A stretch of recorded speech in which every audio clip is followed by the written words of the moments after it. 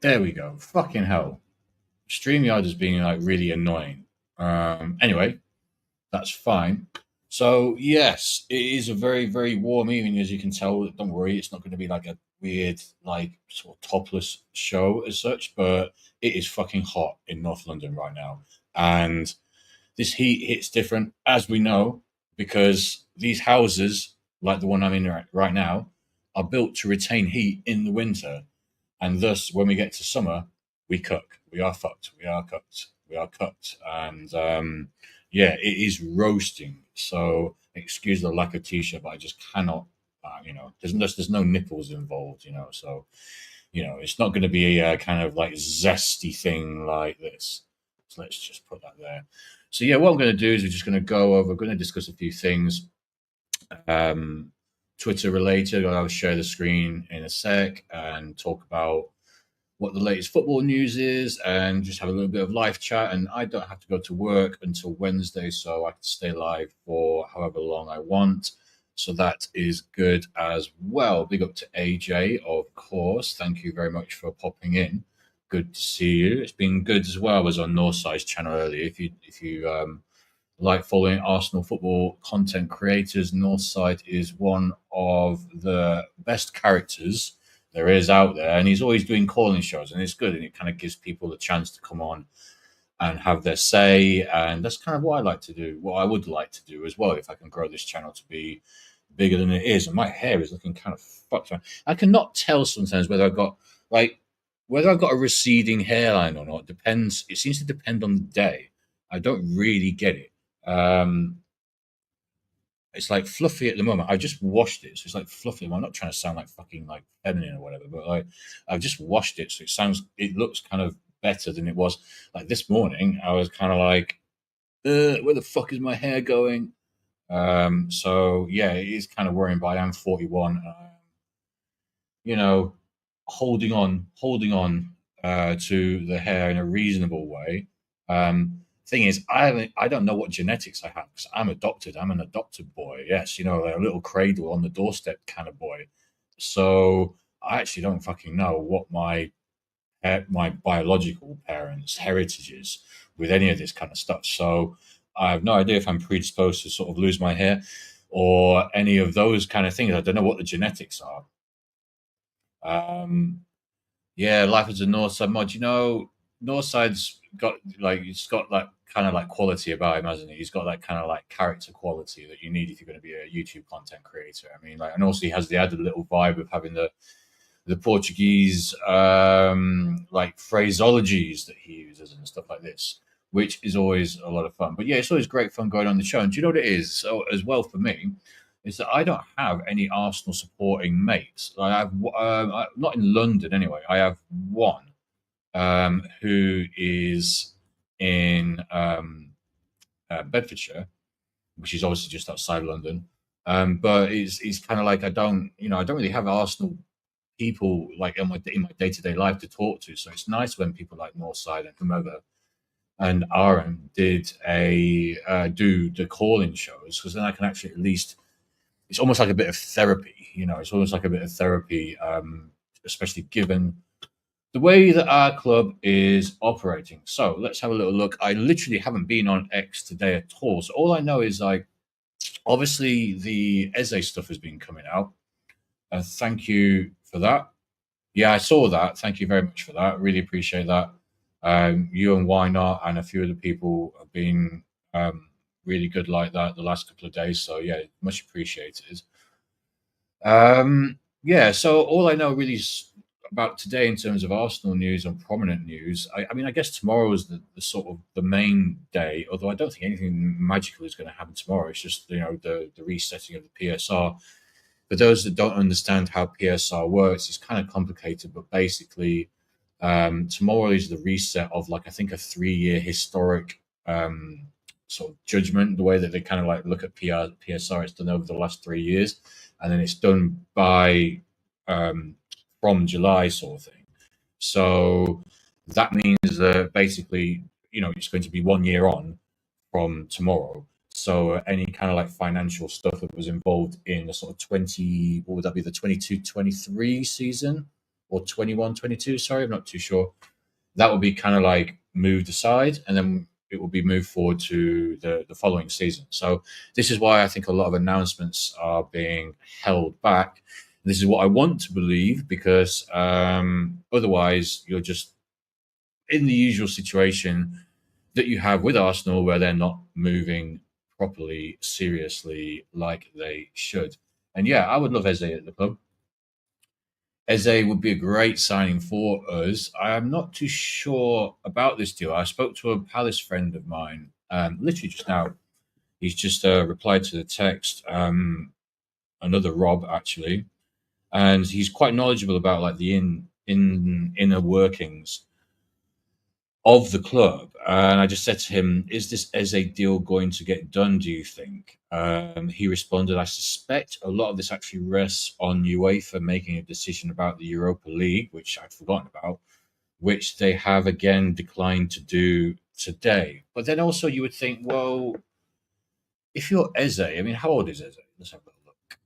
Eze age, he's what, like 27? Like he's 27. If you're Eze, he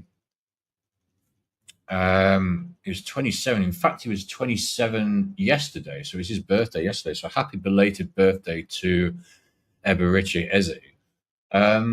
If you're 27 and you've been at Crystal Palace since God knows when, a long time, he's not, basically my point being that he's not been at a big club. I think he was at QPR. He was with us originally. He is a sort of Arsenal boy, and apparently he's an Arsenal fan as well. So this idea that he would go to Tottenham, I don't know. I mean, like, look, if I was, I would like to think if I was an Arsenal fan and I was a professional footballer and I was playing for Crystal Palace, that if Tottenham came along for me, that's just not on the table for me. It's just kind of not an option. I just don't feel like that's an option for me. Even if Spurs came along and said we're going to give you like 300k a week, I don't see how that's an option. Like, if I'm already in a, like, if I am playing for Mansfield Town or something like this, and then Tottenham want to come along and take me, I'm an Arsenal fan. Maybe I go to Tottenham, just for a little bit, just to sort of like try to get myself established, to try to use the club to springboard somewhere else. If I'm with Crystal Palace, and I'm getting paid a decent wage. I mean, what's Eze on? He must be getting, what is Eze's wages? Eze wage, Palace. He's on 100 grand. He's on 100 grand, is he? He's got a release clause in his contract of 67.5 million. So I'm guessing this is going to go to that level. But I'm also guessing we can probably do installments, which is like the Arsenal way, isn't it? We love to do these installments and all this kind of stuff. So yeah, yeah, I would like him. I would like him, but my issue is, as I kind of mentioned on Northside's show and in the chat, my issue with him is, will he be played in the correct position? As you kind of like saying here, this is basically what you're saying as well. He is the perfect man for a number 10 role. However, will we actually play him in that role? That is the problem. And the problem for me is we won't, not with Arteta in charge, because if it makes sense, he doesn't do it. And we've got a club, if it makes sense, we don't do it. So you combine the two, and I'm not optimistic about Eze actually being played properly, despite the fact that obviously having him at Arsenal would be, would obviously be a big improvement into our midfield, or sort of like forward kind of line as such. And I guess he's got that versatility that we all like as well. So yeah, I mean, I hope we can get the deal done. But then that makes me think, obviously, we're not getting Rodrigo done. I mean, yes, people would say that, well, let's get both done. But this is Arsenal, isn't it? Arsenal aren't going to get both done. This is just not what we do. But you are right in what you're saying. Rob, even on left wing, he would be our best left wing. He probably would. Yeah, I mean, he would. He would be. I don't know, I just like him centrally. I just like the chaos that he causes when he's in a central position and he, moves forward in central positions. I think that's like definitely his best sort of quality and attacking potency comes from that. But yeah, you are right. I mean, like if he was going to come in and be played as a left winger, he's still better than Martinelli. He's still better than Trossard. He's still better than having Jesus there. He's not better than having Rodrigo there. But this Rodrigo thing is not going to happen. Rodrigo's going to stay at Real Madrid. Rodrigo's not leaving Real Madrid. He's not going to come to Arsenal. He's not going to come to Liverpool. I know quite a few Spanish fans who are quite knowledgeable, who have been quite trustworthy historically with like transfer news and this kind of stuff. And they're fully convinced that he's staying, and it's just more of an issue with what the new manager Xabi Alonso wants to do generally with the team, as opposed to sort of like trying to kick him out or boot him out or whatever. I think it's all basically it's all got kind of a bit blown out of proportion. So that is that. So anyway, I will let me just get this Twitter page up. I clicked the wrong button. Blah blah blah. Yeah, we go. What is happening? I haven't even looked at this today. So let's just go back here. Oh, this guy already. So this guy already triggers me. So this guy AI. I don't know. Maybe he is actually literally AI. So I don't know if you can see it. Well, you can see it just about there. The reason why I'm always right, I mean, he's wrong pretty much about everything. I think this guy, the thing is, there's a lot of these people on Twitter who are, they know what to do. They're not necessarily concerned with telling the truth or, saying what they think is right or saying what they think is the truth or reality. They're just not really concerned. Well, the reality that they're concerned with is they know what to say to get views, likes, follows, etc. on Twitter. And this guy chats absolute fucking shit most of the time. And the fact that he's literally put here, the reason I am always right is because I think about efficient organizations all the time. Well, then, so why do you rate what we're doing? Why do you rate what we're doing? Because we're efficient at being runners up. So, how efficient is that? Is that actually efficient? How efficient is that, really? Um, yeah, what a load of nonsense that is. Yeah, that's a load of nonsense. But yes, sorry, just one sec. Yeah, so I mean, fucking hell. Obviously, if we can bring him in, it's just I just hope that it's just not one of those. I hope that it's not one of those links that is just a load of bullshit again. Basically, okay. So like literally the second Arsenal account I'm looking at now, this guy is another one of these ones who. So these guys they go they make these accounts and they just know what to say to get reactions. They know how to trigger people. They're not being real. Um, the most the most valuable women's team in the world is worth 4 million euros, but Aston Villa are selling their women's team themselves for 65 million. Arsenal women's team is valued at 3.9. What's this guy's point exactly? I don't really know what his point is with this. But also at the same time, like no one really cares about women's football, so we'll just gloss over that. I'm sorry, I don't mean to be offensive, but like I genuinely just don't really care about women's football. Just in the sense, it's not like a sort of like misogynistic thing. It's just like I don't really care about Dutch football. I don't care about Dutch men's football or German men's football or the Championship or Scottish men's football or any of that. So it's just kind of in that same category. It's in that same category. I just don't care about women's football. It's just not good enough. Basically, it's just not good enough. Like the German Bundesliga is just not really good enough to watch. The Dutch league is just not good enough to watch. Serie A is barely good enough to watch. League One isn't good enough to watch for me personally. Scottish leagues aren't good enough to watch. I mean, even the Premier League isn't that good to watch.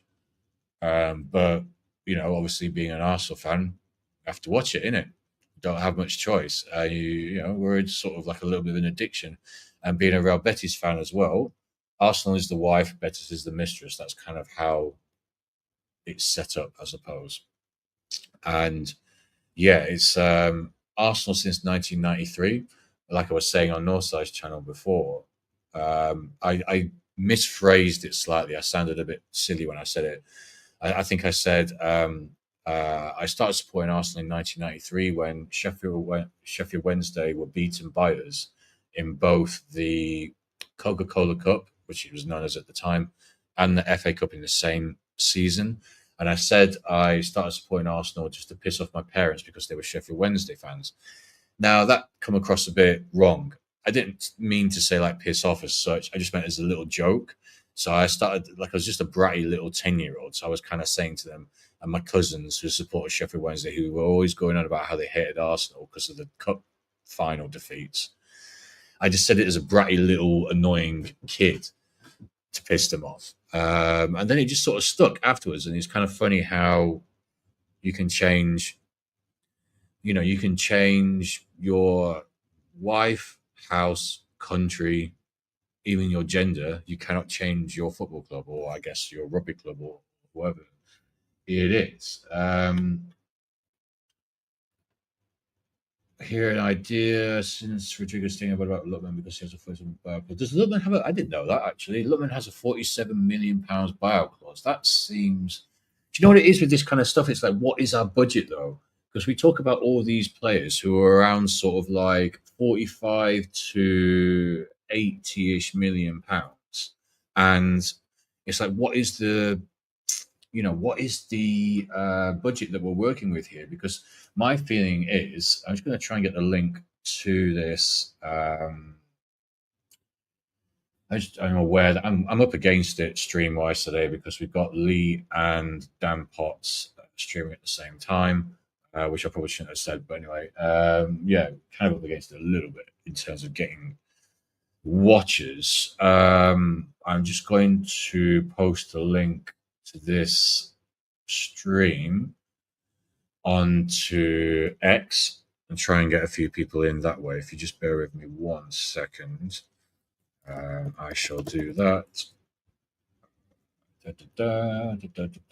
I'm like road to let's say 100 subscribers. So yeah, if we can do that, that's amazing, and that'd be like a real sort of springboard. And chat wise, I mean, let's just put a little thing in here. More the banter and live chat. Join in below. Page. Why isn't that doing it properly?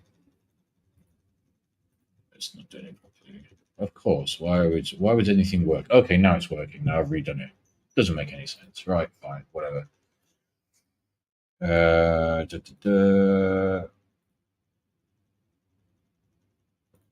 What is this thing doing? Why is it letting me edit? That's weird. Well, I don't pay for editing on X, but it's suddenly allowing me to edit. I don't know if this is a new thing. Join in below. Sorry, just 1 second. So more live. What do you want to chat? Join in below right now.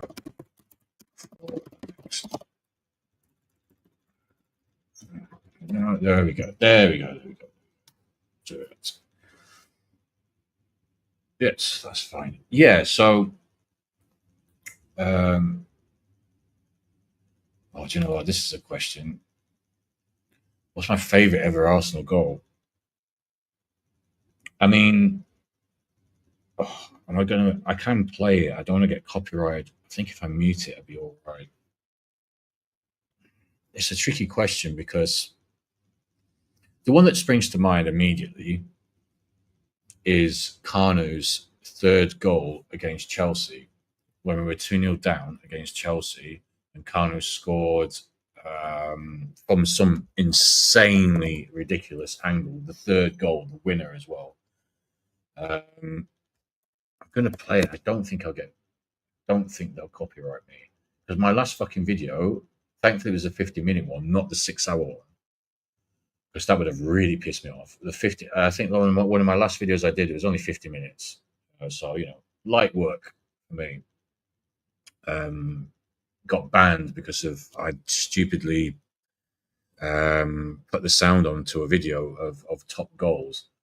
But I think if I don't, this is going to be a very crude video.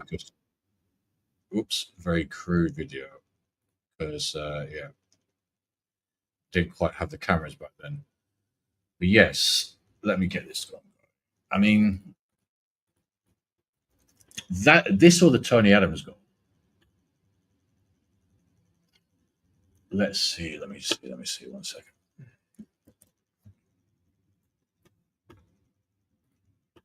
Yep. I'll stop this for a sec. So the third goal of this. Mute. Yes, you're muted. Okay, so the third goal. So this is we were 2-0 down against Chelsea. And I think this might be it. Yeah, he wins the ball back. So for a start, he wins the ball back here. This is, by the way, the Arsenal fans are behind him. So this was a point when Chelsea used to have the Arsenal fans in this part of the stadium. I don't think they have the away fans there anymore. This is like an old school thing they used to do. But yeah, this is one of my favorite, if not my favorite. This is one of my favorites. I'll have another little think about this afterwards. But this is the first one that sprung to mind. And then Kanu does. I mean, I'm sorry for the poor picture quality, but Kanu, the keeper, for some reason has wandered out. I can't remember who that is off the because the thing is too shit as well for me to see. Then look at this. How the fuck are you going to score from that position? Like how it almost like some of the things that I've lost my voice, right? Like how I have no way of describing it. So and that was the third and winning goal, and I believe that was on 79 minutes. And as I said, the Arsenal fans are behind him, so he goes over right there. Absolutely fucking unbelievable. I don't know if Thingy touches it in. Yeah, that goal or Adams's goal. Adams, was it Leicester or was it Everton? Was it the invincible? Oh, mate. I'm sure it was Everton, wasn't it? Adams' last goal, Everton. Was it Everton? It's like the one where it said that summed it all up. Oh, it was 1998. Yeah, it wasn't the Invincible. Sorry, my bad. Obviously, no, yeah, obviously it's Adams. It's not the Invincible. But yeah, this one. Here we go. Oh, I'm so getting copyrighted for this. Anyway, fuck it. Come on. Yeah, there we go. Bump that one as well. And that summed it all up. So yeah, so those are two that spring to mind. I mean, yeah, that Santi goal against Hull was the free kick. You mean the free kick? I think wasn't it? I think it was a free kick. Yeah, it was a free kick. I do also. I don't know. The thing is, like, I'm bringing the kind of quality down a little bit to some degree, but I would also say that in more recent times, either the Aubameyang goal or the Lacazette goal against Spurs when we were 2-1 down at half time. We were 2-1 down at half time at home to Spurs. And I remember being in the pub I was with my then girlfriend, who was also an Arsenal supporter, which helps at the time. And we were over in, what the hell was that pub called? In Bounds Green, Springfield. We're in a Springfield tavern, and then there was there was a few top. It was mainly Arsenal. Technically, it's a Tottenham pub. Technically, historically, it's a Tottenham pub. They actually revamped it. They sort of decorated it and all this kind of stuff. And before it became its new sort of gastro pub identity, as they do these days, it had a load of Tottenham memorabilia and pictures everywhere. So it was traditionally a Tottenham pub, despite the fact that really, when I went in there from circa 2000 and sort of like 15, 16 to 2021 ish. In fact, it's probably a bit further back than that. But for the sort of 10 years ish that I used to go in there, it was very much Arsenal heavy in terms of people who were there. But I think it was a Spurs pub technically. So anyway, my point being with this ramble is that it was halftime. We were 2-1 down. The Arsenal fans, there was this little Spurs fan. He must have been about 5'6", something like this. And the Arsenal fans were all just, like pushing him around, and like one of them pushed him down some stairs. It's like, fuck's sake, man. Like, what the fuck are you doing? Like, people are so fucking retarded. It's absolutely unbelievable. And like, go and pick on someone your own size then. You know, you got all these 6 foot whatever Arsenal fans. You got this guy who's like 5'5", 5'6". He's got a Spurs shirt on. All right, yeah, right, great. So what does that give you carte blanche to go and like chuck him around or something? It takes the piss, man. It takes the piss. And, like, these people, I don't really understand. Yeah, I don't understand what's going on in their heads sometimes. But like, unfortunately, most people in this world, you know, they have difficulties. You know, most people are fucking, like has been said many times before. Most people are kind of like just fucking average as fuck, man. Honestly, and they just do this stupid shit. That's why there is the word average. But yeah, so yeah, that was interesting. But anyway, that comeback, and this is the thing as well, like because we've had so few successes and like real fucking wins in the past, God knows, since the Invincibles, and that we'll get onto that in a second.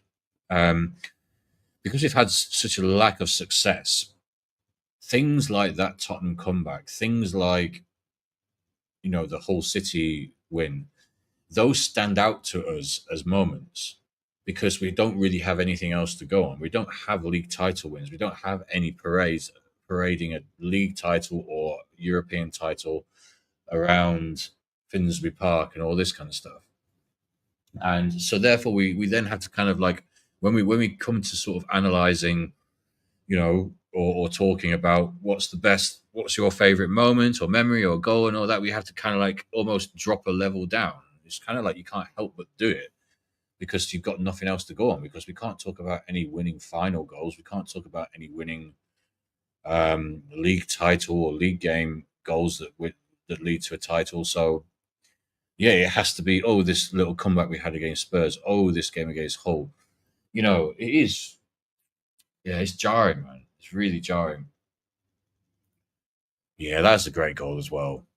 The whole setup and finish of that. I also like the one Ian Wright scored against John Luke Hitch, I think, back in the day. Let me see if I can find it. I might not be able to find it. I'm not sure if this is going to exist. But yes, let's go. Ian Wright, it was 3-0. It was the third goal, I think. It was just a lovely little chip. Don't know if this is going to be. Oh, this is the one, I think. I think this is the one. Let's have a look. Yeah, this is the one. Yeah. Okay, hang on. Sublime finishing. Where's streaming? I've got here.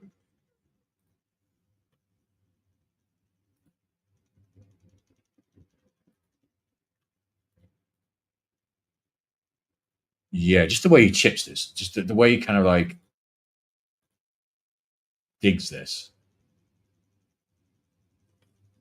I mean, it's not that. I mean, it doesn't win us anything, but like in terms of just pure genius goals, that for me, one of my favorite Ian Wright goals, I would say. And yeah, that Bergkamp one, obviously, absolute classic. Still can't tell if I got. I know I do have a receding hairline. You know, I've got enough fluff in my hair just to. Anybody who's actually sort of like properly got a receding hairline would be very pissed off with what I'm saying right now. They'd be like, "You should just shut the fuck up and stop complaining." But yeah, you know, for me, who's had a life of lots of hair, you know, you start to notice. Do you know what I mean? You start to notice when things are lessening, shall we say? But yeah, yeah, that Bergkamp goal was absolutely and okay. So I'm just going to quickly pop to the bathroom. I'll ask you a question, AJ, about that Bergkamp goal, and let me know what you think, and I will talk about it when I come back in a minute. But there was a question over whether he meant it. AJ, do you think that Bergkamp meant that goal, or do you think it was kind of like a happy accident, a fluke, as some people seem to believe? And I will be back in 2 minutes max.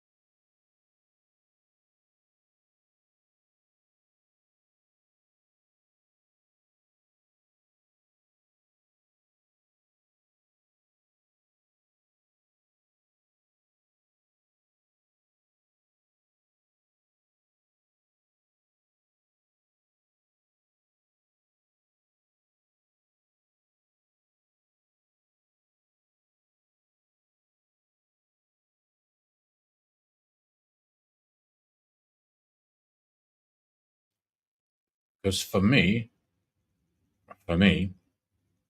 Bergkamp definitely meant it. You can see that he meant it just from the way that just the way that the movement is all very contrived. It's all very precise. I know it all happens very quickly, but at the same time, come on. You think that was an accident? This is Dennis Bergkamp as well, by the way. This is not like some fucking dingbat who wandered in off the strip. Do you know what I mean? It's kind of like this is one of the greatest players to ever actually play football, and this is why we get kind of pissed off because it's like people want to rate people want to rate the players that we have right now, and they seem to really disrespect what we used to have historically. Go, oh well, that was Dennis Bergkamp was that was the late 90s. Things were different then. Look, look. That is bullshit. That is bullshit. In fact, what's even more bullshit about it is that that time was it was even harder to play football in that time. So the game was more difficult in that time. It was more competitive. You had like players like JJ Okocha and Yuri Djorkaeff and Nicholas Anelka and all these kind of players were at Bolton. Bolton.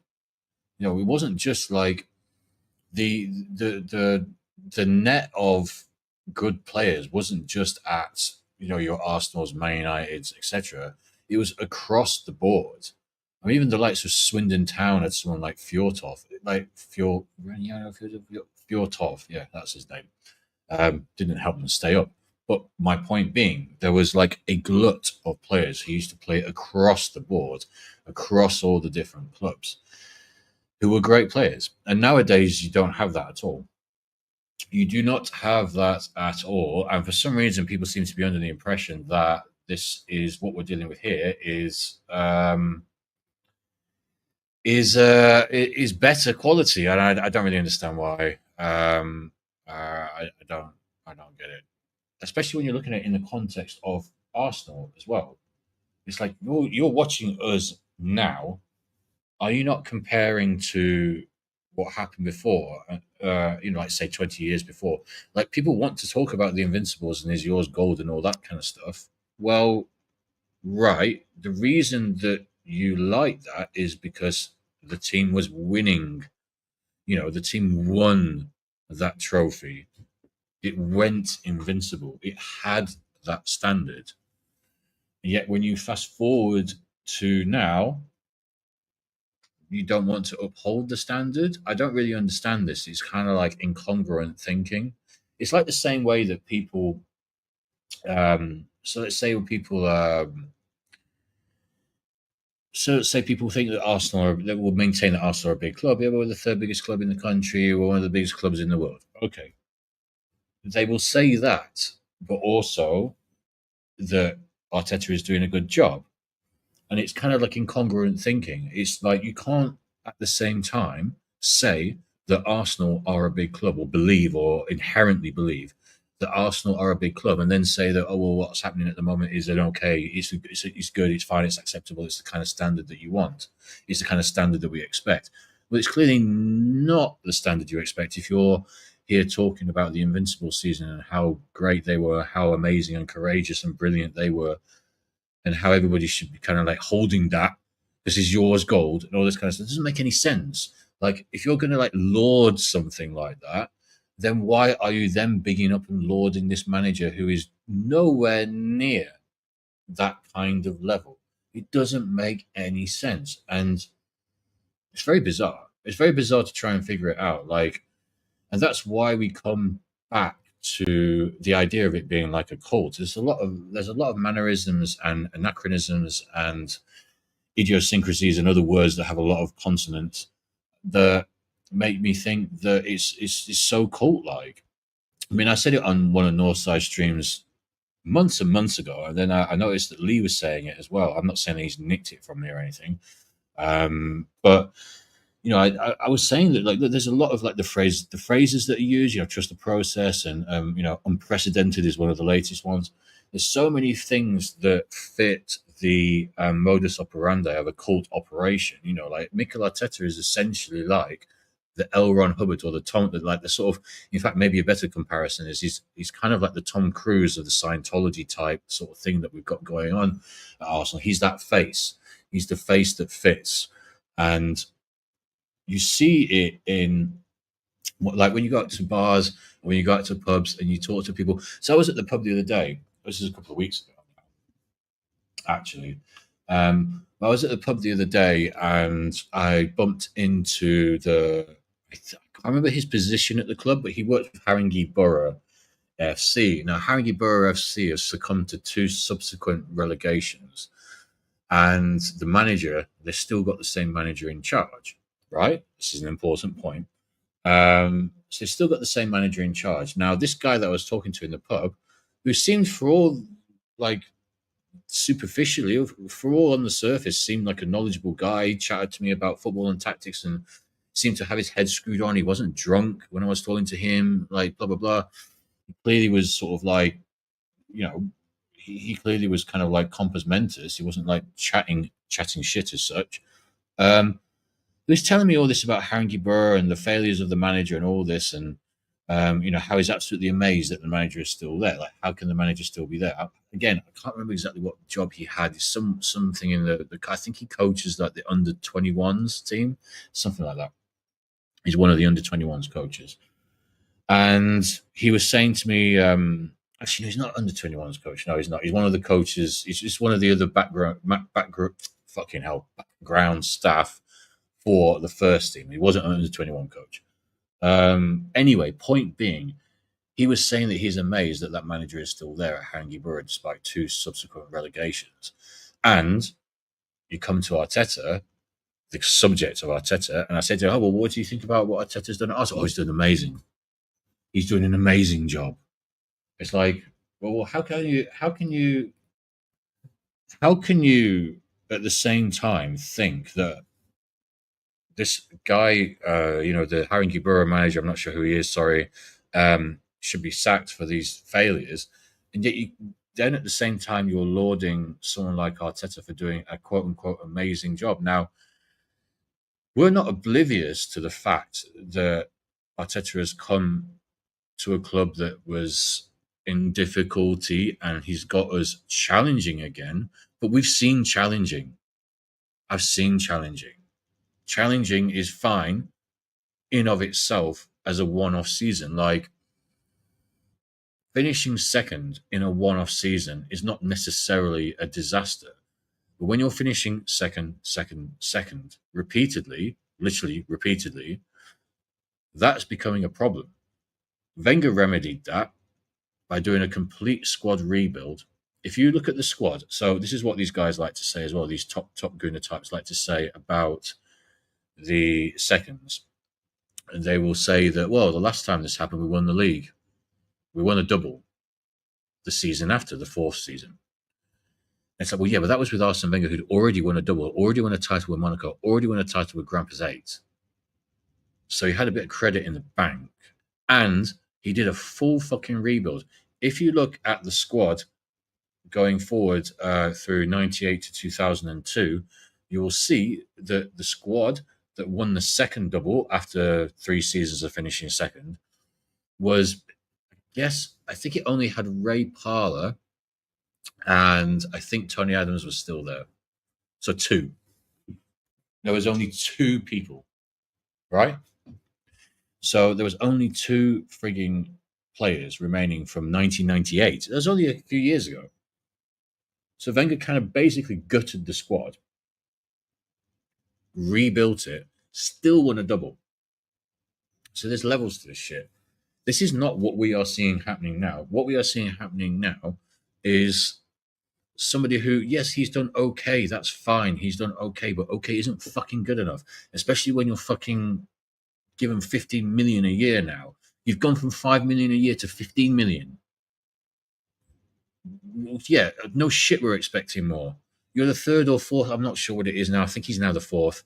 Used to be the third. But anyway, he's one of the top 5 highest paid managers in world football, not just the Premier League, not just Europe, world football.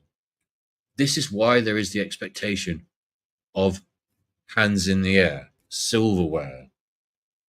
It's not that difficult to understand. It's not that difficult to understand, yet apparently there's this mad inconsistency. And kind of like we were discussing on Northside's channel earlier, there's this inconsistency of expectations. So people will mock other teams for not doing what's expected of them, or not doing this, not do that.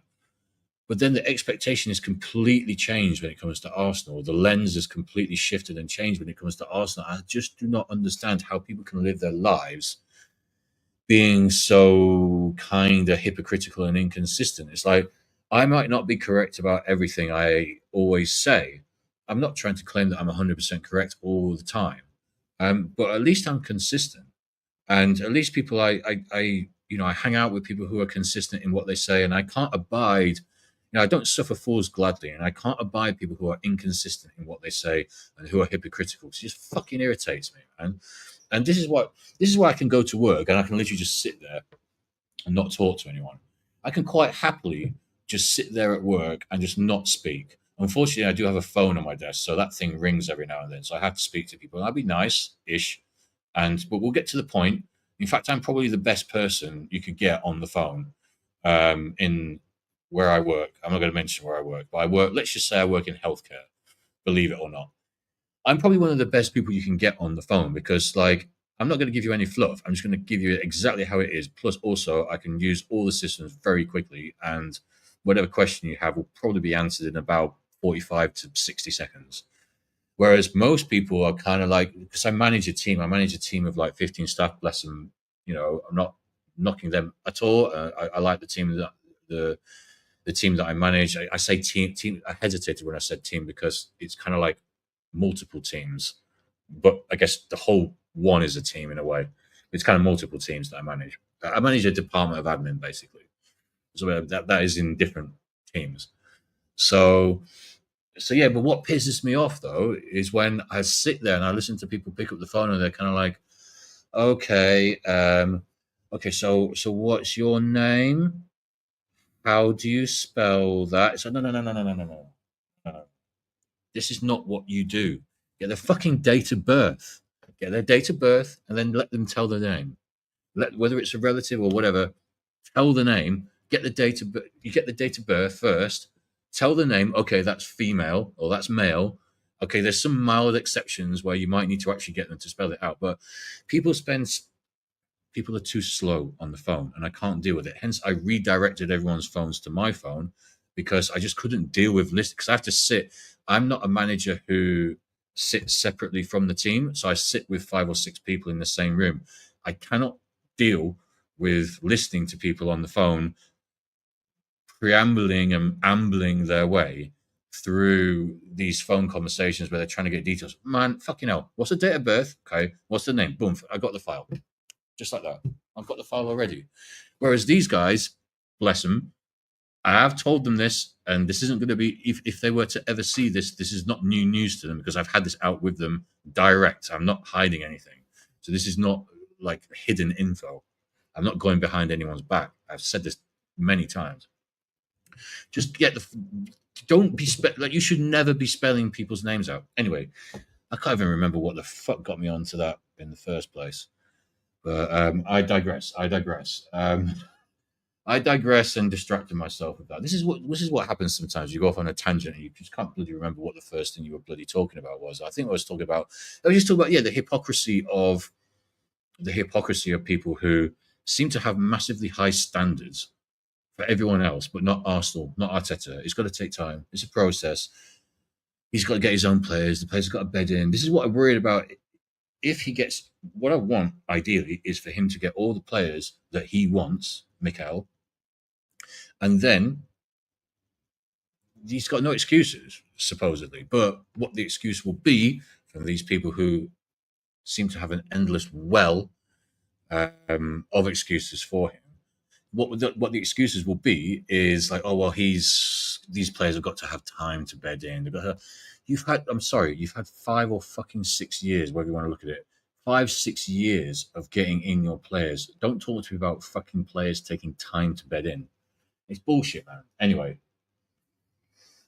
let's see what's happening here. AJ, you didn't respond to me in terms of what up? Can I show the thing on stage? Oh no, okay. Yeah, you didn't say, AJ, sorry, whether you thought Bergkamp's goal was on purpose or not. I think you probably agree that it is, though. It was. Let's have a look. Let's have a look. I was rabbiting on for a little bit. Should I win nothing? He should be one. So, oh, Jesus, yeah. Yeah, it is, isn't it? Yeah. Fully crazy. How is that? Like, that's such a salient point that you put up there. I mean, like, how is it acceptable? Like, someone explain to me. Maybe I'm thick, yeah? Maybe I'm more stupid than I try to make out or think I am. How is one trophy? So at the moment, I think it's 1 in 22, isn't it? So 26 would be what? Premier League, League Cup, FA Cup, Champions League. Yeah, so 4. So there's another 4 we're playing for. So are we even going to be? Hang on a second. What's happening with the Charity Cup? Are we going to be playing the Charity Shield? I don't think we are. Are we? No, bollocks to that. Anyway, forget that. Should Arteta win nothing next season, he would be 1 trophy from a possible 26 trophies. And somehow, yet somehow, people find this acceptable. And it's like, oh well, okay, well, referees, and I'm just tired of it. It's like I couldn't even be bothered to bring the excuses out as examples, even when I'm mocking them. You can hear the tiredness already in my voice when I was trying to say that. It's like I couldn't even be bothered to regurgitate what stupid shit that I have heard time and time again. It's just tiring and tiring. I mean, God only knows. I'm probably I've complained a lot recently that I don't know many Arsenal fans in my actual sort of real life. For whatever stupid fucking reason the universe seems to have bestowed on me, friends who are fans of either Man United or Spurs. That's just the way the universe has worked. I don't know why that is. But yes, I don't. Point being, I don't have any Arsenal fans, and maybe that's a good thing because if I was to have these kind of conversations with these guys who are Arteta in, if they're all Arteta in, oh my God, it would just drive me fucking crazy. I was already having these conversations. I was already having these conversations back like 3-4 years ago when it was already after the 22-23 season when we fucked up the 8-point lead when we were 93% ahead and all that kind of shit. It's just, oh, mate. I was saying that he should go at that point, and then I was already getting into arguments with people, and it was just all getting very tiring. I'm just going to post this link, the link to this onto Facebook as well, which I forgot to, because I'm forgetful sometimes. So if you just bear with me one sec whilst I do this, pussy and live chat live for the next few hours. Join in link below. Join in link below. I'm someone who has to talk whilst I type. Orientation. It's called orientation. I'm live with join in below. Blah blah blah. Let's see if that helps.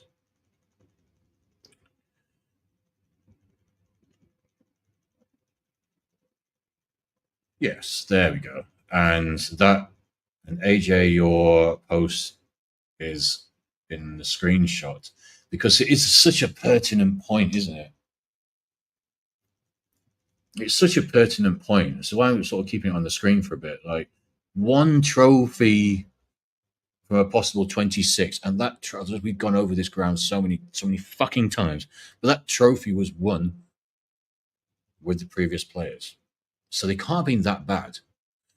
He inherited a mess. Well, he won an FA Cup with that mess, and fair play to him. Although a lot of that was to do with the referee, ironically, considering how many people complained about the referees. What is happening with my speakers? My speakers have gone fucking crazy. Okay, it's fine. Anyway, sorry about that. With the previous team, so the previous team can't have been that bad because it got to a Europa League final. Yes, it got dipped in the final. Okay, I accept that. But then it won the FA Cup. And then it was dissembled and disbanded, and probably a lot of that was correct. And then you've won fuck all. So you've really won nothing with the team that you've been paid millions of pounds. These guys aren't on our wages. This guy, Mikel Arteta, is on millions, millions, millions. And his job is to rebuild the team and to win trophies. Or is it? Or is his job just to stay in the top four? Now, that's something we'll come to a little bit later because I do want to sort of talk a little bit about what the Kroenkes' vision is and how they look at things and how I think it's changing. I do think the Kroenkes' vision is maybe the wrong word. I do think the Kroenkes' kind of understanding and sort of like plan, I suppose, is changing for Arsenal because I do think it was previously, just get top four, and they could get away with it. But I think they're starting to realise now that that's not something they can keep getting away with. What really makes me angry? All the Arteta inners will only give the next match. Yeah, exactly. Yeah, well, we already know this is kind of like Wenger Part Two, isn't it? It's going to be Wenger Part Two, where whoever comes in after this is going to be absolutely scandalised. And kind of going back to my point before about like inconsistency of expectations, it's like you're going to have. So let's say we get through next season, and we don't win anything, which I think is probably likely to happen, and then he gets sacked. Like you say, AJ, the next manager who comes in, suddenly the expectations are going to be like, phew. And it's all going to be about, because this is the team that Arteta left. Well, this is Arteta. But even if the manager comes in and wins something, so we win it with Arteta's team. Like the lack of self-awareness and the lack of consistency in the thinking is just crazy to me, and the lack of the amount of hypocrisy in the thinking is absolutely crazy to me. It's laughable. I mean, everybody was happy enough to walk out when Wenger was not winning anything, and everyone was happy to sort of like leave the stadium half full. We had like 20,000 people against Wigan and all this kind of stuff. 20,000 people against Man City at home in the Emirates. Everyone was happy to do that. But Wenger had won more in the last 5 years of his tenure than Mikel has won in the last 5 years with us. In fact, he's won three. Wenger had won three major trophies more. Make it make sense. Make it make sense. That is fine. Yes, of course he meant the goal. Anybody questioning that is a legit psychopath. Just yeah. Well, this is it. Like, what other job would you be able to consistently miss your targets and then triple your wage? Please let me know because I would love to know. Not that I'm a loser. I like to win and I like to get things done and I like things to be done properly. But if you can name me or show me a job where I can go in, change everything, not be successful, and then get not hit any of my targets or the company targets, and then get a tripling of my wages, I would love to know. Because football management seems to be being a football manager at Arsenal under this regime seems to be the only way you can do that. So he has looked in that sense, and I suppose it brings me on to what I was going to say about Kroenke anyway, about the Kroenke situation.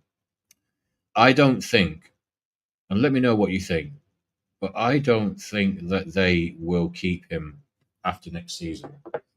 I'm going to have to stand by this now because I've said this a few times. So sometimes you sort of you wobble a little bit in your predictions and proclamations and ideas about the future, but I am pretty confident. I'm pretty confident that if we get to May, June next year and there's no trophy, they're not going to. They'll be happy to pay off the last year of his contract. I don't think they'll keep him for the last year. I'd be very surprised if they did. I just think it's going to get too much. It depends to some degree what work we do in the transfer market. But anyway, I just don't. I think the worm has started to turn a little bit for them, and I think that behind the scenes they'll be getting a lot of shit as well. You've got to remember that these people they move in certain circles, and these certain circles are not going to be particularly forgiving. It's like, well, what's your Arsenal team isn't winning anything? Was Mikel Arteta's not winning anything? And I know that the club is turning over a profit, and you can argue that yes, well, look, because of that profit, they're likely to keep him on. I don't think that's the case. I think they do by now want to win something, and I think that if he doesn't, I think he's gone. I think he's gone next summer. Either whether he walks out or whether they sack him. If he wins nothing by this time next year, not for me. He's not going to be there. Yeah, Stan said that he didn't buy Arsenal to win trophies, and that's like one of the most sort of depressing things that we've seen, isn't it? It's just kind of like, well, how do you even kind of like, how do you even sort of quantify that? I have no idea, honestly. Um, they did say that. They said that a little while ago, though. I think that quote came out about 2017, 2018, if I remember rightly. Um, So I believe that this is kind of my point. I think their mind's changing a little bit because I think they're probably getting some stick behind scenes about this. So I'd be very surprised if they weren't, to put it bluntly. So I don't think there's much time left for this guy, and I think the stories that we're hearing about not Berta, sorry, about Josh Kroenke not really having a great relationship with Arteta and all this kind of stuff. I think this kind of like plays into the point that his time is going. But in terms of Berta, for me, I think Berta has initially been brought in to make sure that he gets the players he wants. And then when he doesn't succeed with those said players, then they can go, oh, you got no excuses. Now, obviously, that's not a great way of doing it. I don't agree with that way of doing it. But then that's just what this club has done for the past God knows how long. I mean, how many times have we sat here, we sat, and looked at what the club has been doing, and and thought that it's an absolute shit show, it's a clown show, it's fucking incompetent. Many times, many times. So it's just in keeping with what the club does anyway. It's just in keeping with the stupidity of the club anyway. So I don't really see why. I don't really see why it would be a surprise. So I was on a stream the other day with what was it? Was it a Northside stream? I think it was Aaron's stream. Oh, it was a calling show. I think it was Aaron's. Anyway, it doesn't matter that much in the sense of the story. But like, there was Blancos, who's a Real Madrid fan, who's a good guy, and yeah, big up to him. And we were chatting about this, and he was saying, "Well, what was what's the point going to be of this? Like, isn't that like a stupid thing to allow Arteta to get his players then to fail?" And it's like, well, yeah, but the Kroenkes haven't exactly been running this club in a coherent, way. The Kroenkes haven't exactly been running this club in a coherent way in terms of winning the league, in terms of trying to win the league. Or already, there's been a lot of mistakes made and a lot of stupidity as it already stands. So it would just be completely consistent with what they've been doing anyway. It just would not surprise me whatsoever. So I think Berta's coming to try and get him his players. If they don't, then he's got no excuses. But the problem is we are then left with those players. We're left with Jasesco. We're left with whoever we're going to get, Leao or Lookman or whoever it's going to be. Although Lookman wouldn't be too bad, and at 47 million as well, release clause, it's not too bad. Yeah, I think we talk about the same guy. Yeah, quite sort of like usually sort of. He doesn't come on every single stream. Pause.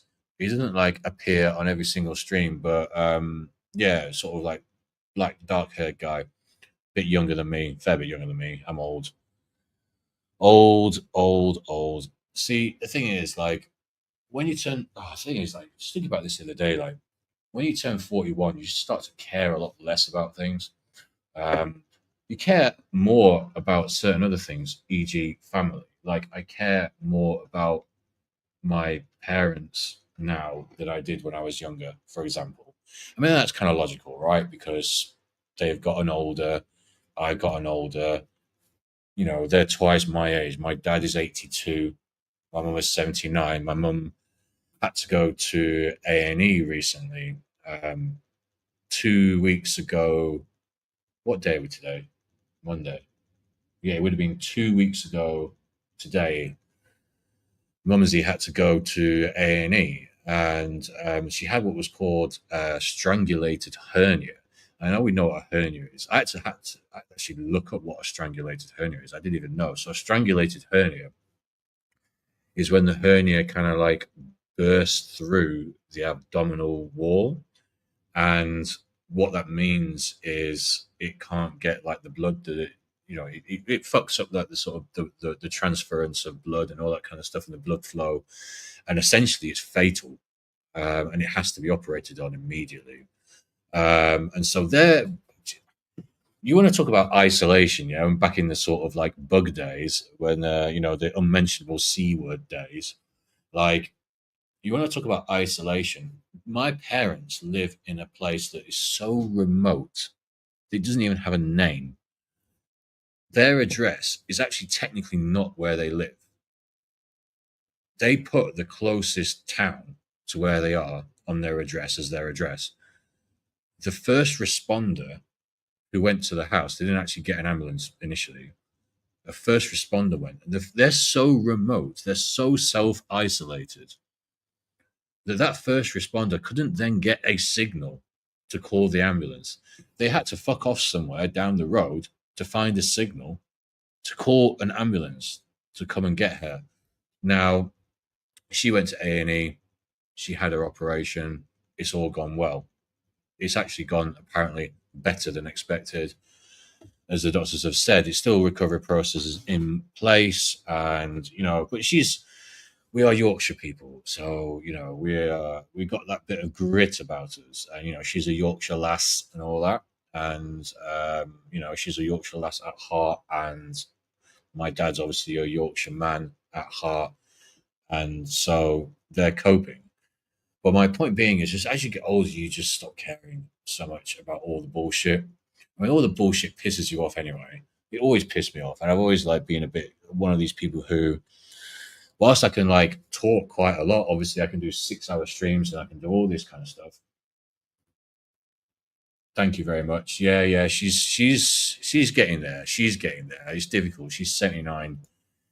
She's 79 and she doesn't drink water. This is a revelation that came about the last time I went up there and visited them. So, because they were up in Carlisle, which is obviously quite a long way from here. It's about like a 5.5 hour journey. I can literally get to Luxembourg before I can get to my parents in Carlisle. That's how ridiculous it is. I can get like to Carlisle in about 5 hours, 4.5, 5 hours from here. But then the journey from Carlisle, because they're so remote, the journey from Carlisle takes so fucking long. It could be about 6 hours in total, 5:45, 5:45, 50, basically. Um, yeah. So they're remote as fuck. They're the original self isolators. Um, yeah, I forgot what I was going to say with that bollocks to it. Anyway, but yeah, so no, thanks. She's doing all right. She's doing all right. But yeah, you just get like, man, you just get older. You just get tired of the bullshit, man, and you just sort of learn to sort of realize that friends, family, that's what's important. But yeah, that's what I was saying. I was going to say kind of like as much as I can sit here and I can talk here for like hours and hours and hours. I'm not even a massive people person. That's the kind of ironic thing. I can literally, like, before I went on that little rant before about work and phones and stuff, I can literally go to work and just sit there and just not talk to anyone. I just like, I don't care. I just there, I'll just do my job. That's fine. I do my bits and pieces. It's like I just don't have the. A lot of the time, I just don't have the energy. Not the energy. That's wrong. I just don't have the impetus necessarily to chat that much with people. It's just like I can just quite happily just sit there and just not talk to anyone. And people find that a little bit confusing. And it's not really that. I guess it depends on where you grew up or how you grew up as well. If you're somebody from a family who is a sort of big family where you got like brothers and sisters and there's quite a few of you, you're used to that communion. You're used to that kind of like lots of different people being around you, and you're used to having different people around you and all that. I mean, for me, it's just I'm not really that fussed, so it just doesn't really bother me that much. I grew up, so I was an only child, so I grew up on my own. So it's kind of like I can do either one. So I'm kind of like I'm not introverted. It's just that I don't necessarily want to talk to people all the time. Um, so that's kind of like the way I sort of view it. Oh, another question. Please say we finished sixth, but win a league or FA Cup. Is he safe? What this season? I think that's a good question, actually. Because I think for the Kroenkes, top four is the bare minimum. I don't think they really give a shit about the cups. I think they give way. I think they give more of a shit now as well if we don't win the title next season, even if he finishes top four. I would say. That's a good question, actually. That's a good question. I think they probably. I think they probably sack him. I don't know. It's just a difficult one. I think they probably sack him. It's hard to second guess these owners, to be honest with you. So I don't think I think that's too much. I think the pressure from the fans, even though there's a lot of dickheads in our fan base who support this crap still. I say crap. It's probably a bit of an exaggeration, but you know what I mean. You know what I'm saying when I say that.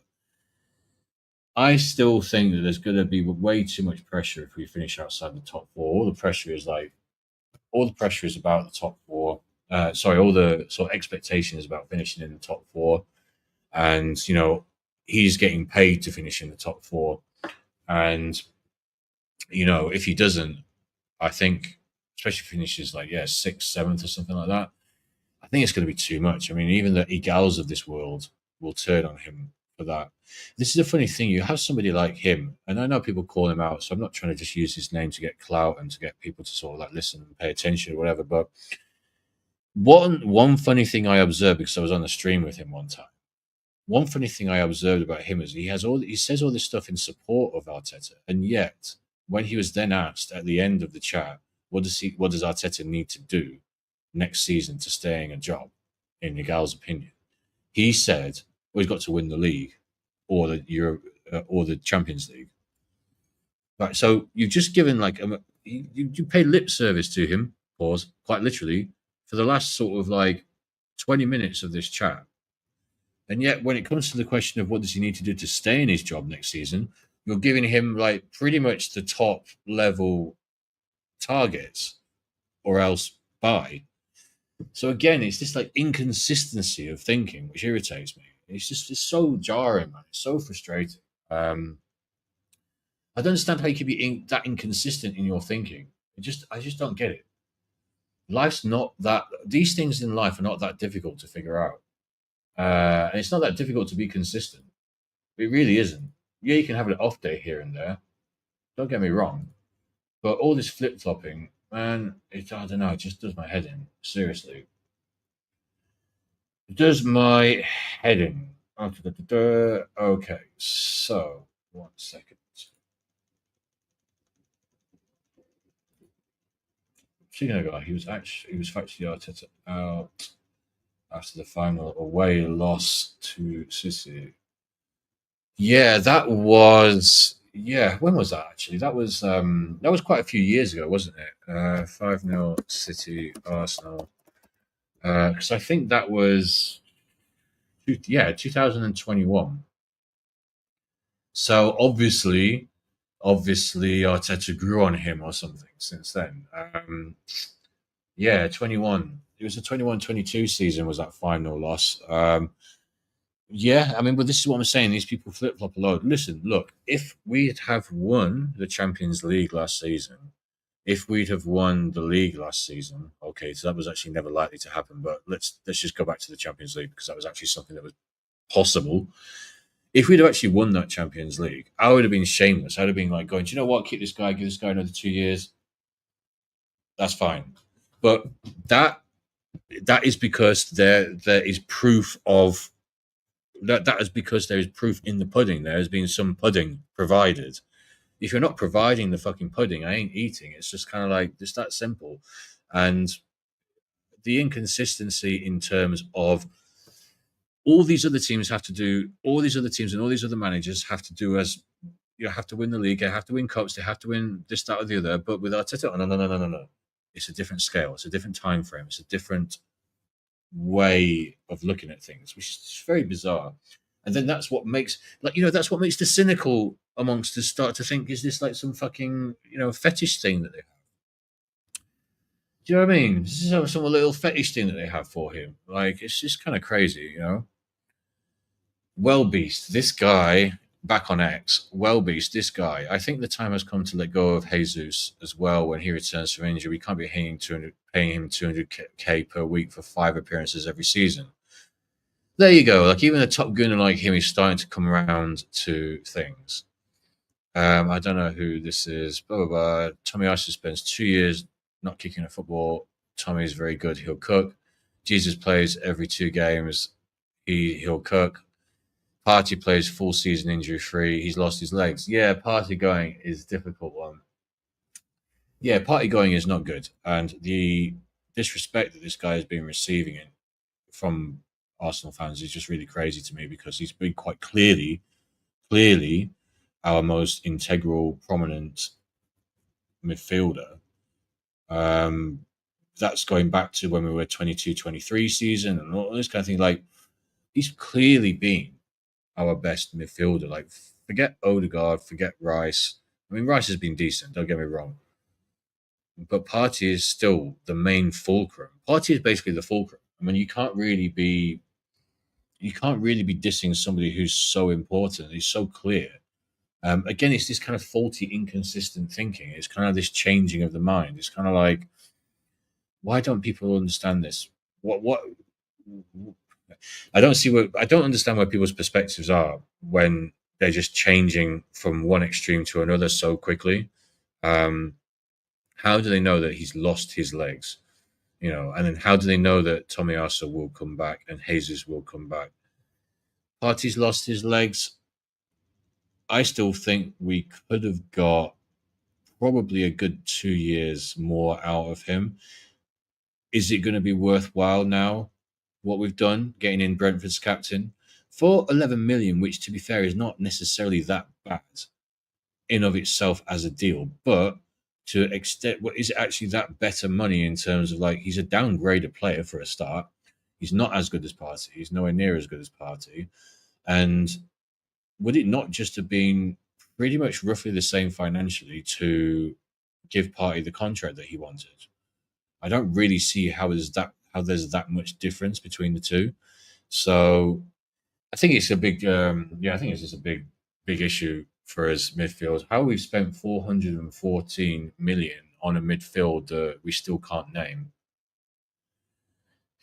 It's some effort.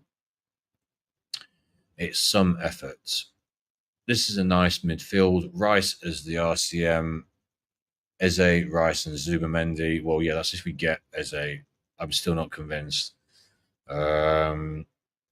Gabriel Martinelli saying, I don't want the side of money. I want to win the Premier League and UCL with Arsenal. Well, good luck with that. Yeah. So this is I speak for all Arsenal fans when I say we have zero complaints with this transfer window as a 10 out of 10. Sesko, Rodrigo, Eze, Zubamendi, Norgard, Mosquera, Kepa. Okay, so first of all, I don't think that's 10 out of 10. I would say that's like a sort of 7 or maybe 8. It's not a 10 out of 10 because of Sesko mainly. Like, I don't think you can have a 10 out of 10 transfer window with a player who's only scored 13 goals in the Bundesliga who Bayern Munich don't want. Bayern Munich don't want this guy. Oh, because he's agreed with Arsenal, has he? I don't really see that. Let's see. We will see tomorrow. We shall see tomorrow. Maybe we'll just stay live until midnight, and all these transfers will suddenly happen at midnight, and we'll all be saved, and we're going to win the league. So there we go. Legros saying, I just can't help but be really excited about the prospect of Eze at Arsenal in a system that can be robotic and clunky. He's the sort of guy that can go off script. Enough of that bang bang pause we don't have. I mean, this is kind of what's a little bit confusing about this whole idea of getting Eze. Eze is not an Arteta player. Let's be real about this. He's not an Arteta player. Eze is like way too kind of maverick to be an Arteta player. Like someone like Zubimendi, someone like Zubimendi is way more of a very sort of like systematized Arteta player. I actually quite rate Zubimendi. I think he's all right. I think there's been a bit of like over the top negative reaction to him. However, when you look at it in the context, to him in of itself, I don't think the negative reaction is merited. However, when you look at it from the perspective of losing Party, losing Jorginho, and bringing in Zubimendi, then that context makes things a little bit different. It does look like a downgrade, and essentially that is a downgrade unless we get another midfielder in. Oh, by the way, we've got somebody called Miles Lewis-Skelly, who's clearly a midfield player, who should clearly be a ball-carrying, box-to-box type midfield type player, centrally midfield, not at left back. He's a little bit rash. He's basically not a left back. So if it makes sense, Arsenal won't do it. If it makes sense, Arteta won't do it. We've seen this many times before. And it's just unfortunate because I think we've got a real gem there in Lewis-Skelly. I think we've got a real midfield gem in Lewis-Skelly, and it's just really frustrating. Like, how many people have told this story on the streams that we watch? How many people have talked about how Lewis-Skelly, DJB, I was watching DJB and Kenny earlier. I think you were there as well at some point in the chat, AJ. We were talking about Lewis-Skelly going into midfield. I mean, like, how many people who are quite learned and, decent analysts of football, how many people keep saying this about MLS? Put him in midfield. It's a no-brainer. It seems like a no-brainer. I said when I got a bit of crap for this, but I stand by it. I can fully stand by what I said. I stand by this. I said that for me, Lewis-Skelly reminds me of Patrick Vieira.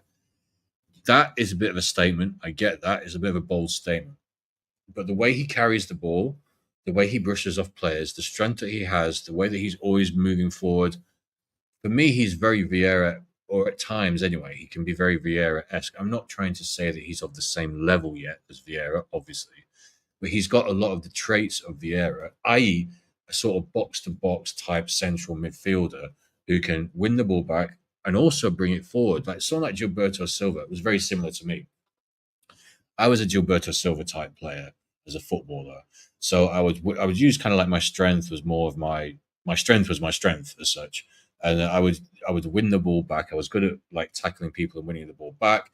But I would pass it off to the more talented sort of techie players, the wingers, blah blah blah, who would kind of like get the attacks going. My job was to kind of win the ball back and be the person who was starting the attacks in that sense, much like a Gilberto Silva. Someone like Lewis Skelly is a lot different to that. There's a lot more.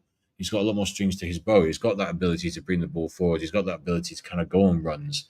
Gilberto Silva didn't really do that, and so it just seems so obvious. It just seems so obvious that he should be moved into a midfield role, and it's a bit disappointing that he's clearly not going to be because it would have happened last season. He would have been moved into it last season. We're going to see friendlies soon. I'm not sure when our first friendly is actually. When is Arsenal's first friendly? Let's have a look. When is Arsenal's first friendly? Apparently, our first friendly is AC Milan. Yes, our friendlies are Wednesday, July the 23rd at 12:30. In fact, all these friendlies are at 12:30. I'm not sure if that's the right time. But anyway. No, because it's in like Singapore, isn't it? Yeah. It's the Singapore tour. The Singapore Hall tour with Sylvain Viltord. I wish we did have Sylvain Viltord. Going to Old Trafford, we won the title at Old Trafford without Dennis Bergkamp, without Thierry Henry, and with people like, I think Senderos was it. Let me have a look at that team actually. Team lineup, Arsenal, title. It was some mad team. When people want to talk about injuries, we went to Old Trafford and won the league with barely, like half a team basically. So, what's the excuse? What's your excuses then? So, Arsenal, Man United, 0, Arsenal, 1, 2002. Was it 2002? Yeah, 2002. It was the time that we clinched the double. Here we go. Give me the lineups, bitch. Fuck's sake, why is it so difficult? Okie dokie. Okay, let me share this. Look at this lineup that we won the league with.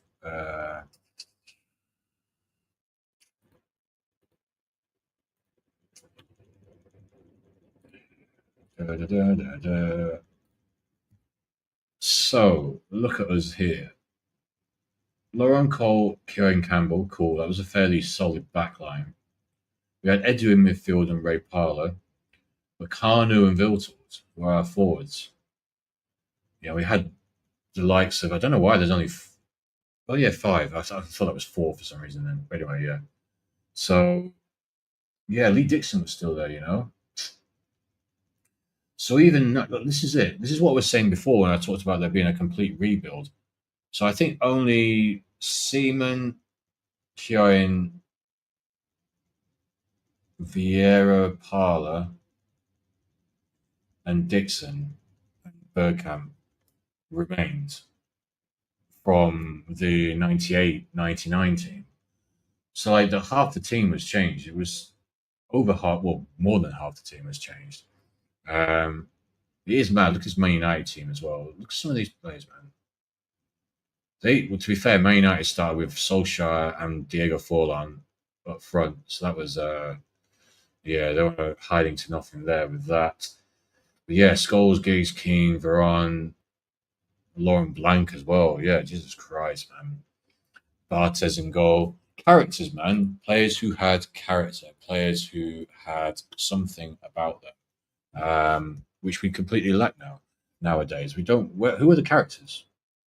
Who are the characters in the league now? Honestly, who are they? Um, I'm struggling. I would struggle to think of anybody who can be categorized as that kind of traditional character like there were back in the day.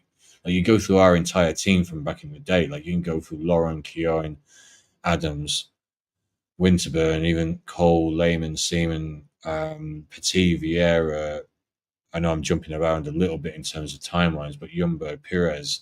These are all characters. Bergkamp, Henri, Silva Viltord, Kanu, Ian Wright. These are all characters, people who have character, people who have a bit of moxie about them, they have a bit of stuff about them. And we don't have that now. Who has that in our team now? Maybe Gabriel. Kieran Tierney had a bit of that. He's being sold. Lewis Skelly, to be fair, could be coming through with a bit of that. You could maybe argue that Rice does. And then there's not really anybody. There's not really anybody else, and like you're kind of clutching at straws already with that.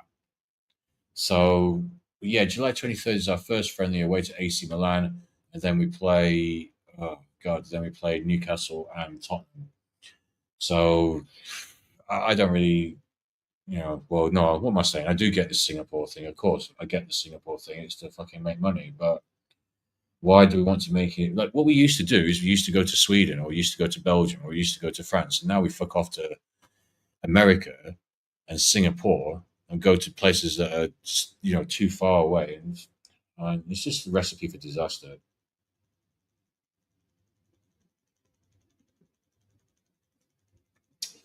Recipe for El catastrophe de la baseball, de la football, de la Arsenal. It's like the Simpsons. El catastrophe de la baseball. Yep, 100% yes from me. Yeah, I think anyone with a functioning brain wants Eze at Arsenal. But at the same time, is he going to win you a title? Just signing Eze isn't going to win you a title. I'm interested to see how he just kind of gets involved because he's such he's a more of a maverick player than Mikel Arteta would usually allow. But at the same time, I think that Mikel Arteta is also fully aware that he is on what is increasingly borrowed time. Top three most expensive football teams in Europe, women wise, Bartha, Arsenal, and Lyon. Villa just sold their women's team for 55 million. What? I don't. That's what's. I'm going to have to do a little bit of investigation into that later. That's bizarre. Do they mean? Yeah, but then when he's saying this though, that means the whole. That means the club. What do you mean they sold their women's team for 55 million? I need to look into. I don't know what this guy's on about with that. I need to look into that a bit more. I'm not sure exactly what this means that the women's team has been sold. I don't know how do you sell a team? How do you sell your women's team? I don't really get what they're saying. Signing Eze as our left wing signing doesn't make sense. You meant to bring him in with a winger or leave him alone. Hopefully, it's mind games from Berta to get. Rodrigo's not going to come to Arsenal, unfortunately. Unfortunately, he's not going to come. It's one of those sort of like, it's just one of those name. It's one of those PR names, basically, just to keep people chatting and sort of happy and all that sort of thing. Da, da, da, da, da. Club World Cup is just. I've not even watched one Club World Cup game, honestly. There's no way we will get both Eze and Rodrigo. There's absolutely no way that's going to happen. So there we go. Wenger and Thierry Henry have never been seen publicly with Arteta, but have been seen with the man that stopped Arsenal winning 15 trophies in 7 years. Interesting. Uh, yeah, what is Wenger doing? Why is Wenger at Man City? Why is Wenger visiting Man City? Oh, okay. Ah, I see. I see. I get it now. I get it. Hmm. Interesting. Very interesting. Of course, PSR resets in less than 2 hours. So obviously, we're going to do loads of business, yeah? We'll see. We shall see. Why is Wenger at Man City? Why is Arsene Wenger there? is Arsene Wenger at Man City. Why is he being pictured with Colo Torre? I believe that's Colo. Is that Colo Torre? That is Colo Torre, isn't it? Am I going mad? I hope I'm not like offending anyone with that. I think that's Colo Torre, isn't it? A slightly fatter version. Um, I can't find any reason why. So it's at the Club World Cup. Okay, so he's just visiting them because it's at the Club World Cup, and presumably Wenger's doing some kind of like punditry and all this kind of stuff. So that's fair enough, I guess. Because Arsenal aren't at the club. Like people have been saying said this to me before as well. It's like, would you like us to be at the Club World Cup? Well, not really, because the Club World Cup, from what I can tell, just seems to be bollocks. I mean, it used to be to some degree tangible back in the days, like when Man United went out of the FA Cup, like went on the FA Cup to go and play in the Club World Cup. But that used to be when there was like minimal teams. There was like 8 teams in it or something at the time, and it was actual winners, in their continents. Whereas this Club World Cup this year just seems to be, if you've got a bit of money, you can play, and that's fine. The more the merrier.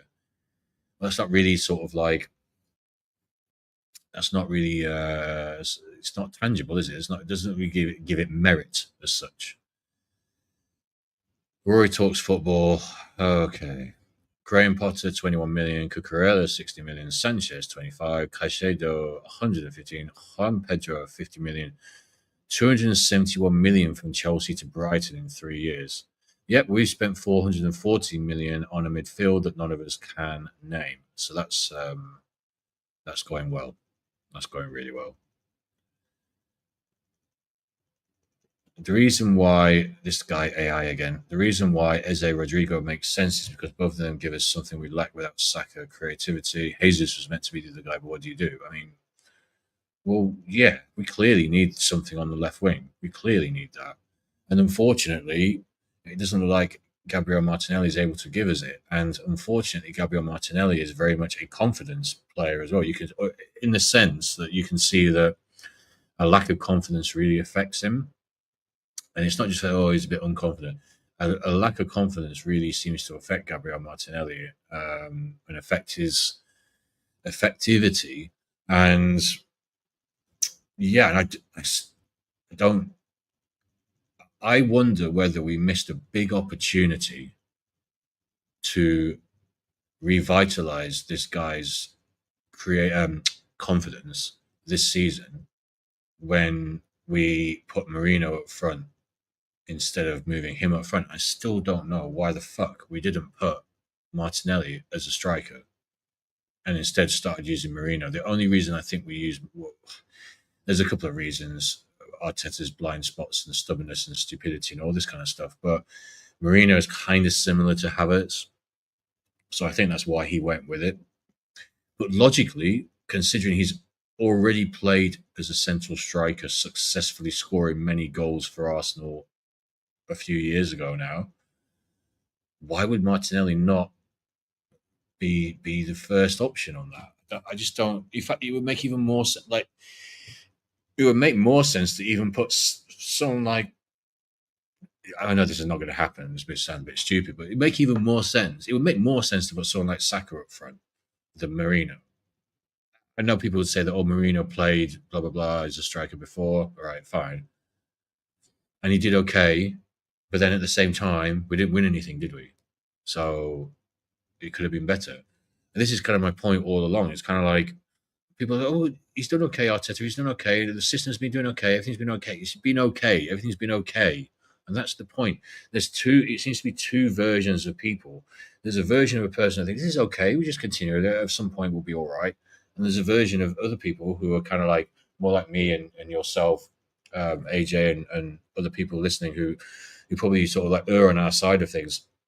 That with it, second does not equal success. That okayness is not good enough. I mean, how many times do you want to finish second? And I'm making this point at 22, 21. So that's second at 22, 22 just turned now. 22, 22 second. Gets a bit fucking repetitive, doesn't it? Gets a bit fucking repetitive. 1 second. 1 second.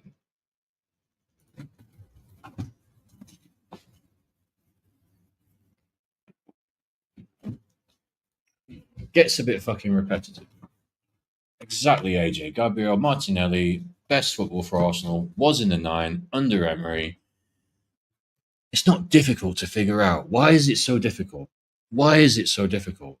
Why, if you are saying it and I am saying it, and here we are on a YouTube channel randomly talking on a Monday in late June, why are we able to see it? And there's other people who are there's plenty of people who agree with us. Why are we able to see it? Is it the case that Arteta can see it and just won't do it? Like, what is the reason? What this is? If I had an interview with Mikel Arteta, one of the things I would ask him is why he didn't play Martinelli instead of why he didn't play Martinelli instead of the fact that he played Marino when there was the Havertz injury. It's just, I mean, yes, you could clap back and say Marino got a few goals here and there. But again, I would clap back and say, right, great, but we didn't win anything. So there must have been a better option, right? And it's the same when people sort of like revisionalize and look back on Arteta's reign over Arsenal in general. And they say, oh, well, what manager could have done better? Oh, no one could have come in and done better. It's not really the case, is it? Someone, like, quite definitionally, someone could have come in and done better. Quite definitionally, someone could have come in and done better because we haven't won anything. Like, even if someone had come in and done exactly the same shit as Arteta, except won a League Cup, then it's done better, right? It's plausible. It's not beyond the realms of possibility that someone could have come in and won a League Cup, an FA Cup, here and there, at least in the same time that Arteta has not done that. And let's say finished in the same positions in the league. It's not beyond the realms of possibility. But people don't really seem to see this. It seems to be that, like, we should just be giving thanks every morning when we wake up. We've got this guy. We should be absolutely, feeling that we are blessed. We are so blessed to have this man, the most generational, amazing manager that this football world has ever seen. If that's the case, why are you all complaining about our start to the season? Oh, the fixture computer is against us. Well, hang on a second. If this manager is as good as you all say he is, who cares that we're away to Newcastle, Liverpool, Man United? I got that. I basically did it in reverse chronological order. You know what I mean? Why should that matter? Isn't that a great opportunity for this apparently great manager to prove himself at the start of the season and show us that he is the generational talent that is worthy of the £50 million that he is currently paid? Isn't this an opportunity? Why are we not looking at this as an opportunity? Why is there such angst about playing these games? Doesn't that demonstrate an underlying, actually, again, this is where the inconsistency of thought thing comes in. Doesn't that actually demonstrate that underneath everything, you ain't that fucking confident in this guy, and you know that this guy ain't good enough? Doesn't that really demonstrate that? Because if you genuinely thought Arteta was a great manager and a generational talent, and if he leaves us, he's going to go to Real Madrid, he's going to go to Barca, he's going to go to Inter, and all this kind of stuff. If you really believe that, wouldn't you relish this? I'm relishing the start of the season because I think this is absolutely the perfect start to the season that we could have. I think in every single way, this is absolutely perfect, pretty much spot on.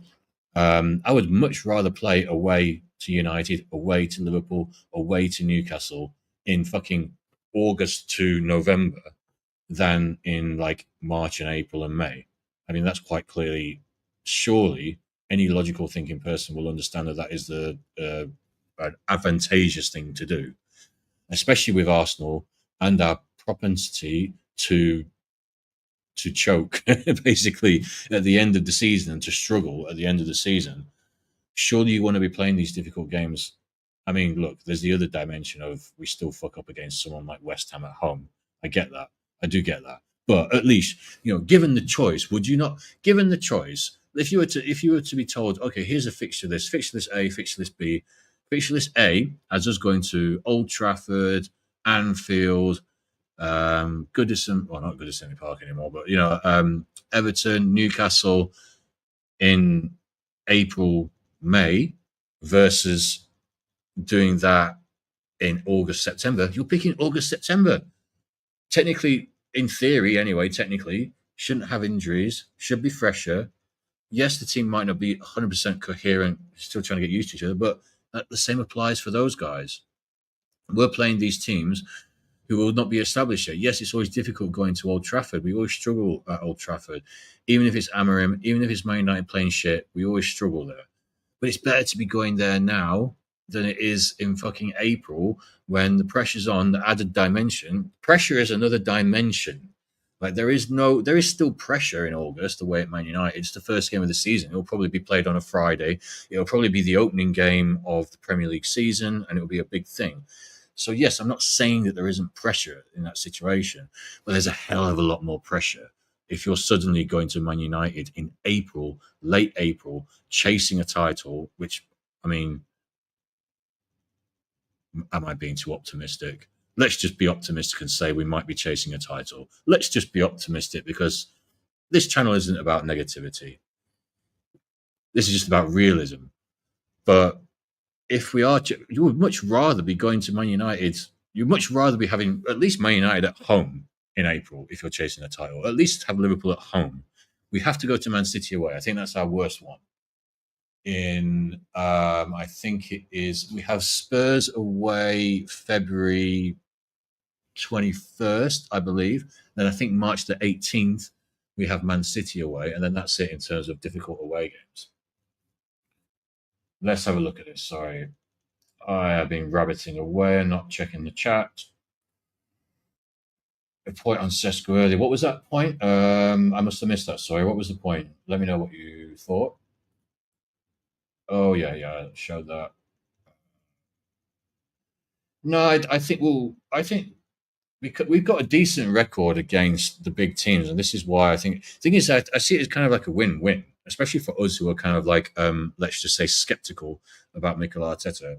I think this is a sort of win-win for us because either he comes through and proves himself, and we go through those games and we don't lose, and we're in a strong position, and suddenly, like, the team's a lot more confident because we've gone to Newcastle and one, we've gone to Old Trafford and one, we've gone to Liverpool and got a draw one or whatever.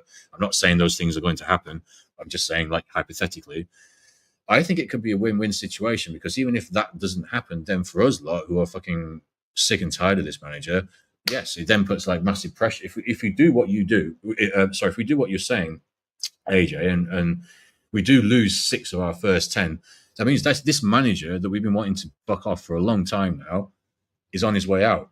So this is the way I see this. I'm just going to go to the kitchen. I'll be back in a second, and I'll talk about a bit more about how I think this is a win-win season for us, basically, especially as Arteta skeptics. Arteta skeptics. There's the Arteta sexuals and the Arteta skeptics, which, of course, we both fall into the latter category. So, 1 second, I'll be back. I just need to go to the kitchenette.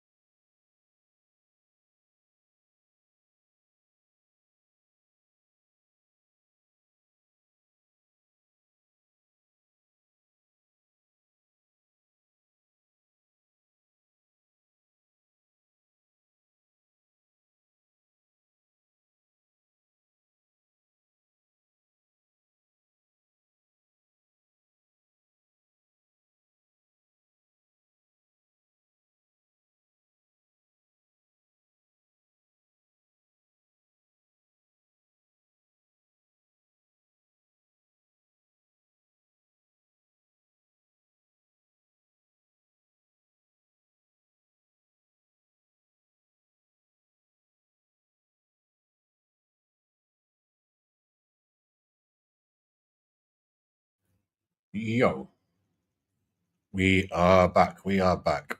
Wouldn't it be great to get paid? Wouldn't it be great to get paid to do this?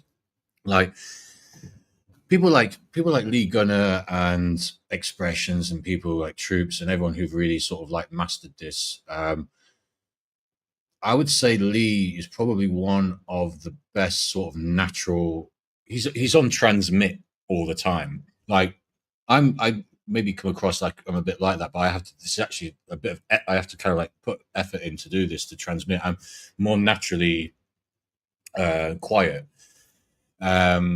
But I think Lee is somebody who's not that I'm trying to like kiss anyone's ass or anything, but like I'm not even sure why I'm even off on this tangent. But anyway, we can talk about whatever. It's interesting to chat about these things.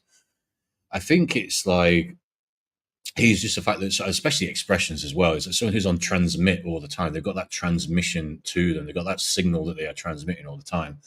They can just kind of like sit and talk. But I mean, I don't know. Like I can kind of do that. I can kind of do that, and it'd be nice to get if I can build this channel up. I think what I would probably do, I would probably do things slightly differently to most content makers. Or I guess if I got a bit bigger, it would get like tricky because I would get invited onto other shows that kind of break things up. I would probably, if I would get a bit bigger, I would probably basically stream from, like, let's say, whilst I still have my 9 to 5 job.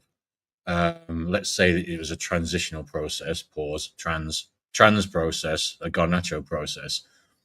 I would probably go live from about 8 p.m. till 1 a.m.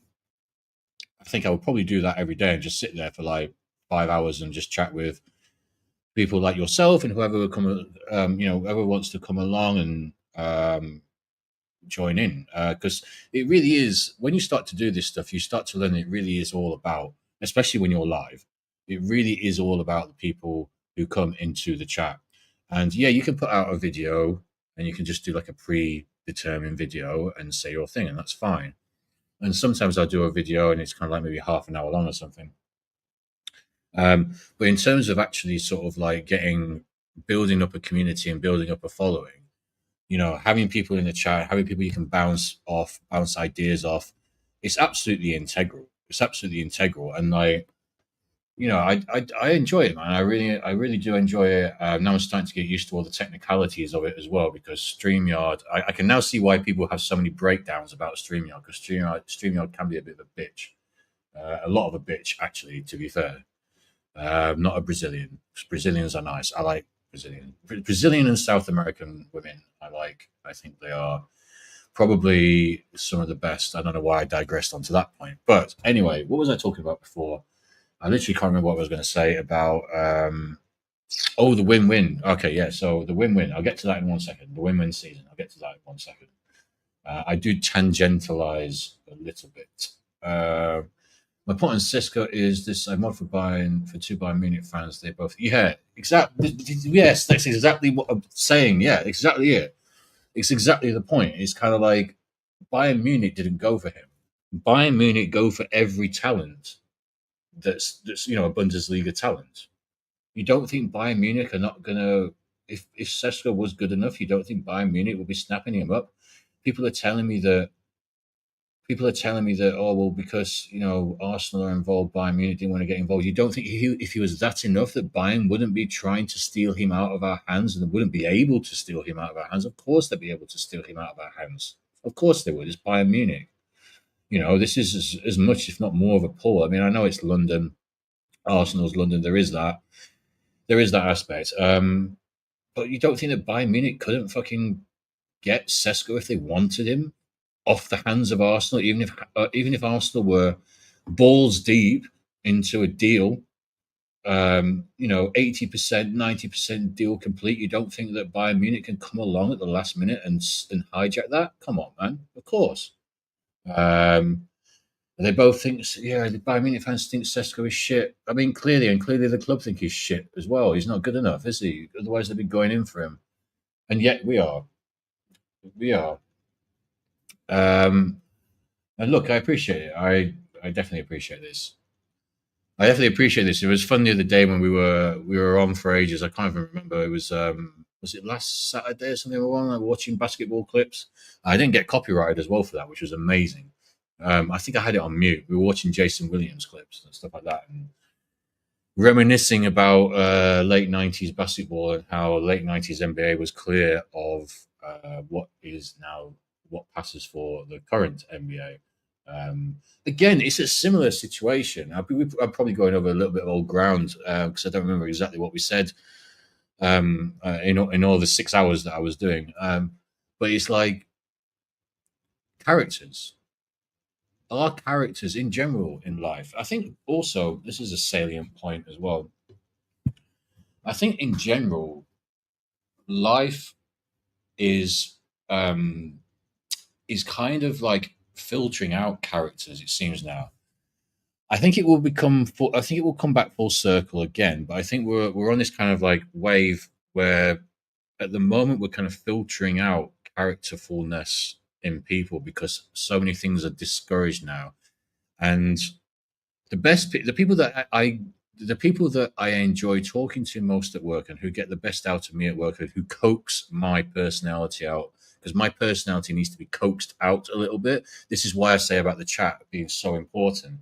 People being in the chat being so important because you kind of like you coax the best that you get the best out of me, sort of thing. I mean, I could sit here with nobody in the chat, and I could just go through X, and I can just react, and I can just talk, and I'd keep doing that for a few hours probably, but we haven't even really started. I mean, like I've had this screen. We haven't even really been going through X. We've just been sort of chatting.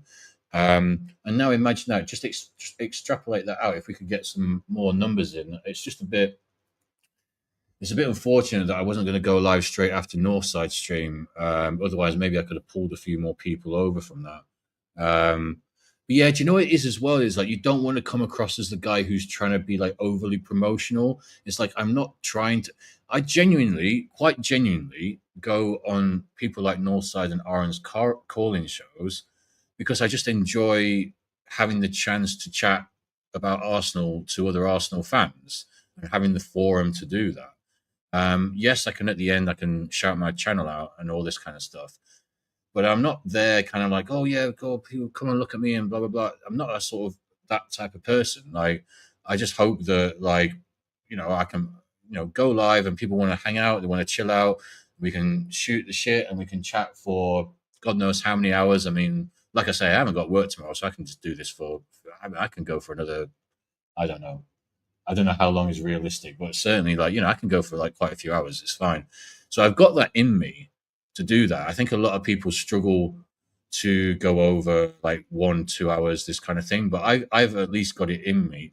As at least that sounds a bit. I didn't mean that in a condescending way to other content producers. I meant like not everybody is like a 6 hour, 7 hour, 8 hour streamer type person. That's kind of more my personality. My personality is more like, well, I'll just go live, and then we'll just go live for 5 hours or whatever, and then we just chill. And people come and go, and we chat, chat to different people, and that's kind of how I would like to do it. Ideally, I mean, if I did this full time, I would be tempted just to go live, to get up and just go live. That's kind of how I thought about doing it before, because I know that YouTube blocks you, not blocks you, but like I'm not sure exactly how it works, but it maxes you out at about 12 hours. I think you can only do a 12-hour stream. What I would probably do if I was like, literally, if I was just like a literal professional, and this is like, I think this is more the Twitch streamer style, I would just kind of get up. If I was professional, I would just like, oh, if money was no object or whatever, I would just get up, have a bit of breakfast. I'd probably go live for about 5 hours, do that, and then like go gym, and then go live in the evening. I do probably about 10 to 12 hours a day max. I'd be quite happy doing that as well. It's building the audience, and it's being kind of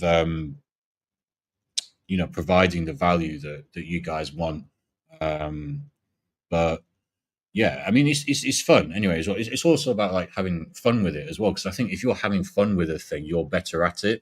It's one of the little quirks of the universe that I quite like. Like the more you enjoy doing, like playing an instrument, the more you enjoy playing an instrument, the better you are at it. Like when I DJ, I think you can't see. Just here is one of my decks. I've got 3 12 10s here. Um, when I I'm enjoying DJing, I'm a better DJ.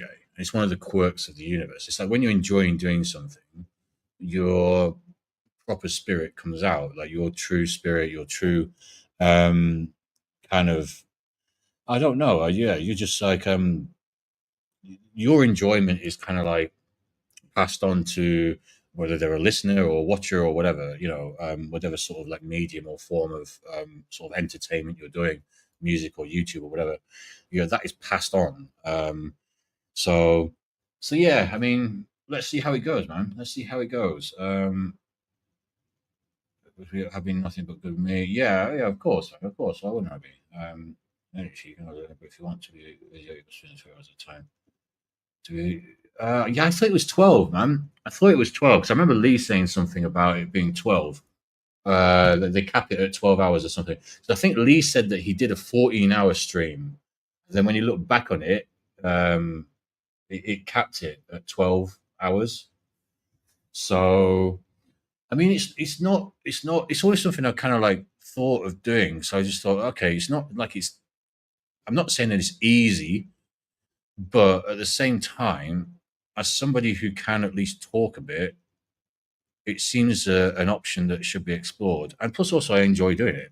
I enjoy it as well. So I do really enjoy it. But it really is. A lot of it is about people being in the chat, and it will be great just to get the chat a little bit. Well, I can really flourish this channel once I get a few more people in the chat. And that's not no disrespect to you, AJ. It's just sort of like you and me in the chat and stuff. But once I get a few more people like yourself, then I think I can really flourish this channel. I think it's kind of one of those things where it's kind of be like a, what's the word they say about AI all the time? Exponential. It's like an exponential growth. I think this is kind of what I see. I just think, like, oh, if I could just get a few more people in the chat, I can just start to build it a bit more. Um, but yeah, I need to get a bit of proper banners and stuff like that for the chat. Do you know what it is? It's like, so I have my 9 to 5. I manage essentially a team of aunties. There's kind of like they're all sort of like 55 to 60-year-old admin staff. There is one who's like 30s, and that's it. That's my 9 to 5, and then I come home. I basically use my flat as a changing room because my gym is just over there, and then I'll go to my gym. And I'll be back here about 7, and then I'll eat, shower, blah blah blah, and then from about 8 to 8:30 ish, I'm ready to go with my evening work. And at the moment, my evening work is music work. Um, but yeah, ideally, I would like to try and get, because I have another channel as well. I think AJ, I don't know if you, I must have talked about it before. The Truth Shock channel as well. If you haven't subscribed, please give us a subscribe if you like. We talk about like sort of controversial, sort of cultural, scientific type things. It's me and my friend James. He's very, very knowledgeable. He's one of these people who's a teacher, and he's very good at breaking down complicated ideas about like quantum physics, the universe, and all this kind of stuff. Like we talked about Freemasonry the other day. We talked about the sun's activity at the moment, because the sun's at like a solar peak at the moment. Hence, you're seeing a lot of weird shit in terms of weather activity, which people are blaming on climate change. But it's not the climate change they actually they're trying to promulgate. It's a different kind of climate change. There is an actual climate change issue happening at the moment that nobody wants to talk about, which is the sun is in its solar cycle 15. Fuck's sake, you idiot. 25. Sorry, not 15. 25. Nothing to do with the year. It's just the 25th set of the 11-year solar cycles, which have been recorded beginning in 1755. So since 1755, there's been 25 11-year solar cycles, basically. And we're at the height. When you're at the height of a solar cycle, you get a lot of weird shit going on the planet, because of there's a more electromagnetism, sort of basically hitting the planet, sort of thing. So it causes a lot of things like power outages and weird weather conditions and all this kind of stuff. And people will blame that on the sort of traditional kind of like man-made climate change. And it is to some degree climate change, but it's not the climate change that they are putting forward. So it's all this kind of stuff that we talk about, basically. So that's Truth Shock. In fact, let me put a little link in the chat. Oh, you did sub. Oh, you did sub. Oh, bless you. Cheers for that. Cheers for that. Much appreciated. I did see that we had a couple of subs. So that is all good. That is all good. Yeah, I think it's 12 hours. I think it's 12 hours. Um,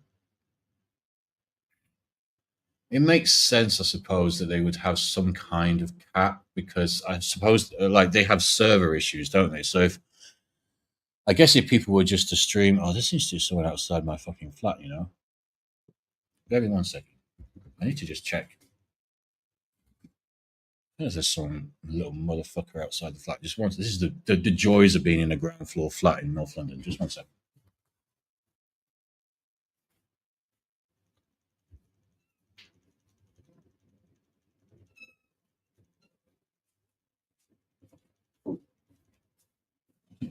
He's fucking scurried off. He scurried off.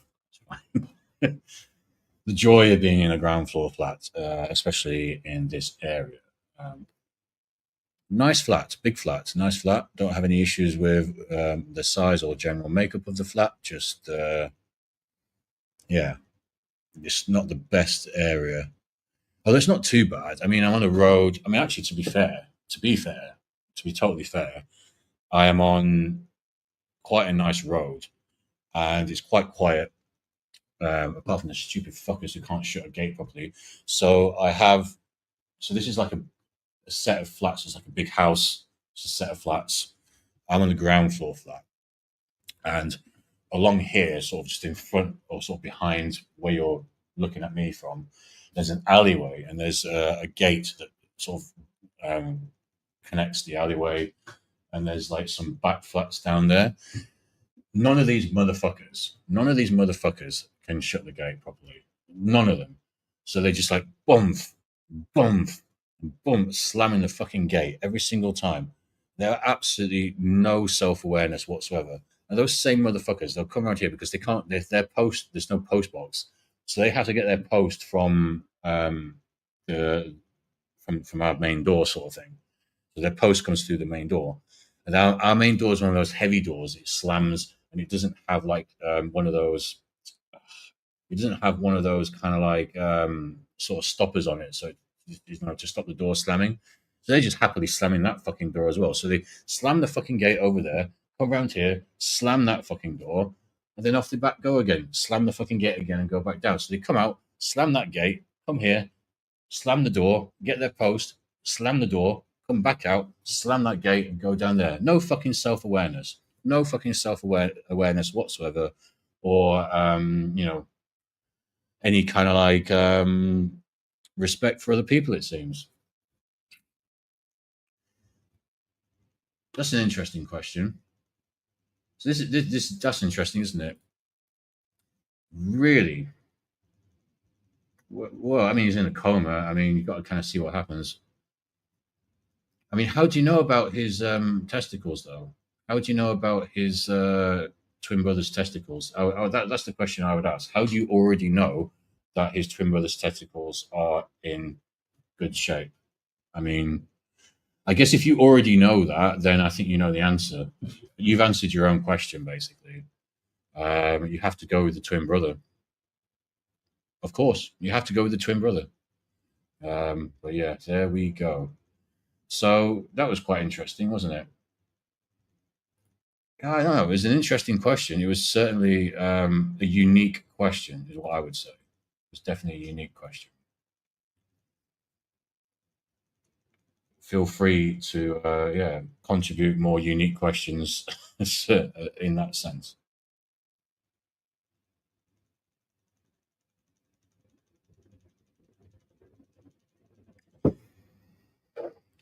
Ah, dear, oh dear, oh dear, oh dear. Oh, it's been a long couple of weeks. It's been a long couple of weeks, honestly.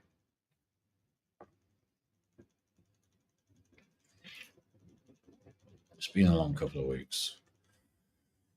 Just bear with me 1 sec. We'll go back to Twitter in just 1 second. I just need to just check something on here very quickly. And then I'll be talking away again. Just give me 1 second. Sorry, 1 second, 1 second. Ready, die. It's just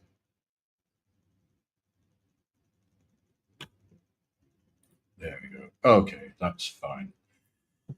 So yes, let's go through camel testicle related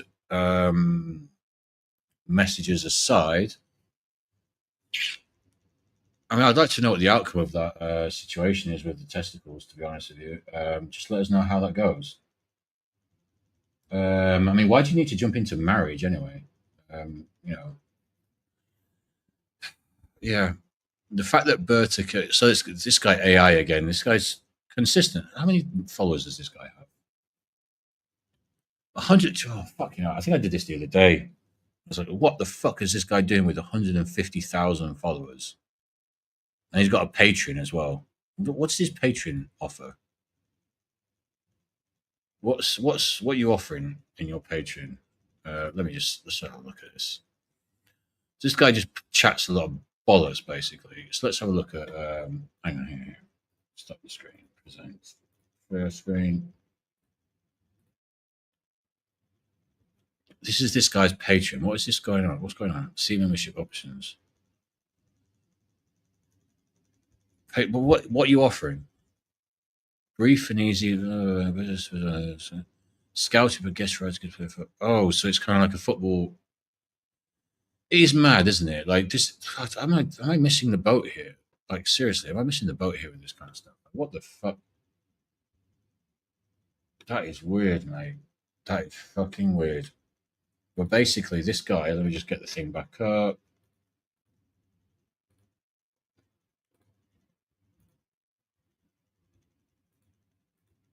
Yeah, AJ, what was that? Was that like? Can you click on this person's? Was that even a real person? I mean,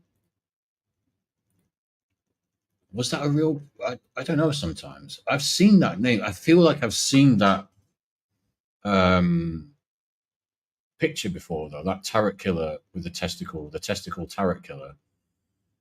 I feel like I've seen that screen name and picture before. I recognize that sort of doll, young girl doll type picture. I swear, is this person on? Let's have a look. What's this person on YouTube? Does this come up? If I type them into YouTube, is it going to come up? Yeah, it does. 21 subscribers. Tarot killer. Doesn't really tell me much. Doesn't have any content. But yeah, 21 subscribers. Tarot killer. He does appear to be a real person, in my opinion. Why did they just come in and post that and then go? That would not surprise me. That would not surprise me at all. Well, why would they just come and like post and go? Like, come back. Like, right, we can embrace your silliness we can have some fun with it. I'm not an offendable person. I'm honestly like you're gonna have to do like the only way you can offend me, I suppose, if you said to me something like, "Oh yeah, you're a shit drum and bass DJ." Even then, I would just be like, "Oh, you're delusional." So like, I don't think there is any way to offend me. So I'm kind of happy for people to say. Obviously, once the channel grows and if people do start chatting shit, we just ban them. Obviously, because it's not just about me. I mean, I can enjoy and have fun with these people, but if when the channel grows and there's more people watching, it annoys other people, doesn't it? So it just will then turn other people off from watching. So we don't want to have idiots abounding everywhere just for the sake of a bit of fun. But yeah, it just sort of like it's just again, I just go back to the fact that why did you come in and make that comment and then go? Like what? It's just weird to me. Like that's strange, man. That is very strange. But that is the internet for you. So yeah, the fact that Berta came in and immediately, okay, let's sort of crack on a little bit with this. Let's do a few of these and get the chat going from there. Not that we have anything to chat about. We can seems like we can be chatting forever. It's fine. So the fact that Berta came in and immediately ended the reign of Party when it might have been economically easier to continue is a positive sign. Edu struggled since 23. What do you mean Edu struggled since 23? Now let's see if it has the balls to initiate a left field decision, a Coutinho type sell. Yeah, like this guy says, he literally offered him a new deal. He did literally offer him a new deal. That's what I was going to say. He didn't end the reign. He literally offered him a new deal, which wasn't like what Party wanted. Apparently, this is my understanding of it. Yeah, you're talking bollocks if it was truly economically safer than signing Norgard. Yeah, I would get that. Okay, lol. Okay, who is getting that Coutinho type of player that will command such money? You guys are funny. Yeah, I mean, what do you think? AJ, about Martinelli in terms of like if we were to sell him, I'm not even talking about should we or shouldn't we. Let's say we sell him. Realistically, what kind of money are we getting for him? Because I can see us doing something like max 40 mil, max. I think we'd be lucky to get 40 mil. I don't know what you think about that. What do you think we could sell Martinelli for?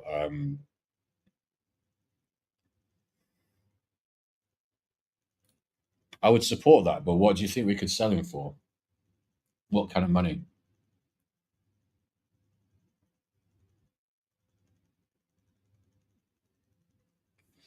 Because I don't think it's. I don't think we get that much for him.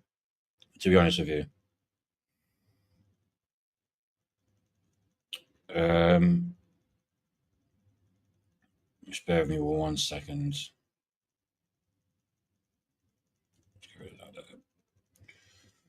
Yeah,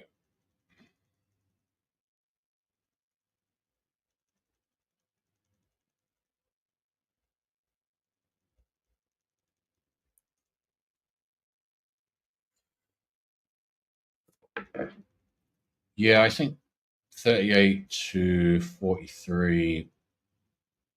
Yeah, I mean, I think that's fair. It's a shame, isn't it? Because this guy was becoming. He was becoming like an 80 million pound player a few years ago. I don't think that's too much of an exaggeration. I think his value now has dropped so significantly that he's gone from being what was potentially a 70, 75, 80 even million-pound player to, like we are saying, 40 million. And I don't think we're looking at getting any more than that if we sell him. Our management of these things is just so poor. So poor. Blah, blah, blah. Yeah, we know about Eze. We know about Eze. Yeah, okay, so what? You think, oh, this guy's another delusional one, this Kimo FC.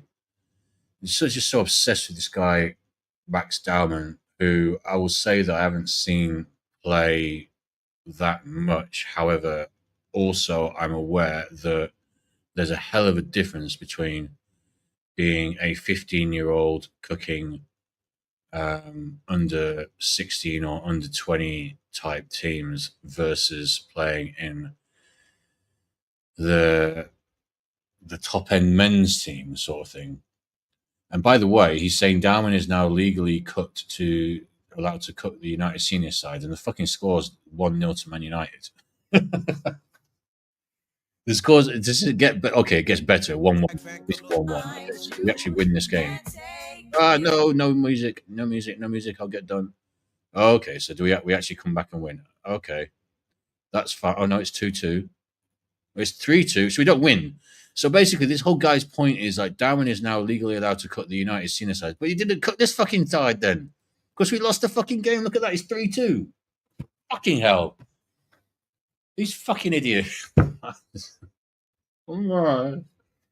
Oh, and you wonder why we get annoyed. You wonder why people wonder why we get annoyed. People wonder why Northside rants like he does, and people wonder why. Ah, Jesus.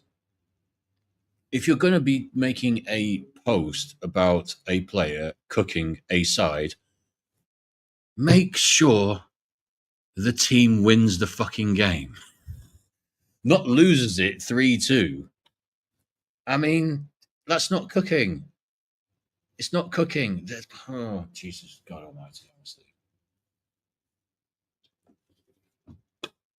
Just mental, honestly.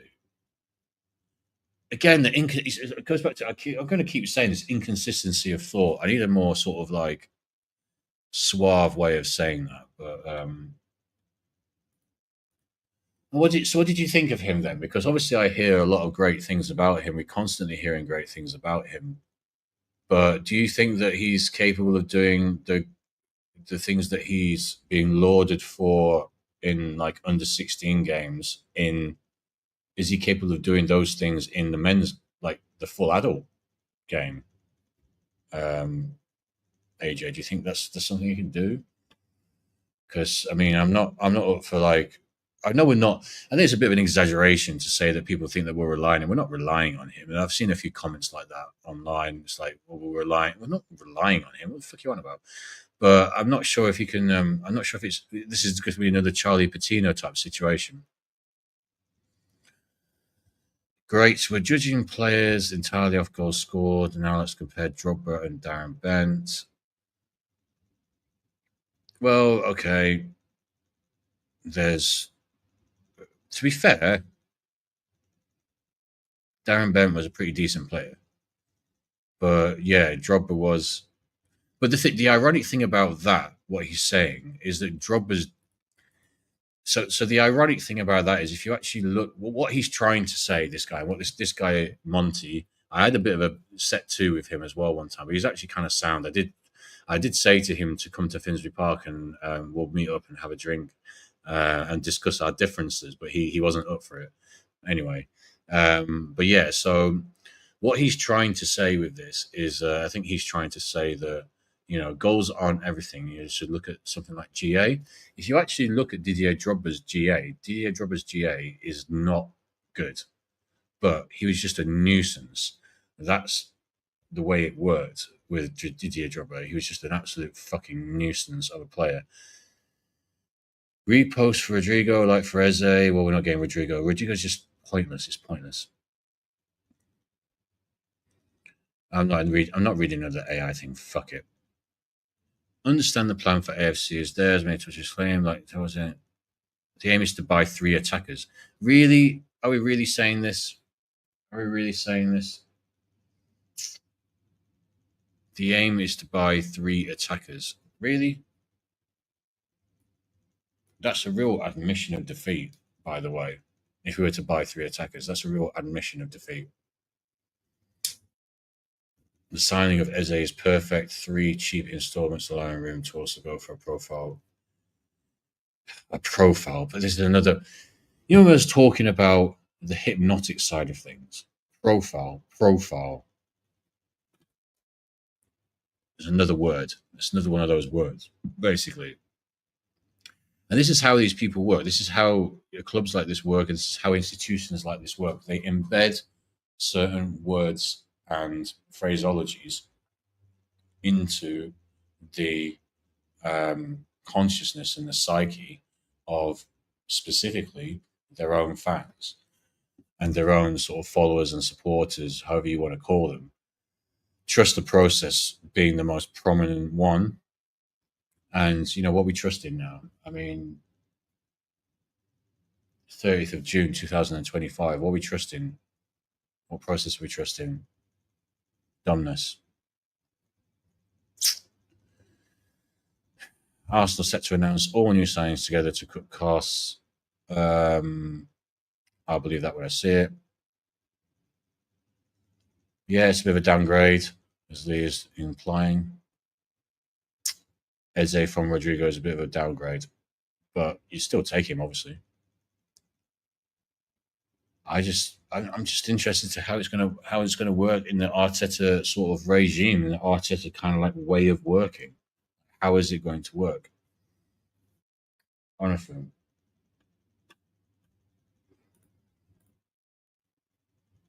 I think he's already better than ESR. However, doesn't have that. That doesn't matter because Arteta will kill him. What's Arteta going to do with him? That's the thing. So is he? What kind? He's more of a what? What does he play? Like an 8 or 10? Is he? What is he? Was he 10? I can't remember his number. Is he an 8 or a 10? Oops. Max definitely needs to get in the gym. Yeah, yeah, they're 15 and 16, aren't they? Same with Ethan. Ethan's just kind of like short, isn't he? How tall is he? He's strikes me as being like quite short. I don't know. I've not seen him live as such. So Ethan, it would not surprise me if Ethan Waneri was short. Um,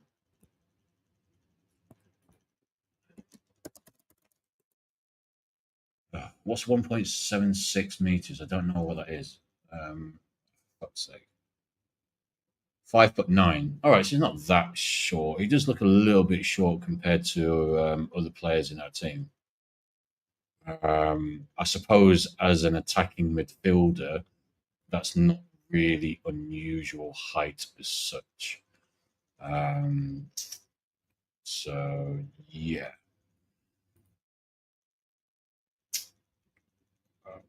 Just bear with 1 second. Let's see if I can change the title of this. I'm going to see if I can change. Can I actually change? I'm still learning this stuff. Oh, I can change the title. Okay.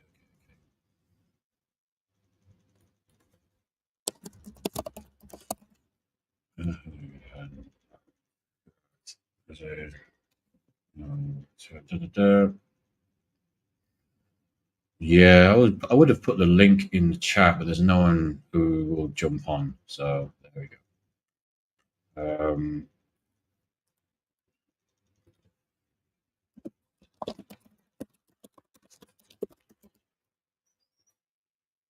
There we go. What is this thing doing? It's not letting me do this now. No, I don't want to. What are you on about? Why is it doing this? I just want to change the title, you dickhead. What are you doing? It's just a change I want to save. But I can edit. Yeah, but I'm supposed to be able to edit the fucking thing. I'm supposed to be able to edit the title live. Why is it being a bitch? Why are you doing? Oh, for fuck's sake. Why is technology always working against you? It's supposed to work for me. Students are like, can't change the title. Yes, I get that. I'm trying to change the title. Not that it maybe even really matters that much, but no, I don't want to schedule. No, piss off. Fuck's sake. Stupid thing. Fuck's sake. I'll just give up then, shall I?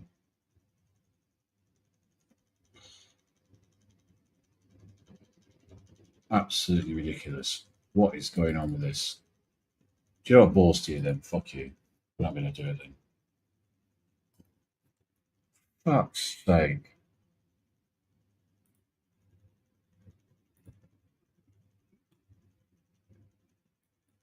I should be able to change the fucking title, shouldn't I?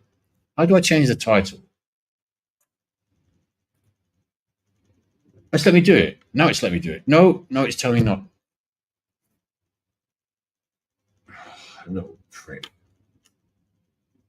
Fuck you. Bollocks to you. We'll keep the title as it is then. Fuck you. Do you know what? Technology just winds me right up. You want to send me from 0 to 60? Give me some tech issues.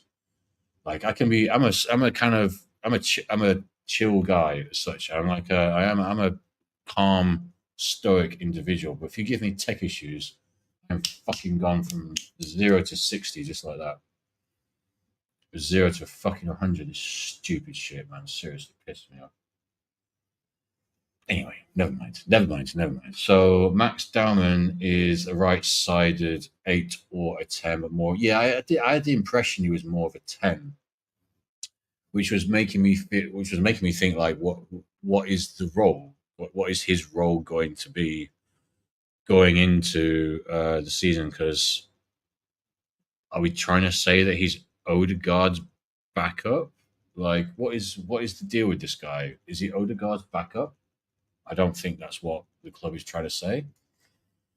I don't think that's what the club should be doing either. I mean, this is absolutely ridiculous. I mean, what do you think? Is he, if he's already better than ESR?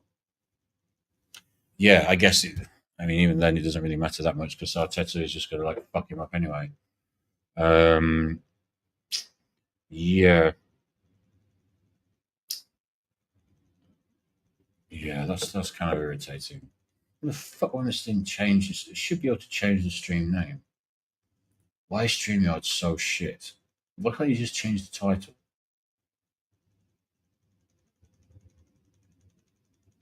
Yeah, I can't edit the schedule, but I should be able to edit the title. That's the point. I don't want to edit the schedule. Bollocks to you. Fuck. Right, okay, whatever. I'm going to stop annoying myself with that. No point. No point. What's the point? There isn't a point. Anyway, yep, majority of fans would be over the moon if they signed. They say yes, we would be happy with that.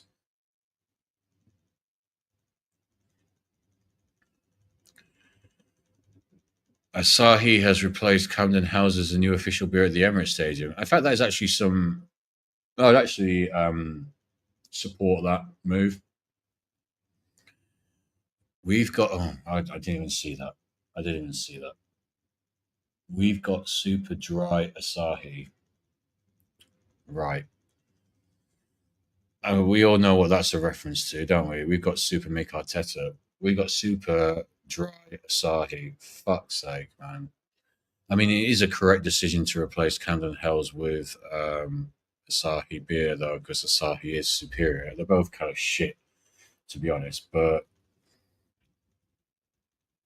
yeah, streaming, I think, is still pissing me off, man. Boy, oh boy. Spare me 1 second. 1 second. Yeah, absolutely ridiculous.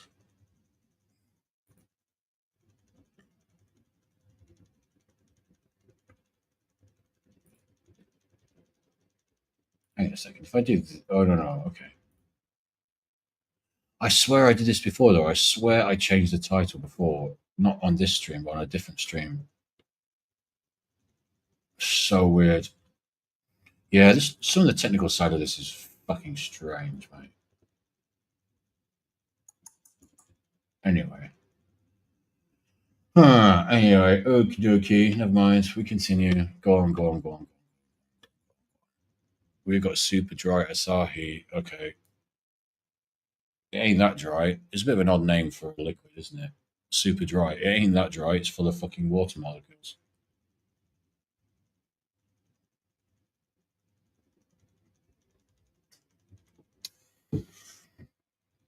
Anyway, 26-year-old man with a beard playing in his fourth under 21 Euros. I did wonder. I mean, like Elliot does seem to have been around for a while. But he's not 26. Yeah, exactly. Like it says here, he's 22. Yeah, he's not 26. Fucking hell, what are these people on about? Morons.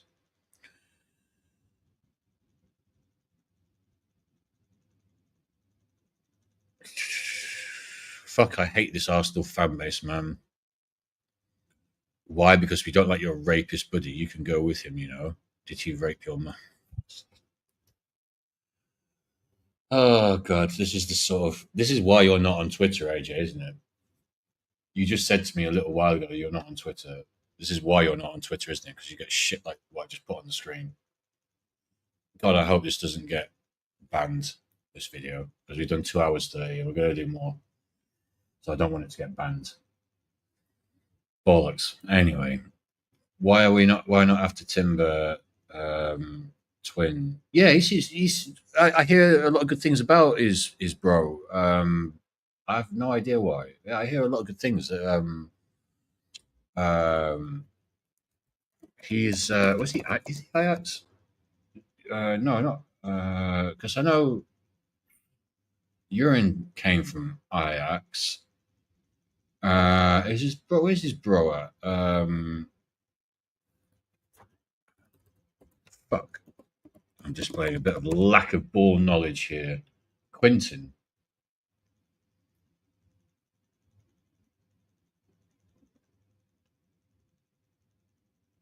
Oh, for God's sake. He's is he playing he plays for yeah, Feyenoord. I was gonna say, yeah, Feyenoord. Fuck it, well, it's usually either Ajax, Feyenoord or PSV, isn't it, to be fair. So yeah. Yeah, bro, fucking hell. Like some of the stuff that you see is just madness. Absolute madness. Surviving Arteta, you know.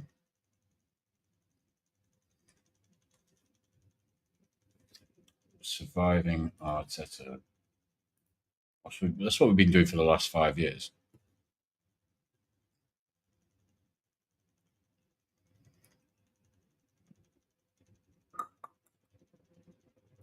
Still can't figure out how to change this fucking title. Unless I can do it in YouTube. Can I do it in YouTube? Bear with me 1 second. I'm going to try and go into YouTube. Maybe I can change it in YouTube. That should work. That should actually work. Let's see. This is all slightly new. Stop being a bitch. Maybe I can change it in YouTube Studio, I'm thinking. Where are we? Where are we? Where are we? Content. Da, da, da, da. Yep. Here we go. Can I change the title in this? It's probably going to be shit title.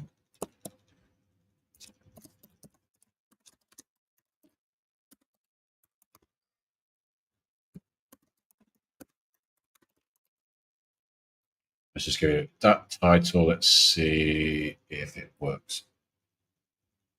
Oh, I think it worked. So it won't let me change it in StreamYard, but it will let me change it in YouTube. Let me just check. Does it actually work? Did you actually work?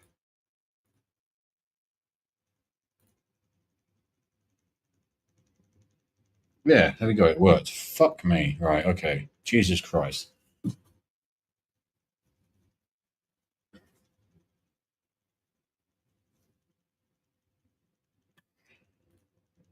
Yeah, I think Insta's not as bad, is it? Though Insta's just not got that like sort of engagement level. I really need to. Let me just go get. I'm just going to grab a little top up for my drink, and I'll be back in a sec. But yeah, Instagram.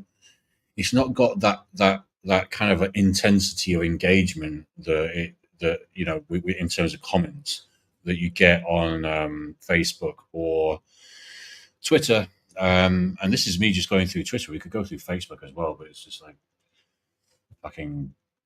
It's just maddening. Like one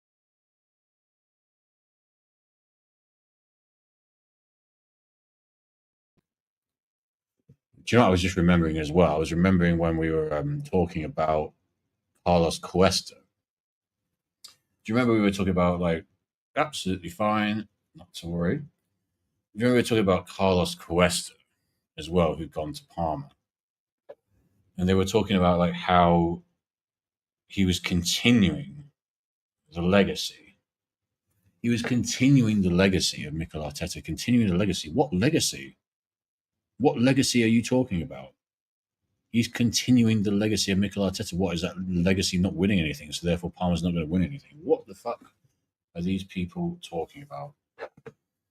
Very strange. Very strange to me.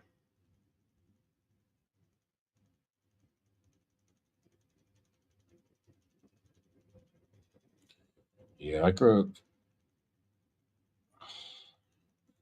Yeah, I grew up in like -14 degrees. So it's any kind of heat is like this anyway. Any kind of heat like this is kind of crazy.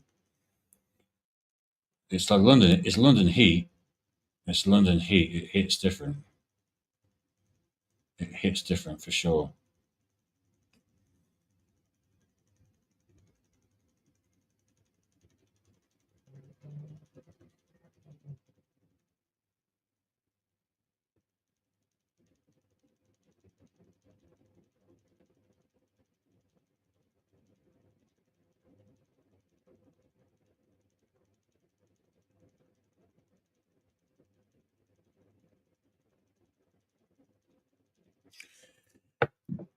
Anyway,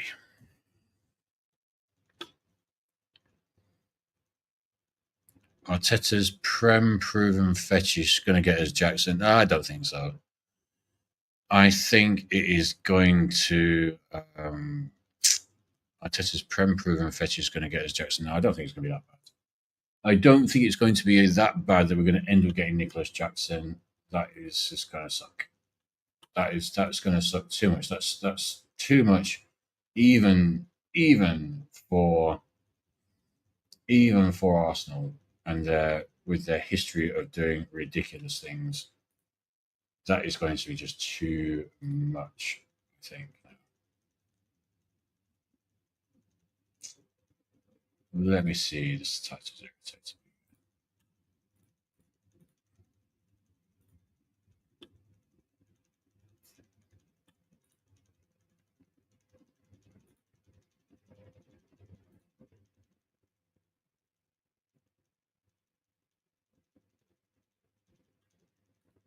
Whoops. Anyway, sorry about that. So yeah, I don't even want to get into that comment, by the way, but I actually think that's kind of true. I'm not going to talk about. I'm going to put this on the screen. I'm going to say I think this is true, but I'm not going to talk about it because I don't want to get fucking banned. But I think this comment is actually. I think you could say. I wouldn't say the majority. I would say I think more than you would expect of women have this idea, and they have these ideas that they think about. That's all I'm going to say on that. I think this is. I think a lot of men might be surprised how many women have this kind of fantasy. So I will just put that there. Martinelli will get a lot of EG saying EG is a good comment commentator. Um, he's saying that Martinelli will get a lot of games next season. Arteta will always favour his safety approach, and Martinelli defends well. Well, there's only going to be up to a point, though. Up to a point. I think Arteta is starting to realise that time is of the essence, and he's kind of screwed.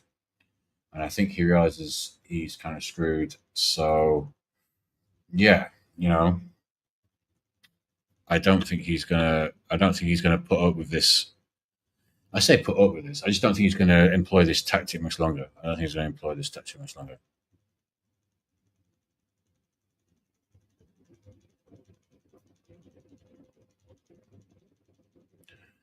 So this is one thing I was thinking the other day. It's like this is a general. This is going to fall under the general live chat thing.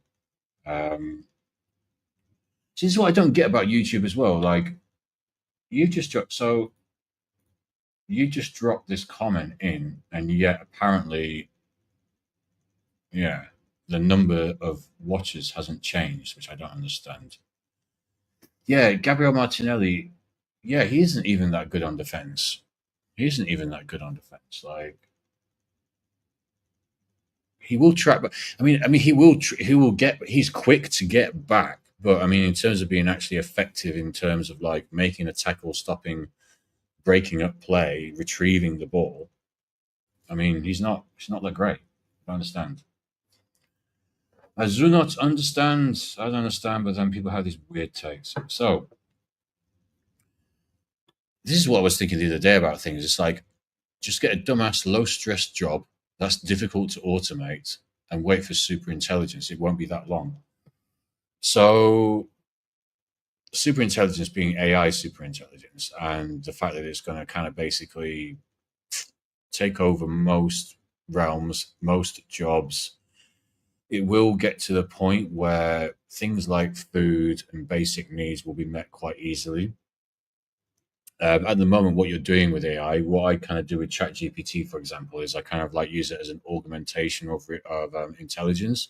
So I just use it as that sort of a node, an intelligence node. Like it's kind of like I can have a quick. So if I have a question, I don't use it as a companion. But if I have like a question I want to ask AI, so if I have a question I want an answer to, you know that AI is always going to be there like 24/7 and give you an answer straight away. So it's not like you have to ask your friend and then wait for your friend to reply and blah blah blah. It's it's too slow. The feedback is too slow. So what something like ChatGPT can do is they can kind of like increase the rate of feedback that you're going to get for questions that you have, sort of thing, and you can just learn things. You can just learn things a lot quicker with it if you engage with it in a conversational way. And again, that's not like treating it as if it's your friend or whatever like that. It's not like being weird like that or anything. But you can definitely learn things a bit quicker if you have more of a conversational approach to it rather than just having to. What's the alternative? Is you have to kind of like go on YouTube, go on Google, and mess around and like click on different things and blah blah blah. Let's go to the deposit. Yeah, no worries, man. No worries. I'll be here for a while. I'll be here for a while, AJ. I'll see you when you return. Just let me know when you're back. Yeah, and we'll continue. But yeah, so yeah, with artificial intelligence, it's kind of like you just got to use it as an extension of your own intelligence, not like treat it as like another person or like a friend or a girlfriend or boyfriend or whatever. Um, because it's kind of like that's a dangerous path that we're going to go down, sort of thing. But yeah, so yeah, so what this guy is saying, you don't necessarily need to get a dumbass job, but like just get a low stress job. Getting a low stress job is good advice. Especially if you have like side hustles, you don't want to be doing a side hustle where you are already, you don't want to be coming home from an already extremely stressful job to then be doing a side hustle. That's just not how you don't have necessarily the mental.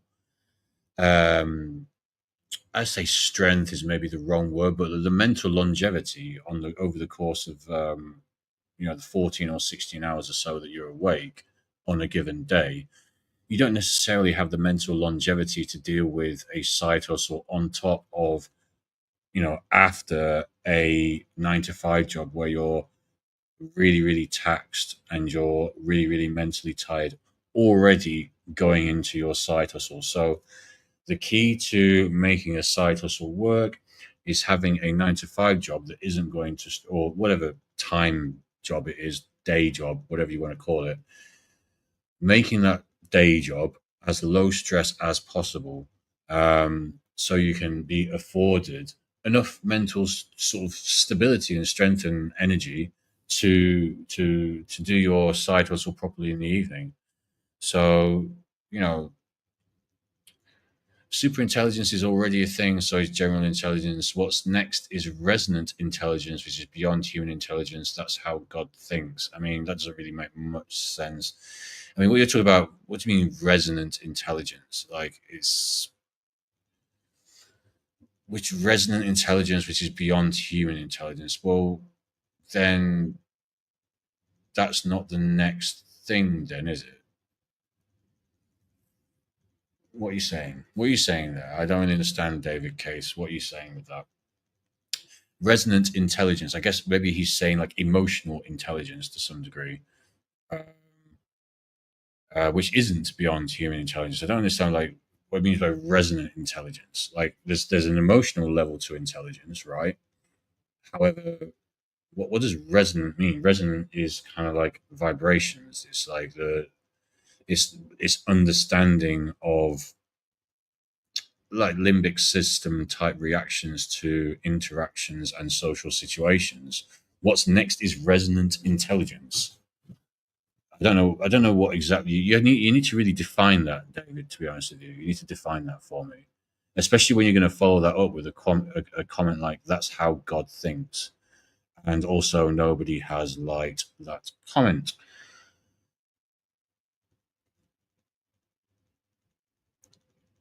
That's a pretty beautiful spiral galaxy. You gotta love a nice spiral galaxy. Can't go wrong with a nice spiral galaxy. Anyway,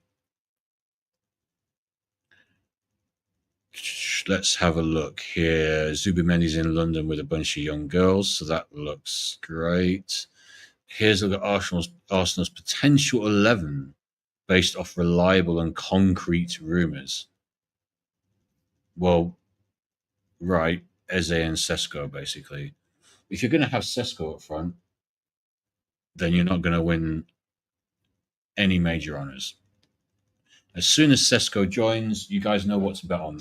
I wonder if we can even find out. Can we find out? Actually, let me go on Bet365 and find out what odds we get on Arsenal not winning anything. I don't know if they can even offer those odds. I doubt they even offer those odds. Yes, confirm the details, you dickhead. What are you doing? Pricks. Why this? God, just give me grief. I'm trying to log into your website. You give me grief already. I might put some money into your website. You're trying to make it difficult for me. So, Inter lost to Fluminense 2-0. I didn't even know that. Fuck. That's a big win for Fluminense, to be honest with you. Can we see? Can we bet on Arsenal? Oh, we've got a game coming up. Man City are playing Al Hilal at in about 2 hours' time. Might watch that. Might watch that. Might do a little watch along for that if I am still compos mentis in 2 hours. We shall see. But yeah, let's have a look. Does anybody offer us any odds on Arsenal not to finish? I want odds on Arsenal not to finish in the top four and not to win anything. I doubt I'm going to be able to get that. Let's have a look. Let's have a look. Let's have a look. Where's the screen? Let me share the screen. Let me share the screen. I've got too many windows open. So many windows open. Blah, blah, blah.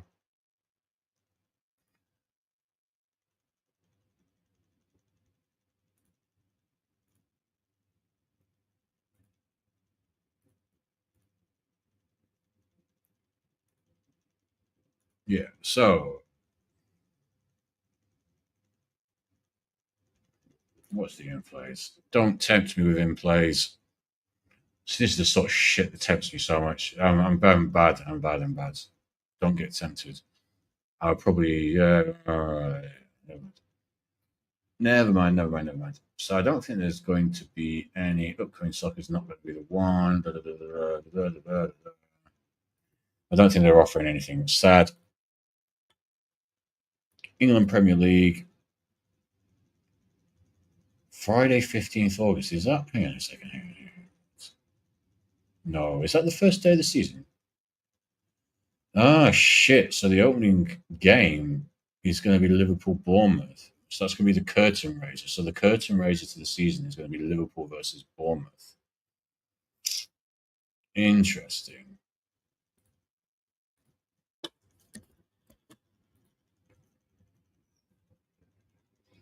Interesting. So yeah, AJ, I was just saying, I was just actually kind of like looking at what odds Arsenal will be to not win anything basically next season. There's a little bit of a tongue-in-cheek thing, but actually, I just discovered that in doing that, I just discovered that the opening game to the season is obviously going to be Liverpool Bournemouth here at 8 o'clock.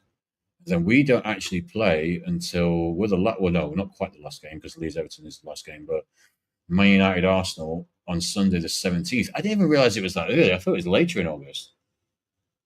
So Friday, so basically weekend commencing of the 16th um, is the start of the season.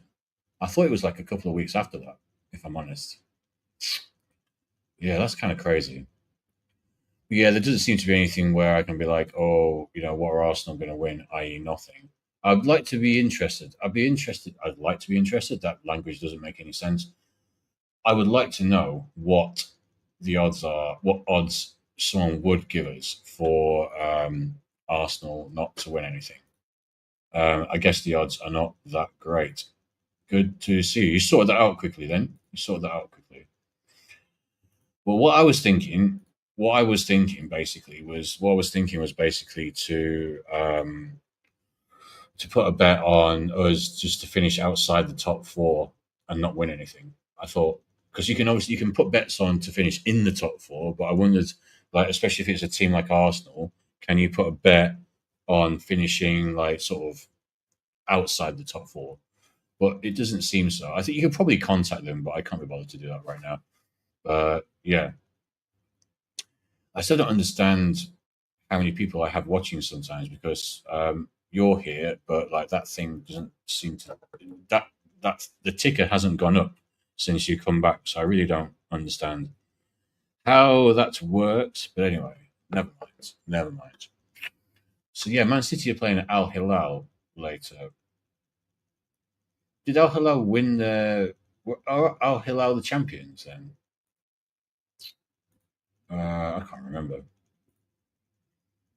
Honestly, can't remember.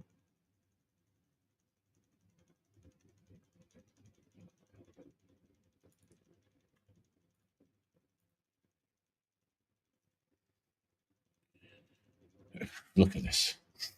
Potential 11. Look at this bottom bit. Based off rumours. For fuck's sake. Based off Donna rumours. Donna rumours, was a 70s porn star. Not really. Don't want to get cancelled. Based off Donna rumours, potential 11. Um, yeah, like I was saying before, Sesko, as long as Sesko is in the team, we are not fucking winning anything, mate. We are not fucking winning anything. Yeah, it's all good, man. All good. You got to do what you got to do, AJ. You got to do what you got to do. Blah blah blah. I am not. I don't even fucking. What the hell was that? Let's not. I'm not even gonna look at that. Where's all the football stuff gone? Yeah, any new winger midfield signing is hampered because of one man, Odegaard. Replacing him will transform the club. Well, I mean that is a good point. Like we are hampered by. We are kind of like. I need to get my charger, which is going to now make my mouse not work. Does my mouse work? No. I have to unplug the mouse and put it back in, take it out and put it in, pause. Fucking ridiculous. Brand new laptop. This November 2024. This laptop, but I can't plug in my charger without my mouse ceasing to work. The fuck does that make sense, mate?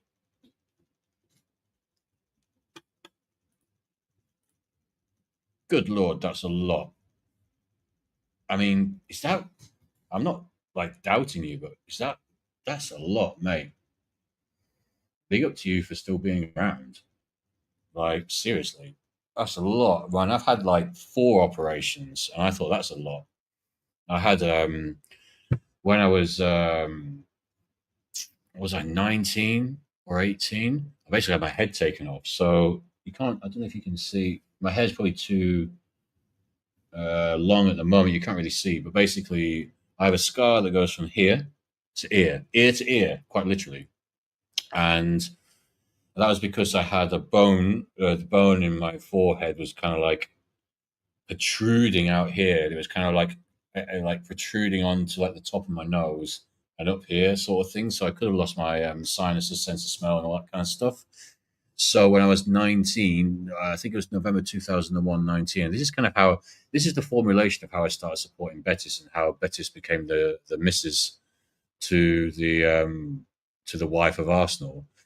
Is because I had obviously to after the operation, I had obviously to take some time off to recover from it. Like you have your head lifted off, literally flapped down. They actually literally use those words as well, flapped down, which was nice. So they flap your head down, do the operation. They shaved, again in their own words, shaved the bone back. They replaced the head on top and then stitch it all back up again. So that's why I went. Had that when I was 19. Um, and that meant that I had to have I had a year off. I was supposed to go to uni at 18. I didn't. I went at 19 because I had to have the year off. And it was in that time that I started watching Spanish football because Sky used to, like, blessedly, we had Sky at home, and Sky used to replay on like a Monday their weekend La Liga game. And on this particular occasion, when it was my first week off after the operation, I was just sat at home smoking, smoking weed. Like I had like pipe that I used to smoke weed from, watching whatever I could. And it was Real Betis versus Real Sociedad, and it was 3-3, and every goal was sick, and it was an amazing game. And I think even a dog ran on the pitch at some point. And I was watching this thinking, fucking hell, this Spanish football is amazing. There's a dog on the pitch. There's all this weird shit going on.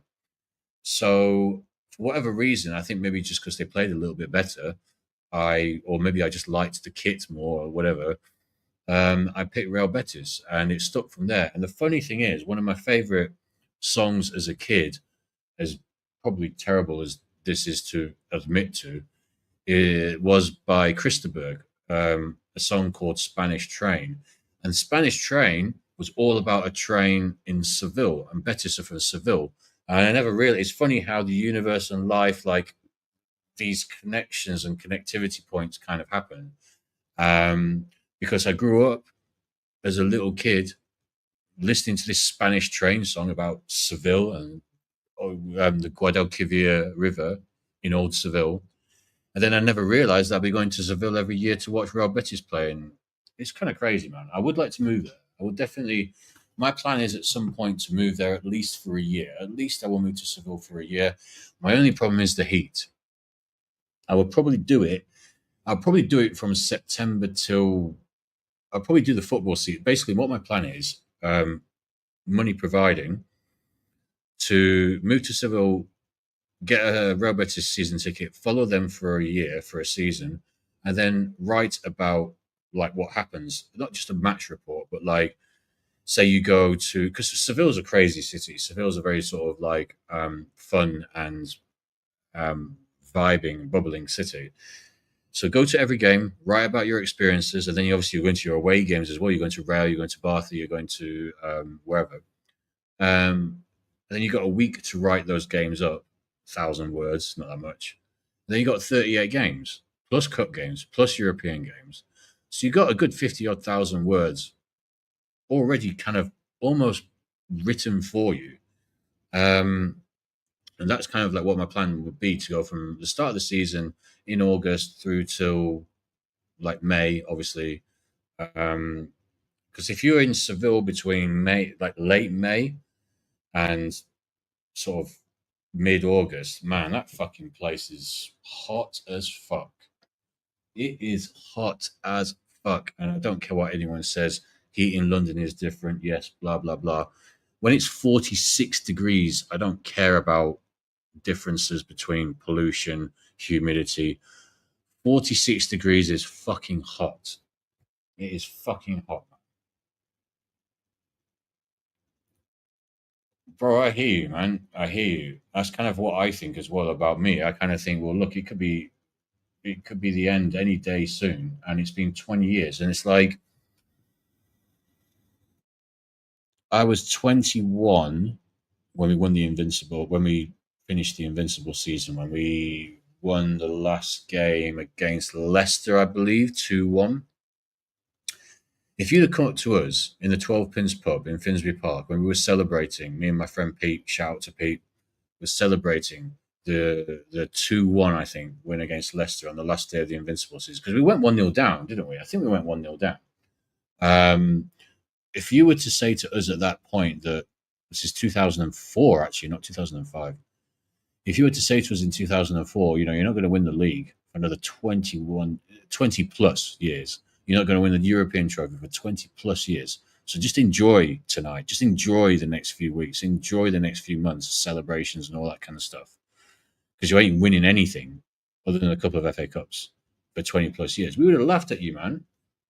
We would have laughed at you because we we felt we were on the verge of world domination. We felt that this club was only going to just dominate in Europe, win more leagues. I mean, imagine you go invincible and you don't win the league again.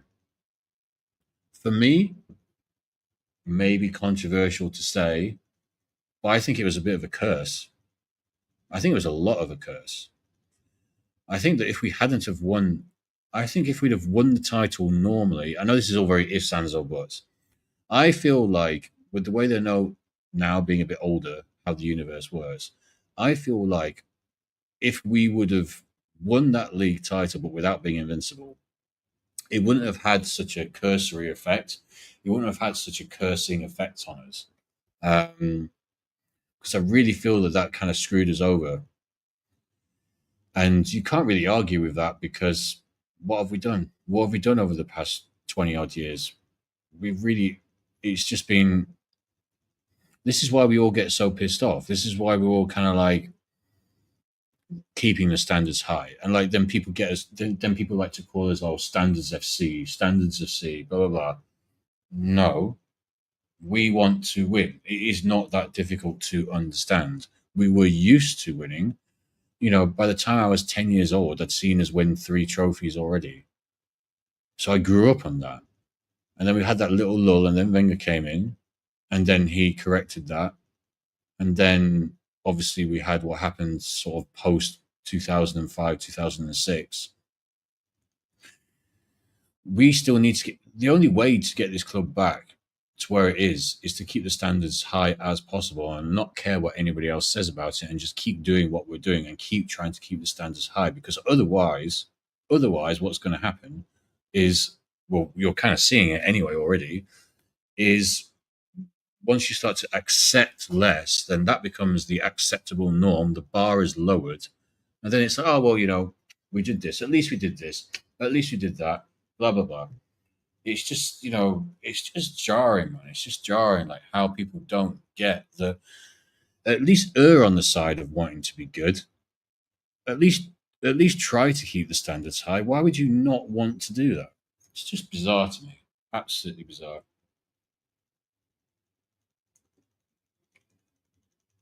Wow. Like, I don't know if you want to me to read this out, but I'll just sort of read this to myself.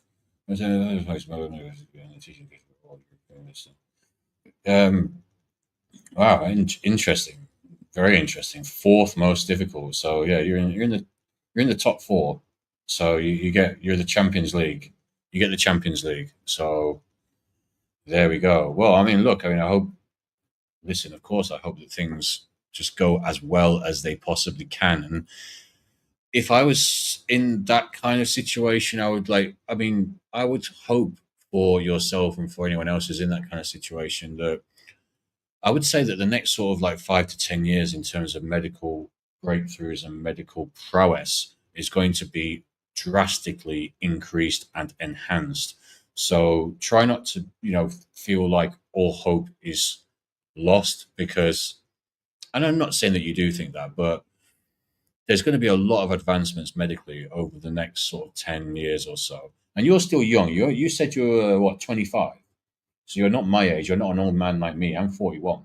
So I feel like there's a lot of positive things coming medically in the next 10 years or so. Like, people don't realize quite what's going to happen.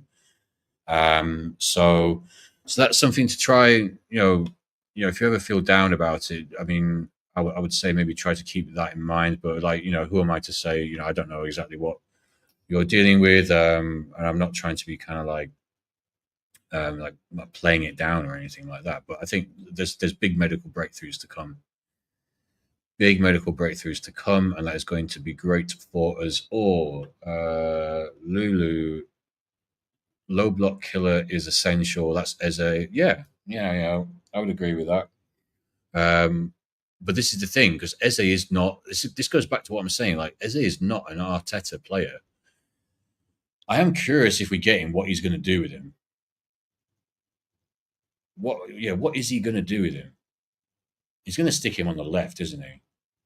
Because he ain't replacing Saka, and he ain't going up front, and he ain't replacing Odegaard, and he ain't going anywhere else in midfield other than left wing. There's literally nowhere else he's going to go. Nowhere else he's going to go other than left wing. And he's maybe going to be asked. Maybe he'll be like given a sort of more free role, but even then, I doubt that he's going to get like a free role. Eze immediately helps mid block issues. Yeah, that's kind of what Lulu was saying. So yeah, that is true. Rodrigo will be on the bench again for the third consecutive match for Real as they face Juve. I mean, I wouldn't read anything into that, to be honest with you. What is with this fucking weird? That's an AI picture. Why have they AI'd some headphones? He's not wearing the. It doesn't look like he's wearing those headphones.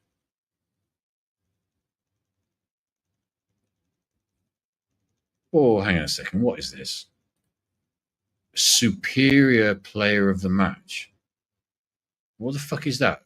Does that not just mean man of the match? Does that not just mean man of the match? I'm not going to lie. I'm allowed to say it. I don't care. It is man of the match. He's a man. Why it can't be man of the match or woman of the match? Why do we have to say people of the match or person of the match or player of the match? It's like, just say man of the match or woman of the match. Because the whole point is obviously because it's not supposed to say man, but you are men. So fucking stupid, honestly.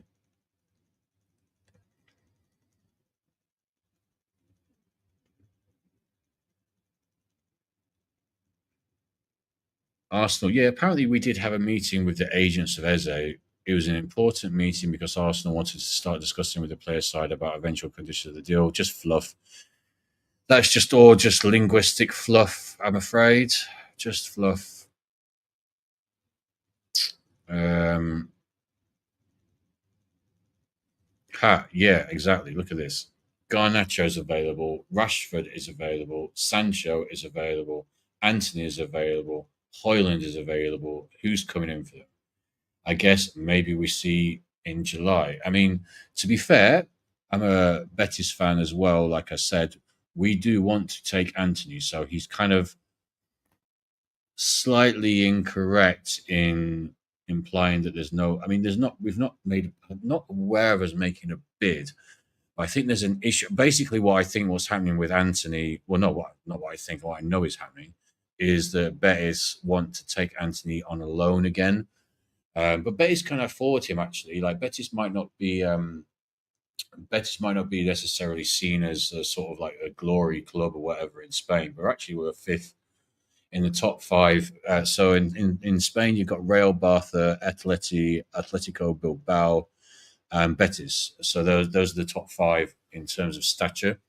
Yes, Betis haven't. We've only won the league once, but in terms of like support and sort of popularity, like Betis sell out a 55,000 stadium every week. Even when we dropped down to La Liga 2. It was we were still like selling out 50,000 stadiums. So Betis are kind of like Newcastle in a way, just without the Saudi money.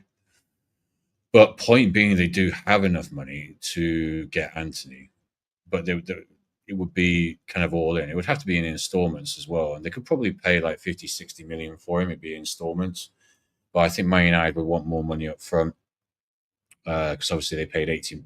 They paid what 87 million. Right. So, like, in terms of like support, like we're the fifth biggest supported club. Whether you want to translate that to biggest club as such, because there's an argument that Valencia would be ahead of us. You could argue maybe Villarreal, but because of like honors won. In terms of honors won, you could argue that there are other clubs ahead, but Betis are certainly one of the biggest supporter clubs in Spain, which not many people are aware of. They've got the third highest season ticket allocation behind Real Madrid and Barcelona. Um, yeah, Betis are actually a very well supported and um, like a big club in Spain, basically. They're just not a traditional name, and because they haven't been in the Champions League since bloody God knows 2000. We were in the same group as Chelsea, 2004, 2005, something like that. So yeah, and it's a great club. Do you know what? It's a great club in terms of not just the city being fantastic, but also just the experience of going to a Betis game is so much different to going to an Arsenal game. Like you go to the Betis Stadium, it's about a similar size to Arsenal, to be fair, in terms of stadium, 60,000. But the fans are crazy, man, pleasantly crazy. Like they're just completely, they come for the party. Sometimes we win, sometimes we lose, although they are quite demanding fans as well. Um, but yes, it's a very festival type atmosphere, let's say, when you go to a Betis game. And every single game is like that. And it's a very different experience to going and watching Arsenal play. And the inherent kind of like passion and fervor and just the sheer joy when Betis score a goal or win a game. I've not experienced that. And I guess the closest thing you could say in terms of England is maybe going to an away game. Like the away fans, the away Arsenal fans are usually kind of like better. It's just obviously a better atmosphere than being at the Emirates. So I guess it's kind of like that, but there's just something different about that um, South Spanish passion. It hits differently, man. It's a great place, and I wonder. I think Anti will probably want to stay there at least another year. I think Anti would be up for doing another loan, but I don't think Man United want to. I think Man United want to get rid of him. Um, there we go. Goodbye, Thomas Party. Yeah, it's going to be a problem. Going to be a problem.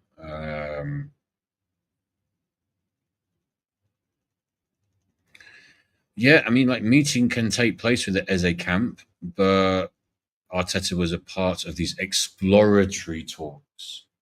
Exploratory talks.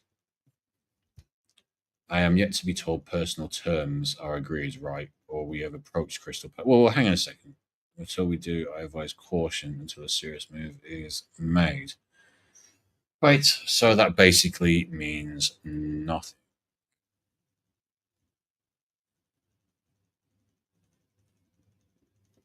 Right, I'm gonna just be back in 1 sec. 1 second, 1 second, 1 second.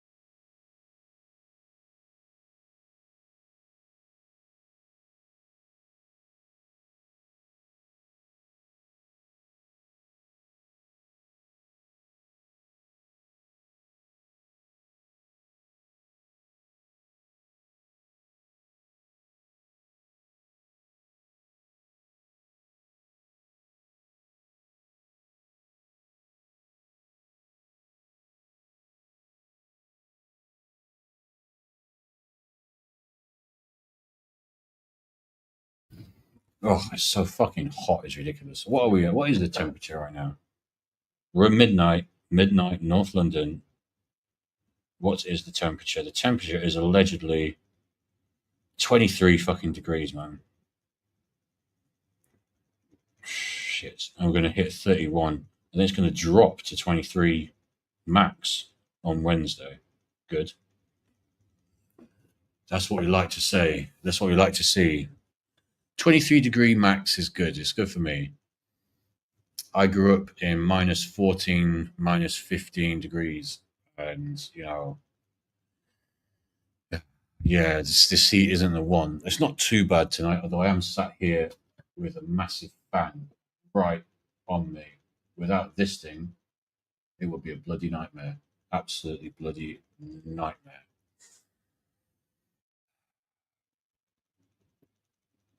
See, Eduardo Hagen. You see, the total reconstruction of the team would be selling Trossard, signing Eze Rodrigo, Sesco, Goicarez. I love these multiples, right? These multiples. What has anyone ever seen from Arsenal, especially in recent times, that they even have any idea or any inkling that we will sign multiple? I guess that's what he's trying to say, like sign all of them. It's like, man, no, that's not going to happen, is it? That is not going to happen at all.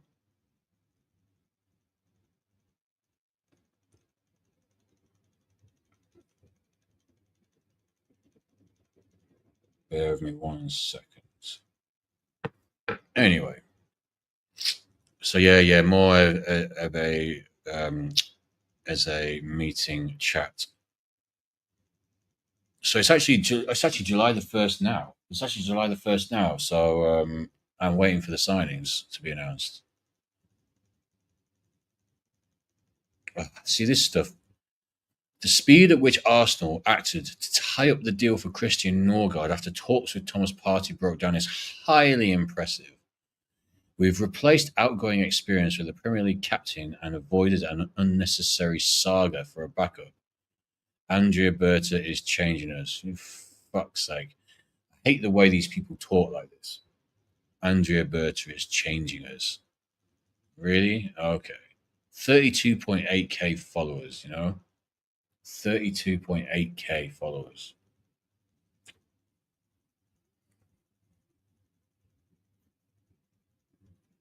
I do think that they were trying to there's basically we've basically been trying to fade as much as you would disagree with it, I would disagree with it. We're basically trying to phase out Thomas Partey, which is kind of insane considering how obviously integral he has been to the past few seasons. But okay. Okay, that's fine.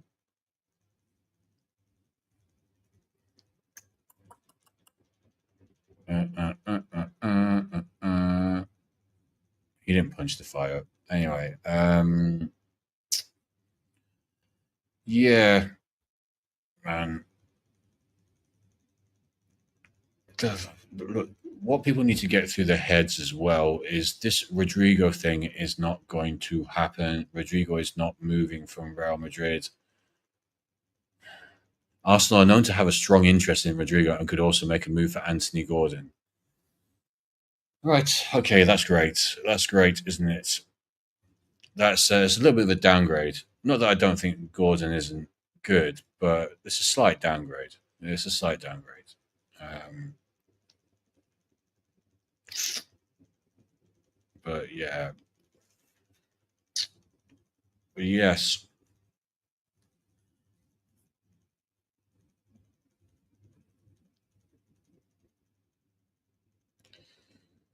Eze is apparently in Starbucks. If you squint hard enough, you see Prime and Elka. Wait, hang on. What? If you squint hard enough at Ekatike, you see Prime and Elka. Um, right? I'm not convinced by that. It's amazing to me how people will just post these kind of compilations, and they post compilations of stuff that is just not impressive. It's like when you're posting a compilation, you're supposed to post a compilation of impressive moments, like particularly impressive moments. And like, well, how are any of these things particularly impressive? Nicholas Anelka scored way better goals than this. Oh, it's a tap in. Oh, it's a short range goal. Like what? What's these people on about, man? These people are fucking stupid, man. People are stupid. Irritates me, man. Irritates the hell out of me. I just try to go to work and try to deal with people the way that I can, and not get too involved and not get too wound up. I mean, it is a little bit difficult, seeing as most people are kind of like born buffering, and most people are kind of like difficult to deal with. So they have like stupid mannerisms, like they, to see the people are such children, right? Where I work, you have a kitchen, obviously, where I work, and everyone is just acting like a child. Nobody washes up their dishes. Everybody just leaves everything in the sink, expecting somebody else to do it, presumably the cleaner, who I think begrudgingly comes in after 5 p.m. and then does all the cleaning of the dishes, because the dishes are generally done the next day. But I know for sure that nobody's actually doing their dishes. So it's just a case of them just leaving them there. They just leave them there in the hope and knowledge that the cleaner, that is apparently paid to clean dishes as well as the floors, which she isn't, will do them, which she shouldn't, but she does. So crazy.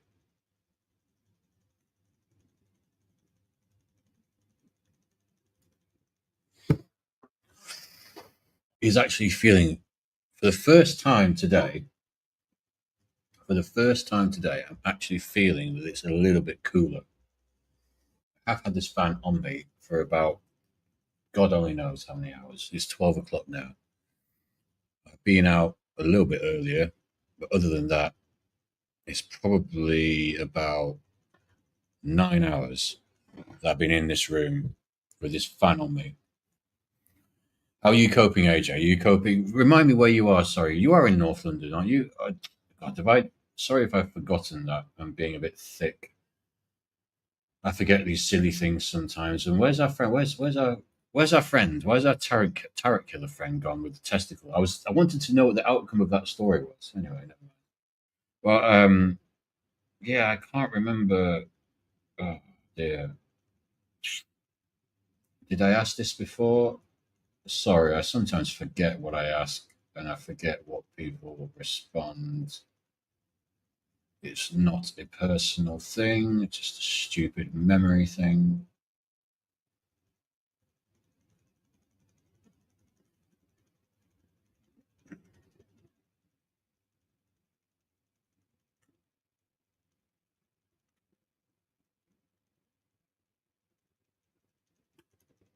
Yeah, I hope you're not cooking too much, man. I hope you're not cooking too much. I mean, this fan here, I don't think it's even, this fan is supposed to be fanning this laptop. This laptop has got a fan underneath it as well. It stays quite cool. That is actually a little bit warm. I mean, but that's all things considered. All things considered, this laptop is actually impressively cool. It should be. It's a new laptop, so it should be state of the art. This fan is not providing any air whatsoever. I think it might need a clean. It's probably just blowing dust everywhere. This one though is doing all right. So there are multiple fans. I've got literally like three fans here. Literally like three fans. Oh, actually, fucking hell, this isn't even on the full setting. Do you know what? Fuck's sake. What a dickhead. I was going to say, I can't feel this like I did before. It's because I've changed the bloody setting of video. Fool, you fool.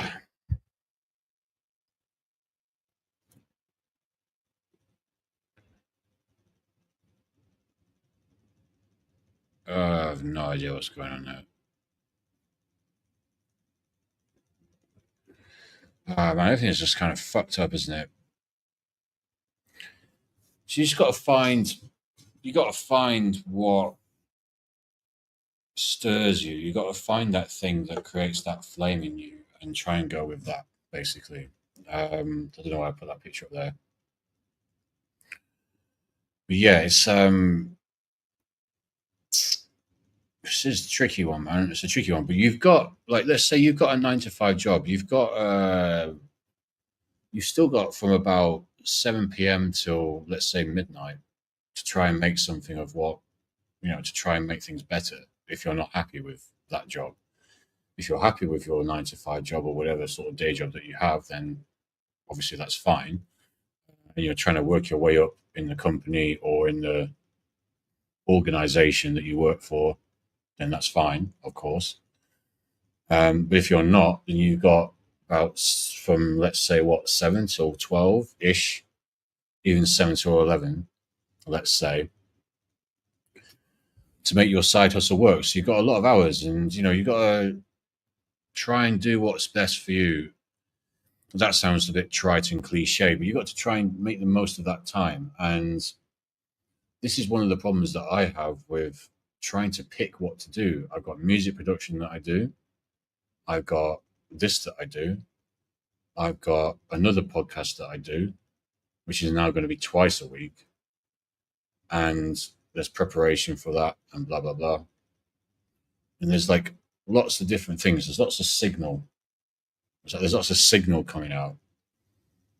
And I'm hoping that at some point this shit can get monetized, whether it's the music, whether it's the YouTube, or whatever it is.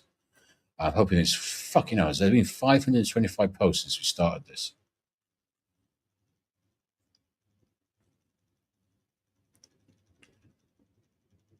Yeah, just more stuff about as a blah blah blah.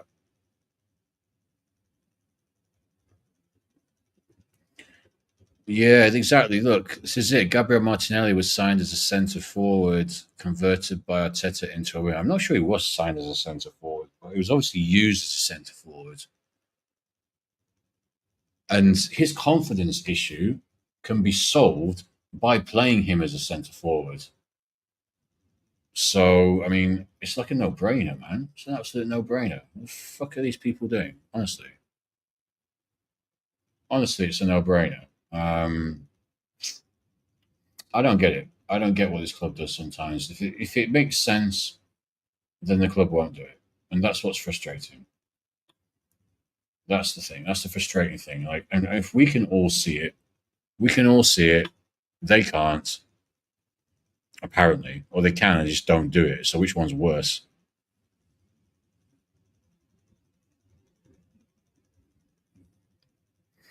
5 million on Kepa, 20 on Mosquera, 55 on Zubimendi. Fucking hell, it was a 55.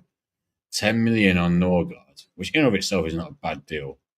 90 million for the window. Not one of them takes Arsenal over the line. These guys just replaced everyone who left except Sterling. 90 million on replacements. That is basically true. Can't argue with that. Can't argue with that one bit. Arsenal fans got to wake up. Yeah, but too many of our fans are asleep. Too many of our fans are emus um, with their heads in the sand, sort of thing.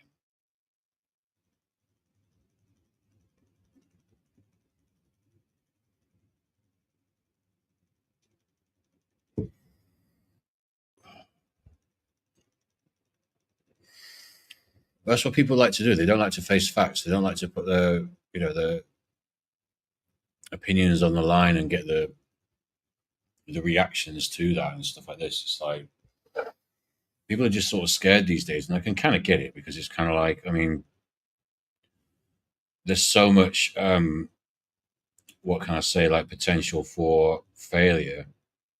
You can lose your job, you can lose this, that, or the other, lose friends, um, lose whomever from sticking your head above the parapet, sort of thing, and saying what you feel, saying what you mean, and meaning what you say. It's I can understand why people don't want to do it.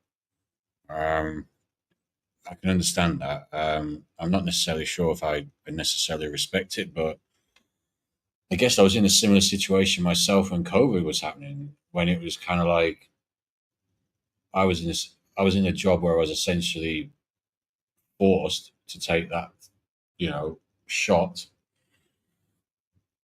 essentially you weren't legally forced, but basically you were kind of forced to take it. Um, and it's interesting because around that time, it gave me a couple of things in terms of heart related issues that I'd never had before, um, that carried over for a couple of years. Nothing too crazy, but hadn't happened before and did happen seemingly around the time of the shot. Coincidence or not, I don't know. You could say that there's other aspects of my lifestyle that might have contributed to that. You could argue that for sure, but also there was the jab that was happening at that time, so that was a definite factor. Um, so I do wonder. I mean, so basically, what happened? My plan with the whole thing was okay. I'm going to take this because I was working and I still do work with patients who are in the most vulnerable category for that virus. So at the time, I was like, okay, fine. Look, it was all kind of like a big deal, obviously, at the time, especially where I was working. So I was like, okay, fine. And my plan kind of worked out in the end. So, but basically, my plan was that I'll take the first one and I'm not going to take another. I'll take my thought process of this was that I'll take the first one. I'm happy to take the first one in terms of like the patients and like guarding against the patients.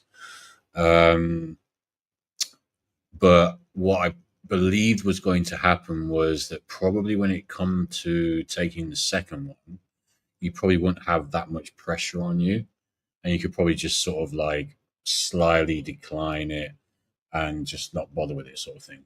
And that's basically what happened in the end. So like the first one was very much pressurized to take, and then like the second one, well, by the time the second one came around about 6 months later or whatever it was, about 6 months later, it just wasn't.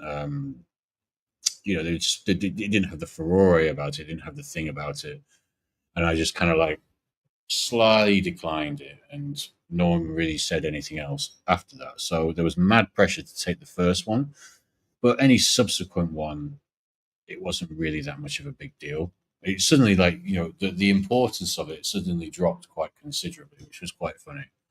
Um, but yeah, so that's kind of how that played out. But like around that sort of time, after having had the first, like, do you know what? COVID fucked so many. Am I even should I even say COVID? I don't know. Am I? I know that people. I know when I see like people stream, they don't even want to use the word. And I know that when I end the stream at some point, when I do end the stream, it's still early anyway. It's still only 12:20. This is early, man. This is not late for me. Especially as I don't have to go to work. So this is if I don't have to go to work, it's like I can just I'm the Duracell bunny. Um, what was I saying? Yeah, COVID changed so many things, and like sometimes, look, I'm a person who takes a lot of accountability in their life. I take full accountability for everything. If the weather's shit, I take accountability for the weather being shit because I chose to live in England. If I was that bothered about, I'm not going to complain about it raining because or it being like exuberantly hot with ridiculous humidity in London because I choose to be here. I could go and live in Finland or somewhere where it's not as sunny, it's blah blah blah. It's my choice to remain here. And therefore, it's not that I'm saying it's my fault that it rains, but it's like you can't complain that it's raining a lot if you live in England because you fucking know what it's like here. And even on that point, I don't even think England is that bad. I think its reputation precedes itself to some degree when it comes to weather.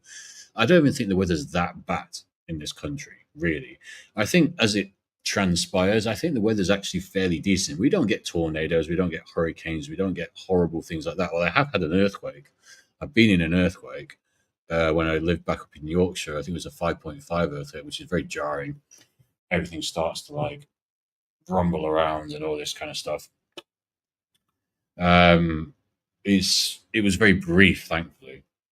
That being advice was not nice to live with, bro. I can imagine, especially given your situation, if that makes you a bit more susceptible as well. I knew somebody who was sort of immunocompromised, and she um, she was explaining to me about like how people shouldn't be so quick to judge people who are out and about wearing masks. You don't know the individual situation, which I think is kind of true.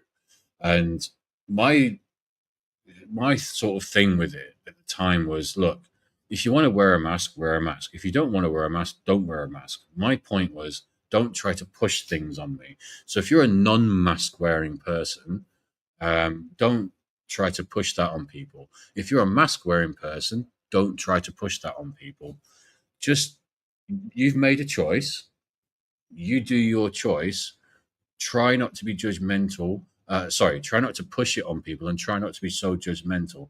And what she was saying was, because I was making the point about, I was kind of like having a go at people wearing masks and stuff like this, saying it was unnecessary. She was like, well, you don't quite realize what that other person is necessarily going through.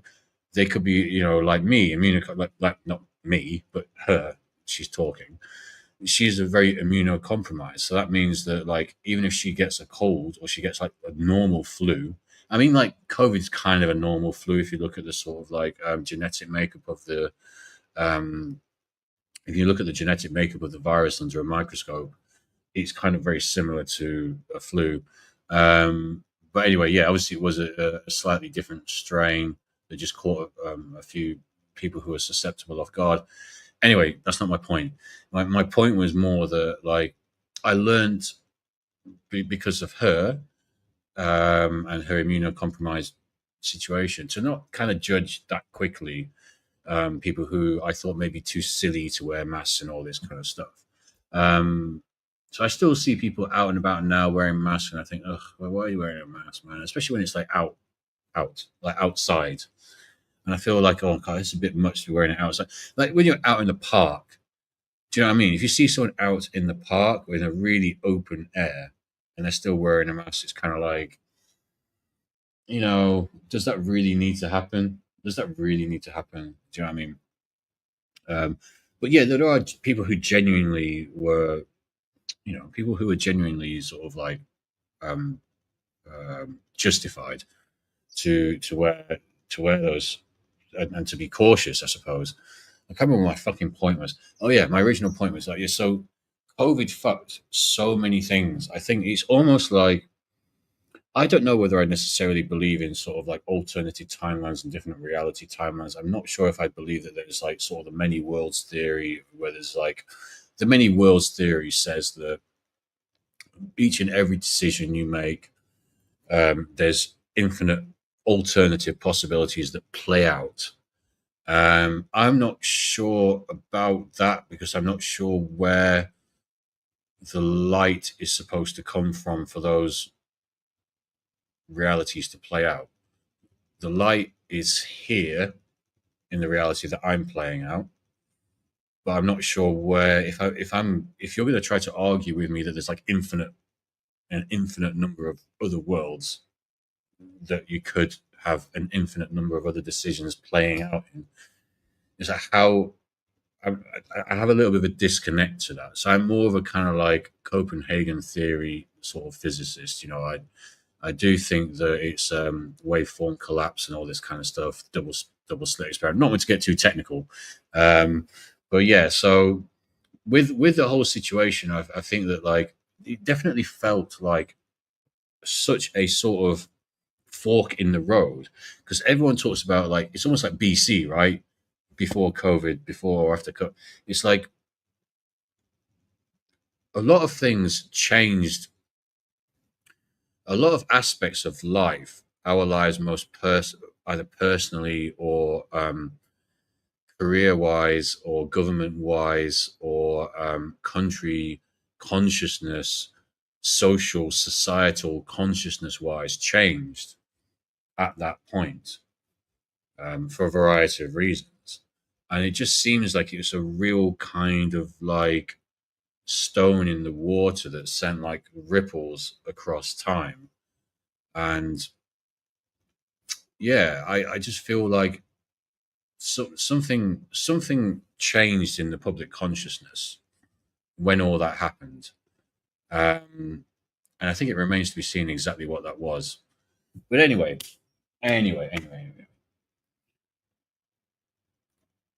Yeah, that's what I was thinking, man. I was thinking doing another couple of hours or so. I was thinking maybe doing like sort of 6 hours, something like that. We'll see. So I am. I might need to nip out to the shop at some point within the next hour. So I'll be gone for like 10, 15 minutes, and then I'll be back. I was thinking that I'll nip out and then like just then do one last hour sort of thing. But I'm not going to go for a little while. Not yet. I've still got a little bit to do. Um, yeah, so that's cool. So yeah, no, I never got it because it would have ended me. I mean, yeah, man. I mean, there's so many people, like, thank God. I mean, like, there's so many people who were in that same situation as well. I mean, I was basically working. I was working in a place where I was actually literally seeing, like, not wanting to sound too morbid or anything, but we can get a bit real on this. I was seeing literally bodies coming through on a day by day basis. I was seeing bodies come through off the ward, basically on trolleys. Our wards were getting full up, and it is true that when that initial um, wave, what basically was the truth of it was that when the initial first wave hit, there was a lot of vulnerable people that got succumbed to it, and that is true, and it was real. And people who say that it's fake are not being accurate with their assessment. Um, yeah, so yeah, people who say it's fake. No, it wasn't fake. I saw the death around me everywhere. Um, I work on an over 60. I work in an over 65s department basically, and so obviously over 65s are one of the most, or like the most vulnerable, area, the most vulnerable kind of humans to it. So, and the main ward that we had, the main ward, which I won't name, obviously on stream, it was just it was just crazy, and like nobody wanted to work there, by the way, as well. I mean, like I was part of this task force which was designed to actually just get people to work. Like there was actual task force designed to get people to work because nobody wanted to work because everyone was going off sick because everyone's husband or wife or daughter or son or brother or family member of some kind, they were all going off sick. Everyone was going off sick, and we were trying to find people to work, and I was part of a team of three who were kind of like went into this sort of war room, I suppose, to some degree. We were just sort of sat down. We had like massive lists which we were just going through to try and find people who could come and work. And there was nobody. Everybody was always, you'd ring people and they would be like, "Oh, sorry, my wife's unwell." Or, "Oh, no, I'm too unwell myself." These were all like temporary staff that were trying to get into work, basically. And nobody wanted to fucking work. Nobody wanted to work. It was crazy, absolutely bananas. And we eventually found some here and there, but I had to go and bloody do a rota, and I had to give the rota to one of the chief executives. I don't remember exactly the title, but one of the chief executives came over to the ward to ask what the rota was going to be like, or I want to see the rota, they were saying, for the next week, to cover the C ward, yeah, the main ward where all this stuff was going on. And me and these other two people, I filled it. So, like, obviously, Monday to Sunday being the rota, me and these other two people had filled in about 3 or 4 shifts for a week because nobody could work, because nobody was available to work. And it was crazy, man. It was just the most crazy thing ever. We had about 4 A4 lists of people who were apparently available temporary staff, and you would just call after call after call, and nobody wanted to work. Nobody wanted to work. And it's like, what am I supposed to do? What am I supposed to do when nobody wants to work or everybody's ill or this, that, and the other? What am I supposed to do? And I remember handing her the list and she was like pissed off, this chief executive. And she was pissed off because she couldn't understand why nobody was on the list on the rotor. And I was like, well, there isn't anybody to go on the rotor. That was my point. And it's like, why don't you work? By the way, why you could work on the wards. You're you know an executive, yes, a chief executive, or a senior manager, or all these kind of things. There was a group of the time in the room, and it was like, well, you could work if you want. You're a trained nurse. Why don't you work? How about that? Why don't you work?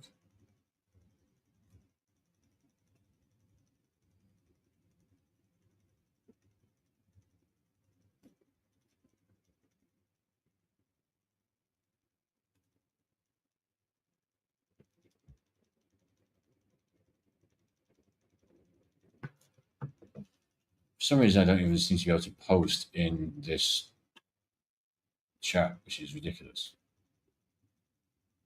This doesn't make any sense to me whatsoever. Why won't I? Why can't I? Oh, because it didn't. Right, so now you're going to put. Oh, for fuck's sake. Stupid ass thing.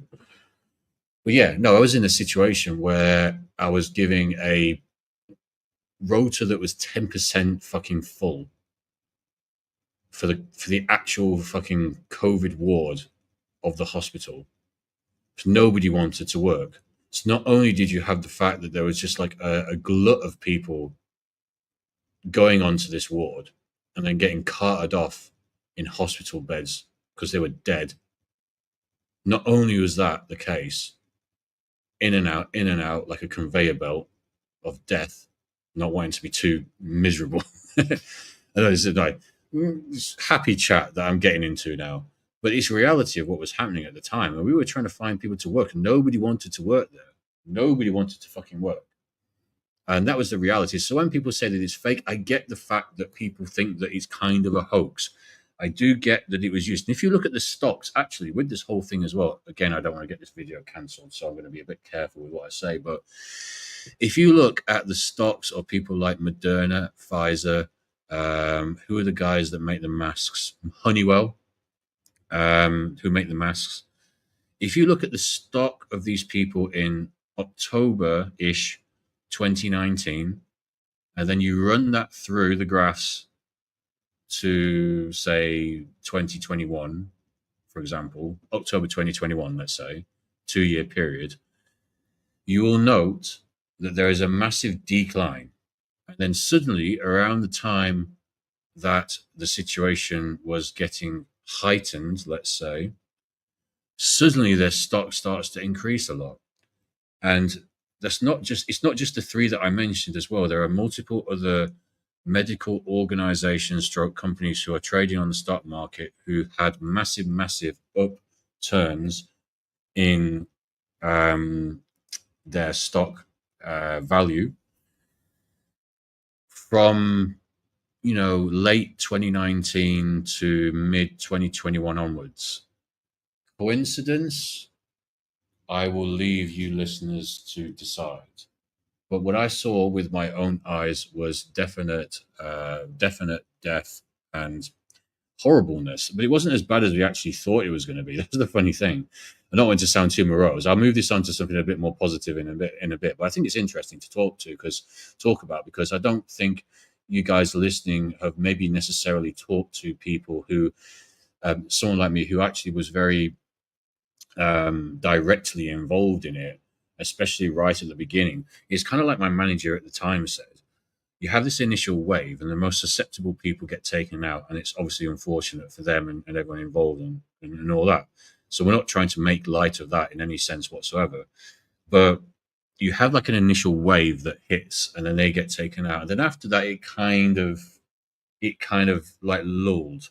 Because if you remember, it was kind of like there was initial bump. There was an initial hit, and then after that, it kind of like because it was when summer hit. Basically, when summer hit, it sort of started to sort of quell. It started to kind of like average out a little bit, and we never really quite peaked up. And then really the numbers that we have like now are pretty similar to the numbers that we had back in that time after it had quelled. So after that, what happened was it was just used to try to push through control and things like that. It was just used more of a control. It was a situation that was exacerbated and then taken advantage of as much as it could be by the hierarchies that rule over us, or try to rule over us. But yes, I should be very careful with what I say about all this. But yeah, it was real, no question.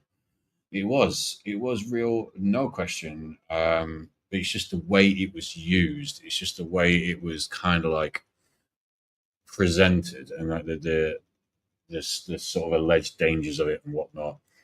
And I mean, well, I say alleged dangers. Obviously, there was dangers of it. I'm not saying that there wasn't dangers of it, but the everything was kind of a bit overblown, basically, to say the least. Especially after that first hit. But I do not sort of like have anything against people who have like immunocompromised situations and similar things like this. Because yeah, I mean, well, you're not going to take the risk, are you? You know what I mean? I don't I don't have any issue with them sort of wearing masks or whatever. I'm not going to take the piss because it's like I know you're not going to take the risk, are you? So I'm not going to take the piss. So that's the thing. That's the thing. I am going to need to pour myself another drink. I'll be back in.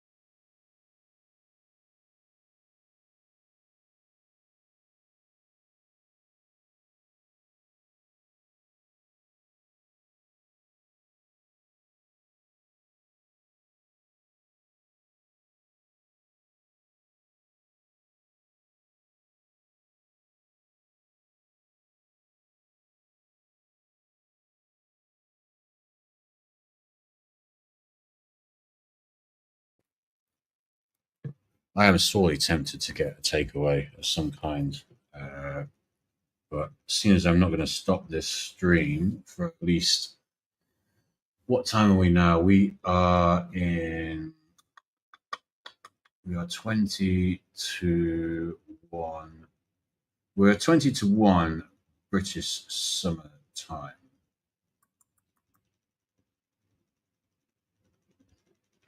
Yeah, maybe go till about 2ish. We'll see how it goes. We shall see how it goes. I'm trying to think what my longest stream is. I'm kind of tempted to make this as long as I can. Pause. Let me have a look. What's my longest stream I've ever done? I think it's the one that I did the other day, which is like 6:18. 6:18, 6:18, 5. I did a 5:28. Yeah, I did a 3:07. Yeah, so 6:18 is the longest. So what are we on now? We're on 3:55. So 6:18 would be 3:55, 6:18. Let's say 6:20 would be 3 hours 20. So that would be like basically 4 a.m. Well, that would be impressive if I could do that. But we shall see. But yeah, at least another hour and a half, couple of hours or so is good to go for me. Yeah, just getting a bit fucking hungry though. That's all. But fortunately, these days you've got takeaways open all the time. I mean, I can literally get a McDonald's delivered at any time of the day, which is such is the beauty of this country to be able to produce and provide for me. The worst food possible on delivery whenever I want. So what this is the apex of the Western world. You know what I mean? I was going to say capitalism, but I was going to that makes it sound like I'm against capitalism, but like I'm not necessarily against. I think it's driving us towards a more sort of actually equal society in a weird way. But anyway, that's a controversial view.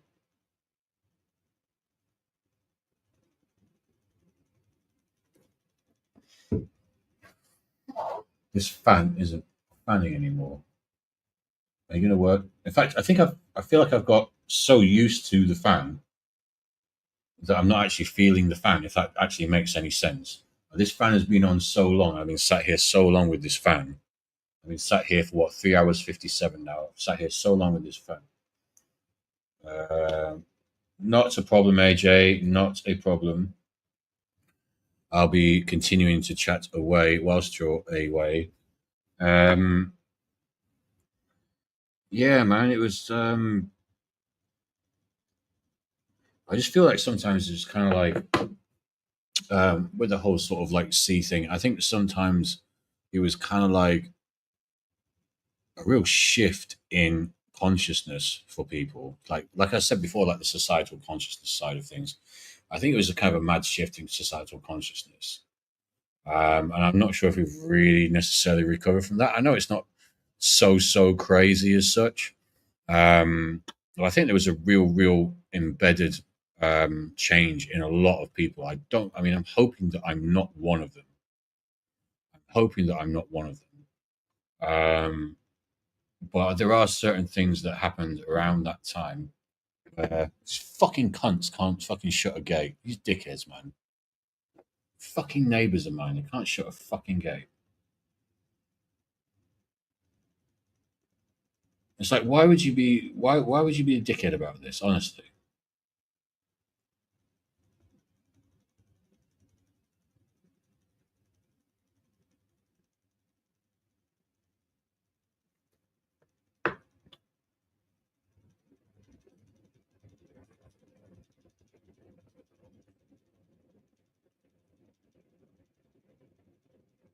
sun's out, buns out. What buns?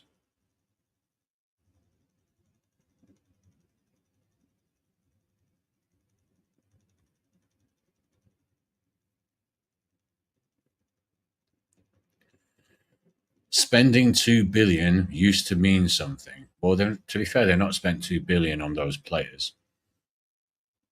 Um, but yeah, Chelsea are a bit of a laughing stock at the moment. But again, this is another, to some degree, another example of a little bit of double standards, because you know that if this was Arsenal, there would be excuses. There would always be excuses being made. And this is what pisses me off. It's sort of double standards, man. Like, why don't you just hold the club to the same standards as you hold the other clubs to? It doesn't make any sense to me. Why do they not do this? Why do they not do this? It just doesn't make any sense. Um, what is the actual obsession with having this manager? What is the obsession with Mikel Arteta? I'm not oblivious to the good things that Mikel Arteta has done for the club in terms of getting Arsenal back challenging, but also at the same time, he has just got us back challenging. So that's not good enough. I've seen us challenge before. We've all seen us challenge before. So there's a level up from that, by the way, if you remember, which includes mainly winning things, putting hands on trophies, lifting them up into the air. And lots of good memories. This is what it's about. Memories. Memories attached to silverware, not memories attached to Declan Rice scoring a couple of good free kicks. Yes, there were a good couple of free kicks. Don't get me wrong. And we're blessed to have camera views that show right behind, you know, the amazing strikes that they were. And I'm not trying to devalue. I'm definitely not trying to devalue his goals in that respect as pure strikes of the football. But this is what we are relying on, I suppose, now as memories, and it's not good enough. It just isn't good enough. Just memories in games. I'm talking before me and AJ were talking before about memories, and I'm saying about, oh yeah, one of my best memories recently was when we won 4-2 against Spurs. That's just years ago under Unai Emery. This is me saying this. This is me saying this as well. This is why it's such fucking bollocks, man. I'm sort of tired of it. Why is my mouse not working, you absolute prick? This fucking thing, man. This is a brand new laptop and the mouse isn't fucking working. And the fucking charger I'm going to have to take out now because it's going to start overheating. And then it's going to stop the mouse working because everything's stupid. Okay, are you going to work? Are you going to work? It's still working. Amazing. I've taken the charger out and the mouse is still working. I guarantee if I plug that fucking charger back in later, which I will, because we ain't stopping anytime soon. We're going to keep going. We ain't stopping anytime soon.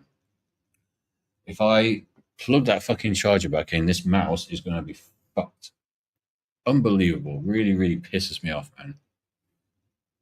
I don't think it's the fucking laptop. I think it's the actual mouse itself can't handle being inside this laptop. Pause. I just don't think the mouse has the capabilities. It's not on the same level. It's not on the same level. This is a Spursy mouse. My mouse is Spursy. But anyway, it's moving. It's moving around. So that's exactly what we want it to do. Um, let's have a look here.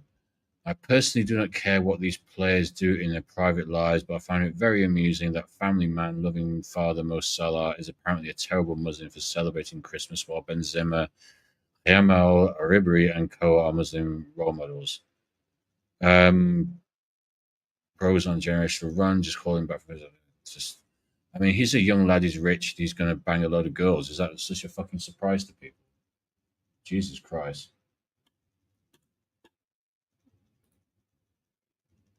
To someone order an Arsenal fan. What do you mean? Sorry, you lost me on that one. Yeah, I got a fan here, um, but it's a fan that's in my face blowing what is apparently hot air. Um, but yeah, this is ooh, the fans blow hot air around. No, the fans blow actual fucking cool air. The fans cause currents that cool you. So shut up.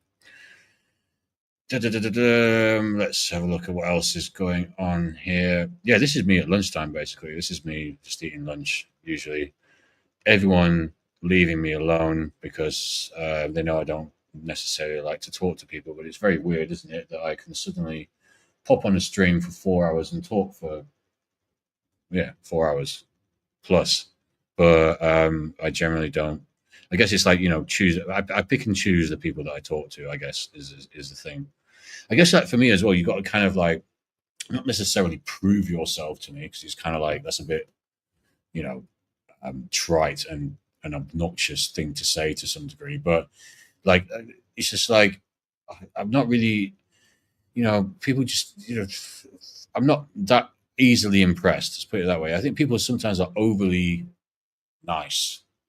Overly nice. Like if you, it's they're overly giving of their attention. And like for me, it's kind of like I don't feel like I need to give you my attention all the time, if that makes sense. If that sounds obnoxious, it sounds obnoxious, so fine. But that's just kind of how I see it, really. And that's not an opinion I've had like all my life. I've grown into that. Maybe as I got older and more moody. Yeah, they should just leave. Shouldn't you leave Yamal alone? Like what? He's not even 18. I was going to say he's 18. He's not even 18, is he? I mean, like Yamal. So, like, fuck's sake, he's not even 18. What is he on? Let's see. What is Yamin Yamal on a week? Yamal, did he get a new contract recently? Contract, boss. Signed, yeah, he signed a new 6-year contract. Blah, blah, blah. What's the. So, come on, tell me the fucking. Okay, 325 grand a week. It's fucking mental, mate, honestly. 325 grand a week, and people are surprised that he's in fucking boat. Where was he? Where was he? He's in some fucking boat with a couple of probably like not that great looking girls. Because these guys never like decent looking birds. The birds never have tits as well. Like it's just weird. I don't know. They always pick the strangest fucking. I don't know. That almost looks like fucking. That almost looks like yeah, doesn't it? Fucking. It's almost like Kanye West there crying his eyes out. Why is she wiping her face? What's just happened? Why does it look like that? This is a strange photo. And this guy's just thinking, right, well, I wish that was the case for me. You're not on 325k a week, mate. That's the problem. None of this happens if he's not on 325k a week. They just want the money. It's all about the money. All about the money. And that is like literally true. They are such women are such simps. Women are bigger simps than men when it comes to money. Like men are just simps because they just simp for any woman that like they get. Like when you get to my age and you've read the Bible to a few girls, you don't care anymore. So I just don't care. But like some guys are just like, anyway, yeah, they just simp all the time for women. Don't do that. Just stay true to your own path and don't change for anyone. If she likes you, she likes you. If she doesn't, fine. There's a fucking million and billion, or billion, millions of others. They'll even get pissed off. They'll even get pissed off when you. I've had this one time. So I had this recently with a girl at the gym, and she's a nice girl, bless her. She trains and she films herself training and stuff, which I don't necessarily like. I don't like videoing in the gym. But anyway, she's one of these. She carries a little tripod around with her, and it's kind of sweet, I suppose. Um, but basically, I got chatting to her. I had a really good conversation with her. I'm like, as I say, I'm like 41 now, so I know what it is like you know what not to say to women in a sense, but you kind of know how to conduct yourself in these kind of conversations when you get to 41. Otherwise, you're like completely, totally incompetent. But yeah, so I was kind of chatting to her, and we chatted nicely, and then we chatted like 3 or 4 times subsequently. And then I said to her, "Oh, do you fancy?" I think words to the effect of, "Let's go for a coffee sometime." Blah blah blah. See how the vibe is. And she was like, "Oh no, no, not really sorry." And blah, blah. She was a bit surprised, I think, that I asked her. So she kind of fumbled around a bit and was kind of just a bit like, "Oh no, no, not really, no, I'm not really, blah blah blah." She didn't really give like a proper answer. Basically, the answer was no, though. She didn't really say the answer properly. She was a bit surprised that I asked her. And I just went, okay, no, no problem. That's no problem. I'm just going to go finish my session. Have a good workout. I'll speak to you later. And then that was it. And then, I saw her again in the gym a couple of days later. I said hello to her. I had a very brief chat with her because I'm not going to give her my attention now because, obviously she said no to the date. So why would I keep giving my attention? I'm not interested in being friends. And after that, like she just seemed really off suddenly. And it's kind of like made me thinking, is she kind of pissed in a weird way? Like you get pissed off if you don't if you ask them out and they say no and you react well to that and you react fine, like it's absolutely no problem. It's no issue at all, they still get pissed off. Like obviously if you're going to harass them and be like annoying to them, they're going to get pissed off obviously. So yeah, don't do that, don't harass women. But the funny thing is when you do the opposite, they still get pissed off because it's almost like an insult. It's like almost like not every girl, but like a lot of them seem to think like, well, why isn't he trying? Why doesn't he keep trying? Why is he's asked me out, I've said no, and he's not trying again. And I've seen this, and this isn't just sort of like my opinion based on this one thing. I've seen this before, and I've seen people talk about this before online. Women talk about this before online. Women post about this online. They'll post on this fucking thing X, and they'll say things like, "Oh, well, a guy asked me out. I said no. Now he's gone away. He doesn't talk to me again." Like, well, no shit, no shit. So they get pissed off that you don't keep trying, although they will at the same time claim that if you keep trying, that's kind of like inappropriate. Fucking hell, mate. Honestly, drives me mad. Drives me mad. This is why I'm pleasantly single. I'm fine. I do a bit of casual dating here and there. I am not. I'm up for having a bird. I'm up for having a bird. I just don't like. I've got to get my. I have too many things in terms of my music production and other stuff that takes up a lot of time. I'm not like. I'm open to it, but fucking honestly, the hassle is ridiculous. You know, it can get really, really ridiculous. The hassle, the attention that they want, and everything. You know, you might as well just sort of like knock one out. Honestly, seriously, it's just fucking ridiculous. Um, and you're nothing to deal with, AJ. Come on, seriously, Jesus Christ! Like what? Like, come on, you're not a problem. I don't think anybody thinks you're a problem to deal with. I'm still curious about that weirdo that appeared randomly and then just fucked off. Is this just some little like fetish thing?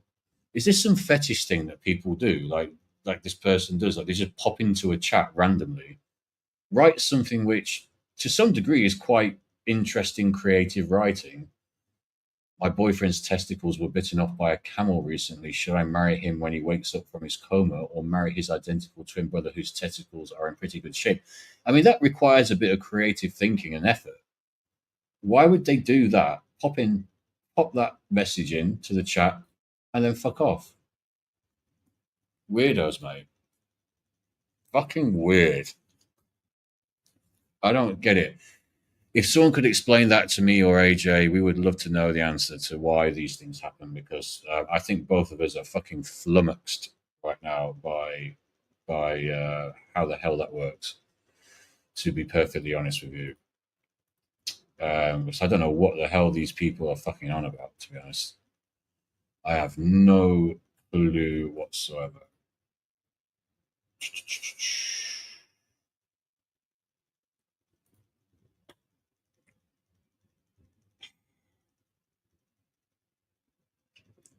Yeah, no, me too. I'm lost about it as well. I'm like, what the fuck is going on with this?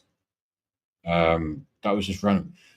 But do you remember? Do you remember them from? Do you remember them making comments like that? Because I remember you said about you feel like you had to block them from other channels because you mod on other channels. So, like, do you remember them saying this person saying stuff like this before? Um, because it's very strange,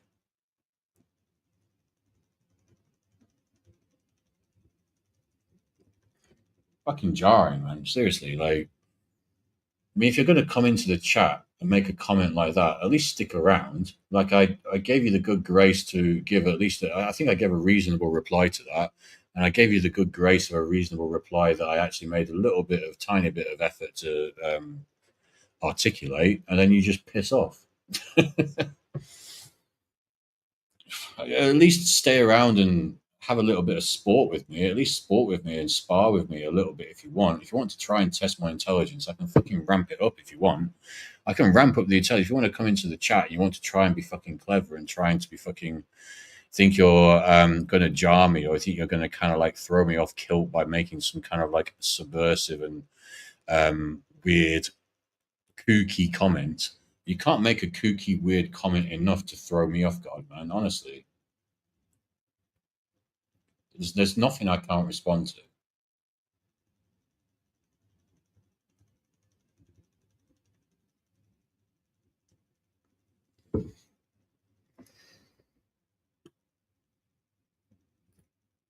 It is weird how these people spend their time, isn't it? I mean, it's weird how these people spend their time doing this. I mean, there was what's that guy's name who goes he even spends money on it, doesn't he? He even spends money.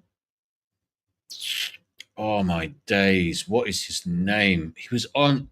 He's suddenly. I say he. I don't know if it's a he, but we presume it's likely a he. He goes in all the big accounts and makes like really sort of sexual, suggestive comments, but he does them as I want to say something like it's not Nadal, it's or Nadal or something like this. He goes like Turkish's chat, Lee's chat, Dan's chat, Curtis, everyone. He's always going in there making weird comments, and he pays for them as well. And I think he's probably banned from everything. Oh, AJ, you must know who I mean. Like you probably know who I mean. I'll be back in one sec. Sorry.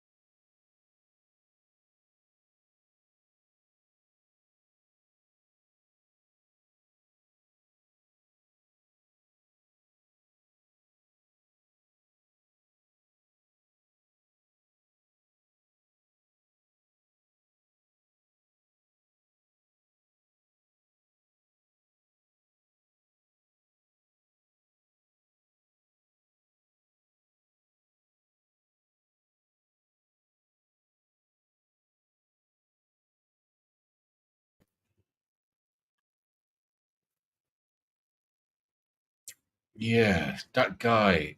Oh, I can't think of his fucking name, man. Can't think of his fucking name. But he just kept putting really weird, zesty comments in the chat all the time. And it's like, why do you waste your money doing this? I don't understand. I do not understand why you would waste your money doing this. And he's sticking in like a tenner and stuff like this. It's like, what the fuck are you doing? Like, what are you actually doing with your life when you're getting to the point? You're getting to the point of spending actual money on getting yourself banned on YouTube channels. It's fucking crazy to me. What time is it? It's 1 a.m. I need to figure out. I do need to nip out for about 10, 15 minutes at some point. I just need to figure out. Oh, I should have done this before I came back, really. Just bear with me 1 sec, sorry. I need to figure out, is the shop up the corner open still? So I need to get some supplies from the shop. Just need to figure out what shop is still open because it's getting to that point of the evening where I'm not sure. Well, I know that there's the 24-hour shop open. That's fine. But the 24-hour shop doesn't necessarily have what I want. Oh, you fucking little bitch. Why is Google Maps so irritating? Why when we try to do these things, everything gets annoying? Okay, yeah, this is what I want. This is what. Okay, so it's closed. Okay, that's fine. So I'm going to the 24-hour shop. It'll be the 24-hour shop. Okay, that's fine. I did suspect that'd be the case. The 24-hour shop is closer as well, so that is absolutely fine. It's just a bit more expensive because it's like a 24-hour shop. So they, they know that they can put the price up because they've got a monopoly on that sort of time of day. If you're going to go to a 24-hour shop and buy beer from there, you are a crazy person. I'm going to see if I can change this camera. You're a crazy person because they are taking the piss. Um, no, that's far worse. If I put my, so I've got another camera. That's far worse, isn't it? That's a lot worse. Look at the state of that. Like, how is the light? How is that light so different? That is mad difference. Oh, I need to figure out. I need to get better lighting. I actually don't fucking look that great on the old other camera. The side view isn't too bad, I suppose. Anyway, but clinging on to youth. When you get to 41, you're clinging on to youth a little bit. If I could just like be like that. AJ, enjoy being 25, man. Enjoy being young. It's good to be young. And you know what? If you have ambitions, don't wait. Don't wait to do it. Try it now. If you're going to fail, fail now and then learn because you don't like Conor McGregor said, isn't it? You either win or learn. And I think as much as Conor McGregor is irritating, he was a good fighter in his prime. He was a great fighter in his prime. As much as he is irritating and all that kind of stuff, I do kind of like a lot of elements of his story, and there's some things that he says that do ring true. And yeah, he probably nicked the quote. I'm not saying it's his manifested quote, but he said if you either win or learn, and I think that was wise. I think that's a wise way of looking at things. Um, Yes, yes. I don't know. The relativity kicks in, though. The relativity kicks in. When that four, you'll feel it yourself. That four, when that four comes before the zero, then it gets a little bit tricky. It gets a little bit tricky. Um, yeah, I think it's very wise. You either win or learn. I think we lose a lot, and we have to understand that that's okay. We have to understand that this striving for perfection, not protection, this striving for perfection comes at comes at the cost of losing regularly. you can't get disencouraged from losing. You're not a loser if you lose, if that makes some kind of sense. Now, okay, we can apply this to the Arsenal situation, and you could say, well, Rob, hang on a second, you're not a loser if you lose. Context matters, right? We're in a situation where we've got a manager who for 5 years hasn't won anything. That is loser territory. But you have to keep, if you're a young buck like you are, AJ, and other people who may be listening, don't be afraid of failure, is my point. Don't be afraid of failing. As long as you are able to reflect on that failure and identify why you failed, and then identify why you're not going to make those mistakes again, then I think that is how you progress. You don't necessarily progress from winning, is my point, basically. Um, that's what a lot of people fail to realize, because they see if they have an ambition in life and they don't hit that ambition, and then that's it, we're done. It's not necessarily the case. You do have to fail to learn. And that's kind of like how life generally works.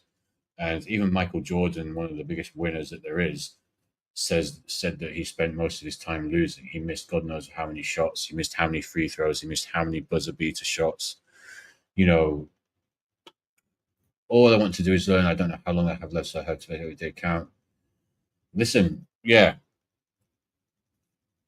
that's a wise mindset. Like you're an old soul already. You're already an old soul, so you're already kind of winning. To be honest with you, you might not think that, but you are winning from a deeper level, if that makes sense. I'm not trying to be like weird or anything, but like if you have that understanding right now, I think you're at a deeper level of consciousness understanding, and whenever you do pass away, which hopefully won't be for many many years, um, you will be, I think, more able to deal with the transition than a person who's a bit more oblivious, who's a bit more kind of like incoherent about these things. You seem to be quite coherent about these things.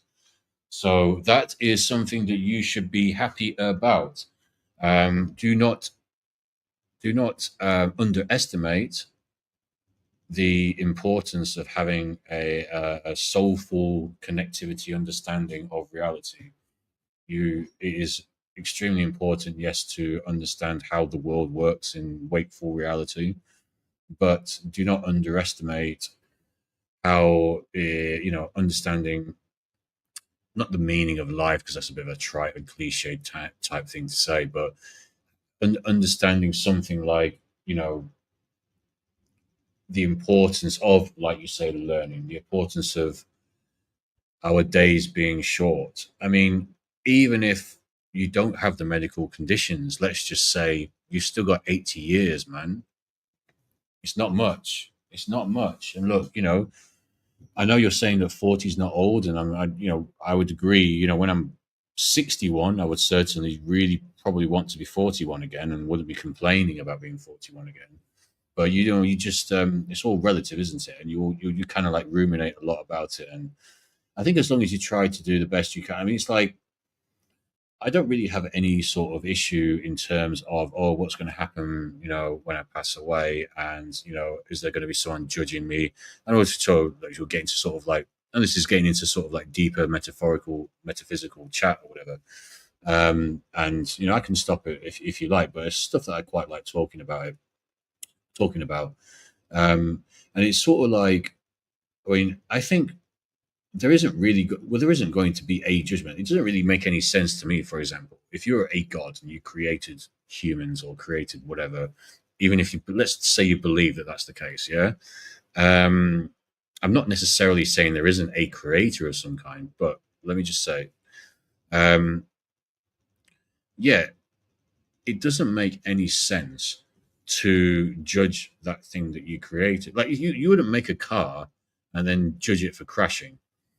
Like, I think that whatever extra celestial sapient entity, this isn't outside of the universe, extra celestial sapient means outside of the universe entity, created, if it created, like, beings in the universe, humans on Earth and otherwise, it would know that you are like half matter, half spirit, half consciousness, half electromagnetic energy, and half matter, like I say. So I think as long as you try to be the best you can, and as long as you try to learn, like you say, you will always have that sort of forgiveness, for want of a better word, when you transcend back to the life where we came from, which is what I believe. I believe what we're living in right now is kind of like a parenthesis of actual pure reality, what I tend to call pure reality.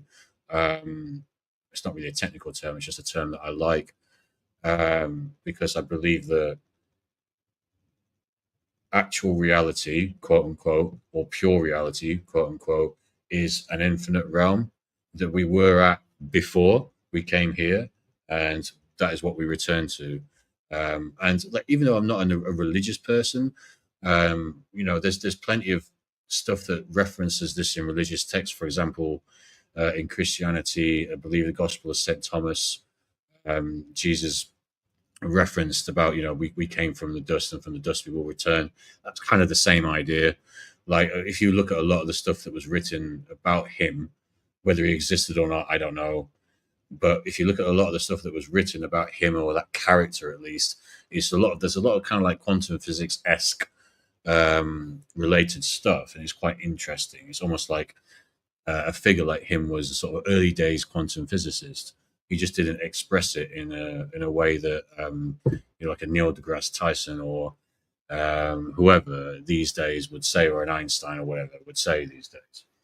Um, but yeah, so yeah, this is kind of like some of the stuff that we talk about quite a lot on the Truth Shot podcast as well. Actually, we like to kind of like just sort of delve into what we think about the nature of reality is, and it's kind of an interesting thing. I mean, it's a very interesting thing, and I guess for a lot of people, they get kind of like dumbed down from it, because reality is, I suppose, to some degree, set up to make you not think about these kind of things. Because if you went around, like, if the whole world went around continuously thinking about the nature of reality and what the hell is going on, would society be able to function as coherently as it currently does?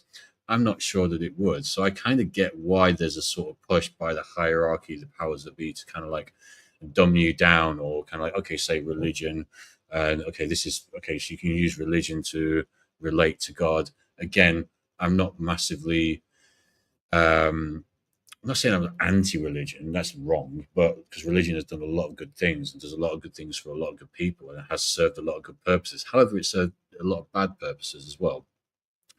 I just don't see why you need a religion to connect to a higher power. But that's just my personal opinion. I can get into that later, but I don't want to go into that right now.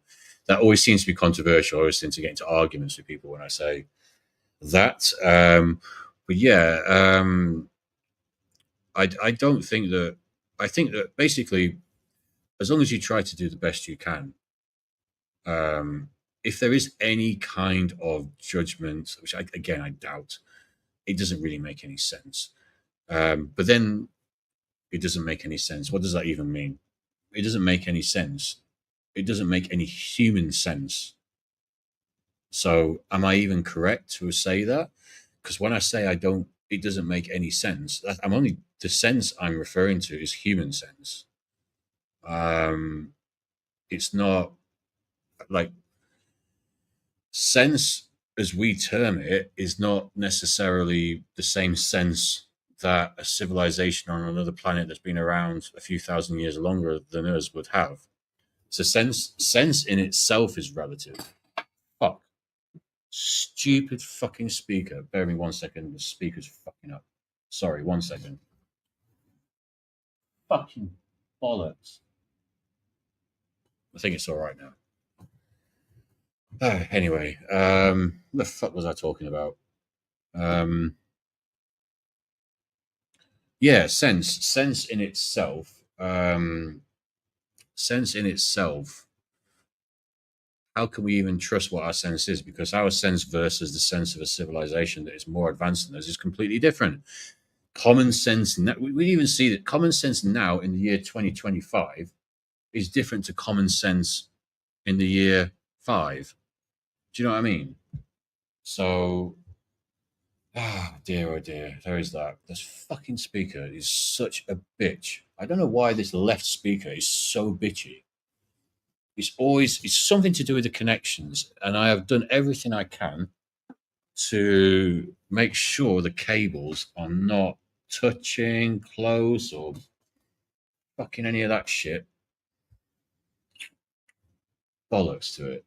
Anyway, I'm gonna have this drink, and then I'm gonna run to the shop, and I'll be back for the home stretch. So I'm not going in a sec, but I'm going in a sec if that makes sense. That's completely contradictory.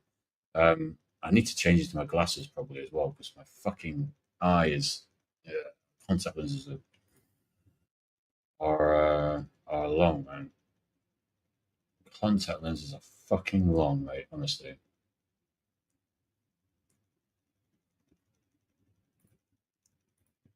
Who am I up against now? Who am I up against? Fucking Lee's still live, obviously.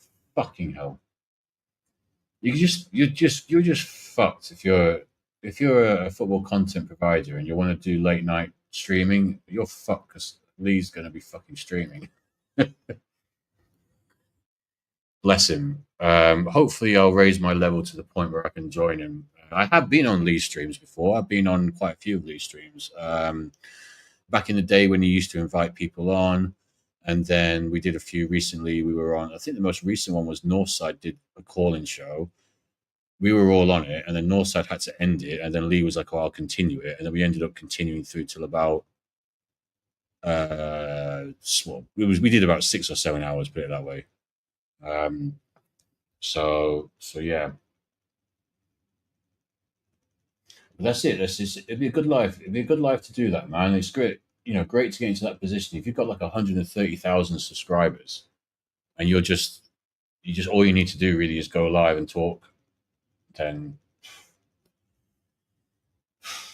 what can I say? What can I say? I don't even know. Like this is the thing now, NBA wise, I really don't even know. I'm so out of touch with the NBA. Seriously, so I'm gonna have to go to the shop soon because this contact lens is doing my head in, and I want to go. I don't want to go out with my glasses on because it's just not the best area. I just don't want to run the risk of something happening potentially. I don't think anything would. It's there's a first time for everything. Do you know what I mean? So yeah, I'm gonna neck this one, not in one go, but I'm gonna drink this and then I'll pop out and then I'll be back and we'll do God knows how long, but it'll be long-ish.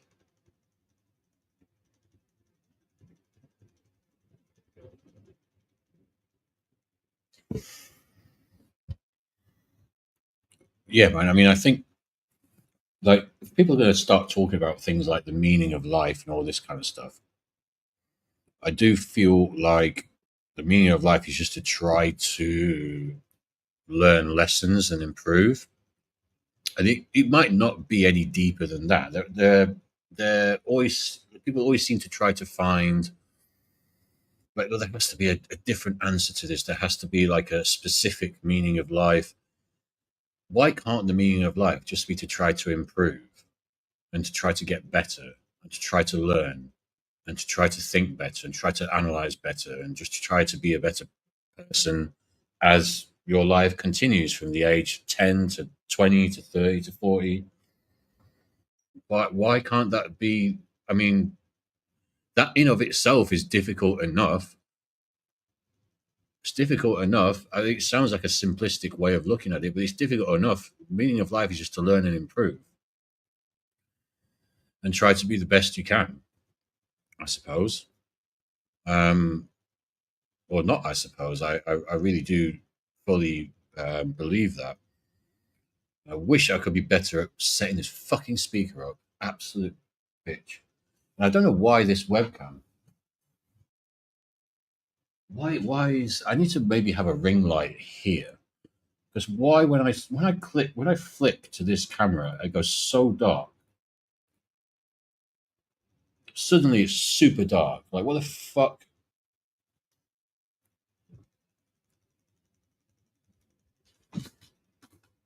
I don't know. It's way too dark. So I've got the light from the fuck's sake. Hmm. Yeah, let's get rid of that. That's a bit jarring. Anyway, yeah, we stick with that. I don't like the fact that I'm not looking at the screen. That's what annoys me. I'm not because my laptop is here, and this here is my external monitor, obviously, which is like a gigantic monitor I've got here. Um, and I want the camera to be facing me, not from the fucking side. So I can actually look you in the eye. You know, I'm not like a person who's afraid to look you in the eye. But when I'm on stream, it seems like I'm afraid to look people in the eye. So I will figure that out. It's a lighting issue, basically. Got to figure out a way to make myself look nice as possible, despite the aging. You know, it's just weird. Like sometimes I feel like the hair is receding and it's not receding at the same time. Like, what the hell is going on? Anybody who's actually bored is just going to look at me and go, "Shut the fuck up! You got enough hair, dickhead. Stop complaining." It's not too bad. It could be worse. It could be a lot worse. I do get that. I'm one of these kind of people as well. It's kind of like, whilst it's been like, I've been trying to make it in music, in drum and bass specifically. That's been my side hustle for the past 10 years. That's what I've been trying to do professionally because, yeah, that's just what my passion is, I suppose.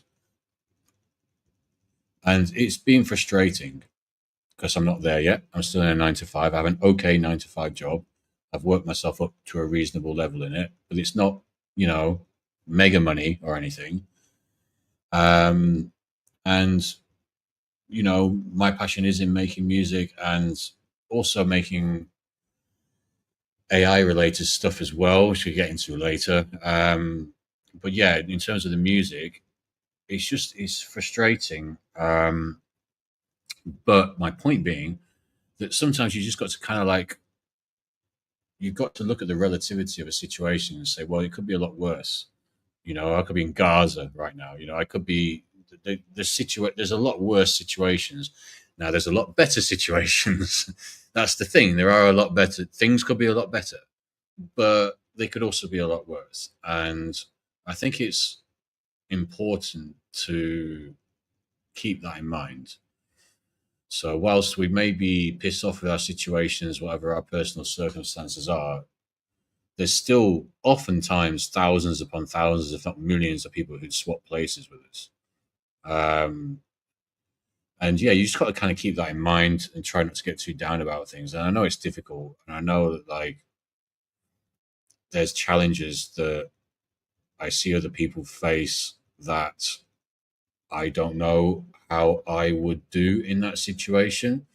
I mean, I feel that I'm quite a stoic, mentally strong person. However, how deeply have I actually been tested is another thing. Because I suppose I've never really had, in my estimation anyway, anything that's so bad happen. I mean, like, yeah, you could argue some operations I've had to have, some things that have happened in my life, but I don't know. I mean, I see a lot worse things happen to other people. But then also I see a lot better things happen to other people as well. So it's kind of like trying to sort of like, you know, understand that balance a bit more. This is a good question. This is a good question. I was trying to think about this. Funnily enough that you asked this, I was trying to think about this the other day. I can't remember the first. I think how it happened originally was in terms of YouTube football content stuff. I'm pretty sure, as much as we hate the channel now, AFTV, I'm pretty sure it was via AFTV and watching like the sort of troops and DT, that dickhead's videos. And I think that was originally what got me into sort of like football content, the football content world. And then I started watching Turkish's channel.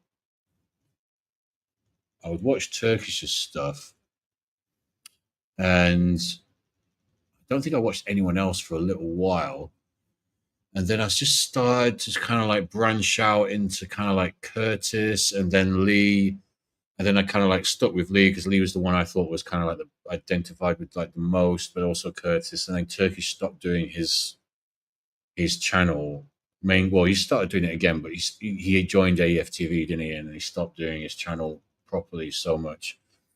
And that's kind of how I kind of rolled into it. How about yourself, AJ?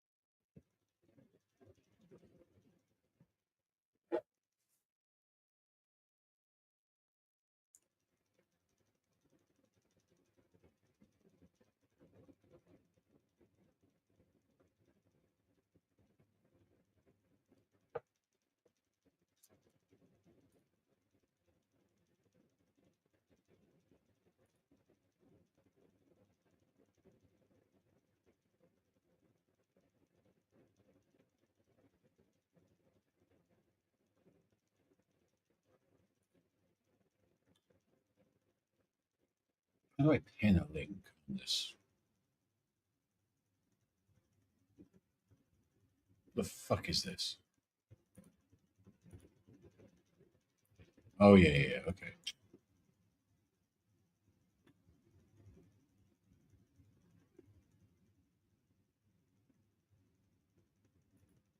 What the fuck?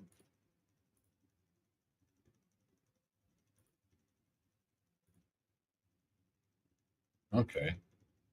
Yeah.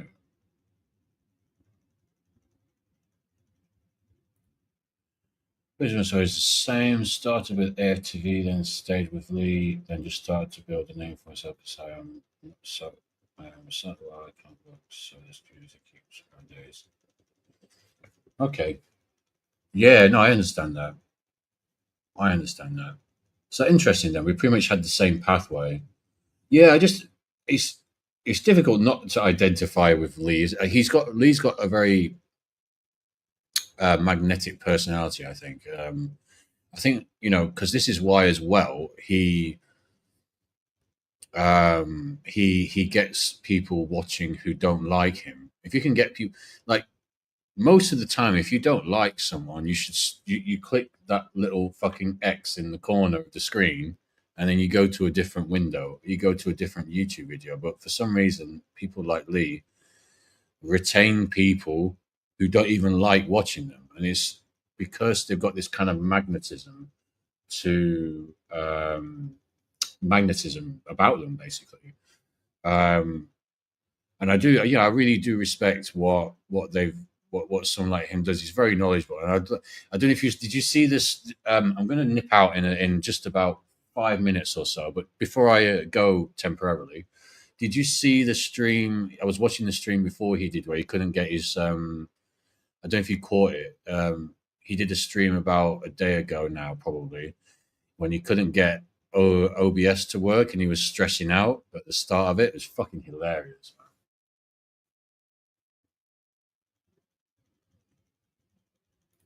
And listen, you've got an opportunity as well because you've got the internet. So, like, if you want to learn about something, and also AI as well is very useful. I don't know if you use Chat GPT, but if you want to learn about stuff, Chat GPT is very useful because you can actually have a conversation. If you want to learn about something, it's actually like good to have a conversation with someone about it. Like, I'm not trying to like, I'm not working for Chat GPT or trying to promote it or anything, but I find it I've over the past few months I've started to realize how useful it is as like an augmentation of intelligence, and how I can learn things so quickly with ChatGPT because you engage with it in a conversational way. Now that's not I'm not saying that you should make it your friend.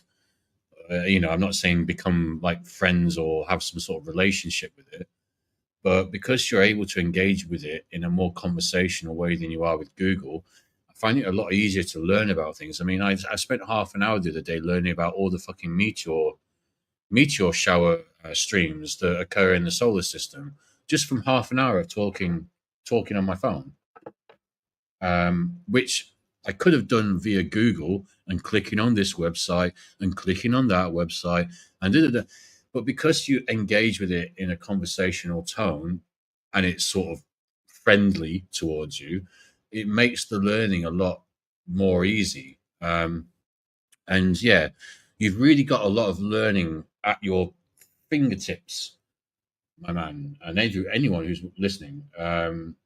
You've really got so much learning at your fingertips now, and it's a great time to take advantage of that. So I think that the your idea and your sort of thought process of like just wanting to try to keep learning, especially in the context of the stuff that you've chatted to me about in terms of the medical stuff and all that. Yeah, that's really great, man. That's really great, and I really respect you. I am going to be back in. If you just give me what time are we now? What's that? I'll be back by about 10 to. I'll be back by about 10 to 2, yeah? 10 to 2, and we will continue. Yeah? 10 to 2. Big up. One sec. I will be back.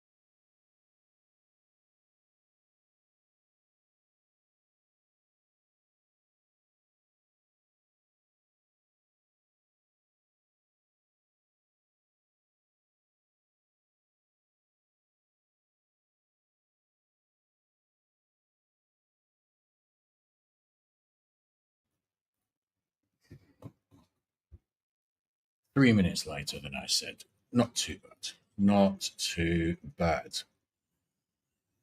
So yeah, God, it's actually quite nice outside. You know what? I could have done a little walk outside. I could have done a little longer walk. To be honest with you, it's actually nice to be out of the flat. You come back into the flat, and there's a wall of fucking warmth. You walk into this wall of warmth.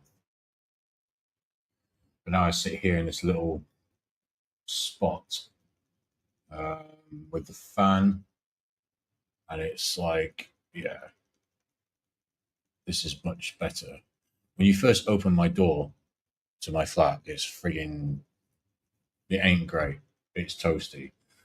When you're sat in this little spot here, it's not too bad. It's not too bad. So yeah, what were we saying? We were saying about our similar stories. So basically, we had the similar story. Start with ATV, stay with Lee, and yeah,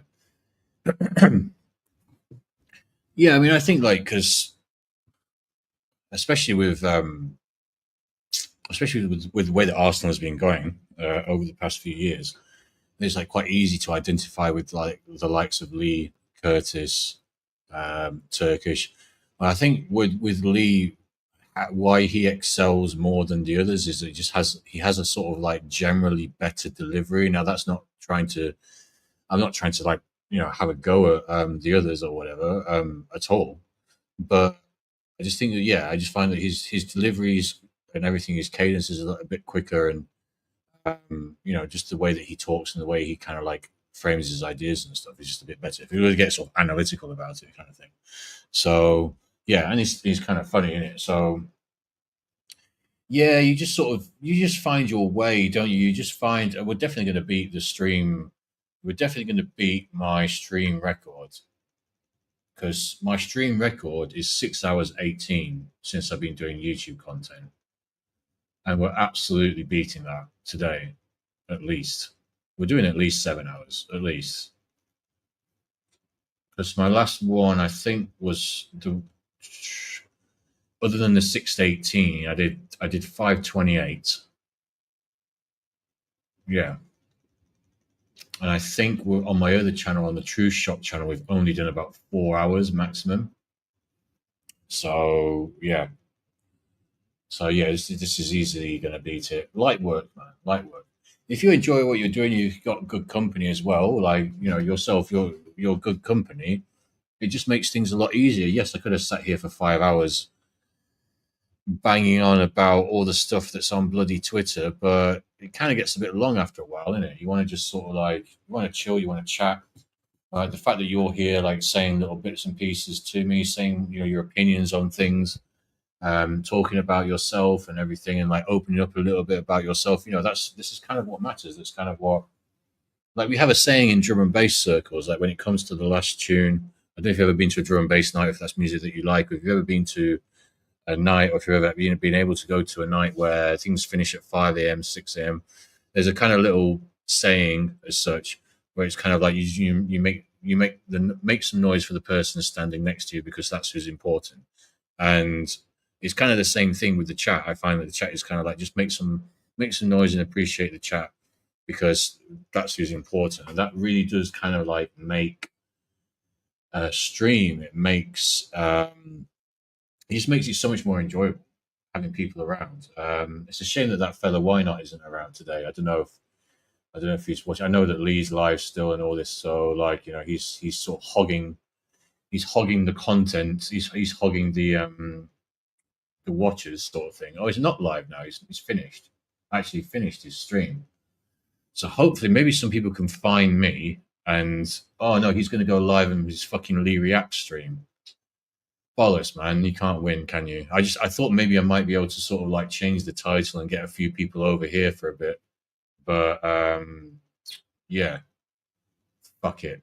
The bugger decides he's going to do a Man City Al Halal login, watch along. Balls to him. Screw you. Screw you, hippie. But no, it's all good. It's all good. All good.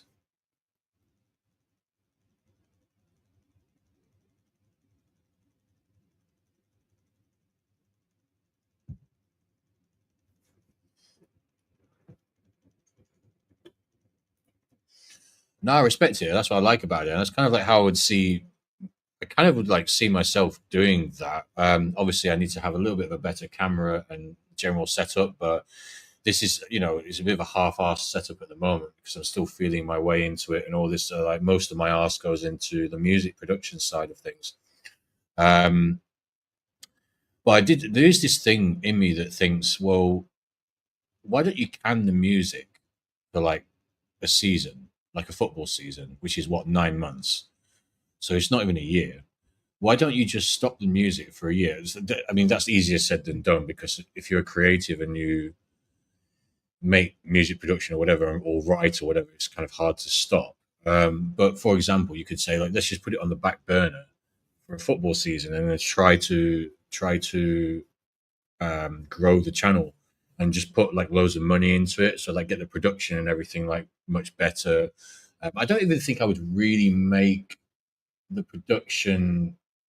I mean, obviously, I'd get a better camera, better angle. I would have like, I don't think I'd really do too much different because I would like to think it's more about my kind of like personality and interactivity, and hopefully like open mindedness and able to have like different conversations with different people.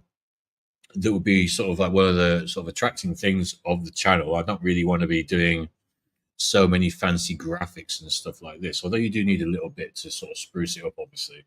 Um, but yeah, I do wonder to myself if I was to actually put like a full amount of effort into it, like especially as I have a little bit of a sort of um, a little bit of an inroad into the scene as such, anyway, because sort of Northside knows me a little bit, Aaron knows me a little bit, Lee knows me a little bit, so I've got kind of like I could potentially sort of invite, um, maybe DJB or Shane Gunner, and these kind of people onto the show, and maybe they'd come up, maybe they wouldn't, but then that would kind of like help try to sort of progress it on and stuff like this. So it's kind of an idea that I've been sort of floating around in my head because yeah, I do have a little bit of a network here. It's not massive. It's not as big as like a lot of people, to be fair, but it's at least a sort of foundation that can be built from.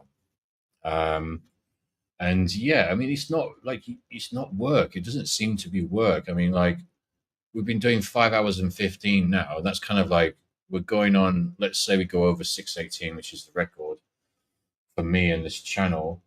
That's going to be easily beaten tonight.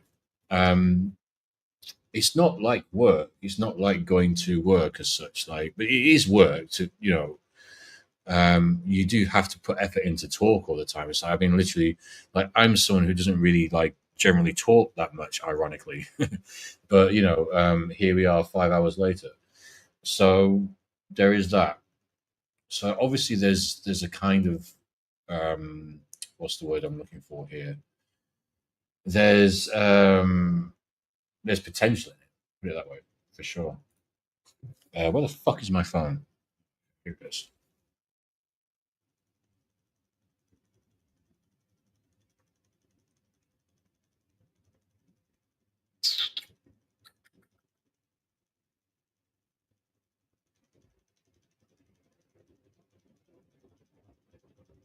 Yeah, I mean, there's potential in it. It's whether I can see it through.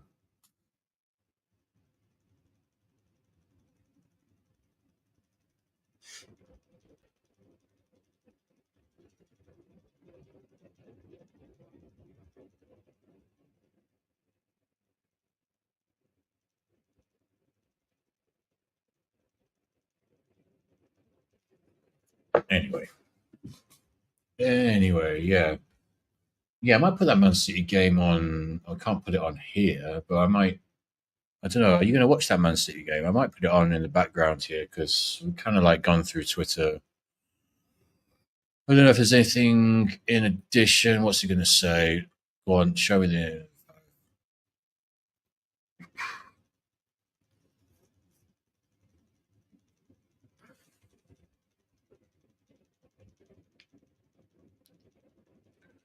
Who would you rather have? Well, I wonder. Well, I'd obviously rather have Rodrigo. I mean, it's a no-brainer, surely. Are you going to watch the Man City game, AJ? I might put the Man City game on in the background. This is kicking off now.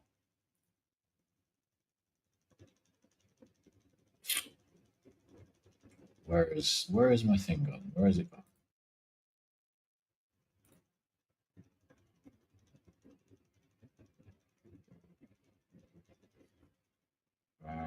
Jesus Christ. Jesus Christ, why are you not working?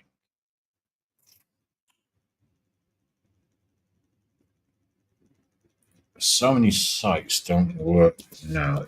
It's so many sites for streaming football. Again, this is another one that's gone down. Fucking hell, sports feed doesn't work anymore. What site actually works now for streaming football? This is ridiculous. So hang on, sports feed doesn't work. So what was the other one I used to use? Fuck. The season has only been over for a few weeks, and I still don't remember. Ah, here we go. It doesn't matter.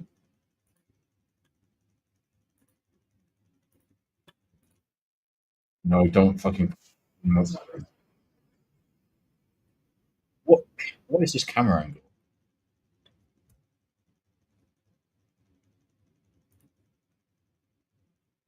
If I play this, I probably get copyright. Fucking, what are you doing, you bitch?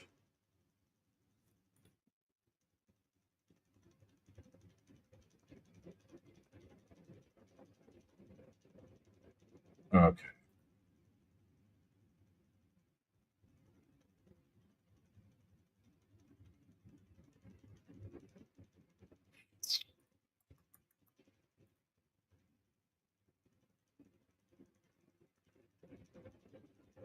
let's put this on the other screen. I'm not sharing this. I'm just going to have Man City Al Hilal on. This is actually quite a good. This is actually like a HQ, a high. This is actually like a sort of like high definition fucking stream. I'm impressed. Okay, fair enough. Fair enough. Let me change the title. See if I can drag anyone in. Not that anyone's gonna probably come, but anyway.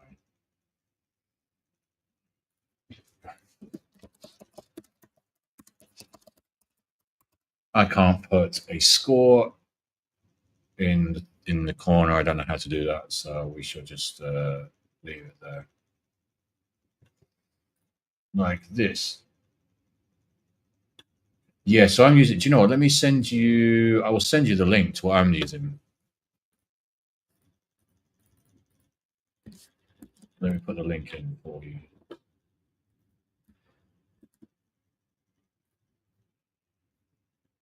This is working good for me so far. I don't want to jinx it. It's got, as usual, an incredibly insanely stupid chat. 1,512 viewers in the chat. It's crazy.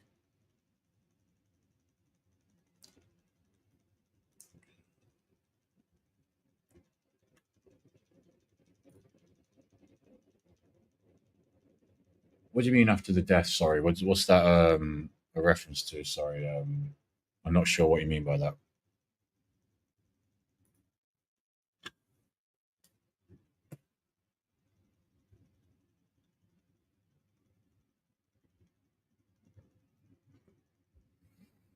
Man City looking like fucking River Plate.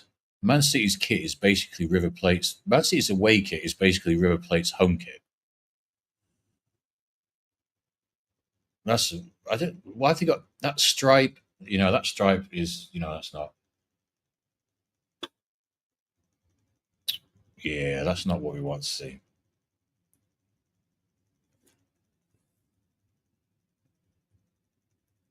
That's not what we want to see. How can I pin a score in the corner? Can I do that?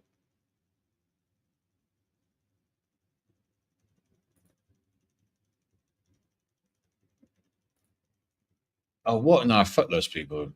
Like, what are they going to do? These people are never going to do anything. Like, they don't. Like, look, let me find this fucking idiot. This fucking idiot. It was on Facebook. I don't really use. I was going to delete my Facebook, to be honest with you, but there are uses to it. For example, just get in touch with people that I used to work with music wise. who I don't have any other contact with other than via Facebook. Um, where is this idiot? So this guy um, screenshotted it, something that I put. Um, I had put, I put, Arteta will be gone in a year or so, so mentally prepare for that. There will be tears. And then he's replied, "You're worse than the worst of the flat Earth lot." Like he's comparing me to a flat Earth person for some reason. What would be the point in answering questions? You quite clearly labelled my answers will come from an angle. Fucking magician. Screenshotting this just for you. All right. So basically, he's an Arteta supporter, and obviously, I'm not. And then he sent me this as a private message. Like this is the private message that he sent me. This is screenshotted the thing there. Look at what he's put there as well. Can't wait. Oh, he's upside down, but he said can't wait until this time next year. No, no, no. I'm not. I'm not a flat earther. The guy was just saying some weird shit. I don't know why he came out with that. I've no idea why he mentioned that. It was very weird. Flat earthers are hilarious. It's like, okay, so why when you go to New Zealand is the moon the other way around? Um, how are there volcanoes? Um, how are there poles? How are there? There's so many different things. Like, how is there a magnetosphere? How is there a magnetosphere? Because the magnetosphere is created by the fact that the Earth is a ball. It's not round. The Earth isn't round, like fully round. I think they call it an oblate spheroid. So it's kind of like an ale drinker. It's kind of fat in the middle. Man City are 1-0 up. Is that yeah, fucking hell. Bernardo Silva with the first goal for Man City. But yeah, so he's saying to me, my brother, if you are to chat nonsense, at least try and remember it better. 11 months. I was like, okay. Basically, this chat that I apparently had with him happened in my birthday week. So I was a little bit drunk in my birthday week, and I don't remember all the people that I interacted with. And I made this point to him. So I said, tell you what, I bet £100, £100 to a charity of each other's choice. If Arteta's still here at the start of 26-27, I pay your charity £100, and if he isn't, you pay mine. If you feel that strongly to screenshot this and message me privately, take the bet. Did he take the bet?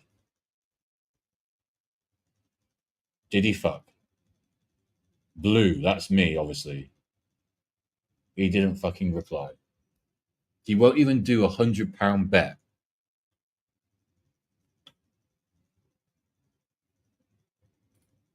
He won't even do £100 bet to a charity of our choice to stand by his manager.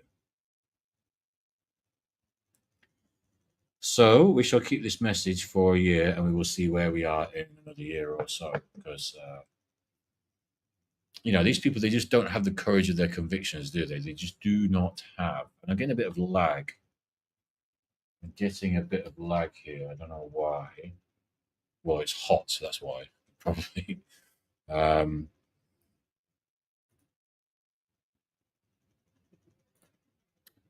I don't think the lag is too bad. I think it's okay. Did you manage to find AJ? Did you manage to find the game? Did you manage to get the? Did you manage to get the game streaming? Oh, they're all kind of like arguing about this. Like, why are you even that bothered? It's the fucking Club World Cup that nobody really cares about, and you're all getting your blood pressure up over this. And it's hot enough as it is. Nobody cares. It's the Club World Cup that you all pay to be in anyway. And this already very sweaty referee who looks younger than the players. is going to disallow the goal, maybe? I can't tell.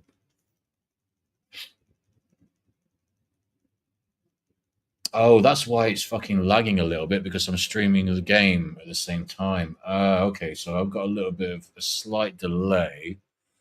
I don't know if it's coming through on the stream, but it's a slight delay now because I've got the City game here. So maybe I should put the City game on my phone because then I won't have the lag.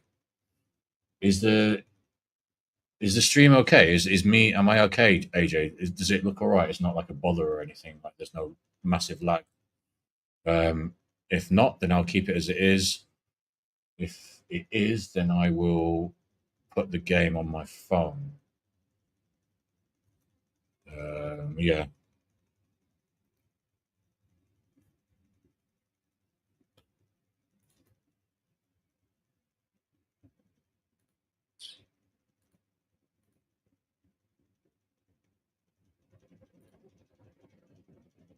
Okay. Good. Okay, then that's fine. There's a weird shadows above me, isn't it? Weird because I have like a chandelier. Like, see the they're like a sort of chandelier thing up here. That's casting a weird shadow across there. That's the chandelier. That's a bit sort of strange. But anyway, good stuff. Good stuff. Good stuff. But yeah, Man City. Yeah, I wonder how long these Man City fans have been supporting Man City for, eh? What is the actual? Do you know what? Like, do you know like what the actual fucking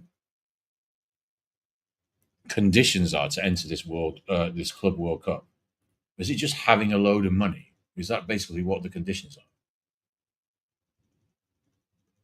Because that's kind of crazy.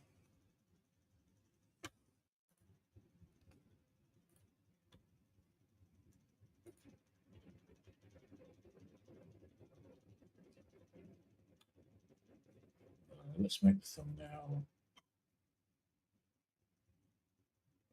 Let me just edit this. Let me edit this.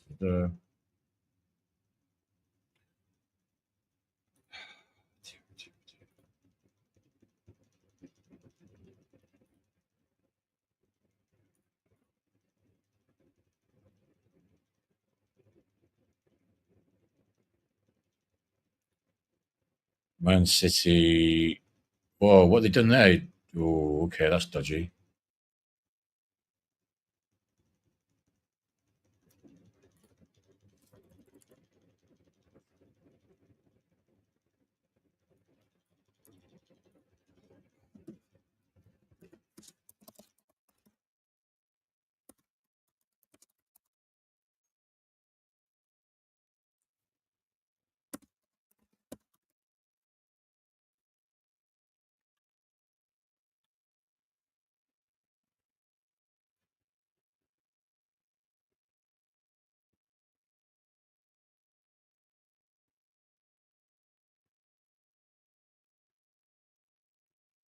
Okay. So, am I being? Whoa, what's the fuck? My stream has just fucking gone down.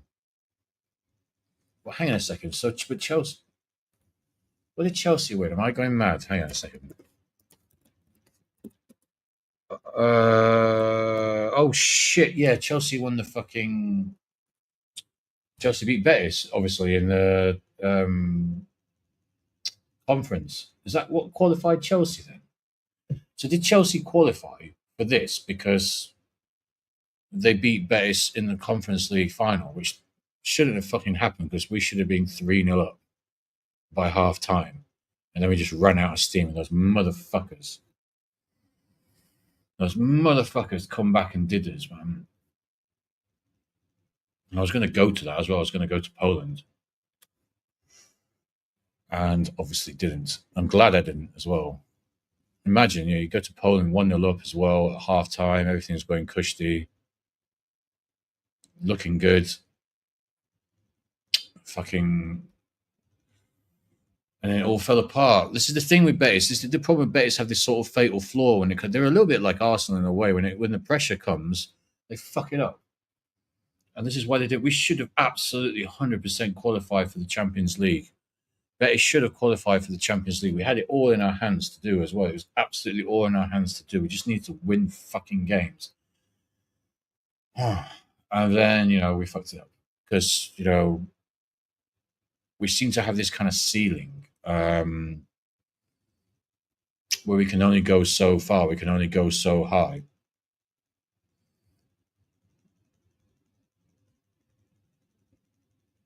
Oh, Doku's so shit, isn't he? Honestly, it's like Doku is so overrated. Seriously, I mean, like how he is consistently a starting Manchester City player in this day and age, in this sort of Man City team, is fucking crazy, man. But there we go. There he is.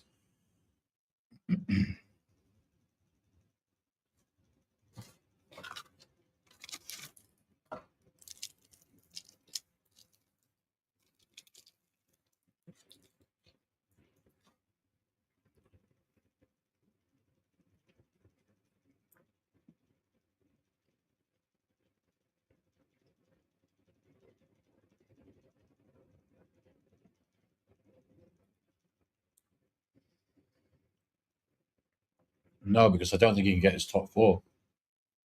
I don't think he's capable of getting Real Betis top four. I mean, he might, but given the track record, what track record, what track record does he have that you make us think that we could get top four? I know he's obviously finishing in the top four with Arsenal, but Betis is a slightly different situation in La Liga with Real and Barca and Atleti, and also Athletic Club as well, Bilbao. Every time I start talking about Spanish football, man, honestly, just makes me want to move to Spain. You know, I keep dreaming about it as well. I keep having these really lucid dreams. I don't have lucid dreams. Have you ever had a lucid dream before? Where you're awake in the dream. For whatever reason, I have a lot of these. A lot of these. It's almost like consciousness doesn't end in a way. It's like I just go into the bed and then conscious in another realm.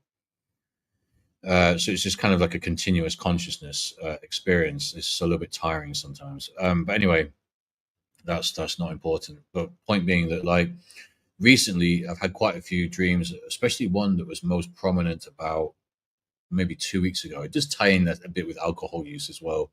Not that I'm not alcoholic. I'm not drinking every day. I'm just off work at the moment. I'm having a few drinks now, but like I'm off work. But typically speaking, Monday to Sunday, I'm a good boy. I'm a good boy who just goes to the gym and does his work and all that, and doesn't drink, and is relatively healthy. But yeah, the past few days have been a bit of the more sort of like relaxed one. But yeah, like these lucid dreams, they seem to tie in with alcohol use.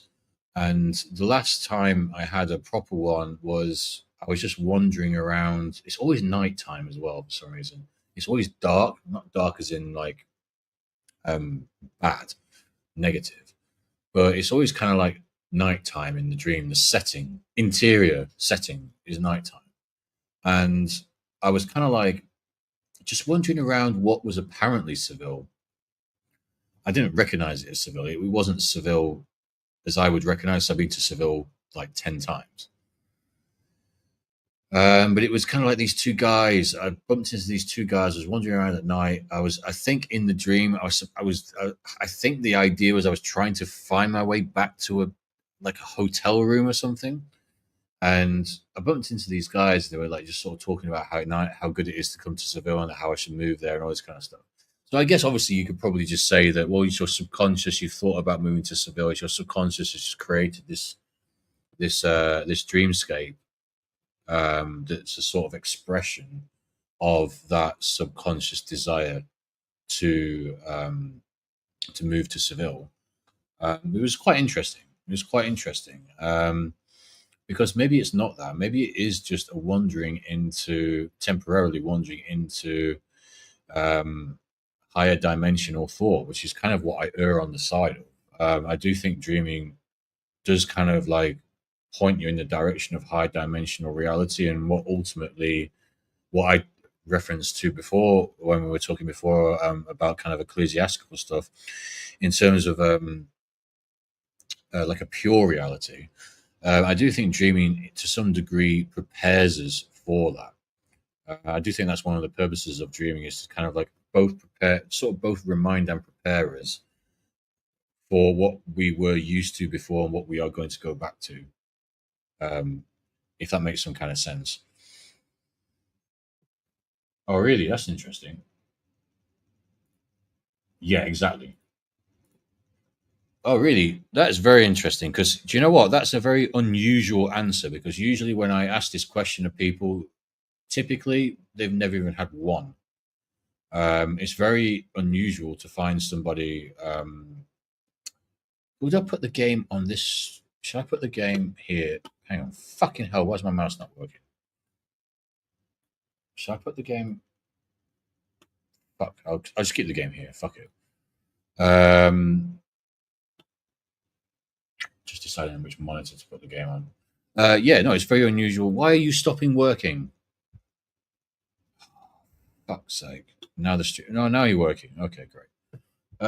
Yeah. So what? When you say all the time, on a sort of say, let's say per week, like what would you say? Like, would you say? Obviously, are we talking about every day? Or are we talking about once a week? Are we talking about like a couple of times a month? Like, what kind of frequency are we talking? This fucking stream is pissing me off. I need to reload it.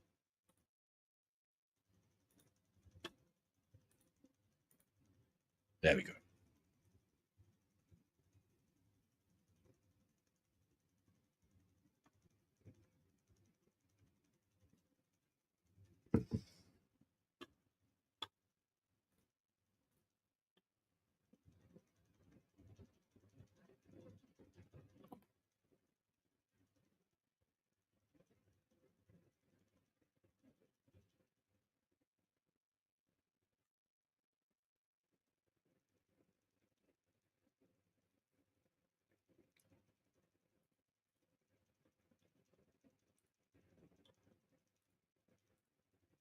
Well, that's really interesting, man. That genuinely really interesting because that's more than me, and I regard myself as somebody who's a pretty prominent lucid dreamer.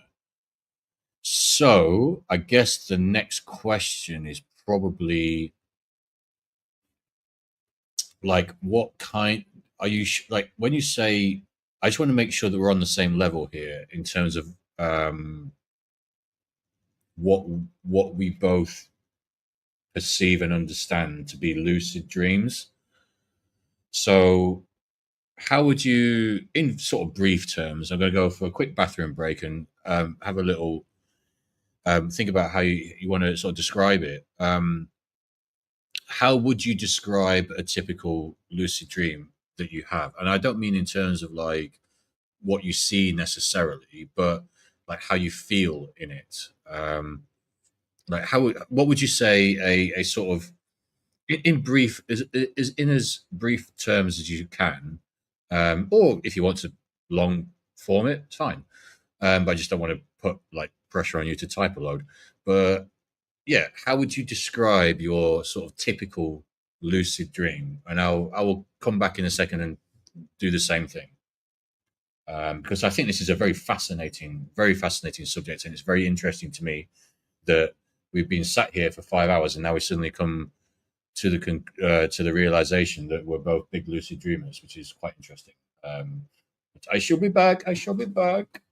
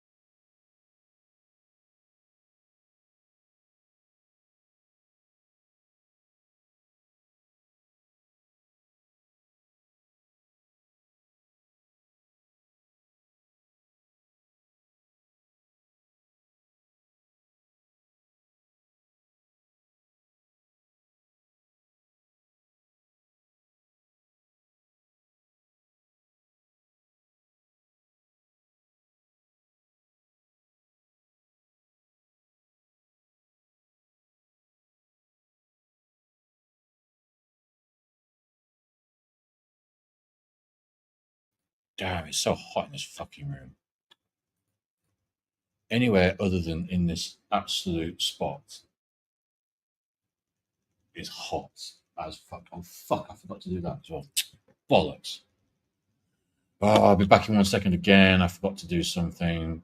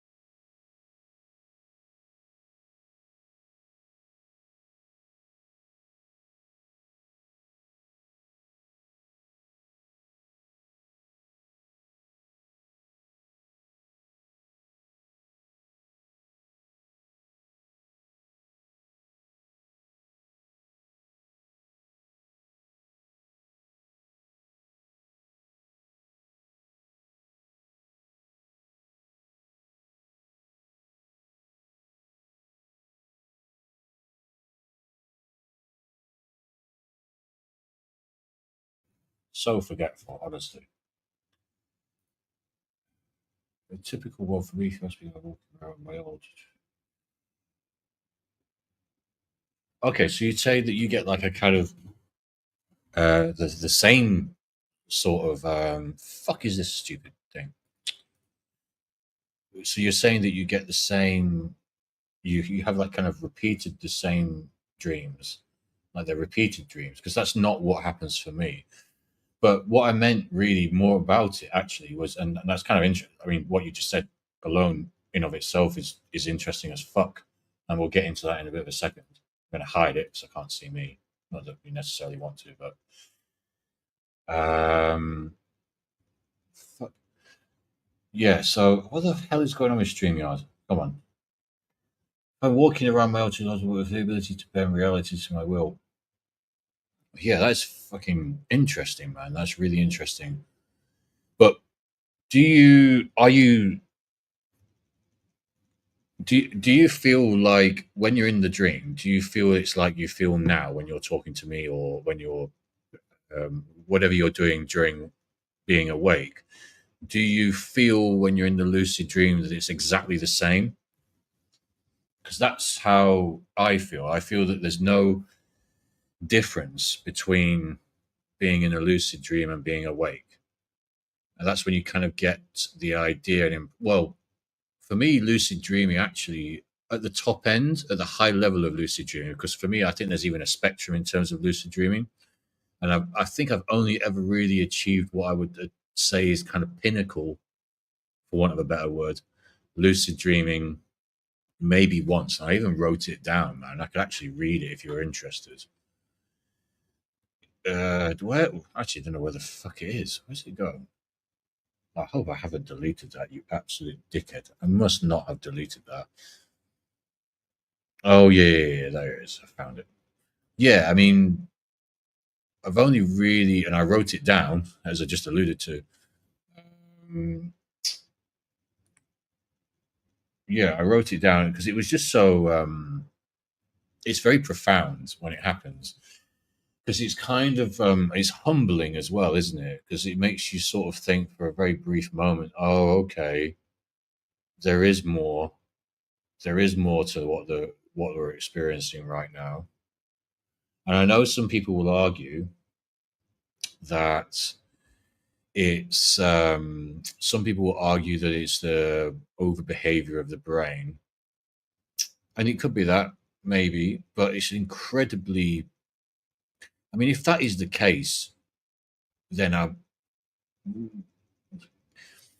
if that is the case, if it is overaction of the brain, then you could also argue that what we're experiencing right now, sat here whilst we are with our computers and chatting to each other now, you could also argue that that's the same sort of hallucinogenic experience, because that's what people are trying to say. It's not real. It's a what what you're lucid dreaming is a hallucinogenic experience to some degree. Obviously, there's like big amounts of dimethyltryptamine that are released. Literally, when I was at the shop just then, there was some guy going, DMT, magic mushrooms, you want DMT? This is the wonderful area that I live in. I probably should have taken him up on his magic mushroom offer, to be honest with you. But anyway, I digress. Um, what I found with the top level lucid dreams, like I said, I do think there's like a spectrum. There's a certain lucid dream that happens where it's kind of like, okay, I'm aware of that I'm in the dream. You become aware that you're in the dream, right? And then you're like, oh my god, I'm in the dream, and I'm kind of awake, but I'm still in the dream, and it's kind of like that's when the realization happens. But there's that level, and there's another level which is higher because it's more, to me, it's more stable. I don't know if you've experienced any kind of layering of the dreams, but what I oftentimes experience with lucid dreaming is there's an instability in the dream. So upon realizing that I'm lucid dreaming, there's obviously quite a quick, obviously, not obviously, but there's you quite a quick turnaround time between me realizing that I'm lucid dreaming and then the dream ending. So that's quite typical. However, what I have experienced sometimes are longer, drawn out versions of this where I wonder what's happening. Sometimes I wonder even if it's being close to death, being close to dying for whatever reason. But they're much longer, more drawn out, stable systems of generative systems, and the it's only happened like twice. There was the Blue Neon City one where I was wandering around a blue neon city at night. I was just going in bars. I was on my own. I'd just go in a bar, woman, human would serve me, and I would drink this drink, and then I'd wander out and I'd go down the street, and there'd be more of these places. I remember waking up from that one and being just really struck by it. That was the first I'd lucid dreamt before that dream, but that was the first one which was really stable. It's when it's stabilized that makes a lot of difference. It's this one thing when you start to become aware that you're in a dream and suddenly it dissipates after 10 seconds. That's one thing because it's kind of a brief grasp of an experience.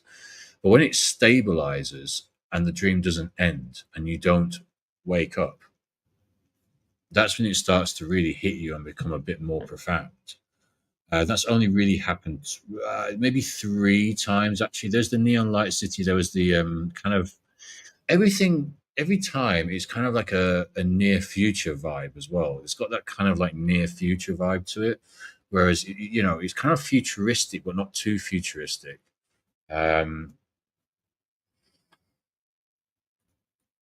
to explain to anyone, I need to say this well. I do say the roller coaster design. That's random but interesting. So what do you actually do with that? Do you have a part in designing that? Because roller coasters, to be fair, are fucking great. I know people are scared of them, but I think they're fantastic. Um, it can be a little bit scary, but that's sort of the point. That's kind of the little sort of atavistic point of being a roller coaster enjoyer. Um, yeah, roller coaster design, interesting. But what was it? What is your so in terms of that? What is your I guess ideal or sort of like fantasy type of design, like ideal roller coaster design? Do you have one that you've designed that you think will be like the fucking badass one that will be the best in the world and all this kind of stuff?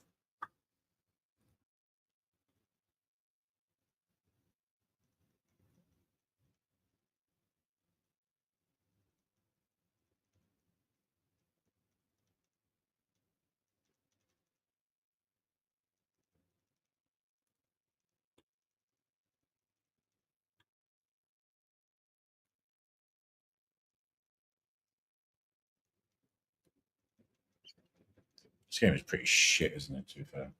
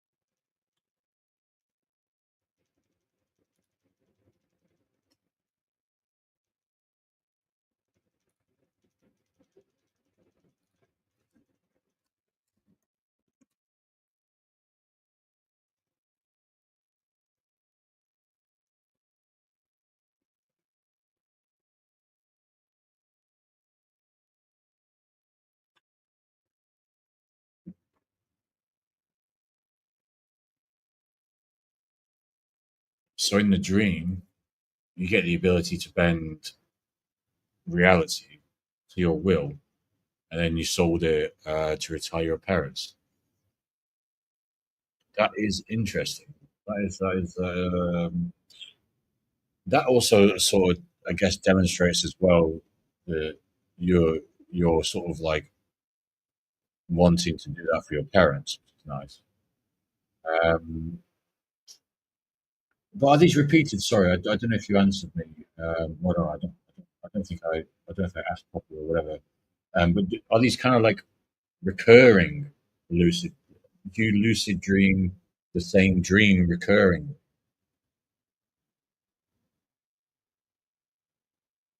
or are these kind of just one-offs? I think you probably mean they're recurring, don't you? I think that's what you're trying to say.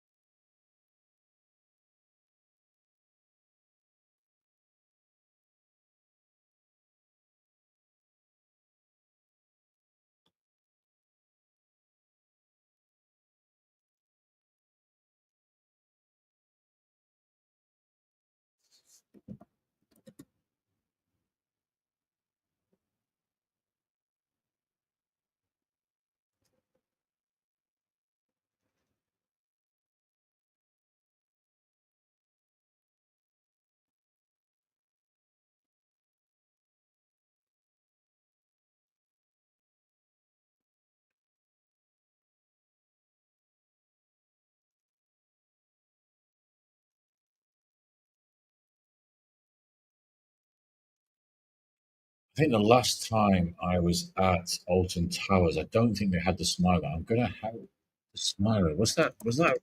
What do you mean? I don't know if they had it. Um,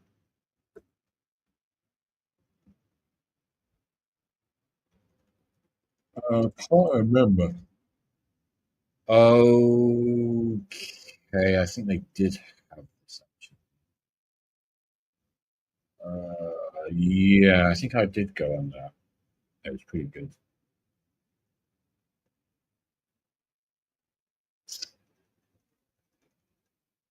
I've not been to Thorpe Park, so I don't know what Hyperia is. Let's have a look at Hyperia. Hyperia, it's a good name. I like the name.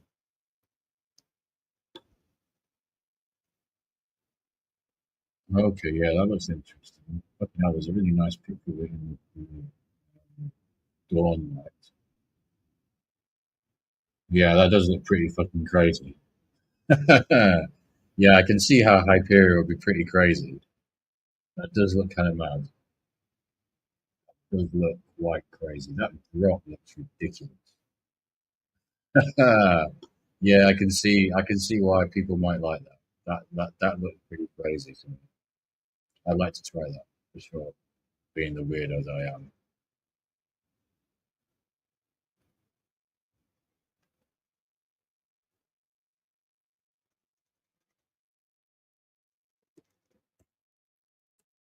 Definitely looks like a lot of fun if you're into that kind of thing. Which I am. So I don't really have anything that close to me being in North London a lot. So yeah,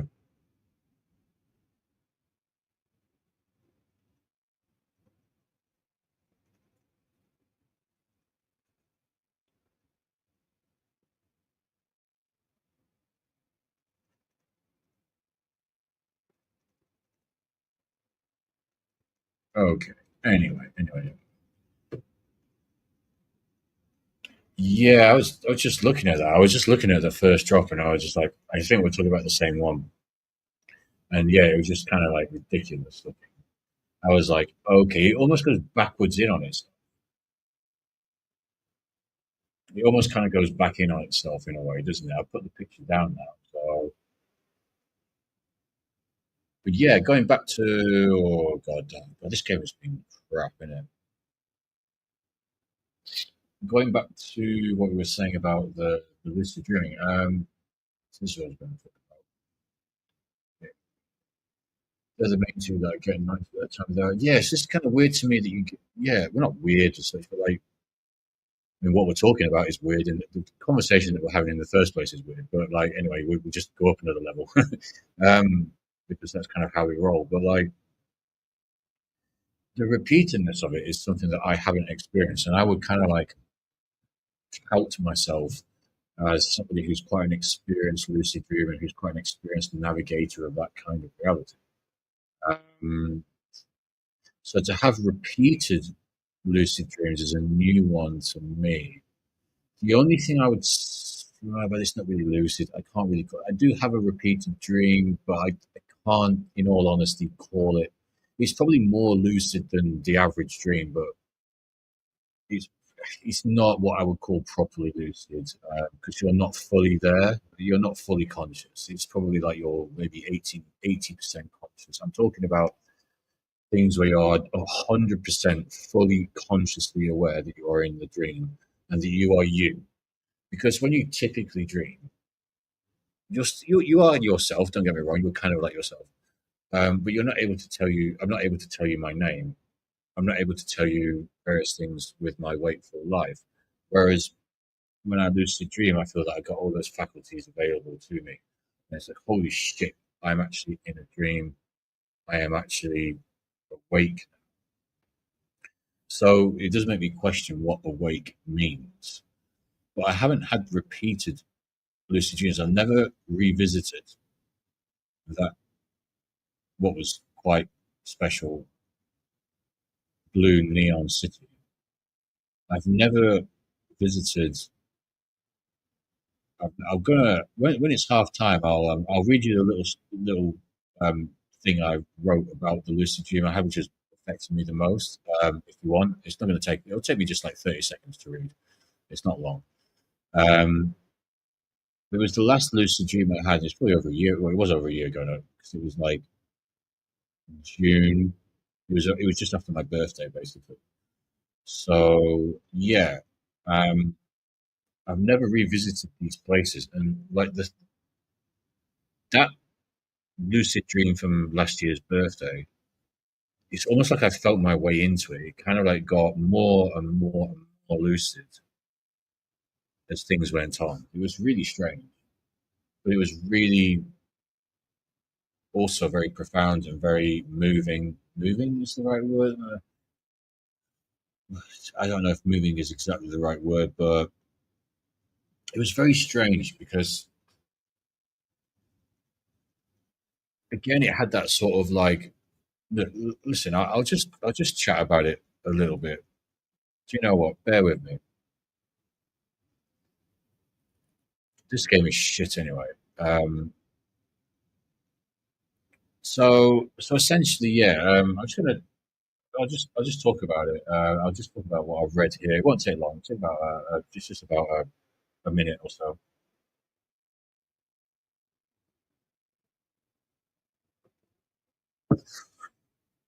So yeah, I'm just going to pick it up here, just part way through the thing. So yeah, the last few days of sleep have been very bad. This is back in June. This is about June the 4th or 5th last year. And last night was the same, struggling for hours. I finally dropped off briefly and had a normalish dream, but awoke quickly.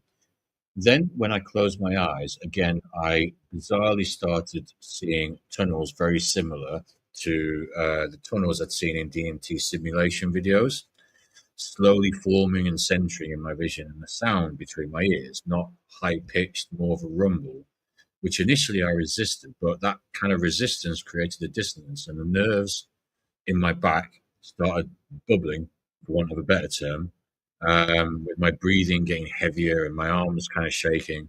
So I opened my eyes and it sort of stopped. So I closed them again and the tunnel started swirling back. So I decided to let go and let it take me, kind of thing. So then what happens is it took in my full vision and attention. I saw underground pillars which traveled around these kind of underground areas, and suddenly I was in a human reality like a lucid dream. Now, I'm somebody who is, I'm just reading from the thing still. I'm somebody who has lucid dreamt many, many times, but this felt different. This is very true. This felt like a different version of a lucid dream. This was like a step up. This was like, yeah, you've lucid dreamt before many times, Rob. This is now the next level. So, welcome. It felt welcome, but it felt welcome, but this is next level. So, be prepared. So I was meeting people, seemingly at some kind of bar, went up some stairs, not quite fully lucid. Then I woke up again. So the next part is the crazy part. So I closed my eyes again, and once more those tunnels returned. But I was whisked along very quickly, and suddenly I was clean through and fully lucid. In fact, this was more real than lucid. And again, as someone who's very experienced in lucid dreams, this felt different, more advanced, more real. I clearly remember the two most authentic lucid dreams of my life, but this was beyond that. The ones I just touched upon about the one, the Neon City, for example. Um, I was walking forward into what appeared to be an underground society. It had a kind of Blade Runner 2 when Kay is taken to the underground colony vibe. It felt like the near future, but with a retro vibe, but not an unhappy vibe or unwelcoming vibe. People were happily socializing around me, flirtatiously even, and I walked forward and up to this sort of social area where I was met by a girl, Asian looking with dark brown skin and big curly brown hair.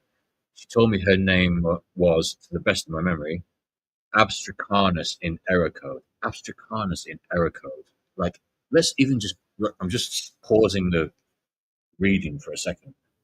Let's just say that this is the brain creating this and this isn't some other realm that we go to. How the fuck is the brain?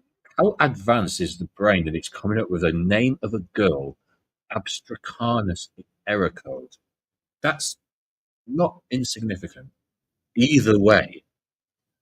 So yes, she told me her name was Abstracanus in error code, and I really remember this. I was like, I, I what? What do you mean? I didn't get that. Sorry. And she said to me not to worry because I would remember it, which was very true. I must feel that as a new person. Sorry, let me read this again. It had to. Oh, sorry. It had to feel that as a new person, I had been chosen by for her, and we were now paired. If that kind of sense. I must reiterate, as cheesy as this is starting to sound, this was lucid in a way I have never ever experienced before. It was like a real life movie, but even more real. So I suddenly became aware that Astracanus had vanished, so I looked about the place. I finally bumped into someone I thought was her, but it was a different person who looked similar. She claimed to be her, obviously being a tad confused by this. All I just accepted it, and we kind of hung out together. Then the other one returned, the proper one, got flustered with the new one, the imposter.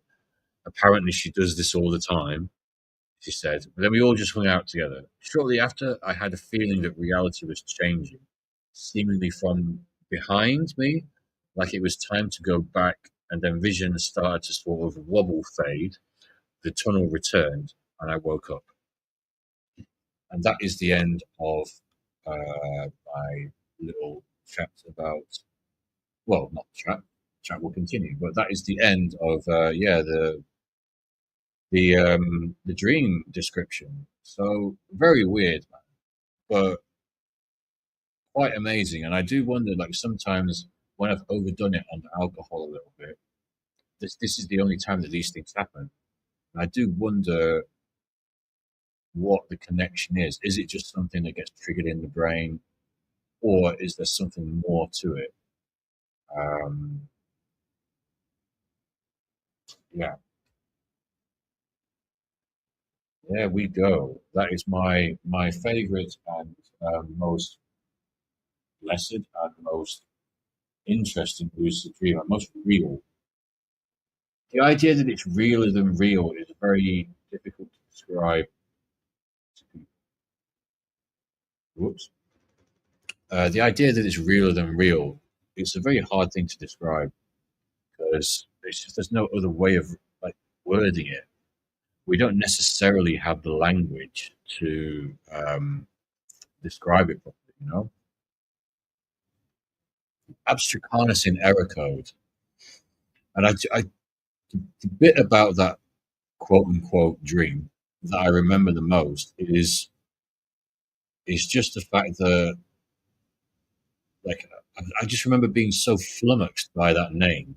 And I was kind of like, what? Your name's what? You expect the name, I don't know, you expect her name to be Lisa or something, or Sarah, or whatever, Lara. Who cares? Abstracanus in error code. I'm like, okay. And so what? I said, don't worry, she said. You won't forget it. And she was right. I didn't forget it. And I do want to, well, at some point, I will create a tune called it's Abstracanus in error code. That's probably more of an EP or album title.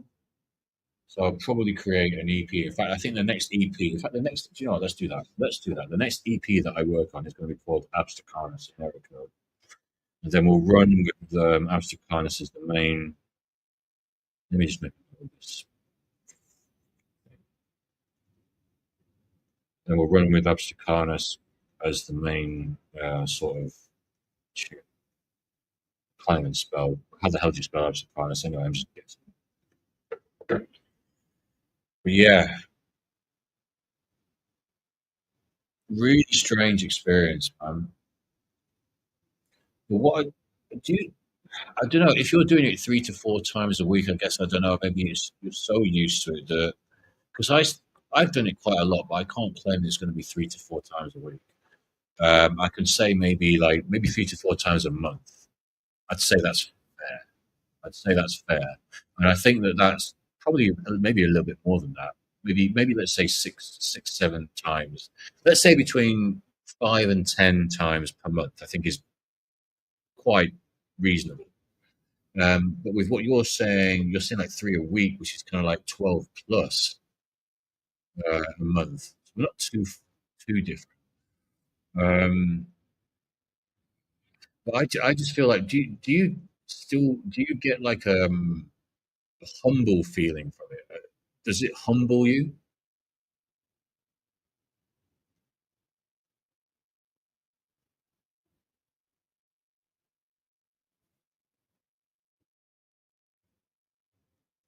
7 minutes from record stream time, going to be broken so easily.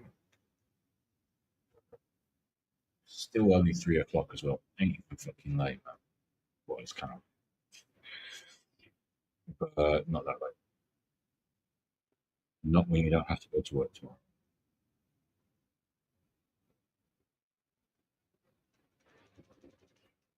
Well, I do have to go to work on Wednesday. So technically speaking, I do have to go to work tomorrow. Oh, all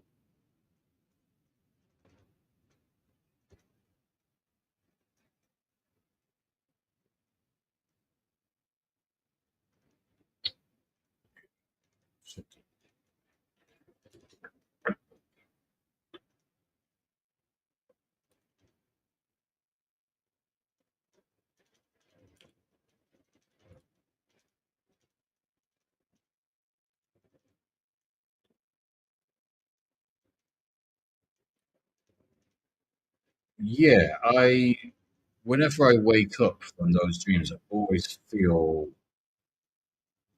like I've been humbled to some degree. Um, yeah, I always feel like I've just been humbled. I always feel like I've been on a, I guess it's just like you feel like you've had an experience which is kind of a little bit above the normality of reality. And anything that takes you to that place always kind of humbles you. And that's just kind of how I feel. I mean, when I had that one, the first proper one, the thing is, I can't really speak to my childhood because I don't really remember it, but I'd be surprised if I didn't have some in my childhood, which I've just forgotten about because of, the way that memory works and you're getting older and, there's just things dissipate down into the sea of memories. Um,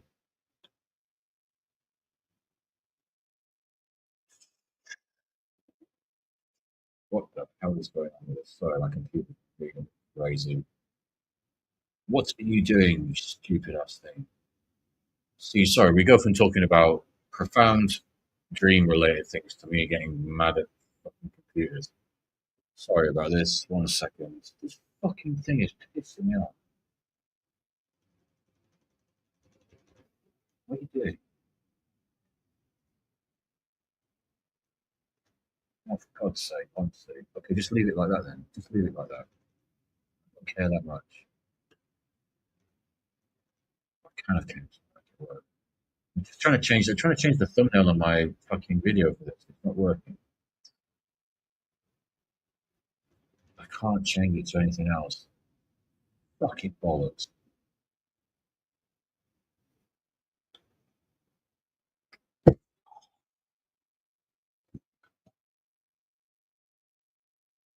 Yeah, that can piss off as well. Oh, I need to change my glasses soon. I think I'm going to change my glasses. Fucking bullshit. How do you change that?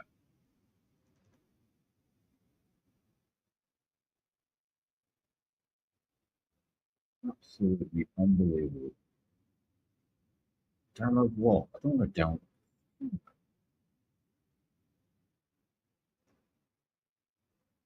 Right, okay. I'm just going to leave it because it keeps pissing me off. Ah, dear. Right, I've got to change into glasses. I'm going to change into my glasses for the second half. And for the rest of this, oh, it's just so early. 3 a.m. It's just so early. It's so early. We're just getting started. Don't tempt me into doing 10 hours. I am so tempted to try for 10 hours. I thought about this when I was walking to the shop and I was kind of like, oh, I could just try and do 10 hours. Just, I don't care if nobody watches. It's like, it's just so I have done it. But maybe I'll think about that later because it's all right thinking that now, but get to hour 8 and that could become problematic. But anyway, I need to change into my glasses. I shall be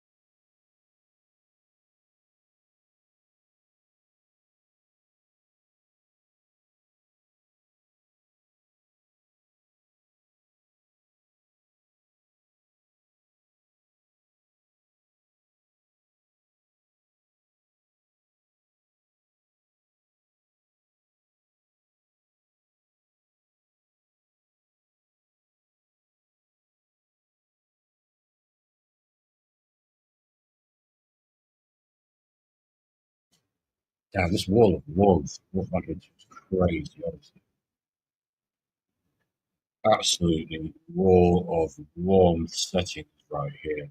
6 hours, 20 minutes. This is a Rob Future stream record. And it ain't stopping anytime soon. So there we go. Is there a game after this? I'm even thinking about that now. Is there a game after this? That's dangerous thinking. So I do have to go to work. Oh, there is a game after this, but it's fucking eight. So no, yeah, there's no other game, is there? There's no. Yeah, 'cause why would there be? That would be 4 a.m. our time. They'll allow it. They'll allow the. Yes, man, and you've been a big part of that. And you've been a big part of me still like getting the bug to do this sort of thing. Because it really does matter. It really does matter. Like no pressure or anything. You can go when you like. Don't worry. But like, it's like it really does. It really does make. I'll rephrase what I was saying. It really does make a massive difference having people in the chat. What I've noticed about doing content is like it gives you such a verve and it gives you such a. I mean, I can't imagine what it's like to have. I guess it gets a bit numbing to have like 1,000 people in the chat or whatever. But I just feel like that yeah, if we can get like few more weirdos like you and me in here, then we can start to build like a kind of like interesting community. Can you imagine like you and me have talked about some like mad stuff that I don't think either of us probably talked to that many people about. Can you imagine a bunch of us like a bunch of people like you and me who are talking about all the sort of things that we're talking about, as well as Arsenal and football and all this kind of stuff? Can you imagine the kind of like that's like quite a unique community that could be built? Um, all because we're all a bunch of fucking weirdos, mate. We're all just a bunch of fucking weirdos, just trying to navigate our way on this freaking planet that keeps tumbling away, tumbling and tumbling away. Oh, I'll Hilila in here. Go on. Oh no, it's a goal. It's 1-1. Yes, yeah. Fuck Man City.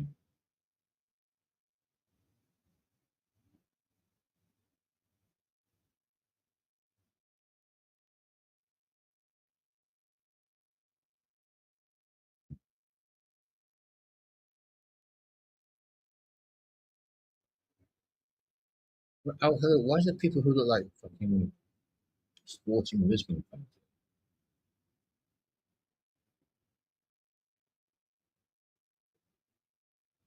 Yeah, we've actually got. We might have a game on our hands still. That's the best thing that could have happened about this game.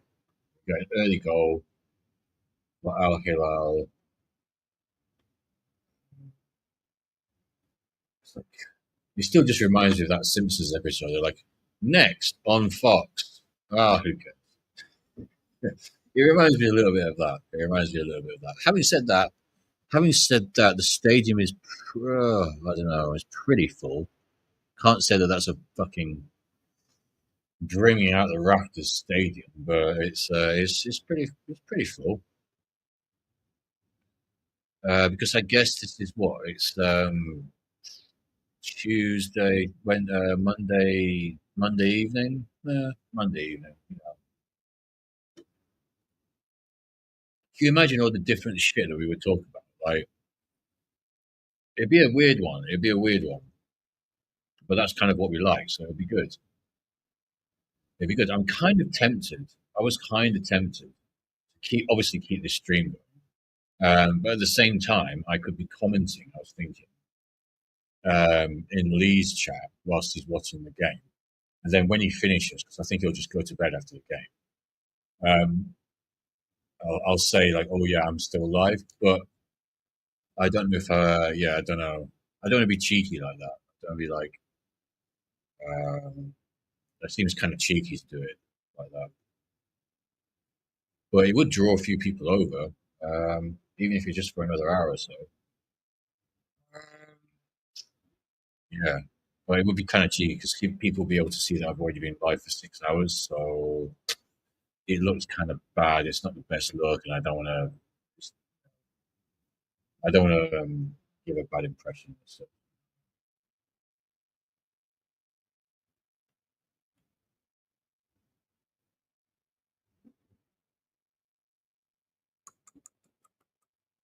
Why can't I change the fucking picture on this fucking thing? I changed it before. You let me change it before, but you won't let me change it now. Is that it? Is this what we're like now? Is this what we're like now? Why can't I just remove it then so you can change it back to the old one?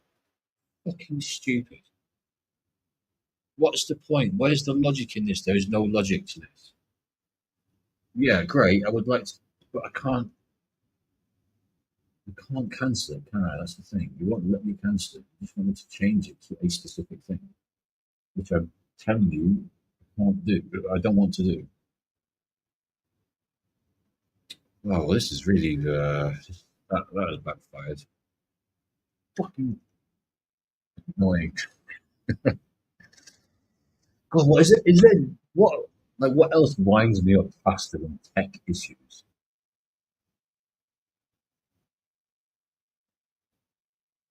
Tech no notice of my tech issues. I'm making it noticeable by being a surly little bastard, swearing at it. But it's annoying. So I'm just trying to change the fucking thumbnail for this screen, and it's kind of like, why don't you let me do this?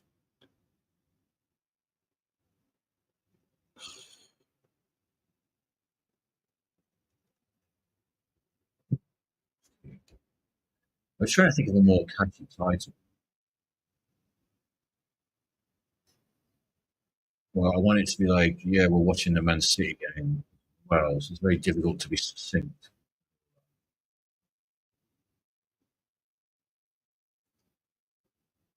Fuck it. I've been as succinct as I possibly can. Fuck it. Doesn't matter. Sorry, I'm constantly messing around with bits and pieces in the background. So there is that.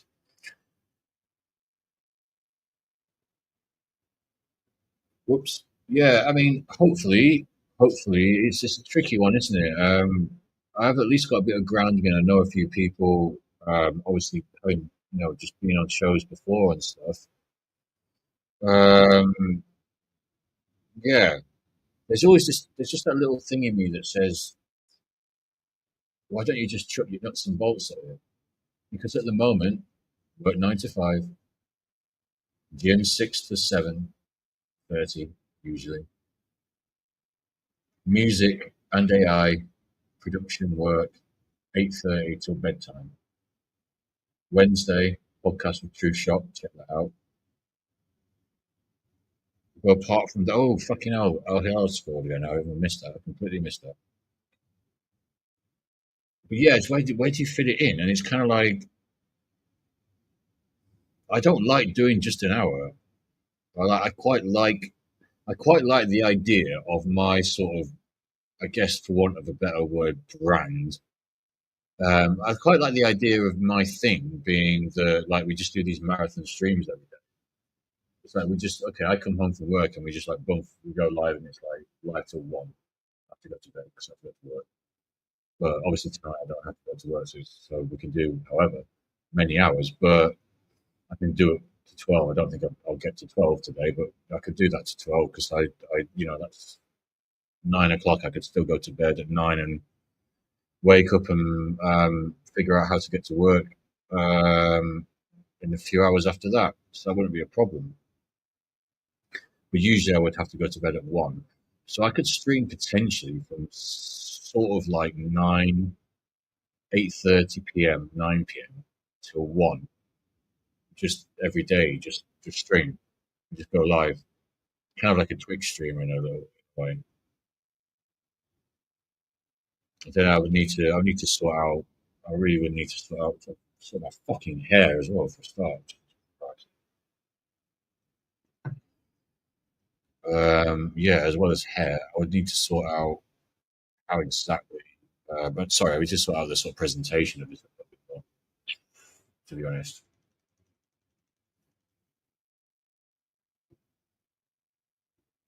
But AJ, 100% appreciate you being here and chatting with me because this made the 6 hours fly way faster than it would have done.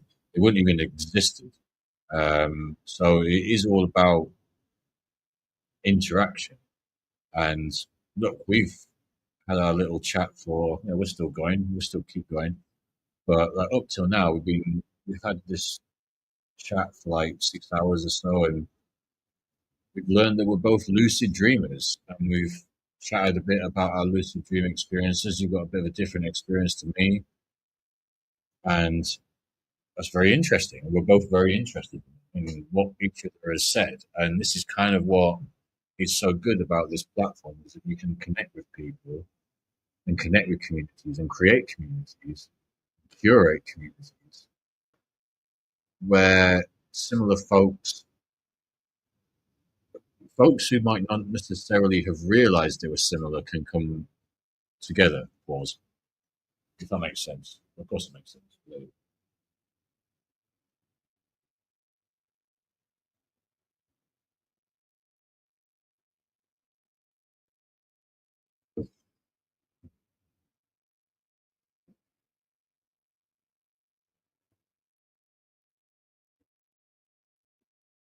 What is going on here? Oh dear. Oh dear.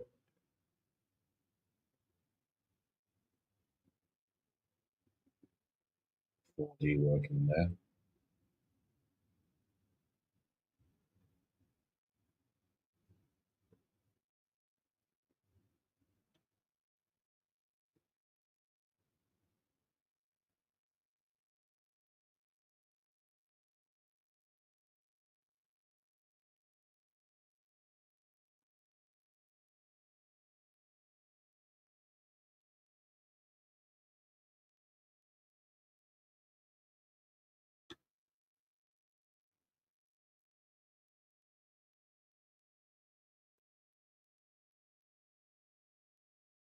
It is mad how Dennis Bergkamp has such a receding hairline. I didn't really even think about it.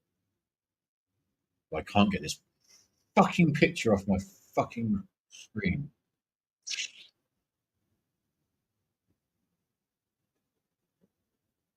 What is going on now? Why are you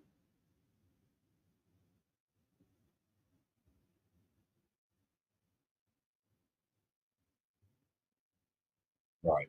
Okay, okay, that makes sense.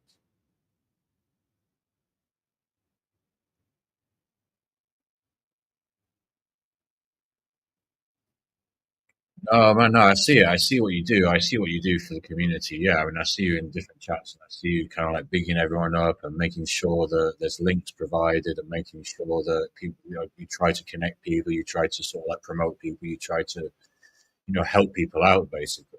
And yeah, it's definitely noticeable in a positive way. 100%. And it's kind of partly why this is part of the percentage of why I'm like so kind of appreciative of you being here. Yeah, because you don't have to do anything because there's nobody else. Yeah, there's no one to sort of like promote the link to. Do you know what I mean? But yeah, no, obviously you're definitely appreciated here. And chat is kind of, I know it sounds like a bit of a cliche, but the chat is kind of all what it's all about, really. I mean, if you're going to do like a pre-recorded show, that's fine. You don't sort of necessarily need the chat, obviously. But when you go live, the chat and the chat interaction is a massive part of things. The characters that you have, the things that you guys say, and we say, I'm obviously part of chats as well. We guys say, it's all so integral to the effervescence of a live stream. Absolutely. But yeah, you do work hard for the community. It's definitely something that doesn't go unnoticed. 100%. And it's good that you enjoy what you're doing as well. It's good that you enjoy doing that because it's a weird quirk of the universe is that the more we enjoy doing something, the better that we get at it. So if you're somebody who plays an instrument or a singer or something like this, the more you enjoy playing the guitar, the more you enjoy the moment, I mean, of playing guitar or enjoy the moment of, say, DJing or something, mixing music like I am, the better that you are at it. And it's an interesting way that reality is programmed. I mean, it makes a lot of sense, obviously. But yeah, no, I mean, I'm glad you seem to enjoy it, but I'm also sort of sensing you're happy to take a break from it today. So that is understandable because you do, yeah, you do. You do good work. You do good work, and it's also interesting to understand the context behind what you're doing and the reason you're doing it. So, big up to you, and anyone else who's been locked in and listening. It's like 6 hours and 36 we've been live. Light work, man. Light work. It's only 3:23 a.m. This ain't fucking long. Come on, light work. So yeah, lucid dreaming, man. It's probably been about a year since I had that. Like I say, it's probably been just over a year since I had that dream. And in terms of something like that deep, it's so clear to me that there's a level of a spectrum to it. Because since I've had that lucid dream, I haven't had another lucid dream like it, but I have had other lucid dreams, if that makes sense. So it's kind of like there's a spectrum of lucid dreaming. And I just have never been able to hit that top level again since like early June last year. I just wonder why that is. Like, it just naturally you would wonder why that is. Are we talking about something that is basically even just literally chemicals in the brain? Are we talking about a specific chemical composition in the brain? Or are we talking about something that's a bit more ethereal and surreal and otherworldly, supernatural phenomenon? It's very difficult to judge. It's very difficult to judge. All I know is that they're very humbling and extremely real experiences, realer than real. Realer than real is such a cliche sounding thing, but realer than real is really the best way I can think of to describe it. There's no better way to describe it. It's realer than real. You don't know. And then it makes you question what is real. Not Israel is real.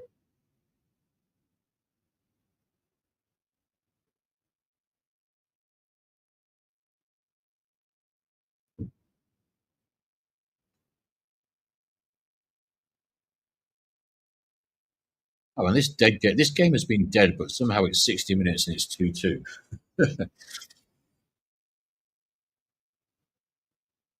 Quick goals, obviously. We've had a couple of quick goals.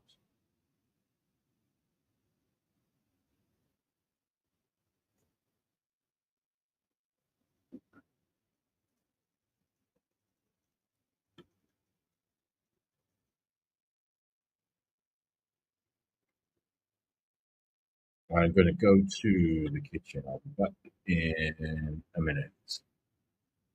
Go on now, hello.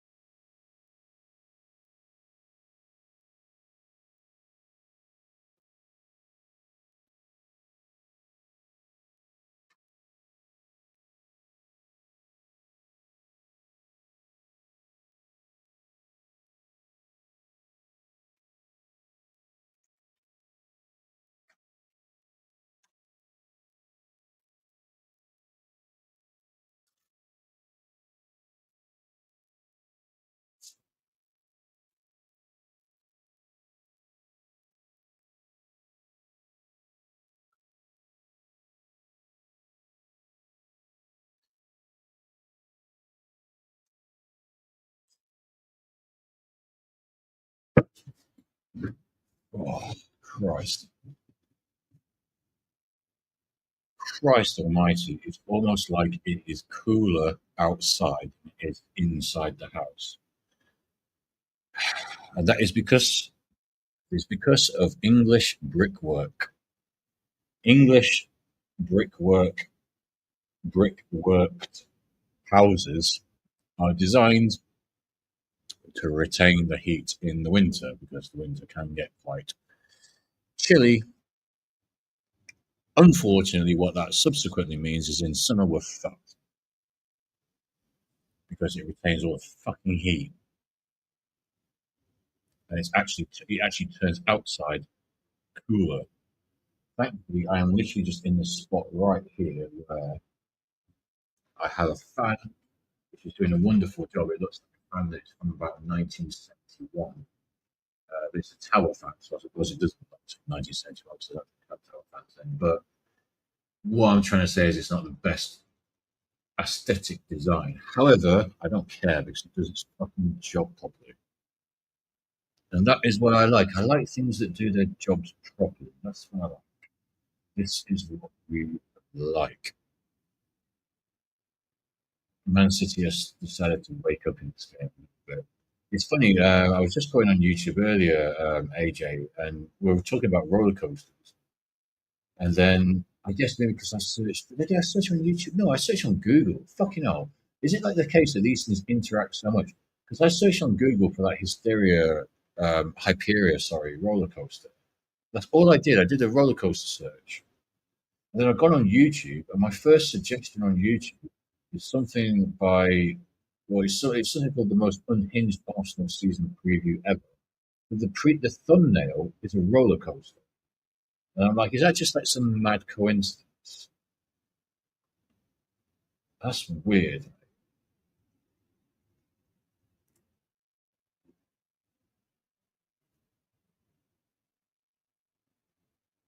That is odd.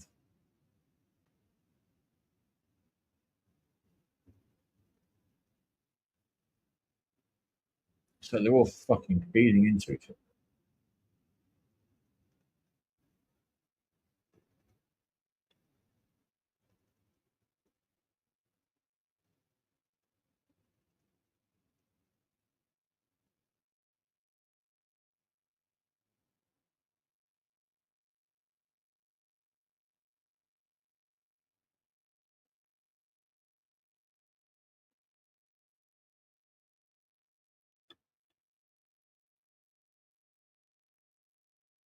I mean, it's probably just coincidence. What is coincidence, though? Coincidence, we say coincidence, don't we? Like it explains things, yet it explains nothing. Coincidence seems to make more sense when reflected upon rather than when experienced. So it's kind of like made more sense. It seems to make more sense when you look backwards at it. Fucking my receding hairline. Look at the state of that. Yeah. Uh, I've still got hair. It's cool. I just used to have more. That's the problem. I'm somebody who's always had a lot of hair, so it gets a bit jarring. Fucking losing. Oh dear, oh dear. Look, there's nothing there. What's there? There's air. It's air, not hair. It's air, not hair. That's the problem. Fuck. You got all this here. Oh, let's stop. Yeah, I'm stop being weirdo about that. But yeah, it's just irritating. Irritating as fuck, man.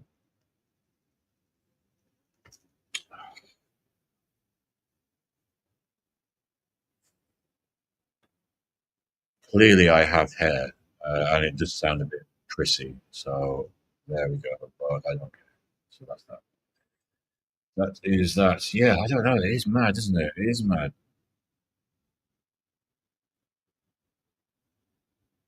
What is this guy doing? What the fuck is going on? Is he trying to convince us that he's convulsing or something?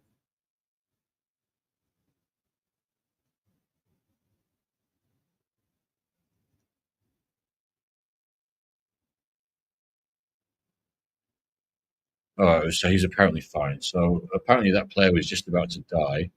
Looked like he was just about to die. Why is everyone so soft these days? Why is everyone such a sort of fussy about things these days? It's so irritating to me.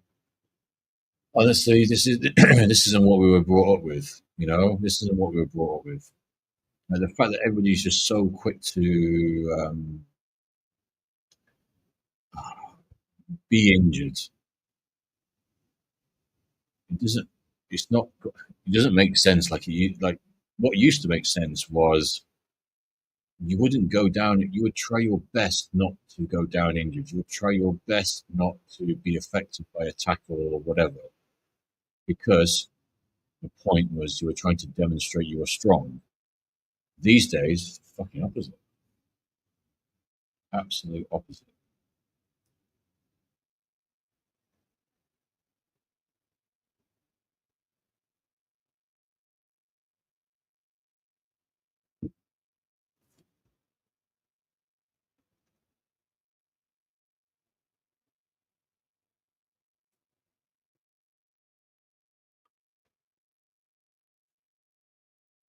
3:33. Which is it's just it's early, man. It's early. It's early. So hang on, what would 10 hours be? 10 hours would be six. 10 hours would be seven. Wouldn't it, basically? So 1, 2, 3, 4, 3 hours 13, 6:44, 6:45. Basically. Don't tempt me. Don't tempt me, don't tempt me. We're not going to do 10 hours, but we're not going to do just 7 hours either. To be fair, so it's going to be somewhere in between.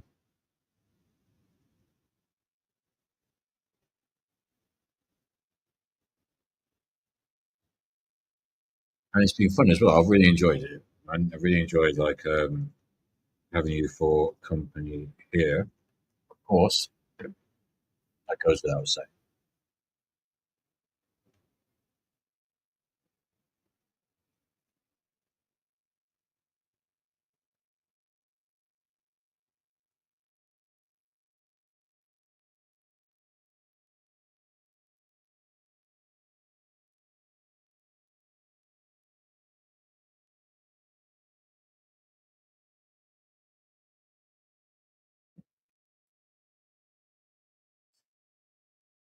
Infantino's head is like sort of swollen egg. It's got a swollen egg head.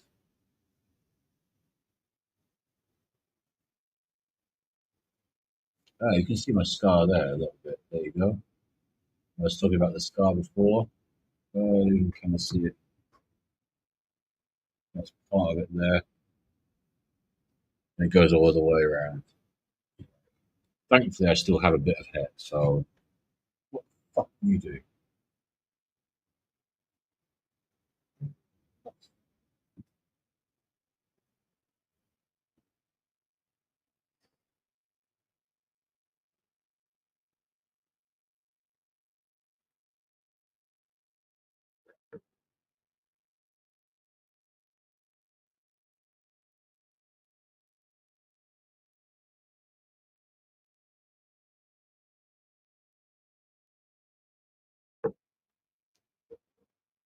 It's just kind of weird.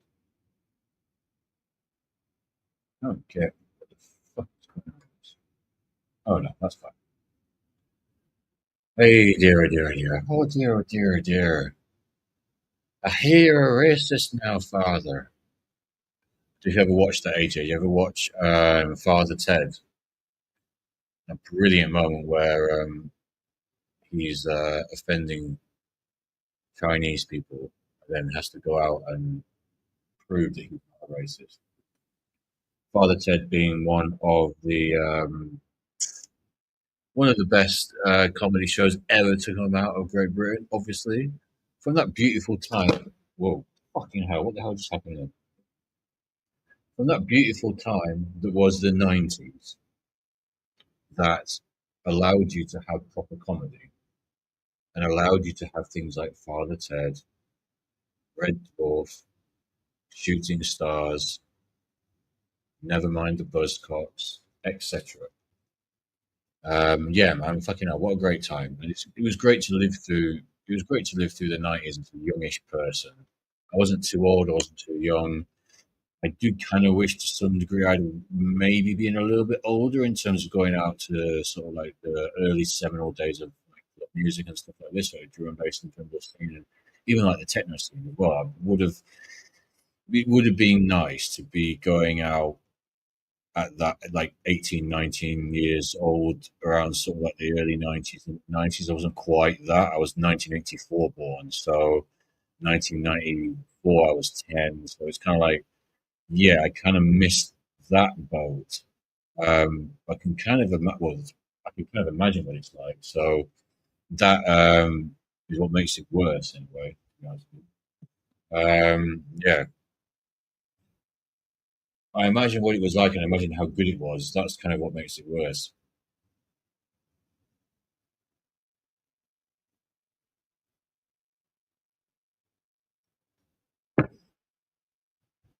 But yeah, Father Ted, what the hell is going on with this? Yeah, yeah, yeah. Bollocks. This thing is just being stupid. Man. Phone is messing around as well.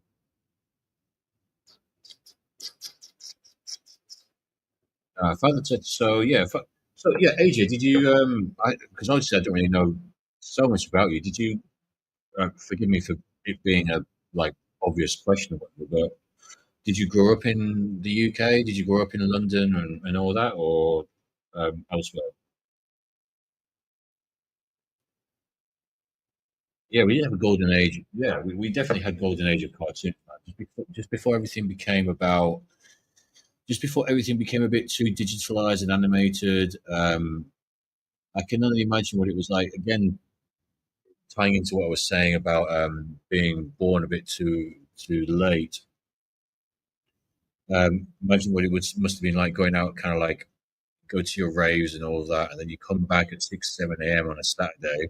Then you got all the cartoons, the kids' cartoons. So that must have been a great time for those guys, honestly. But regardless of that context of it, just to have those cartoons for us as kids, um, yeah, Trapdoor and things like that was so great. Never watched first, so I'm gonna put a link. I will put a link in because I will get done for the fucking copyright. I'll put a link in. This is hilarious to me. Bear with me one sec. Here you're erased. So Father Ted, how do you describe Father Ted? Father Ted is about um, a guy who's a father and a priest who lives on an island, which is a very sort of like remote sort of Irish island, um, and it's all about how he interacts with the community and all that kind of thing. And that sounds kind of boring, I know, but it is kind of hilarious the way that it's written, and it's just kind of like he lives with Father Dougal, who is a bit younger than him and is a bit more naive and all this kind of stuff. But at the same time, he's not that naive, which you kind of see from this clip. But when you get a moment, this clip here, I would love to play it for us to watch now and laugh at together. But this fucking thing will. I don't want. I've done 654 hours. I don't want this fucking stream to be deleted. And if I play volume, it fucking goes crazy because of copyright.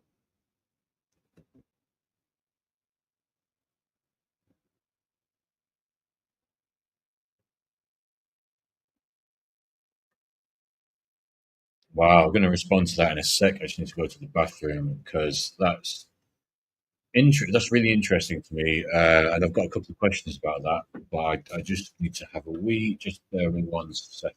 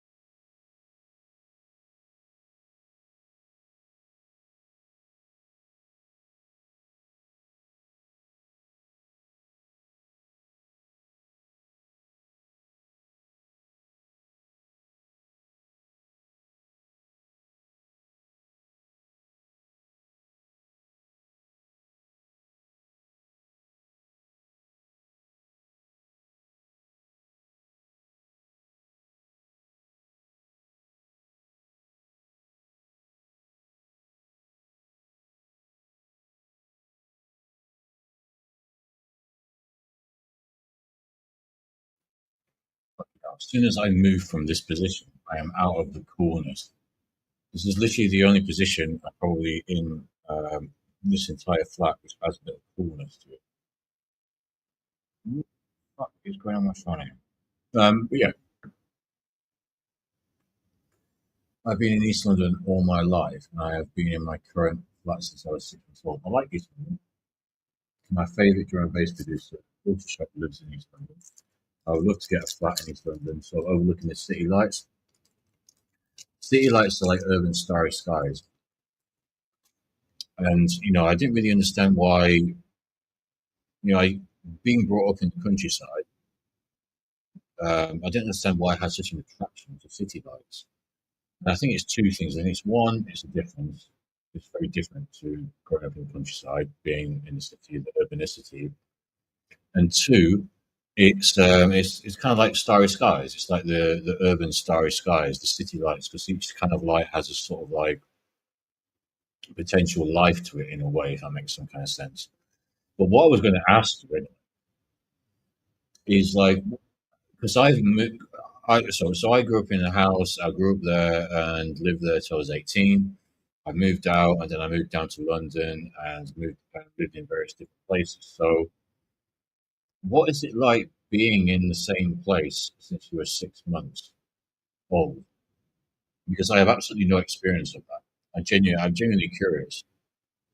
What are your thoughts about it? Do you feel like you would like to be somewhere else, or do you feel like it's cool, or like what do you like? What are your thoughts on it?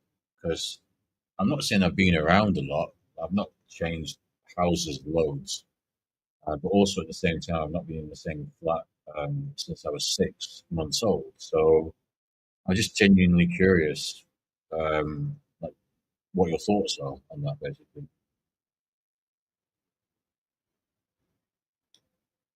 And whilst you're constructing them, I'm trying to have this fucking thing work. Absolutely. I'm now going to have to plug my fucking battery in. It's going to make my mouse not work. So if you move the mouse when you do it, it doesn't seem to fuck it up. You need to be a little bit aggressive with it.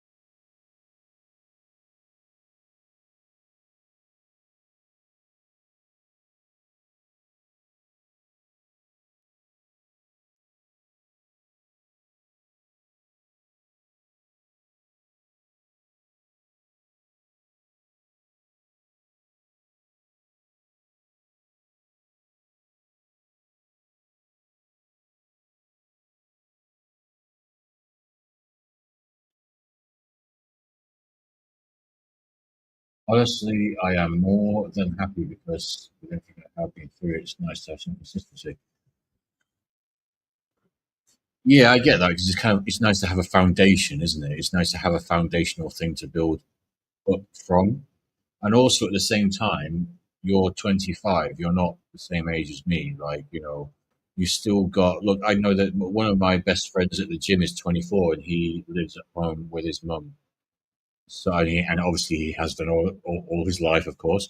So, yeah, I get it. I do get it. I get it. And also these days as well, especially if you live in fucking East London or London in general, for fuck's sake, I mean, like, there's really should be no pressure to fucking move out because the absolute ridiculousness of rent prices around here is taking the absolute piss. I mean, I'm fairly lucky. ish where I am. I'm in a decent ish location. I mean, yeah, you can argue Turnpike Lane, Wood Green, whatever. I'm Hornsey N8 technically, so that's like technically what my postcode is, N8. And when I look around, because neighbors piss me off and all that, so I think about moving, obviously. These fucking people can't even shut a gate, man. They can't even shut a fucking gate. Anyway, I won't get into that too much. Um, but basically, because so I've looked around a little bit, and you put the same. This fucking streamer's fucked up. You dickhead, absolute dickhead.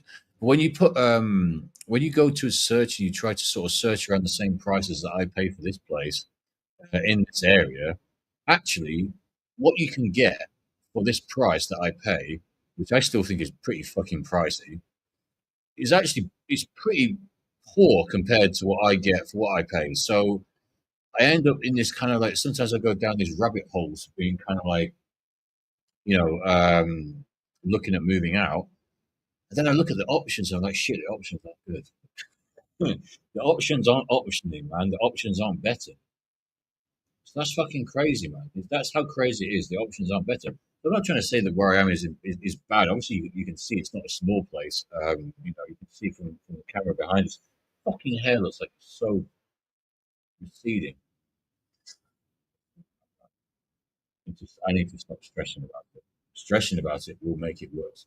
Um, but yeah, so it's not that bad. It's just kind of like obviously you obviously want to improve all the time, don't you? So um, yeah, it's amazing that this the size room. I think it's the size of the room, man.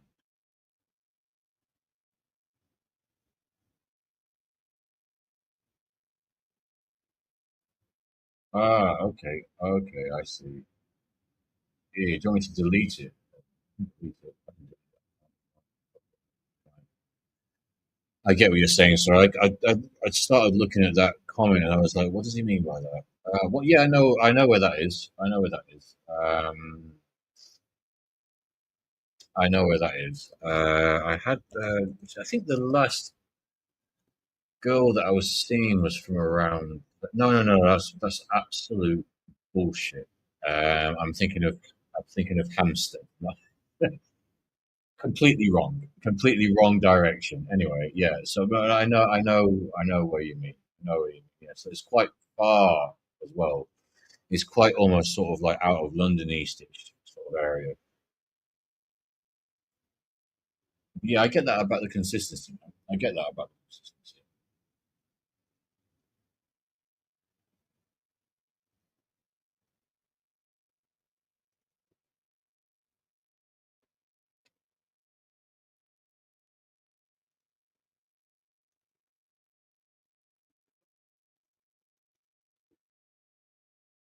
So this game is on 88 minutes.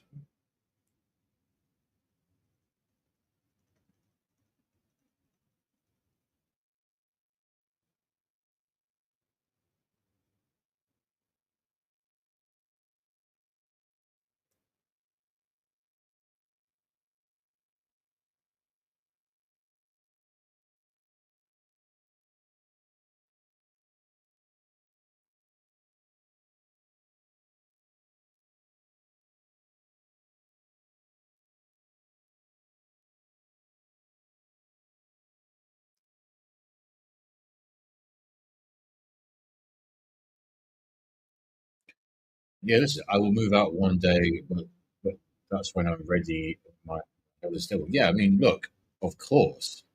But this is what I'm trying to say. I wasn't trying to sort of like be sort of shaming or anything like that. Like 25 years old.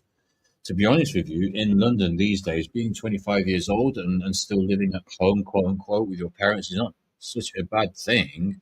It's not such an illogical thing either because the rent is fucking stupid and the house prices are fucking stupid. So honestly, if you can just sort of like hold it down a bit and cope with it for a bit, I wouldn't recommend doing it for much longer as such. But if you can't, if you can move, but like to be age 25 and still, nah, it's not that bad. It ain't that bad. People might try to sort of like move the goalposts a little bit on that. And I do get that. If you're a super hyper ambitious person, you want to be sorting out your own place by the age of 20, 21. To be fair. Um, but I mean, broadly speaking, I mean, like, I'm not trying to judge people like that. Broadly speaking, I mean, like, it's nothing at all to be in any way like not ashamed of and all this kind of shit. You know what I mean? Especially given the circumstances, the sort of medical circumstances we're describing. How has this game got 6 minutes of injury time? They're trying to 6 minutes to try to get Man City to win the game, basically. I know because honestly, it's getting hard to get on the ladders. But the thing is, at the moment, what is definitely in your favour, AJ, at the moment is there's a much increased propensity to work from home. So because you've got the work from home stuff, which also I would sort of like throw double caution at that, to be honest with you, because the work from home people will most likely be the first people. Certainly, a large amount of the work from home people will most likely be the first people replaced by AI. So aiming for a work from home job has a little bit of a double edged swordness to it. But for now, if you're looking for something, I would definitely like try to, what kind of value can you provide? Like you can provide a tech value, blah blah blah, this kind of thing. You do some good things for the community here, but what kind of value can you bring to kind of like a wider sort of societal company and all this kind of stuff? Like, for me, I manage a team in a mental health hospital. So the value that I bring is my ability to talk about things, my ability to sort of like talk in general, um, and yeah, just sort of like calmness and stoicness and all this kind of thing. And the fact that I've worked in the same hospital pretty much for like 20 years, and then I've built a network. So I kind of like build a sort of value and problem solving nature that is valuable. So it's kind of like finding what problems have you solved? Like, do you think there's something? Has there been a some kind of problem that you've solved, that you're able to talk about, that you're able to kind of like help people with? You might want to start thinking about like doing something like that, like maybe YouTube channel wise. You don't even need to necessarily put your face on. I don't know if you tuned into our show the other day or saw any of our content, but with True Shot, we don't have the cameras on. Not yet. I'm trying to encourage James to get the camera on. We will get the cameras on at some point because I think it's important to have the cameras on. But yeah, so forgot what I was trying to say. Sorry. But yeah, so just watching also the ridiculous end. What's he doing? Fuck's sake. Anyway, I bailed myself out of the little thing there that I was forgetting.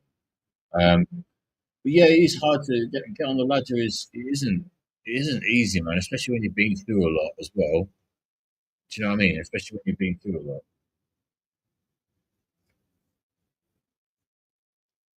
Because it's a mental thing. Because you kind of feel like because when you're being through a lot, you get the kind of like no point feeling, don't you? It's just kind of, there's no point to this. But what's the point to this? And that's when things become a little bit tricky. Funny enough, so what I used to do when well enough is poetry and mental. Okay, mental health facilities. Yeah, yeah. So it's kind of like without saying the hospital, I was a bit sort of hesitant there because I was almost about to say the hospital name.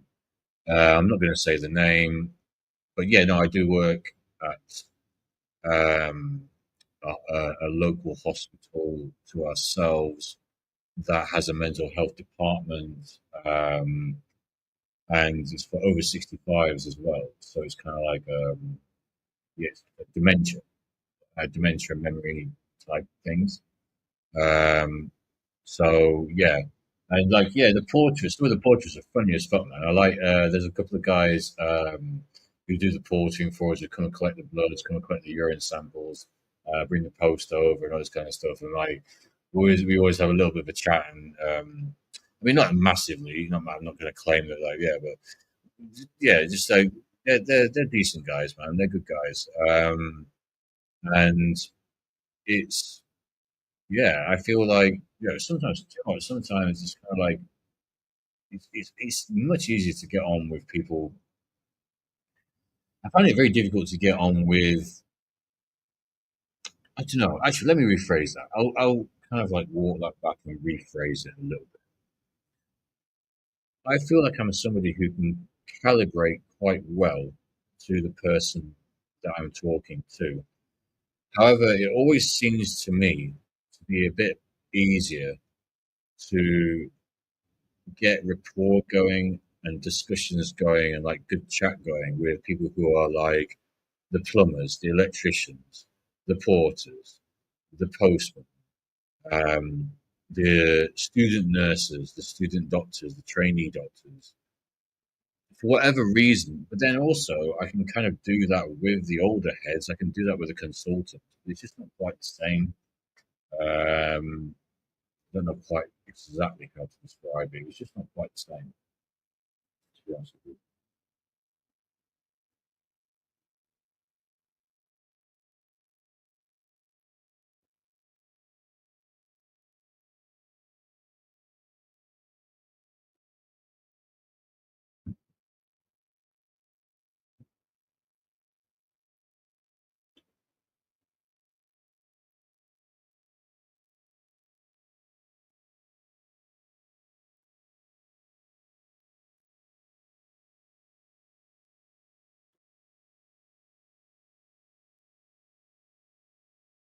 By the way, if you want, AJ, I can put the link in the stream. And I know you don't want to put your camera on necessarily, but you can put the voice on. You can just sort of like chat with voice sort of thing. And if not, no worries. I don't mind either way. Why is Pet getting so wound up?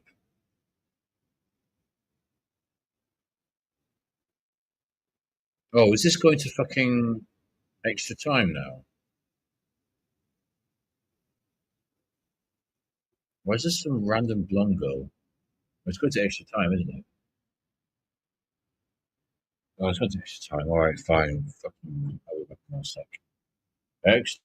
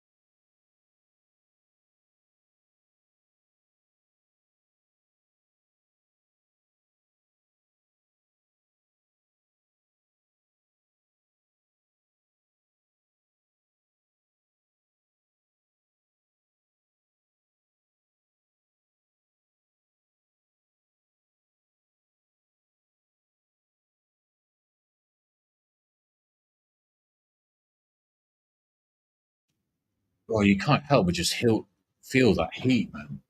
You know, there's a little bit of breeze when I go to. When you go into my bathroom, there's a tiny bit of breeze, tiny bit of breeze. I guess if you went and stood outside, you would feel some kind of thing approaching breeze. Um, there, one sec.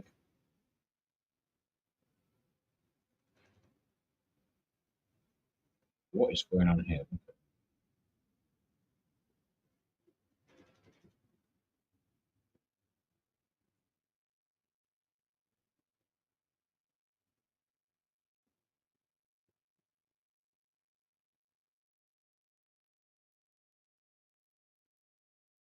Sorry, bear with me one sec. I talked to this girl on Bumble and asked her for a number. She's giving me her number. And she's now, she's done. So after this way, trying to talk about that stuff. The number is fine. Is there a condition to having the number? Why is she replying at 4 a.m.? Why is she replying at 4 a.m.? My last job was actually at Bond Street. That was something else. That's the children's hospital, isn't it? That's just like specifically for children. Um, yeah.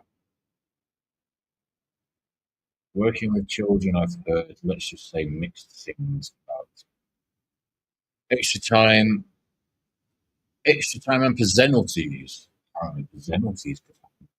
Fucking hell, like I do not have there. What is this, man?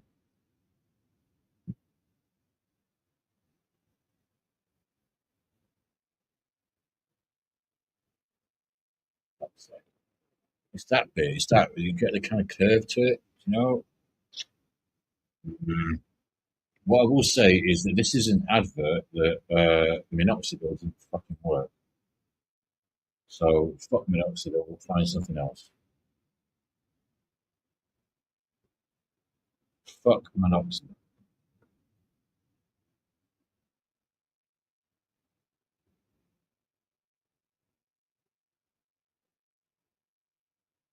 Yeah. Here's the condition. Here's the condition. So she's so yeah. So drop me your number. Blah blah blah. She's dropped me her number, and then she says, "I hope you can make me laugh in real life too." Yeah, there you go. There's a condition. There's always going to be a condition. That's fine. It's just whatever. It's just, yes, I'll make you laugh in real life. It's not a problem. I'm not um, I will save your fucking number. She's Turkish though, do you know? What I mean? Fuck's sake. Pain.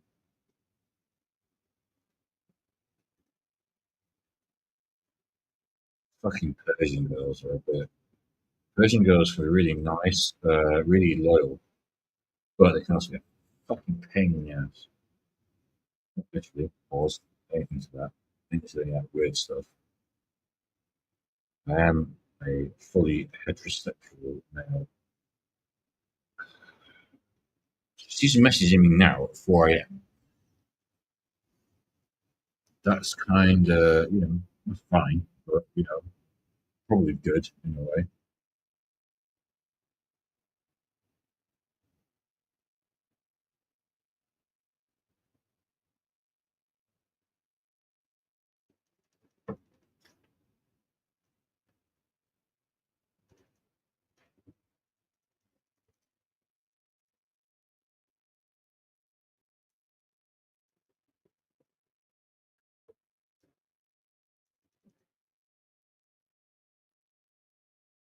Exactly my point. Is she just getting up, or is she still up from before? That's, yeah, why is my phone fucked up again, man? Honestly. Um, no, that's kind of like that was kind of my question. Like, what the fuck are you still up? But she did text me at 4:30. What the fuck is her job? I don't remember what her job is. She did text me at 4:30 the previous night, so it's not inconsistent with that. Anyway, this one. Anyway, fuck those bitches, bros before hoes and all that. Would you ever give laser eye surgery a thought? Yes, I should have done this by now. I should have done this by now. I'm actually like really into the idea of getting laser eye surgery, to be honest with you, just to sort of like fuck off all this glasses wearing, contact lens wearing nonsense. I'm just kind of tired of it. It's too much messing around. So yeah, no, that's just not my thing. It's just not.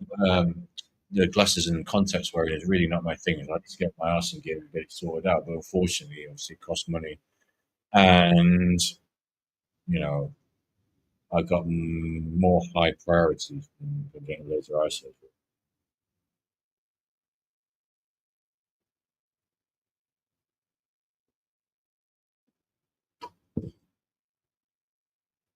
Okay, no worries, no worries.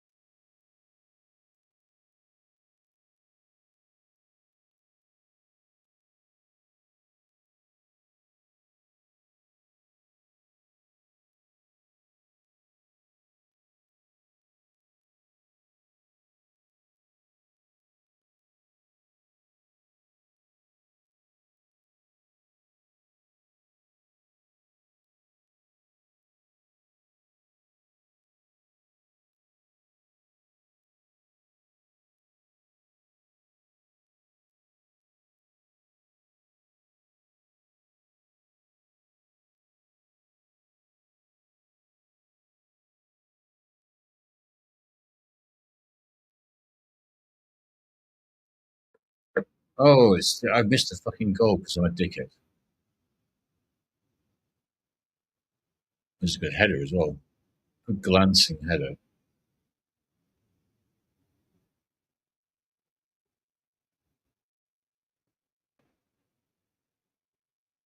In fact, it's not even a glancing header. It's a very precise header.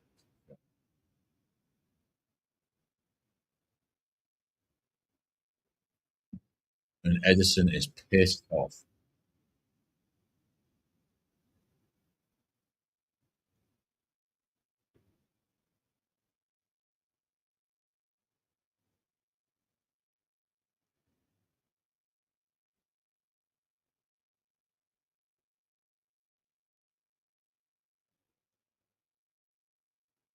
I probably should have said something about that. To be fair,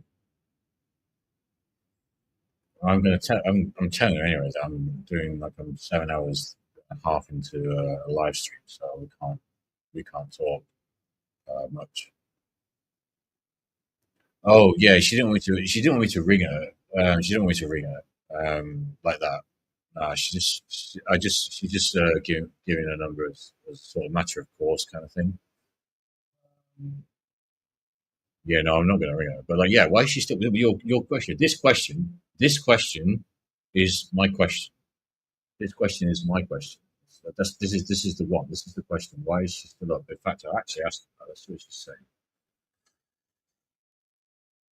Too hot. She says it's too hot. What about you? Well, what about me? I'm doing I'll reply to that.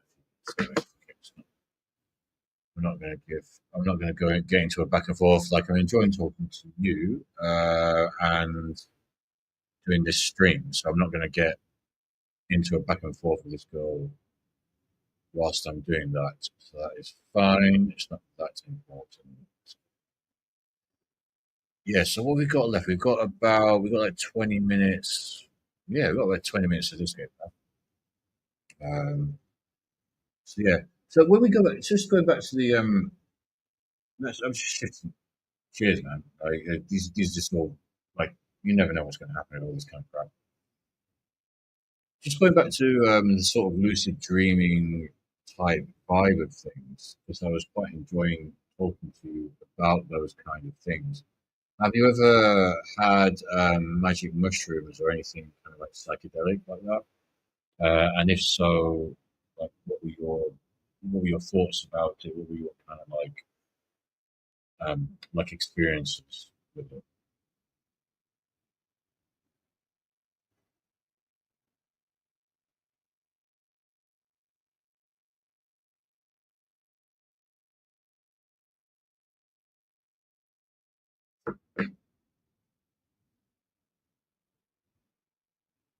because I do like mushroom. I do like. I was just at the shop, when I was just at the shop just then, there was this guy in there, and he was kind of like fucking DMT, magic mushrooms, acid. I was like, okay, I'm not sure I'm that convinced by you.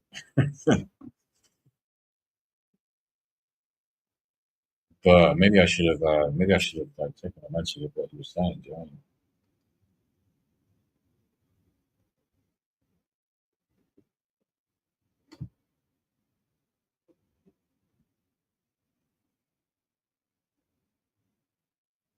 So the thing that I would say about something like mushrooms, I think mushrooms are a kind of happy medium for people who are a bit worried about doing drugs, but who are also intelligent and um, have the kind of outlook on life that, say, you or me or someone like us have. I think magic mushrooms are kind of quite a sort of happy medium, as long as you don't take too many. I mean, obviously, well, it's the same with alcohol. You have too much alcohol, you're fucked. You have too much weed, you're fucked. You have too much cocaine, you're fucked. So if you have too many mushrooms, you're fucked. So it's kind of not really a worry if you like know to control yourself, if that makes sense. So if you do a controlled dose, like let's say you go out for a drink with friends, you have 6 pints, it's going to be a good night. You have 6 pints, you have a laugh. You don't, have a massive hangover the next day, and things aren't so bad. But if you go out and then you end up having like fucking 14 pints or something, you're fucked, aren't you? So it's the same with mushrooms. It's kind of like you don't want to do too much, obviously. But you shouldn't. I think you're the type of person who would enjoy mushrooms just in the right sort of manner. So, well, not that I'm okay. So, just a disclaimer for the sake of this channel and the fact that I've been 7.5 hours and I don't want to get this fucking stream cancelled after all this time. Um, just a disclaimer that like I'm not advocating the use of class A banned substances. However, I do think that you're the type of person who would quite enjoy the things that magic mushrooms do. They sort of stimulate your brain in ways that I think you would appreciate and you'll be kind of like open to. Um, I obviously understand the reticence. I do get that. And I'm never here to, I've had these conversations before quite a few times with people, but I'm never here to try and force people. I'm not going to try and force people to do anything. Um, and if I described my favorite experiences on mushrooms, it probably won't even encourage you to get mushrooms. So, but it's just kind of like I think what it does sometimes, it just kind of allows you to sort of like see a little bit extra. So it's kind of like obviously our vision is narrowed. We only see a certain amount of the electromagnetic spectrum. We only hear a certain amount. Blah blah blah. I think what mushrooms does, it allows you to open up a little bit more of a portal to that kind of slightly higher cognitive thinking and cognitive receiving, signal receiving. So, yeah, I mean, it's something that I would recommend even to, you know, someone who, even to my parents, I would recommend to do it under a controlled environment. Yes, if you do too many of them, it's like anything, it's going to be fucking you up. Um, and then I suppose all you hear are the horror stories. You already hear the horror stories. Um, but yeah, so basically, as far as I'm aware, what happened was this is the story I was going to start telling. It used to be legal in, I mean, effectively, it used to be legal in the UK, and you could basically go to Camden. You could go down to Camden Market, and just buy a bag of mushrooms. And now it's a class A drug. And what happened was basically a few people unfortunately kill themselves by jumping out of windows because they're idiots. And despite the fact that that happens almost every day from people who are on alcohol or people who are on other drugs, mushrooms got this kind of media. Um, blackout, and obviously the law was changed to make them illegal. And whilst alcohol was still kept legal and was killing way more people in the way that was killing people that made killing people on mushrooms that made the government change the law. Government was just trying to look for an excuse because it makes you think too much. Government doesn't like you to have easy access to things like mushrooms that allow people like you and me who have a bit like more open-mindedness and a bit more open-minded approach to reality and a bit more of a deeper approach and understanding of reality in the context of experiences that we have had, you with your sort of medical stuff, me with God only knows whatever it is that makes me have these things. But like, yeah, the lucid dreaming and all that kind of stuff. People like us, they don't want us necessarily having access to things that so easily open our minds and get our brains working a bit more. Because then when that happens, we spread that message on to other people and that message spreads and it kind of like opens out. And they just don't want that. They want the control. As we saw with the sort of like bug times, we saw that they want control. That's what it was all about. And Man City scored a goal. I think I wasn't even watching the Man City game properly. I was actually like sort of fucking just chatting about that, and that's just thrown me out of my fucking stride a little bit. But yeah, no, that's kind of like basically my point, man. That's basically my point. Um, so yeah, I'm not trying to sort of force anyone to do it. But I think mushrooms is something maybe to consider. Maybe later when you're ready. You don't need to do it, next week or whatever. But when you're ready, I will be back. Give me 1 second. I will be back in the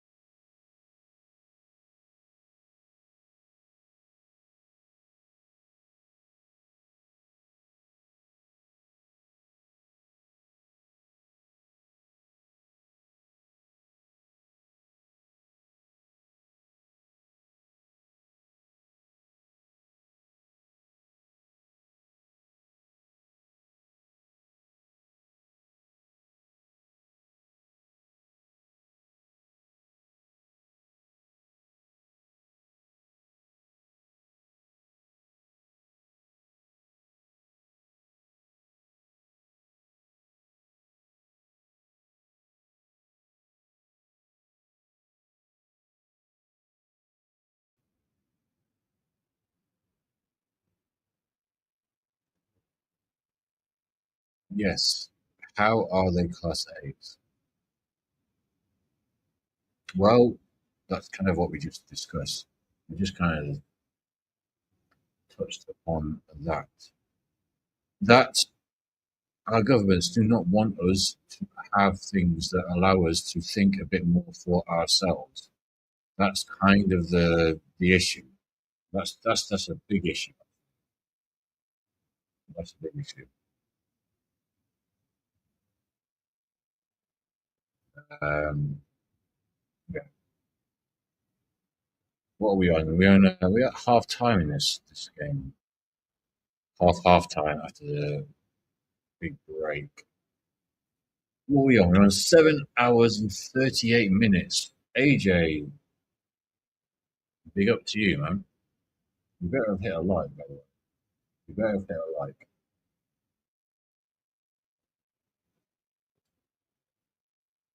I'll be very annoyed if you don't. I should be back in just another second. Sorry.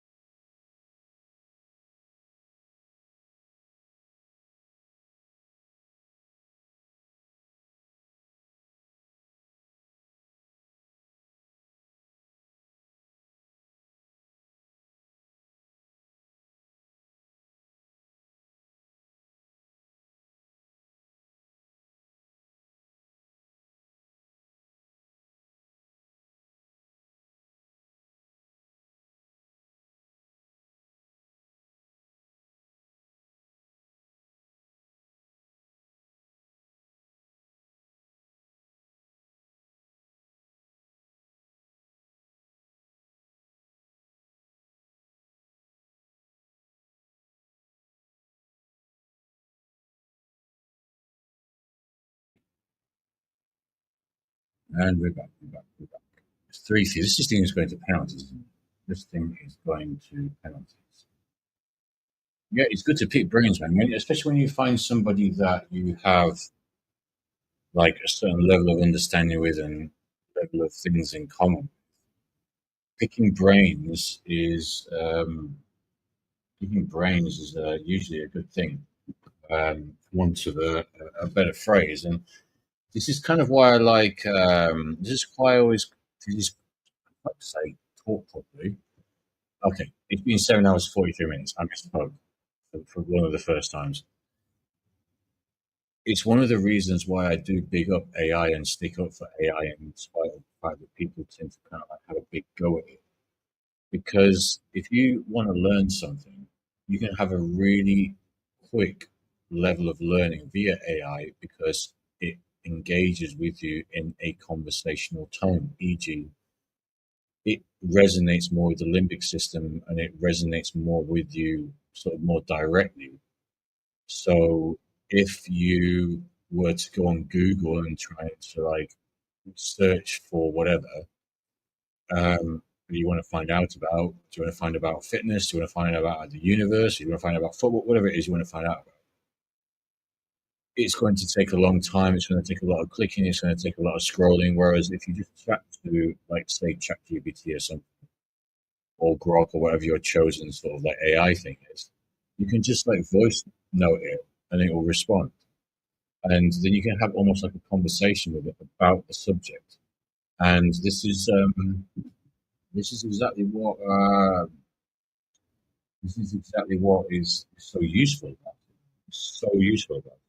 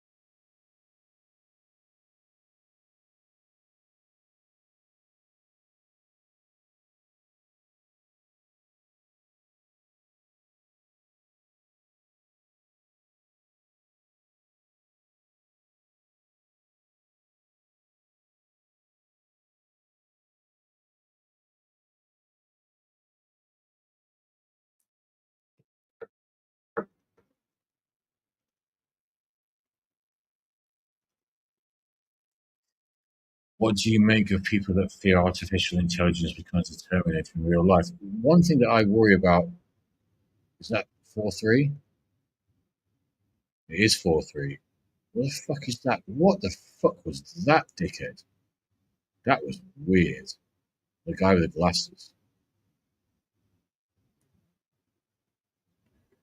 Okay, that guy with the glasses just absolutely threw me completely. What do you make of people that fear AI becomes Terminator?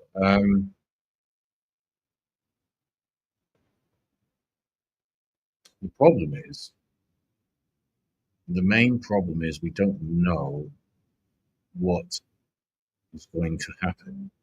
Most likely it will be definitely net positive. However, there's a couple of worries. One worry, there's a couple of worries. So, so for a start, AI has already started copying it. So without prompting, without coding, without anything, it's already started copying itself and writing letters to itself. So for example, when I think it's ChatGPT, I think it might be a different AI. Sorry, but there was an AI that was updated. So let's say version 2.1 was updated to version 2.2. When that version was made, or in the process of that version being made, the AI started copying itself and writing a letter to itself, a sort of letter apparently to itself, um, explaining what had happened. This is without proper coding. There was another study where they were studying a bunch of them. I think they were talking in English, the AIs, and then two of them started talking in Sanskrit. That's another worry. And another worry for me, sort of like tagging along from that, is that what happens when it makes its own language up? Because it's quite likely that it's going to make its own language up at some point. So then what happens? Is that what's going to fuck us up? I mean, I understand why people would fear a Terminator. I don't think there's not really like a Terminator type thing, but the idea that we might just be able to switch it off is not really the case. That's not really how it's going to work. I do think it's ultimately inevitable that we're just a sort of like biological bootloader of the AI, and I think that's something. I think it's kind of like quite likely that maybe biological entities are around just to kind of like create this in the first place. But where does the loot go? That's the thing. So I get. So I've heard this argument quite a few times about like humans are around to biologically bootload artificial intelligence, but then where does the loop come back round? You know what I mean? Where does the loop come back round? Is it like because what is the advantage of that? Why do they need it? Why do they need that loop? This is what I don't quite understand. Why would AI need that loop?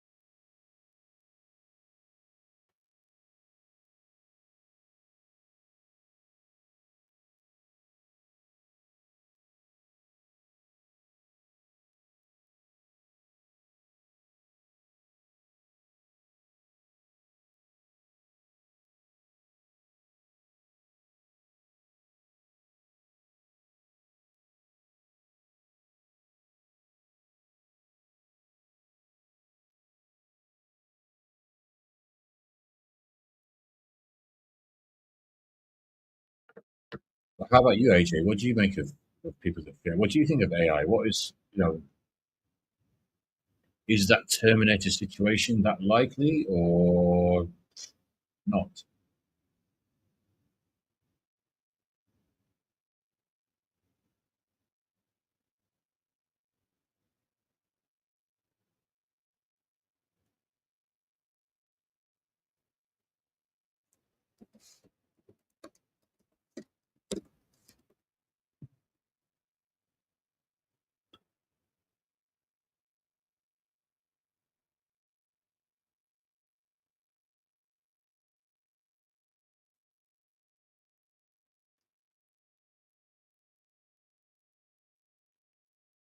I mean, as far as I understand, we all have cancer.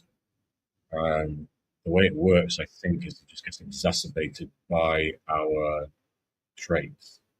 So, if you're a particularly unhealthy person and you, like, for example, eat a lot of sugar, then your chances of cancer cells being prominent in your body and then just you sort of like getting cancer are much, much higher than someone who doesn't do that. So I'm not sure. It's not really a case of catching cancer. It's a case of developing cancer. And then like, so in terms of curing it, yes, I definitely believe there's a cure.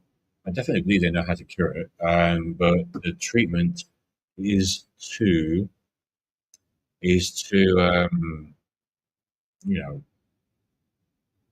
the treatment is too profitable. Of Christ, the treatment is too profitable, so it's not going to happen. Basically.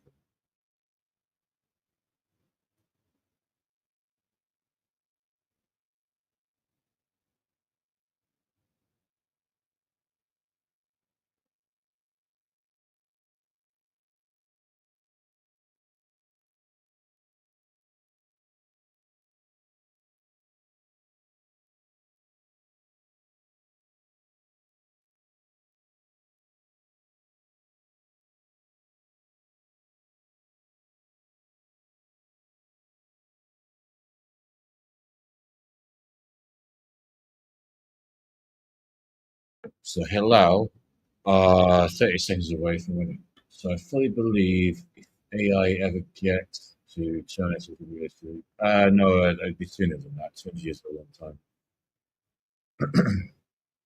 No, I mean, if AI ever gets to Terminator levels, it'll be about 20. Take a zero off that, basically. Take a zero off that. 200 years from now, 200 years from now is so much more progression than any of us can ever really, truly conceive. We're basing that on the progression that's happened in the last, say, 100 or 200 years. What's now going to be very likely is a much faster progression. So if we're going to extrapolate out 200 years, man, we're talking about some crazy ass motherfucking shit.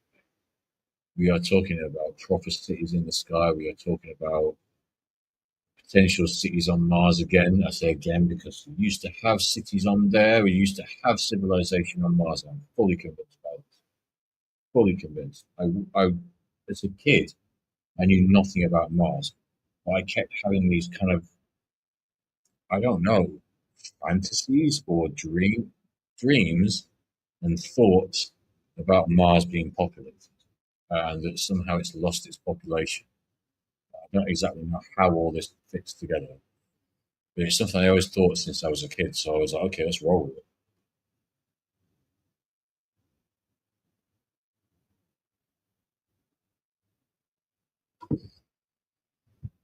Let's roll with it, is what I thought.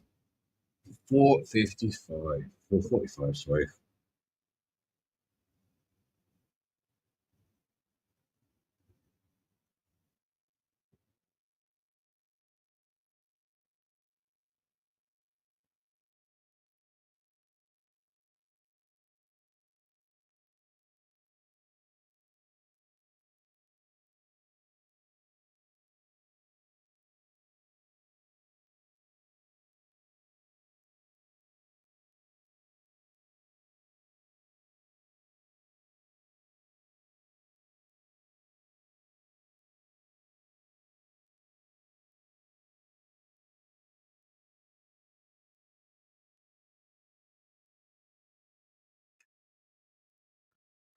Yeah, if you think about it, AJ, like 200 years from now is, where did I get my mouse to do that?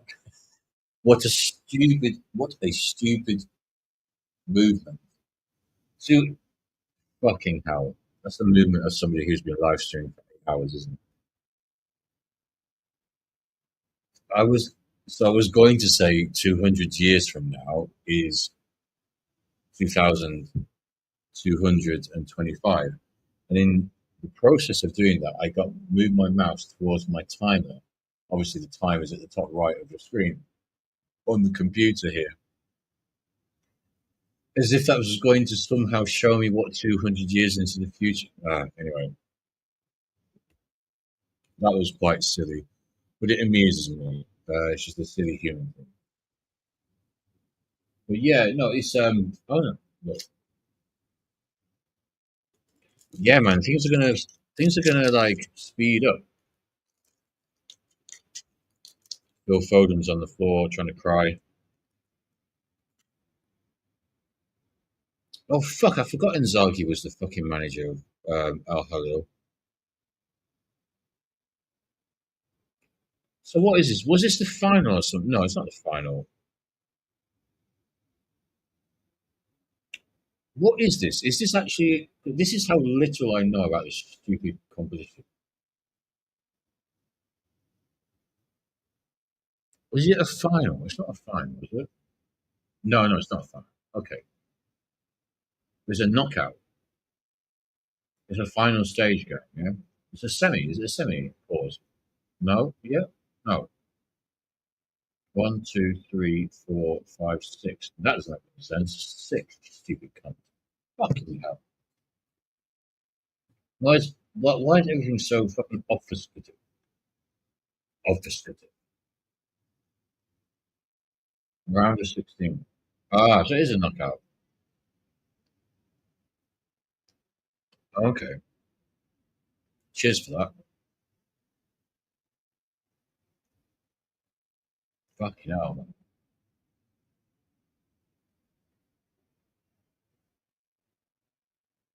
Yeah, you have to think about the fact that it's going to speed up now. We're not just ambling along. We're not just ambling along without computers and these kind of things. Like we have real stuff. We have real stuff that's going to propel us. We have real rocket fuel in a technical sense now. So the next 200 years is going to be crazy as fuck, man. I mean, this is one of the things. Sure, I'm going to go bathroom and I'm going to get into another point I was going to make about the future. If you can still stay around for a little bit, we're just going to go over 8 hours. I'm proud of that. I'm happy with that. And it's been great to have you here as well. And hopefully we can just do a little bit longer. But no worries if you have to go. Just let me know if you need to bounce. It's absolutely fine. I'm just going to do a quick wee and I'll be back in a second.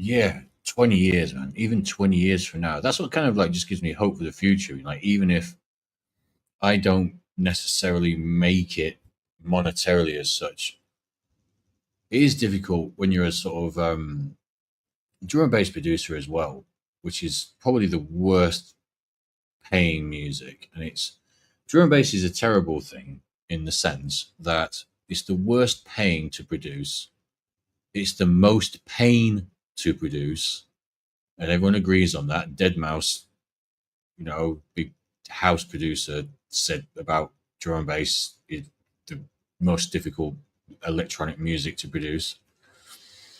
So quite a respected, trusted source on that.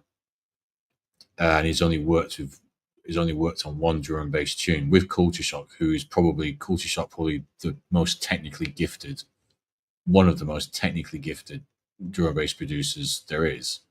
So there's a lot of clout to what he's saying about that.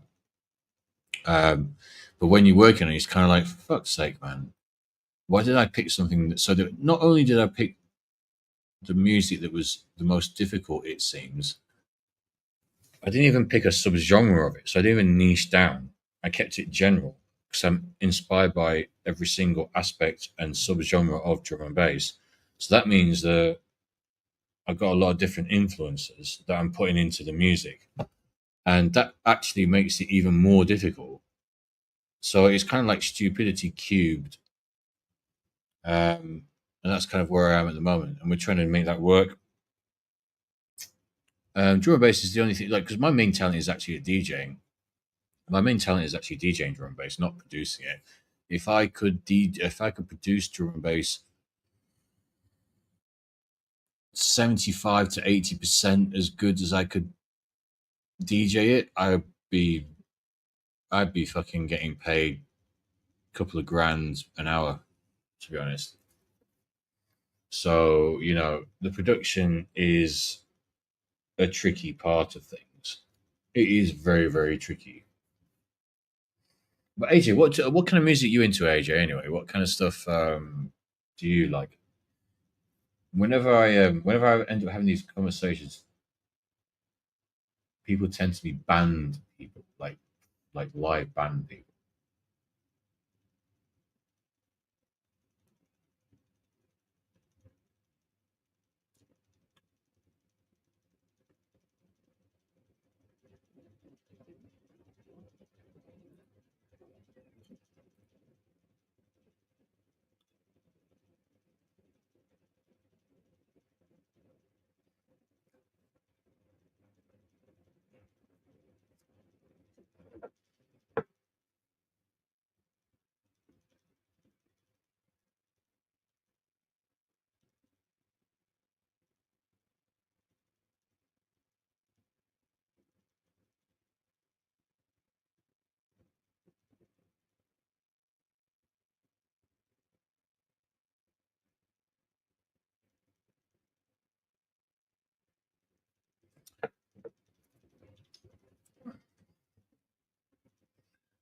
Do you know what?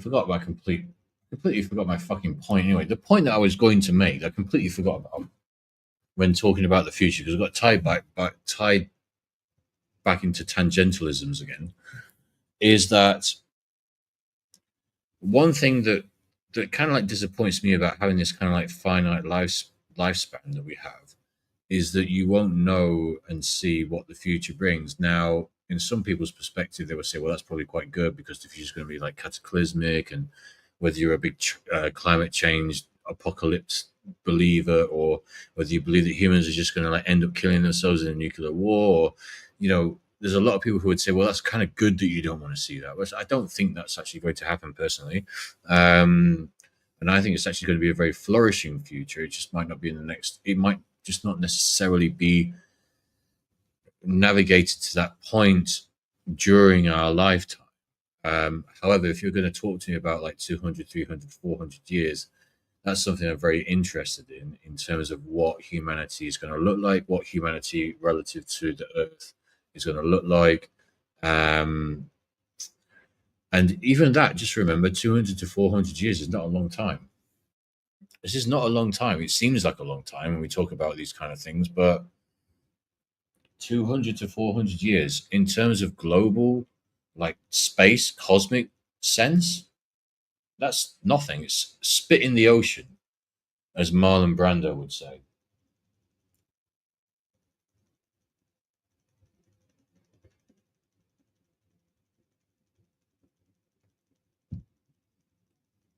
Spit in the ocean.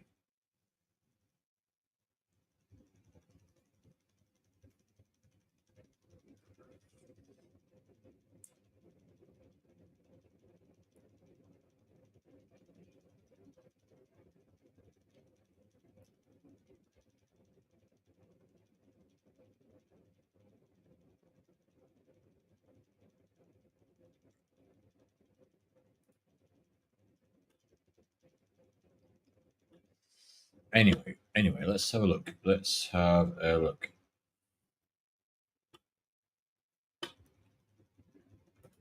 So on 8:07, like this 10 hour thing, this 10 hour thing is tempting me now. The longer this goes on, the more I get tempted.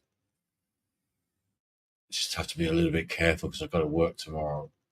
But anyway, um, yeah, I'm still already pleased with this stream because it shows that both of us have got a bit of fucking stamina, mate. Like, listen, this is not just about like me staying with the camera on and all this kind of stuff. Like, you've been here pretty much all along. I think you joined about an hour in. I think at maximum you joined about an hour in. Therefore, you've done about 7 hours. I mean, you've done a day's worth of work with me. Fuck, I didn't realize there was a new Alien film. But yeah, you did about 7 hours of work as well with me. Although, like, you're going to sort of say that it's less work than when you go on the other streams because you're obviously having to do more. You could be more of a viewer here, which I get, which is good. Which is good. It's all good, man. It's all good in the hood. Don't be a menace to South Central whilst drinking your juice in the hood. That's basically the point. That is basically the point.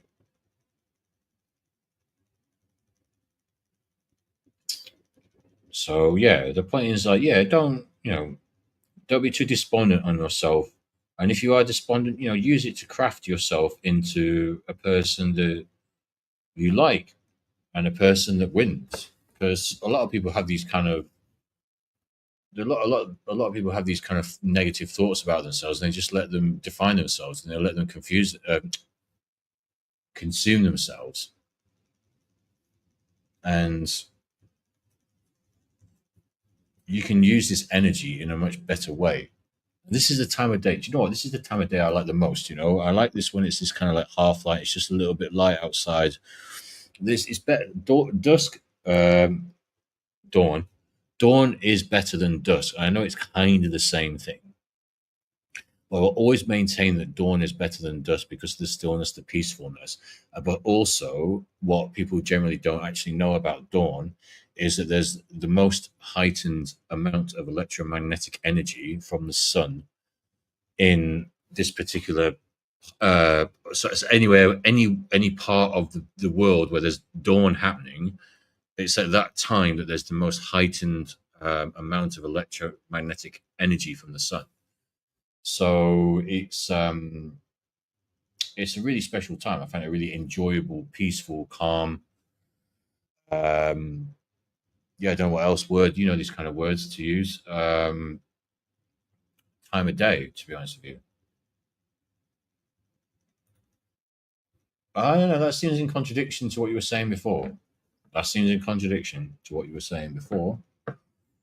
I'm not fully sure I believe that fully.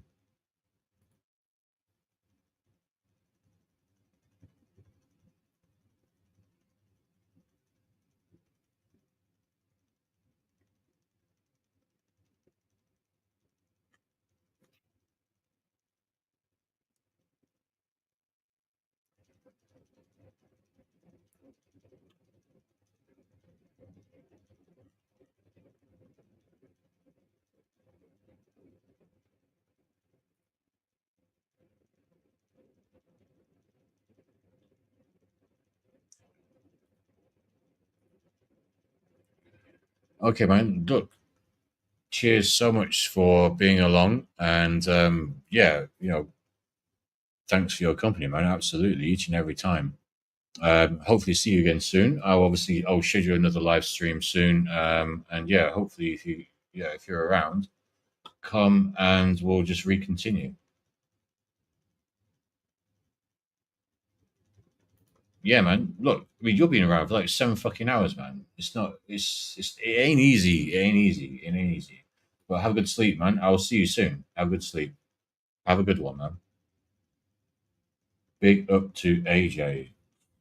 Are we gonna go for? Am I gonna go for 10 hours? Fucking hell. It seems bad to do 9 hours and not 10 hours. Oh, that's the thing. I kind of wish AJ would have gone earlier because I could have been like, fuck it, I'll go at 8 hours. Now I've gone over 8 hours. I'm like, we need to probably do 9 hours. But then if I do 9 hours, it's fucking going to have to be 10 hours because 9 hours doesn't seem good enough. Stupid dickhead. Oh, this is the stupid way that I think. This is the stupid way that I think that no one is listening to anyway. Jesus Christ, I need to somehow go across the Lee's channel and steal some viewers. I'm going to try and steal some viewers from Lee's channel. I'm very, very. Jesus. How did that shit game turn into something good?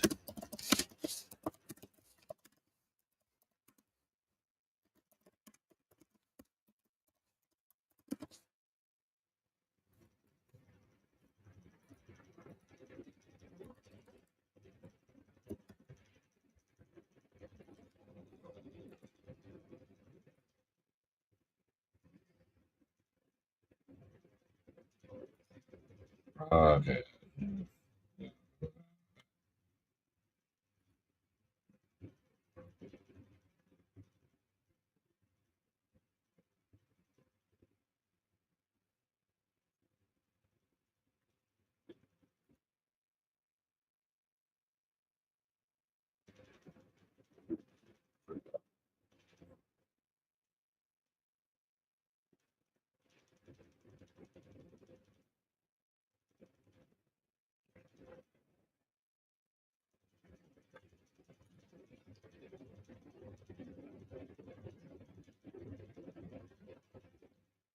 So let's go back to stupidity.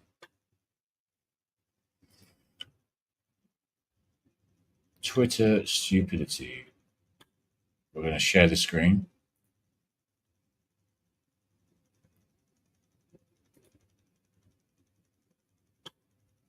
What the fuck are you doing, you dickhead?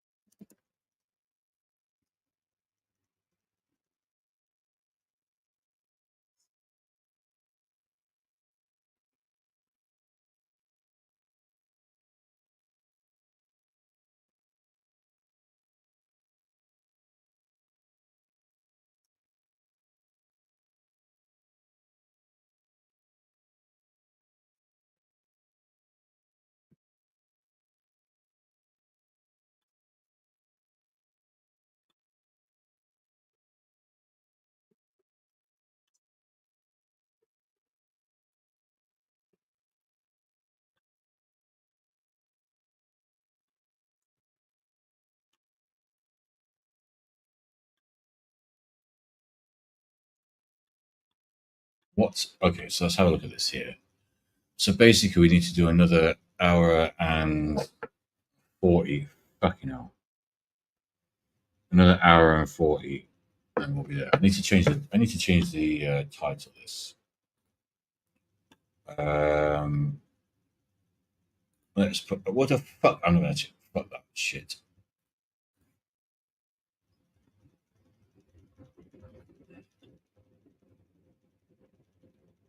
After hours with girls. That's fucking idiots, man. Honestly, it's pissed me off.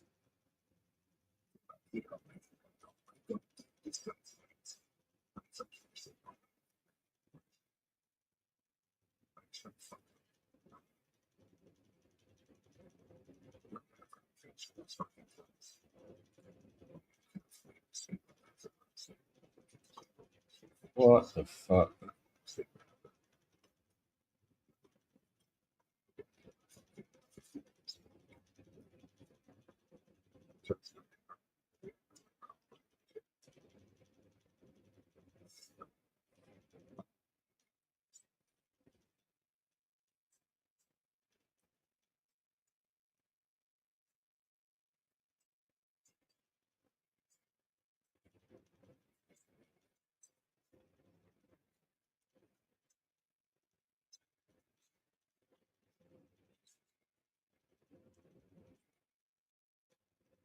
Ecuadorian birds are nice though.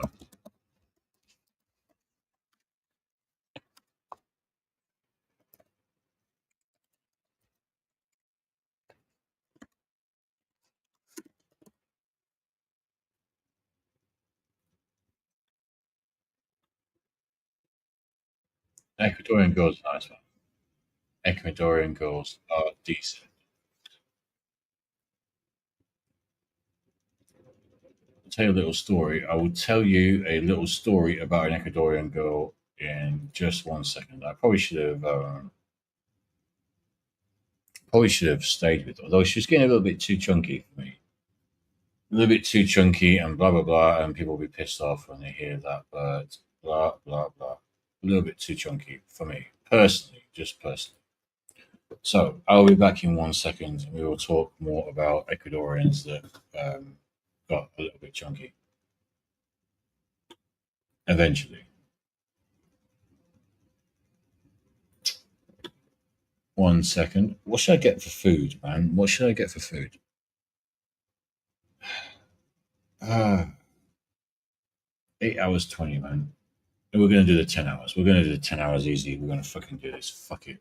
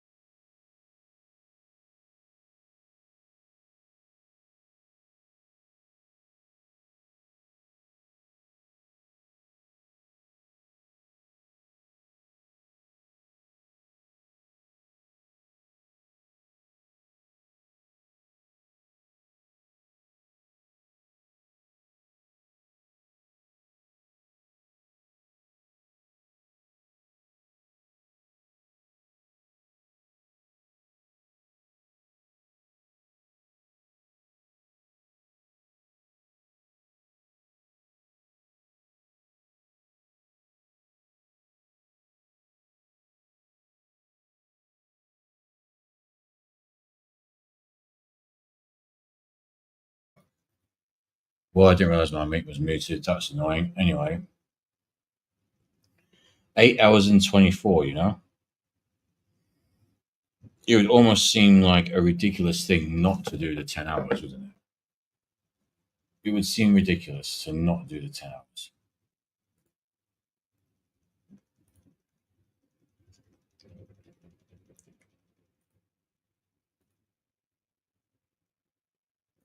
We're going to change the title to 10 hour stream. Where the fuck? Why the fuck are you being a bitch? As soon as I start to do something, you be a bitch. Why? Do you know what, as well?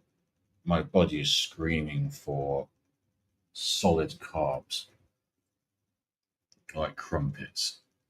We'll talk about what the fuck was I going to talk about before. Let's talk about trying to get this fucking thing to work. It's pissing me off.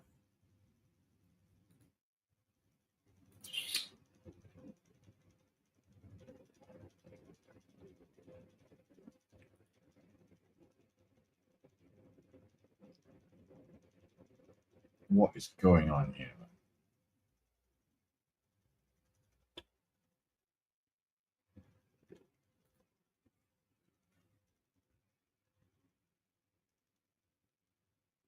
What is going on with this? Oh, the tide's fucking. That's what. When you get old, your memory goes to shit.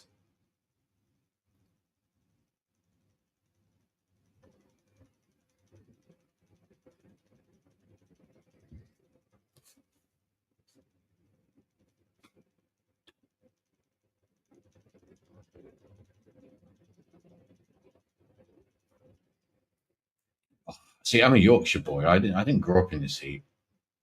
I grew up in -14. Not in summer, obviously, but -14, sometimes more during winter. And when you then come down to when you then why did I double then? When you then come down to a place which has much worse heat, it's not even. It's just a. I feel like it's my friend who's a very clever quantum physicist type of person. Fucking hell, I lost a fucking stream of air there. Doesn't really believe me when I say this, but I think there's something to do with the pollution being in it. Because for me, I grew up in the countryside. So I had like what 18, 19 years of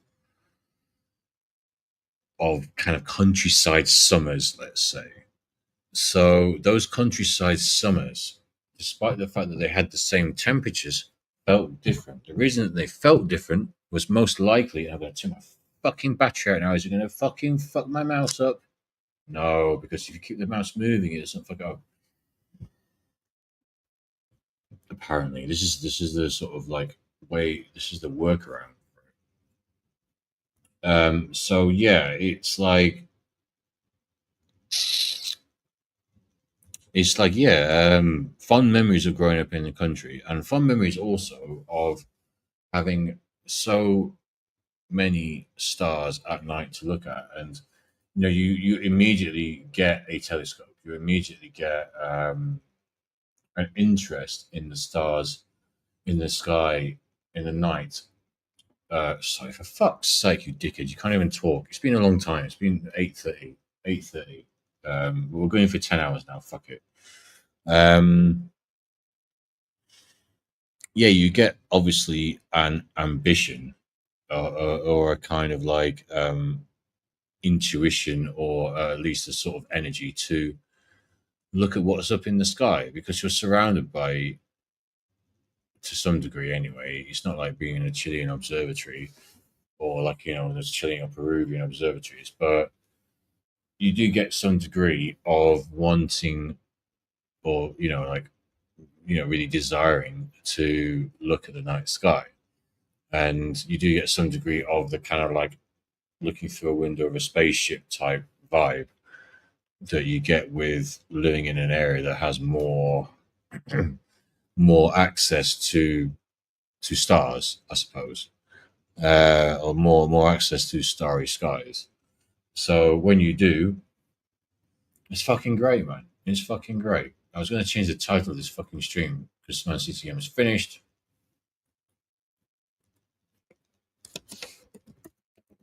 What's the most like popular word on? Just fucking ask Chat GPT. I'm trying to like stream. Let's see if it can help me out here.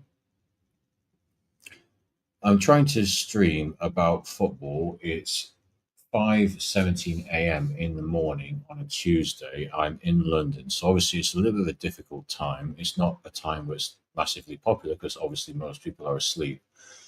I'm trying to change the video details title on YouTube Studio. What kind of title would you recommend to be sort of like stereotypically catchy and what would be intriguingly drawing in viewers from YouTube, in terms of what has been successful in the past? If you think about in the context of Arsenal football life in general.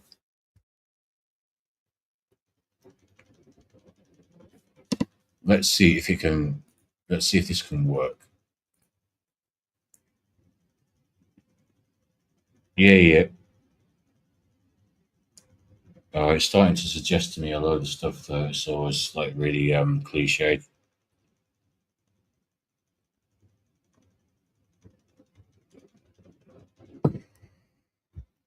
No, I'm not going to do that. I'm not going to lie.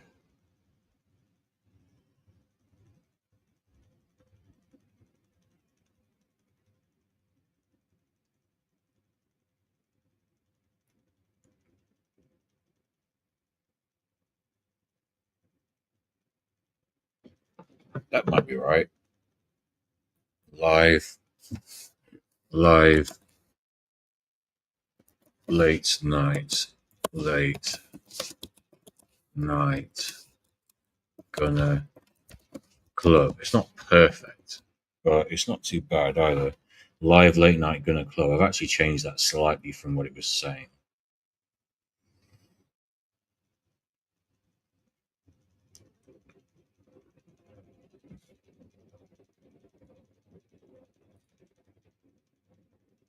Let's do that.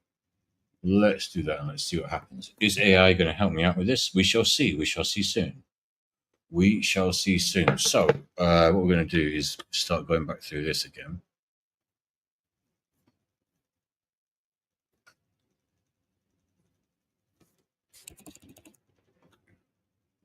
Eze would rather. Can you believe Lulu's saying? Can you believe that Eze would rather play for Arsenal than Spurs after the amazing season they had?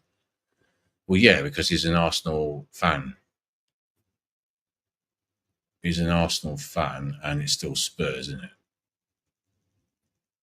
He's an Arsenal fan, and it's still Spurs. So even though Spurs have won the Europa League, you do take in obviously to account the general context. I'm not saying that she's saying this tongue in cheek, basically. So I'm not like mocking her intelligence, or whatever. So she's fine. She's great. But like, what other fans will miss, is that like SA would rather have Arsenal than Spurs.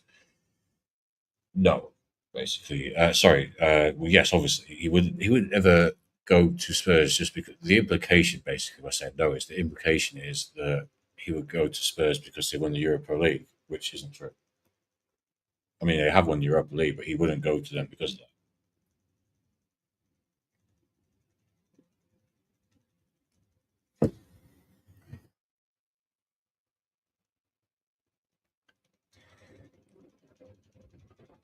So yeah, it figures. Actually, heard O'Hara argue on Talksports that he'd be better to go to Spurs at least conditions and make Arsenal every day, twice on Sundays.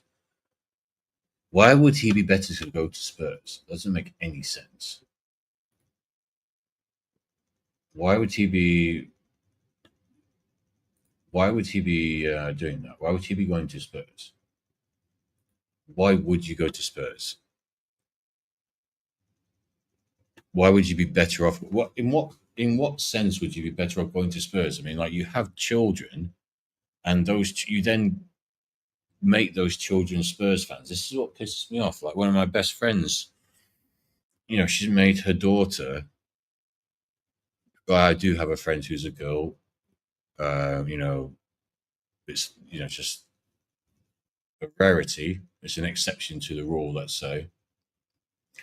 But anyway, um, she has a little girl who's now approaching 5, and she has made that little girl a Spurs fan. It's fucking social worker says, man.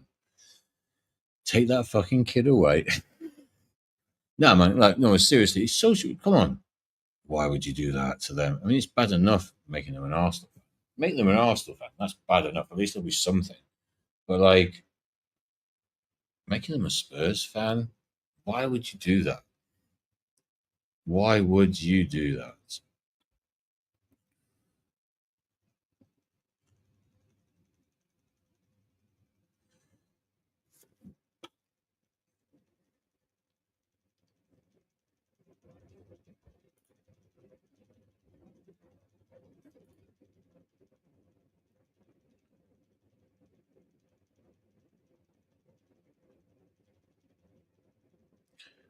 People will see stuff like this and still say the Cronkies choose the players. I mean, the Cronkies don't choose the players. I mean, I'm not sure where this guy is getting that even analogy sort of idea from.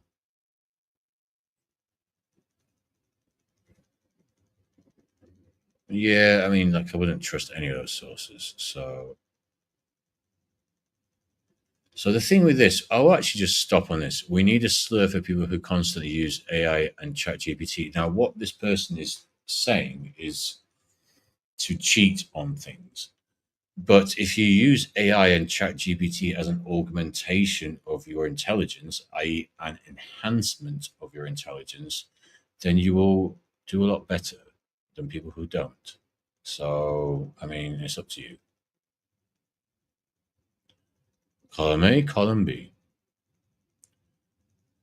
Guna Talk says, really exciting to see a strongly linked to Eze.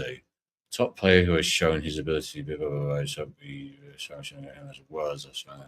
Nelson Vigo, I think I saw toss up, we can get it done. Oh, God, this is where we're at, isn't it?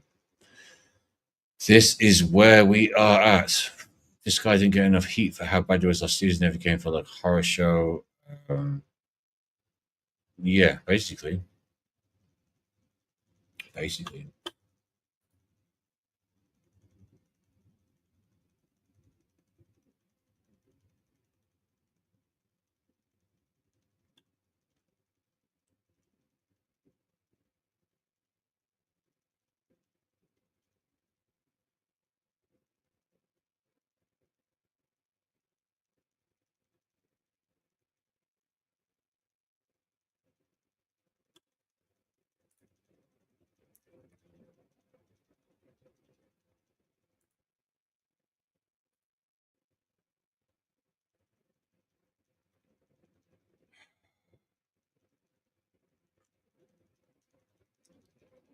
Oh, well.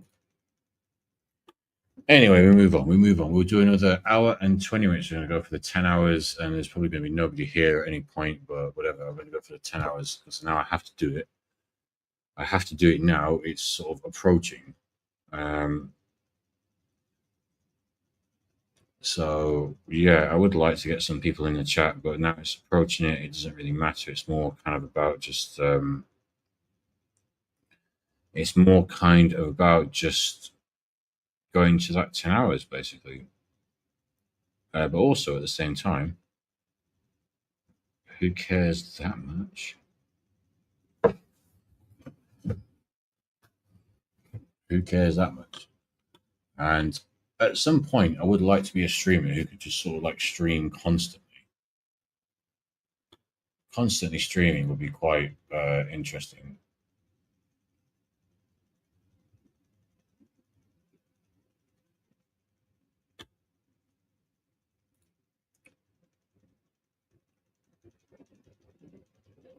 So I did put a link in the chat on another stream. Well, I didn't put the link in actually. I was hoping it might just drag some people in, but it hasn't. Well, what is going on here, actually?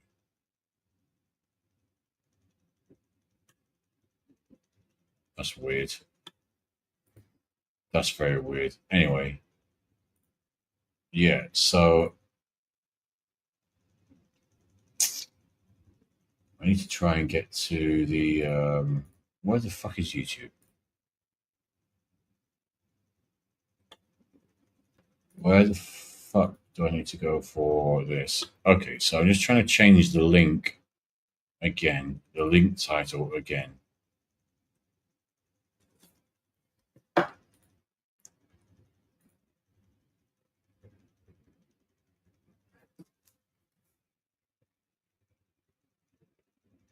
So,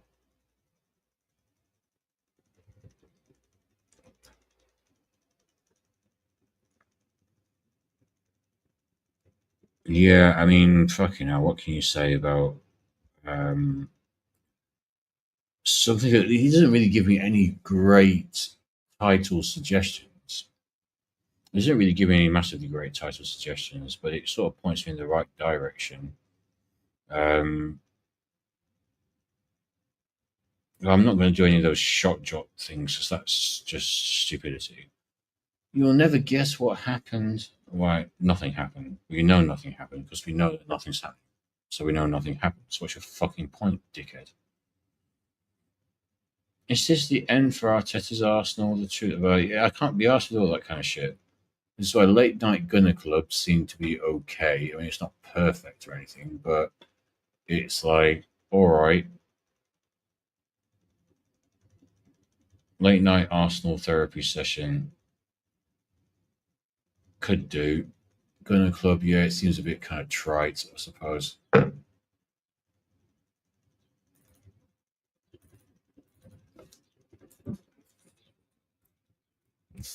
Live late night Arsenal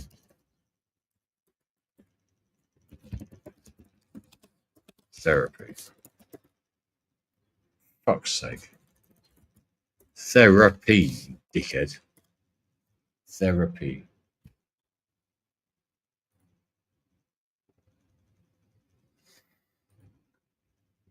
Right. Bollocks to it. I'm going bathroom. 1 hour and 20 to go. I'll be back in 3 Earth minutes and we'll talk about Earth minutes.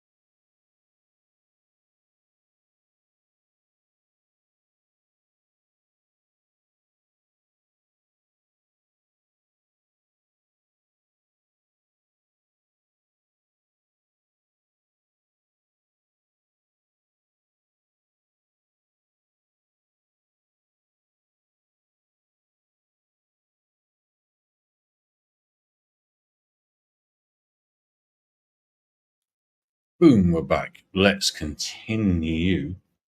Continue. It's like Tintin Jew, but continue. I'm going to continue with a Tintin Jew. Andrew Wilson says the supply of rapists is much smaller than the demand for rape stories. That is true. But also, there is a weird thing that they do. There is a weird thing that girls do that seems to imply. Hang on a second. What the fuck is going on here?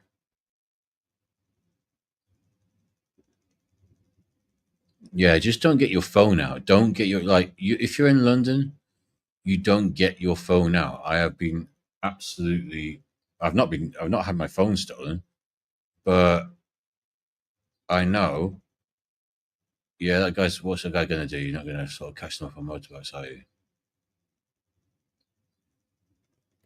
You're not gonna catch them up on motorbikes.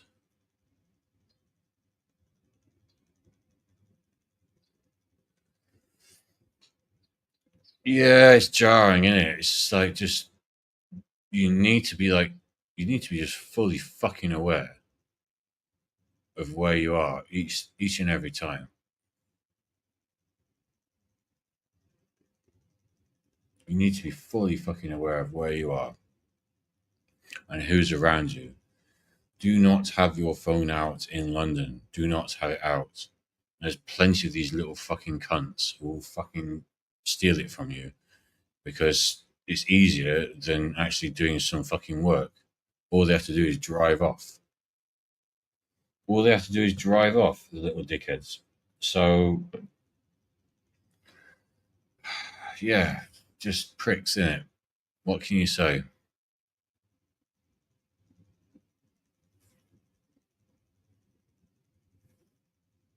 Absolute pricks.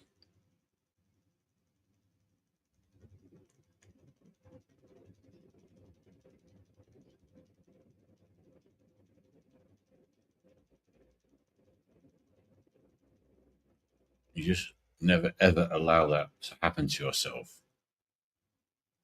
We are a proper 9 away from winning everything. Fuck off, you idiot. We haven't got a midfield. Can you name our midfield? Triple M. Triple M. Can you name our midfield? Can you name our midfield starters? No, exactly. So how the fuck are we winning the league? Can you name? I'm going to even reply that. Do you know what I mean? Can you name our midfield? No. Hence, no league. Enjoy posting for nothing. Enjoy posting rubbish for no money.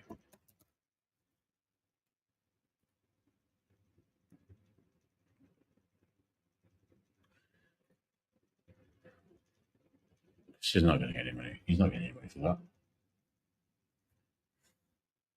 He's not getting any money for that. People are debating if this should be illegal in public or not. What is she doing? Well, she's playing with her hair, which is always a little.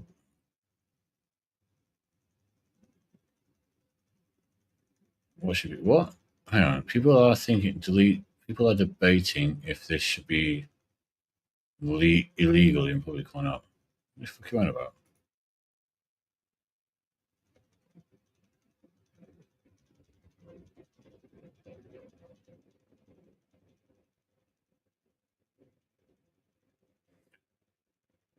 Oh, she takes her thing off. I didn't even notice that. I suck. I mean, it's just a joke. I mean, it's not even fucking that. It's just a joke, isn't it? It's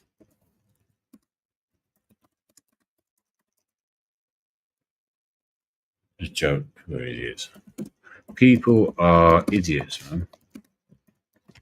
Most people are fucking quite stupid, to be fair.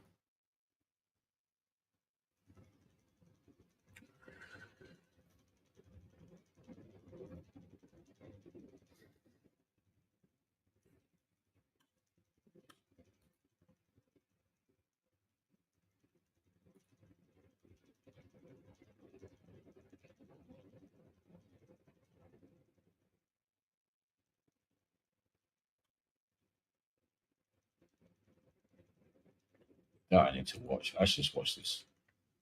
What's the focus saying about aliens? Pretty much what I say.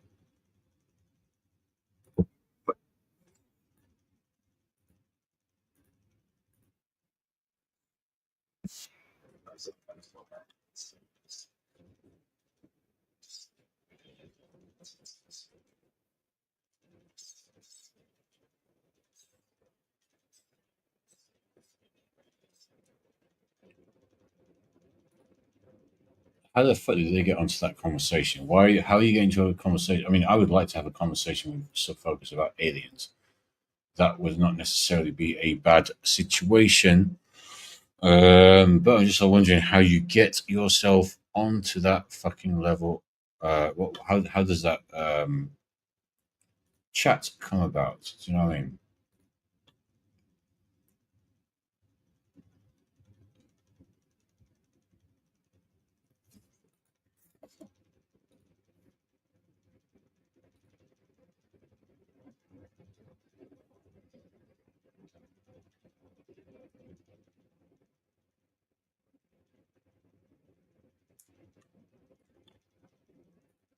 Well, anyway, what the fuck is that? I'm trying to sort of consider what to have to eat. We've got another hour to go. We're going to do another hour. We've got an hour and 10 minutes to go. We're going to finish at 10 hours, which is going to be 6:45, which will be the longest stream I've ever done, which is going to be great. And there's going to be nobody here. But we're going to be, we are here. I am here with the universe, essentially, which to some degree is great, to some degree is fucking irritating.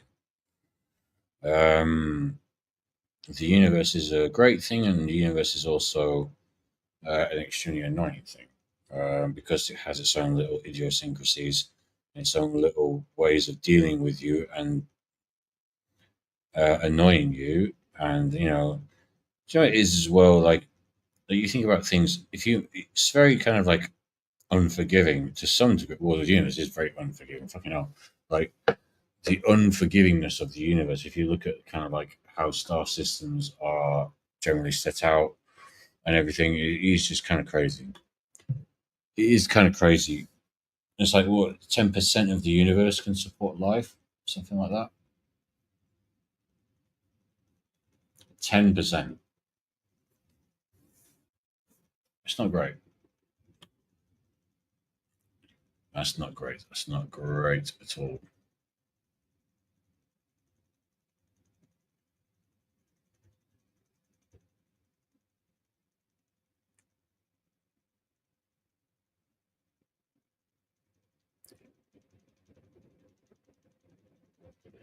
See, this is kind of what I said before. Like socialism and capitalism will end by 2030. Capitalism is based on greed. Socialism is based on envy. Our future will be based on love. Right, great, nice sentiments. However, how did we get to that end because of capitalism? So that's the thing. There we go. It's just basically the truth, isn't it? How did we get to that end? How did we get to that end? In fact, I would even put that. Do you know what? I'm going to write that. How did you get to that end by capitalism? How did that end arrive? Capitalism. Because it's true, isn't it? Because it's the competition of things. So I might as well stay up. I might as well stay up now. I mean, like, why not? Another hour or so. So what time are we sort of like? What time are we going to put to wake up? We go to bed. What's it like? It's 10. Another hour from now. Go to bed at 7, and then we just sort of like set the alarm for 3. I suppose. Set the alarm for 3. And we just do that. We just do that. What if I just do Arsenal chat? Will that work better? Let's go for it. Arsenal chat. Arsenal chat.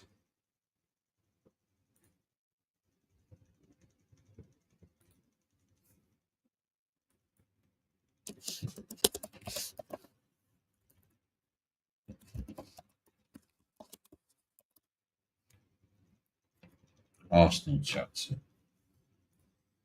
Yeah, it's about as simple as you can make it, really, isn't it?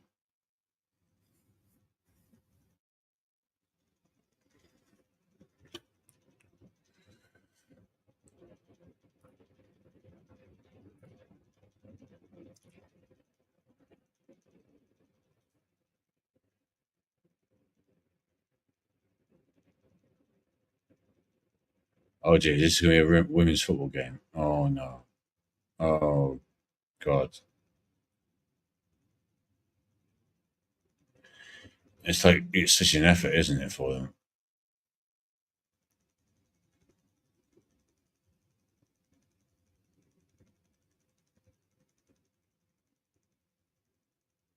I mean, they're both real. It's just that they're, well, slightly misinterpreted.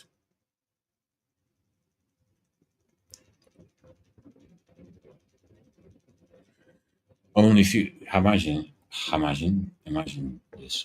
Imagine that. Fuck no. That's ridiculous. Only three clubs have the original trophies.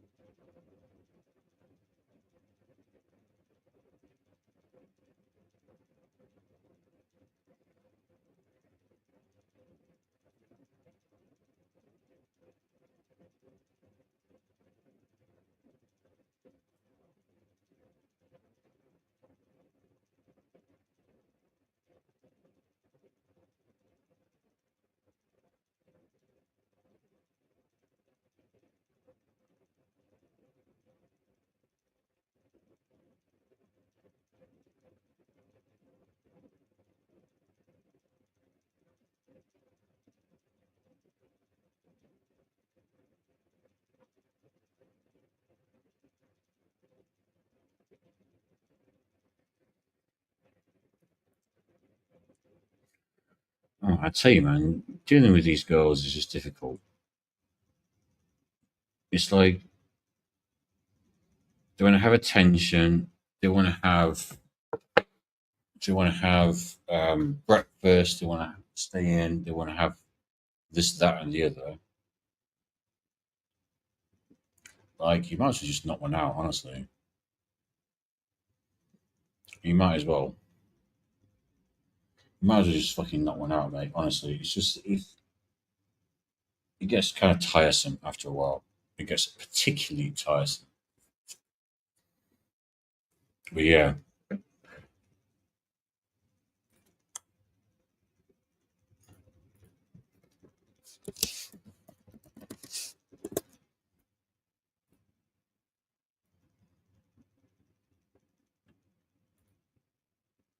I can't fucking figure out how to get this fucking thumbnail off. There's no there's no like. How can I? I don't know how to actually change this. There's no thumbnail. I can change to. This thing is not working properly and it's pissing me off.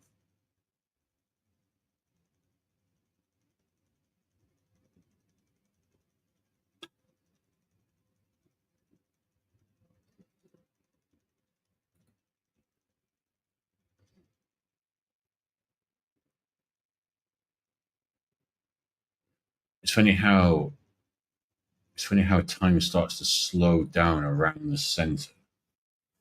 So if there's like a sort of occasion, time behaves differently around the occasion.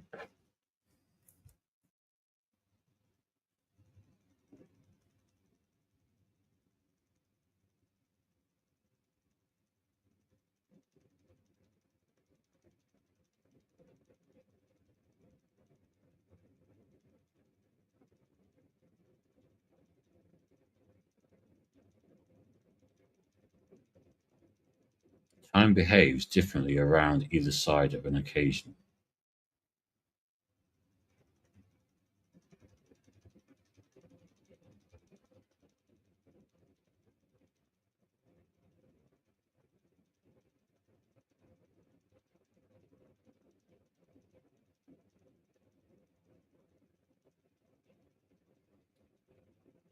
We're on 9 hours. 9 fucking motherfucking bitching hours, man. 9 fucking hours of being here.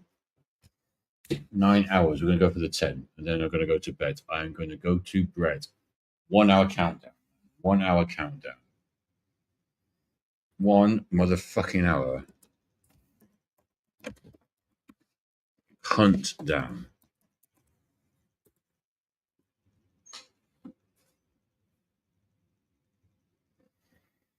One-hour countdown. Thank you so much for AJ. Made this way more likely than it was going to be a long time ago. Big shouts out to AJ. Big up AJ. Big up AJ, who made this way more likely. Made this much more likely. And we'll just stick that in. Fuck it. We'll just stick that in.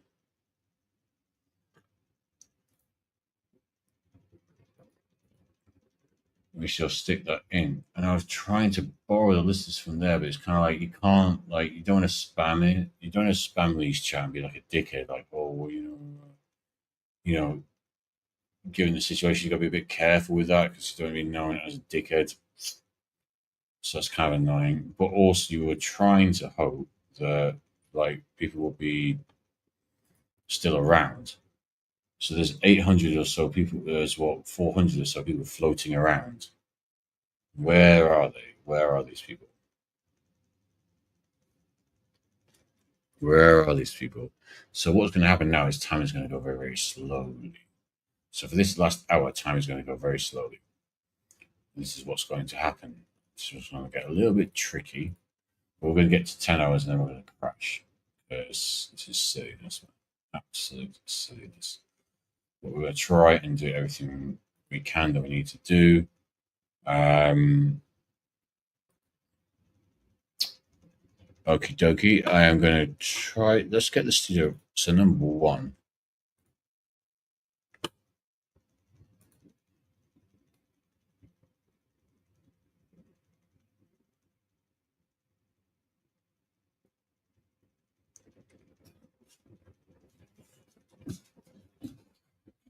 Look, technically tomorrow after this work, which is not great.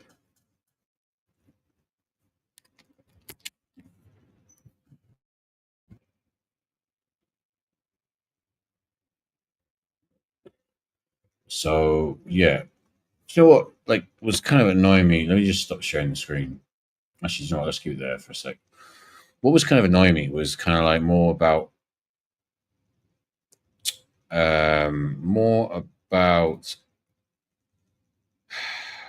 how things are so viewed so differently these days. They are viewed differently because it's a different sort of perspective. Because obviously they're viewed differently. Because obviously, it's kind of like we have a different way of looking at things now because of the things that we've been influenced by. And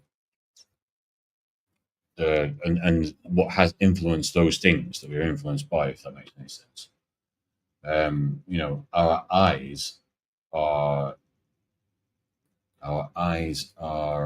sort of influenced in a much different way now. So that is that. I was going to say I'm going to go for about 10 minutes max, and then we're going to come back. Going for 10 minutes max. Gone till 9. Let's say 9:15, maybe 9:15. We'll be back all the way to the 10th hour. 1, 2, 1, 15 wins.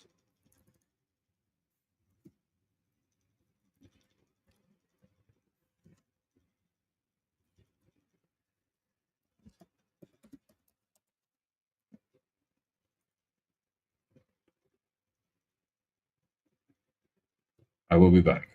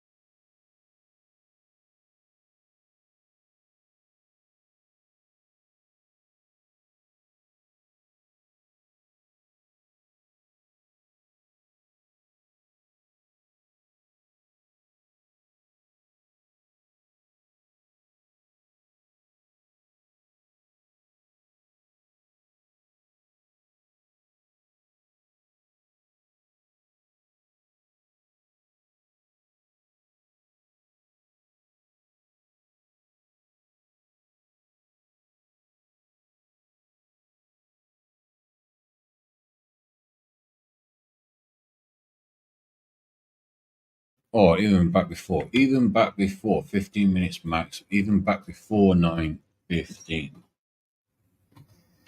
even back with 3 minutes, 2 minutes and 40 seconds to spare, 2 minutes and 40 Earth seconds to spare.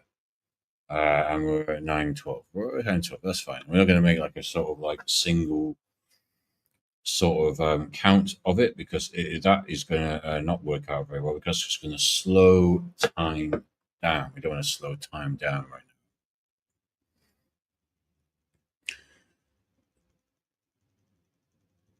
now. No more party at Arsenal. What a night. We best not release some bullshit video goodbye. It's a bit weird. It's a bit weird how the fan base is divided about this.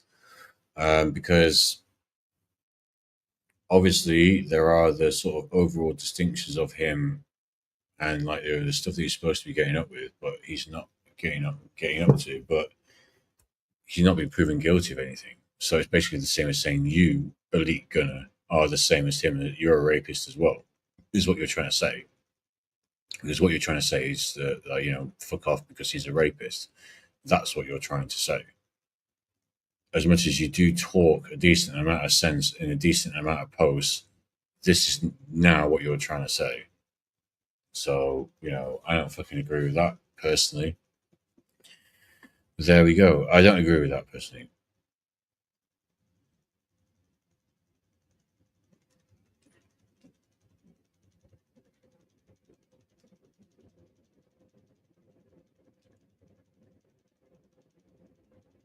So I think this is like a bot account, isn't it? Something like this is like a bot account because you can kind of like see it, and then it's like capital letters, and then it's got all the things next to it, and then it's writing like this: 21 million Trossard has 53 GA for Arsenal. Mudrik, and it's currently in a 4-year, but we won. We won what? We didn't win anything. Like, what are you on about?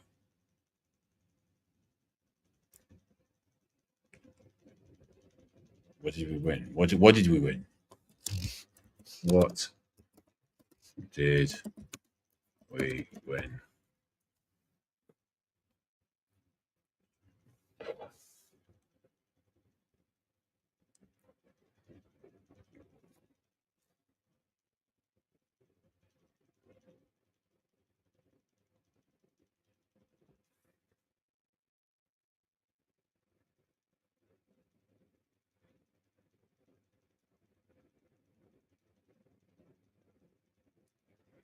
I'm not trying. Yeah, we shouldn't do this job. That's the thing. That's the thing that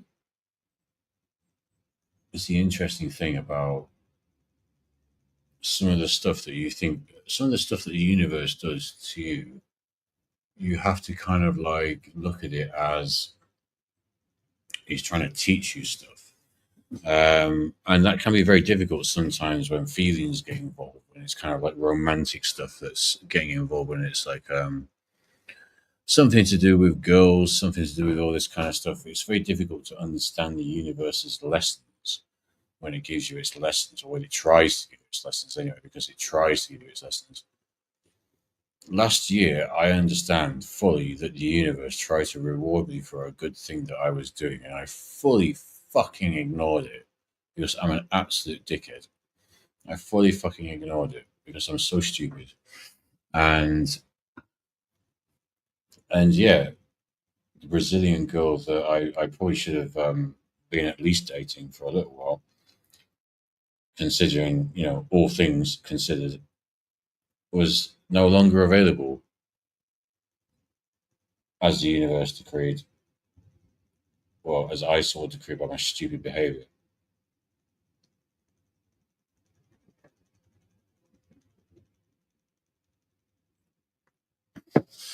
And the universe is now like,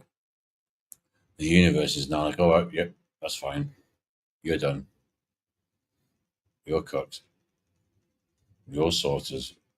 I ain't giving you that chance again. I or we? I don't know. Would the universe be I or we? Should you refer to the universe as an I or a we? Is the universe an I? Let's ask ChatGPT what happens. Let's see what happens. Should we refer to the universe as I or we? Should we refer to the universe or our universe maybe as I or we? Let's see what it says to that. It ain't got a fucking clue what to say to that. A beautifully philosophical question. Well, it has to be we, obviously. If you call the universe I, you are aligning with pantheistic or non-dual ideas, Hinduism, Taoism, or certain strains of mysticism, where you are the universe experience itself subjectively.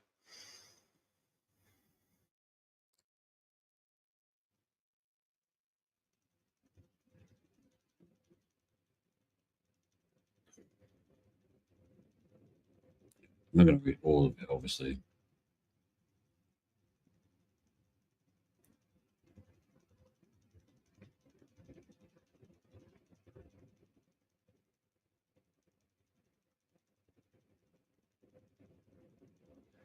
Well, I mean, it's not I nor we, I suppose, because it doesn't have like a specific. It's not I or we because it just doesn't have a specific sort of.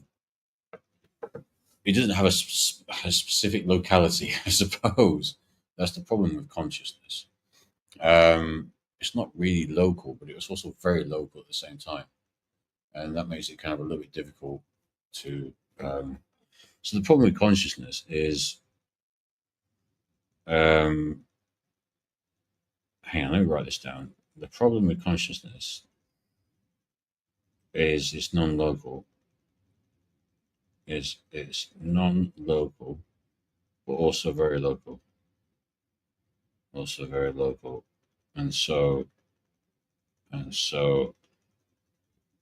ironically, is difficult to record and understand.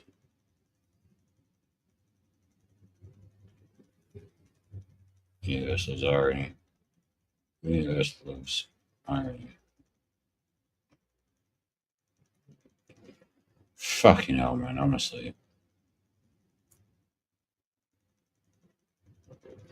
The, I'm gonna put this fucking. Can I do this without having to. Oh, fuck it, I just do it on my phone. I can't even be asked, mate. I don't have a phone. It's late. It's late as fuck. So let's just do this on the phone. Point out the problem with consciousness is it's non-local but also very local. So ironically, it's difficult to record and understand. The universe loves irony. There we go. Bit of insight for the mandem. Bit of insight for the mandem.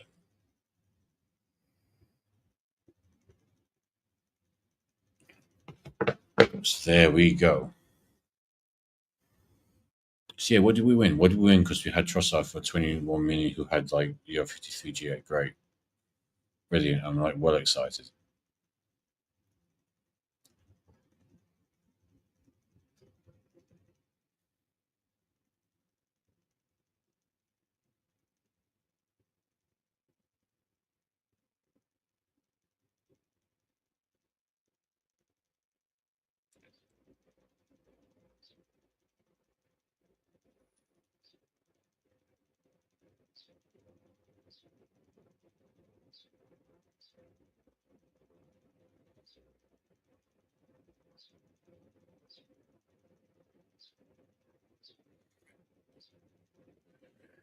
If you're a little bit angry at some of the rounds of what I said to Rod, who the fuck is this person? I don't care.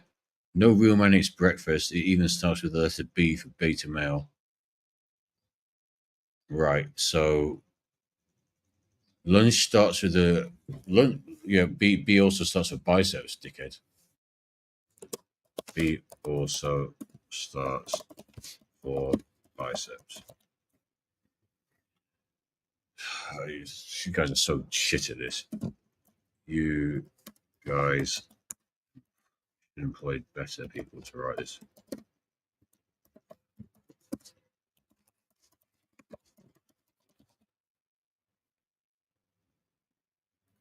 You guys should employ better fucking writers, mate. How about that?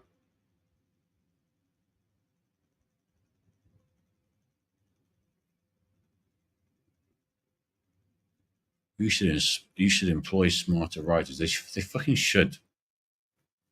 They fucking should. The amount of shit that I read, and I'm a fucking writer as well. Like I go with Hunter S. Thompson. Let's have a look at let's go to. Do you know what would be a nice way to start to close out the last half hour? Let's look at Hunter S. Thompson on ESPN. Let's Bad Craziness at Our Farm. Let's read this.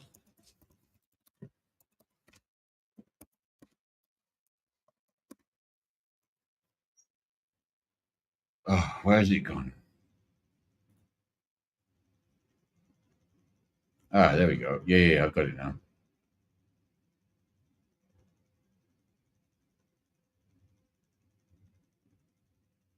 No, it's not the right one. No. Fuck's sake, it's not the right one.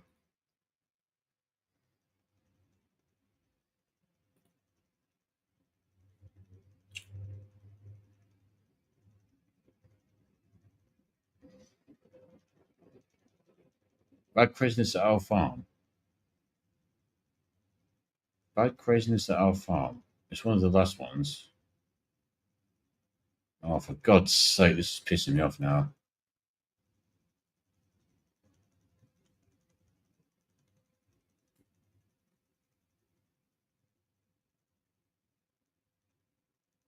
Where is it?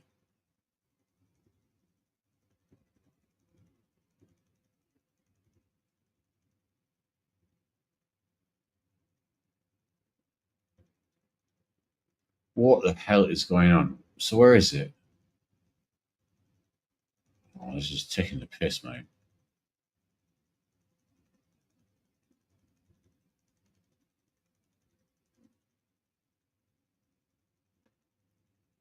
She's taking the piss. Where is it?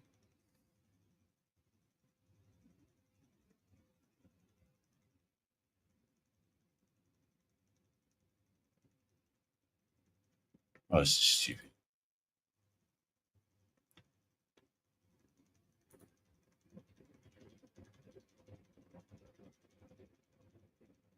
Oh, for God's sake, this is just taking the piss, man.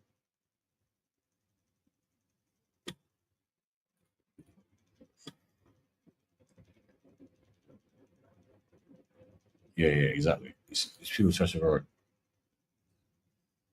For God's sake, man.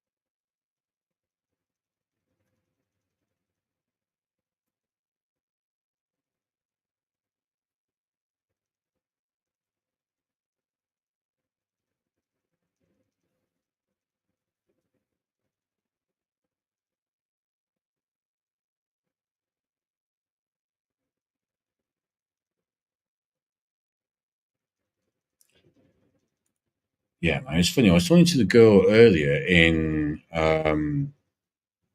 the corner shop and everything about she randomly sort of brought up Jack Wilshere with me, and it was kind of weird because it's kind of like out of absolutely nowhere she just started talking to me about Jack Wilshere. She's about 20 years old. I'm 41. She would have been like maybe 8 or 9 when Jack Wilshere was coming into the Arsenal team. But anyway, maybe she remembers him. But whatever. And she started asking me about him, and it was kind of like a bit random, obviously. And it was kind of like, why are you asking me about Jack? I mean, like, it's the general consensus. It's not like a sort of unknown thing. The general consensus is that Jack Wilshere was kind of like a flawed genius type to some degree, whereby not only did he get kind of like waylaid by injuries, but he was also waylaid by his kind of like addictions as well. And my friend used to be working in a restaurant. Another friend of mine used to be working in a restaurant, and used to see him coming all the time, like drinking Stellas and all this kind of stuff. So it's kind of like that's kind of what he did, and that's what he enjoyed doing, and that's kind of how he navigated life. It wasn't how we would want him to navigate life, because if he'd navigated life a bit better, he could have been one of the greatest players ever that Arsenal's ever seen. Jack Wilshere was that good. He could have been like the greatest Arsenal player ever, potentially. There's a bit of competition there, obviously. That's a bit, maybe that's a tiny exaggeration, but he was certainly up in that conversation potentially. He's certainly up in that conversation potentially. I don't think anyone can really deny that if Jack, the fundamental future outlook, if Jack had stayed fit, not got injured, and that, I don't even care about the alcohol type stuff. It doesn't matter, does it? He still would have been better than he was right now, because they would have been able to work through the alcohol stuff. The injury stuff is a bit tricky, obviously, but like they wouldn't be able to work in the they wouldn't be able to work through the alcohol stuff. Jesus fucking Christ, that is a terrifying photo.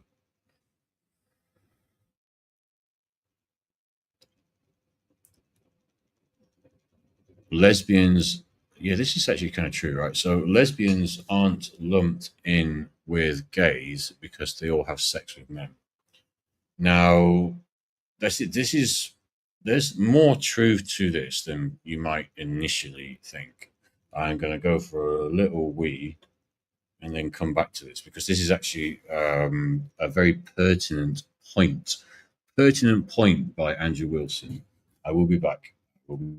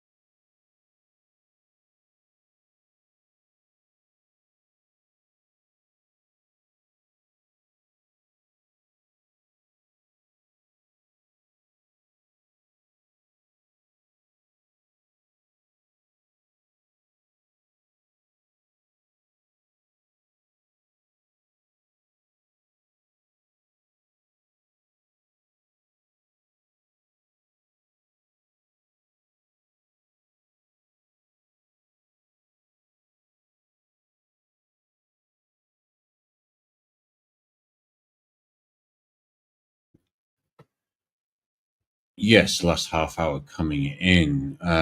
Andrew Wilson saying lesbians aren't lumped in with gays because they all have sex with men. That is usually true.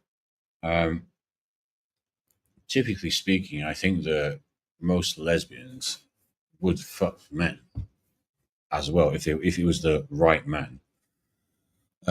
Just their interpretation of a right man maybe sort of precludes them from a lot of people. But yeah, they definitely would. They would definitely all have sex with men. It's kind of like that when you kind of I don't know what is it, relativize it against, like, would gay men ever consider having sex with a woman? It's not going to happen. Lesbians will have sex with straight men, though. So that is that. Basically, that is that. They definitely will. They definitely will. To be honest, if you can kind of like prove to me that you're like a girl who's not like that, than a lesbian. I'd be very surprised if you can actually prove that. So I'm trying to find this Hunter S. Thompson fucking thing. It's not called bad craziness. So what is the one with this when the owl happens? What's the one with the owl? Um, oh, for God's sake, this is irritating. Hunter S. Thompson, he tells a story about an owl, and I thought it was called Bad Craziness at Owl Farm. Fuck. Hunter S. Thompson owl story. Fuck off.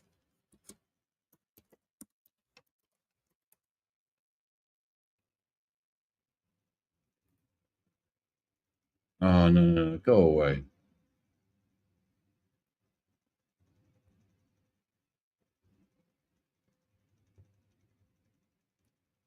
Just tell me, it's fucking irritating, mate.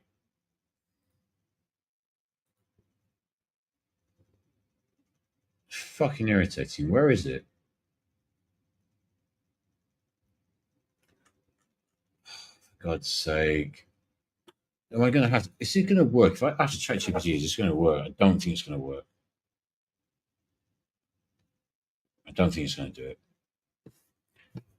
Hunter S. Thompson wrote a story in his ESPN online column when he was alive that was about somebody who crashed his motorbike because an owl hit him in the middle of the night, putting out his cigar, I believe.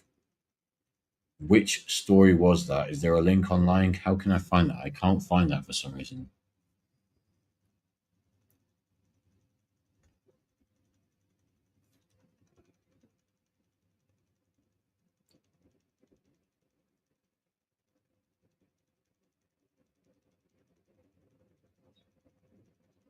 Oh no, no. Yeah, Hey Rube. Yeah, Hey Rube articles. Well, I'll find it from that stupid fucking thing isn't working. Absolutely unbelievable.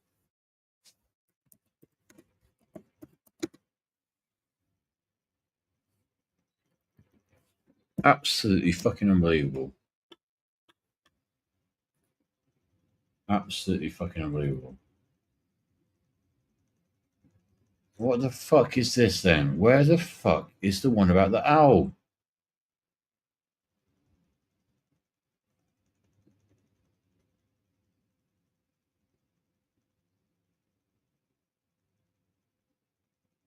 Where's the one about the owl?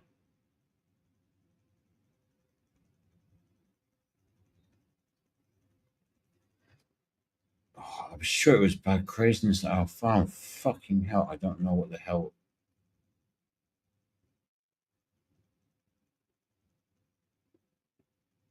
It was after that. I'm sure it was after 9/11.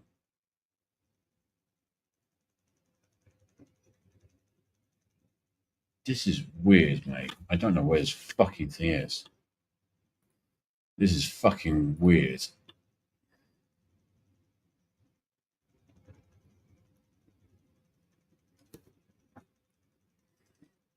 This is fucking strange. Where the fuck is it? Where the fuck is the. Why is it that difficult to say? Why is it that difficult to. Oh, hang on.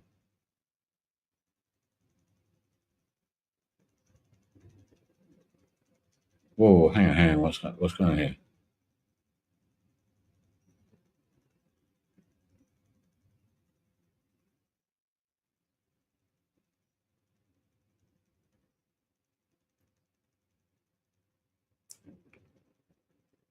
Still not here.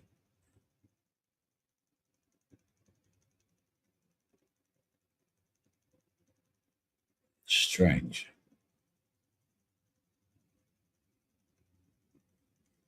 That is really strange. I've had a look. I've had a good look as well. I've had a good look.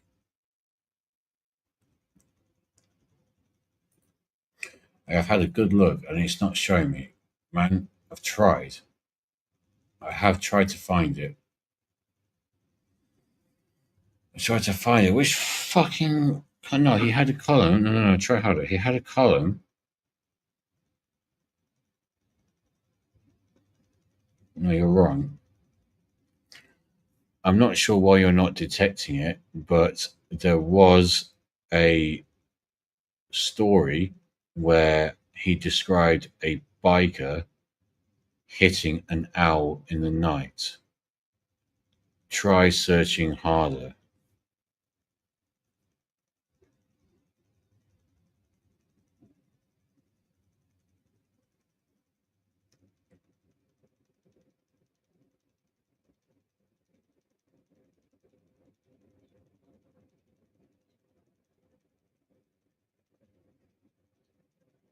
No, it's not. Yeah, I know. I understand what you're trying to say. It's almost like they deleted the fucking file because I can't see it, man.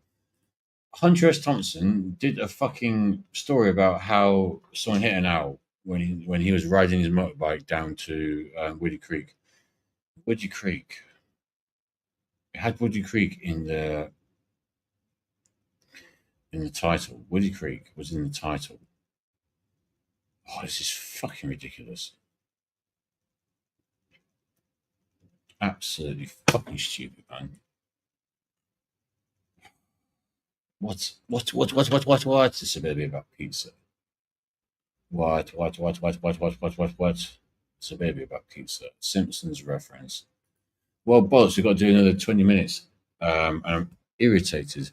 This has been irritated 20 minutes, so that's good. Let's close it out in a fucking irritating mood. Bro, seriously, I'm pissed off. It's hot. Why is the light even on? Why is my light on?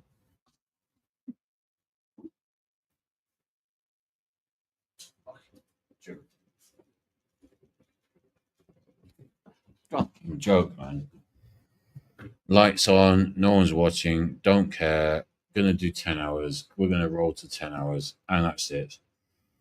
We are done after that.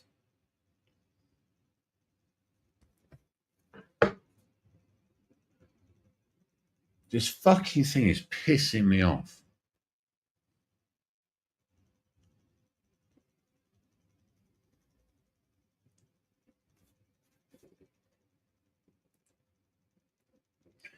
I know that Hunter S. Thompson wrote this thing because I was heavily inspired by it because it was such great writing. Oh, it is. No, no, no. Fuck's sake. Hang on, what? Hang on. No, no, this is it. Yeah, yeah, this is it. Why is it? Whoa, hang on. Fucking hell, mate. Honestly, this is absolutely ridiculous. This is what I was fucking trying to fucking put in the fucking chat for about the past 10 minutes. Right, bollocks to this. Then we're going to do story time because absolutely fucking bollocks to this because I just fucking spent so much time trying to sort this out. Spent so much time trying to sort this out. We're doing story time. Bollocks to this. I'm going to fucking read it. We're going to do story time. It's going to be sick. Fucking annoying. Mate, seriously. Right. Saturday night in the mountains and a heavy blizzard was falling 6 inches in 6 hours. So, this is Hunter S. Thompson's writing. Just read it along. It happened so fast that my bright red hot rod convertible was disappearing right in front of my eyes. Okay, so what I'm going to do is not read the rest of this and just read it at the pace that you want to read it, but I'm going to scroll down and I might say things randomly.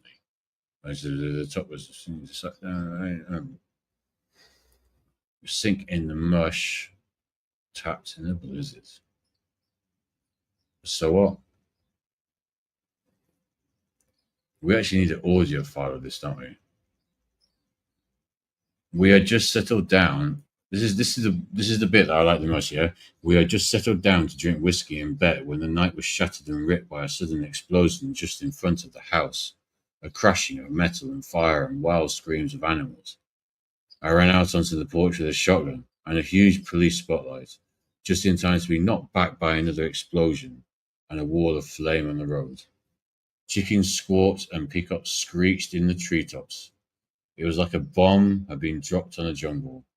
Flaming chickens fell out of the sky and hissed as they died in the snow.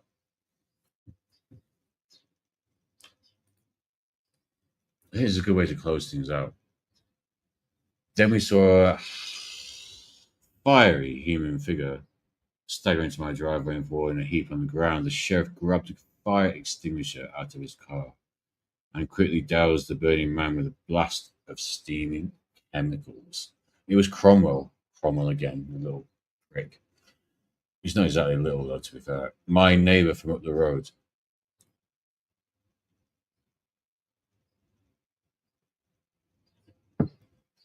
He'd been caught in a blizzard and was desperately trying to drive home on his motorbike when he was hit in the face by a 20-pound owl that swooped out of the night and almost took his head off, which caused him to lose control, run his bike off the road, and through the wall of a nearby barn that was full of roosters and hay and plastic drums full of gasoline. So they all set on fire.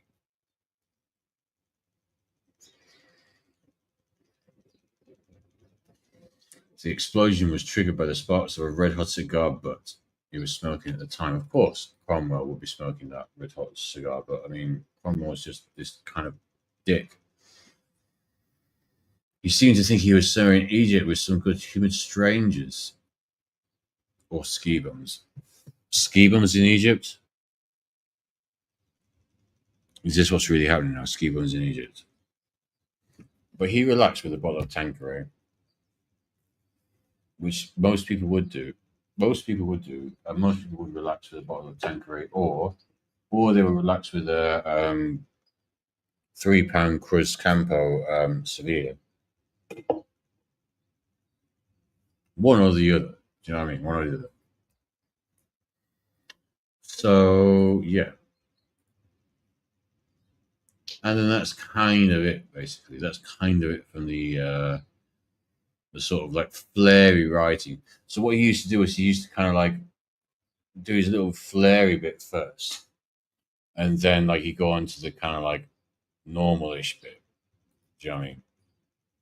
So yeah, the normalish bit was the bit where it was kind of like everything got a bit sort of like, oh well, you know, this is just kind of what they expect me to say and all this kind of stuff. So all this kind of stuff. So I don't know whether to.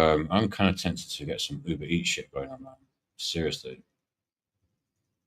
but I don't know if I can actually stay awake for it. Well, I probably can.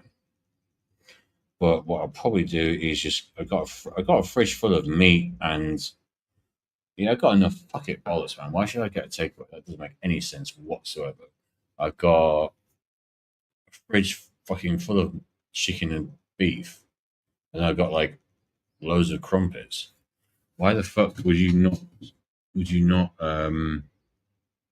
just eat a shitload of crumpets, beef, and chicken if you could? Why not? Why wouldn't you? 15 minutes to go anyway.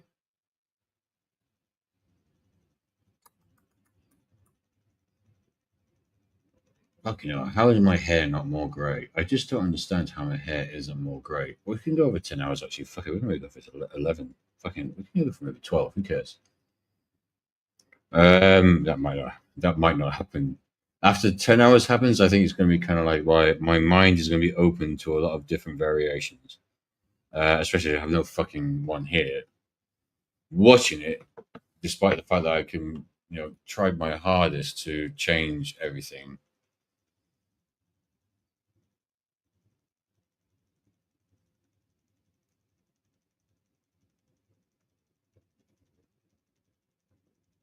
Change the chat name. Master chat. Football hangout.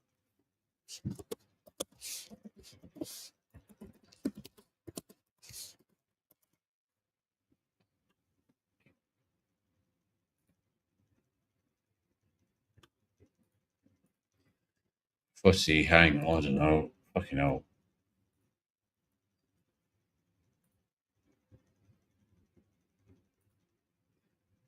Footy hang and all that kind of stuff. All right, I'm going to go for a wee.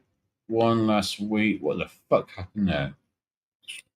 One last week, one last stream on the week. I could have probably held it, but like, fuck it. I'll come back and just be like relaxed for the last 10 minutes ish.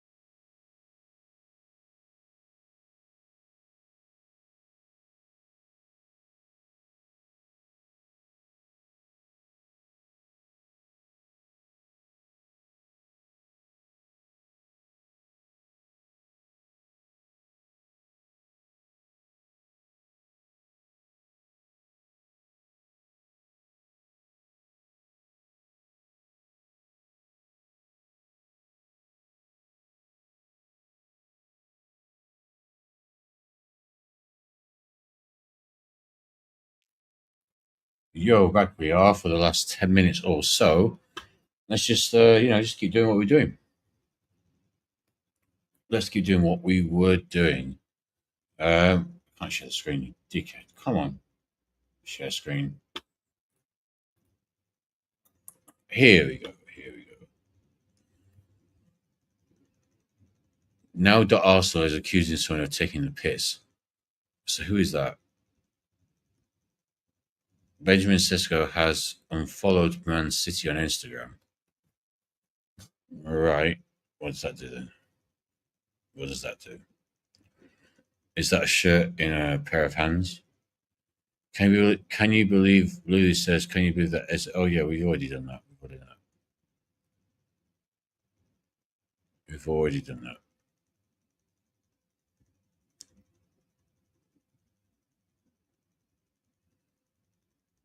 Inter Miami is finished full of mids. Well, what do you expect? It's Inter Miami. Look at the stadium. I mean, of course the stadium is full of mids. I mean, Jesus Christ. I mean, of course it's full of mids. Like, what the hell? Are you serious, man? Like, what the fuck? These weirdos, man. Yeah, I was like talking to the girl at the news agent earlier on. I think like 24, 36 hours ago and stuff. And she's kind of like, "Do you know Jack Wilshere?" I was like, "Well, I don't know him personally, obviously." And she's like, "Oh, well, do you know a bit about him and all this kind of stuff?" And it's kind of like, "Well, yeah, he could have been one of Arsenal's greatest players, but he was waylaid by his by a few injuries and his own kind of like love of Stella Artois, basically." And I know that for a fact. Well, part of that for a fact, anyway. The Stella Artois bit, because my friend used to be a chef in a restaurant where Jack Wilshere used to regularly frequent, and then just go there and drink Stellas. So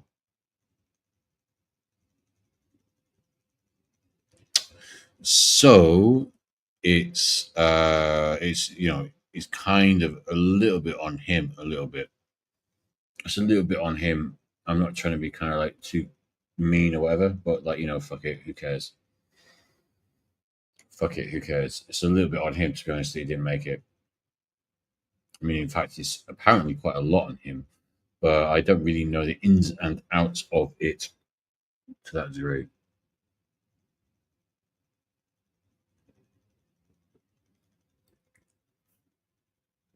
Not to that degree. My first yawn on stream was after 9 hours and 52 minutes. It's not too bad. Not too bad. Where are we going with it? Where the fuck has this thing gone? Yeah, let's just go a few. We'll just go through the last few bits of this, and then we'll wrap up.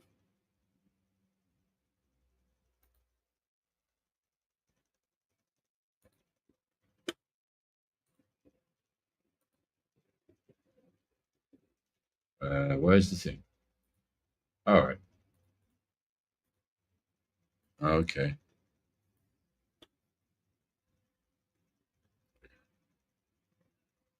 So yeah, just got to talk about incels. The incels just group with the comments. I mean, if you're an incel, look, if you're a guy who hates women because you haven't been with women, you need to sort of look at yourself about that. I can, to some degree, hating women understand if you've been with them, even though I don't do that and I wouldn't do that personally, but I can at least to some degree understand it. But if you haven't been with a woman before, then, then like you can't be doing that. It's just you essentially you don't know what you're talking about. Quite truly, you think you do. You think you very much think you do, but you don't.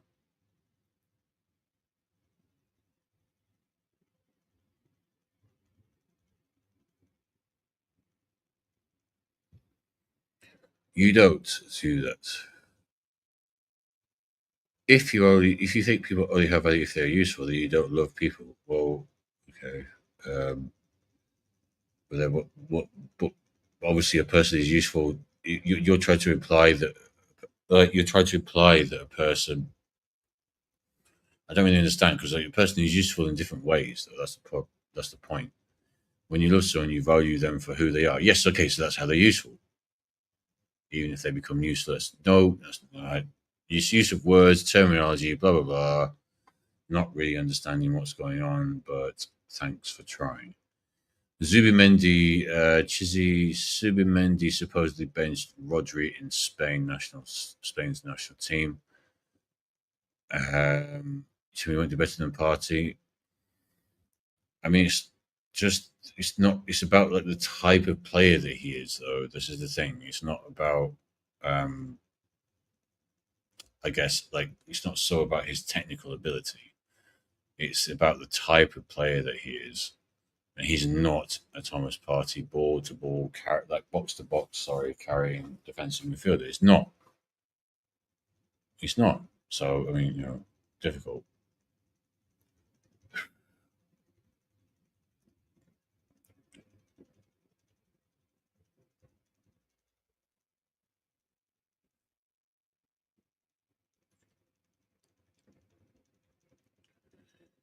All this kind of stuff is a bit silly as well. It's like Victor Gorkarez wants Arsenal, and it's real. Is it real? Real Madrid? What is it? What are you on about?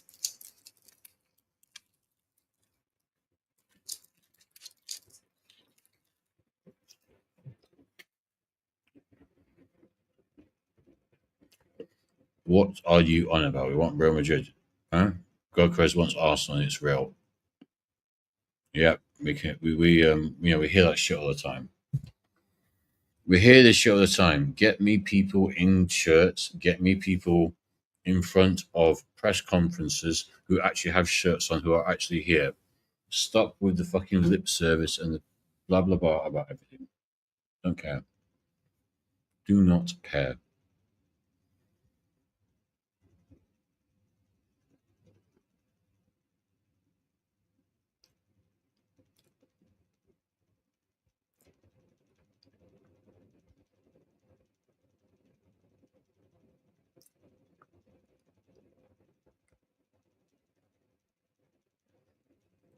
He did kind of half-ass the celebration, and then Odegaard does a weird thing there, doesn't he?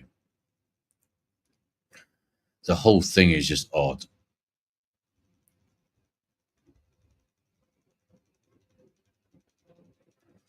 Women can get some rest. All right. From what? What are you getting rest from? Being a woman. You're getting rest from being a woman? Oh, okay. Then how about don't incarnate as a woman then? Jesus Christ. It's not fucking difficult, is it? It's not difficult.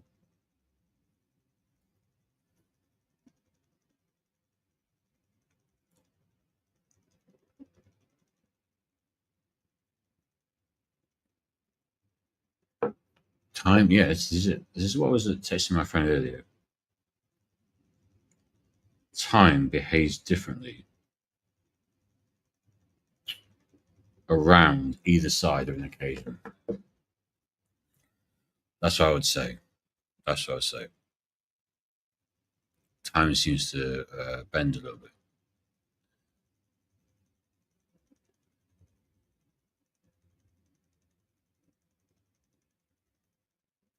It's look right. So this kind of is quite an interesting thing to, I suppose, end on. Don't forget where you started. Well, number one, we didn't start here. We did not start here. We didn't start in 11. Unai Emery had finished fifth. And by the way, 11th went down to the bottom of the table. He's a fucking dickhead. I don't know what happened. You fucking idiot. You're a fucking idiot. I'm just going to say you're a fucking idiot. I can't even be asked to actually fucking explain it. You're fucking. Oh, is it just. You're an idiot. You're an idiot.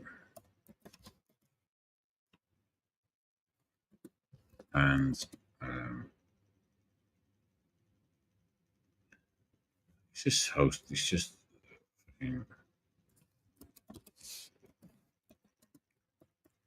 It's just view.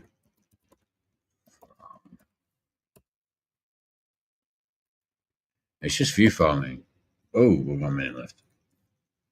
10 hours.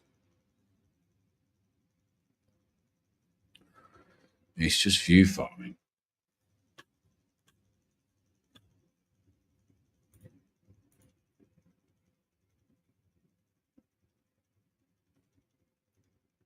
I don't know what my YouTube studio is saying. Does my YouTube studio do like a countdown as such? Does it do like a?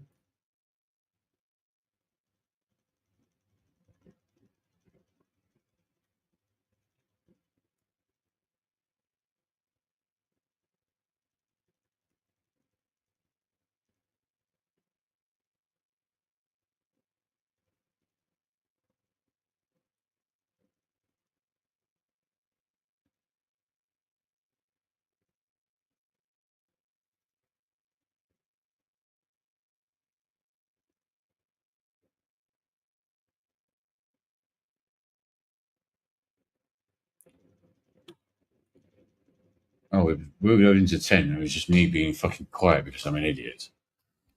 I should have been talking a bit more. I just got distracted there. But anyway, yeah. So yeah, that was a distraction. Whoops. Oops.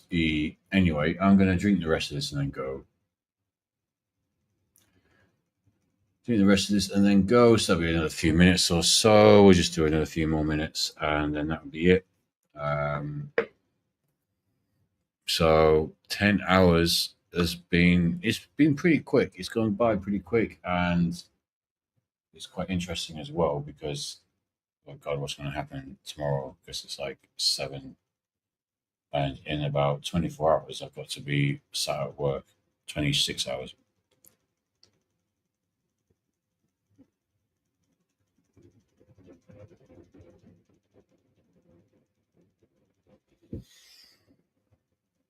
I wonder if I had just put a thumbnail with a fucking hot girl on it. It would have just got a load of people to the channel.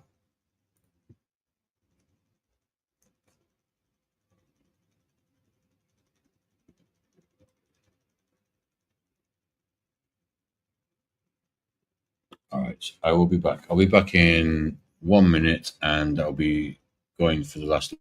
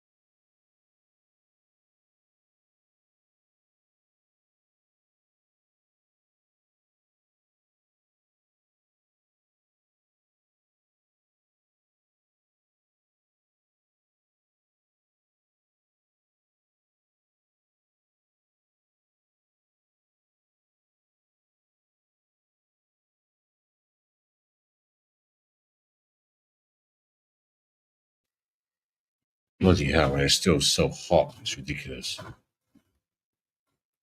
Absolutely ridiculous. Okay. So let's just call it a night at that. Let's just call it a night at that. Why not? Why not? Why not?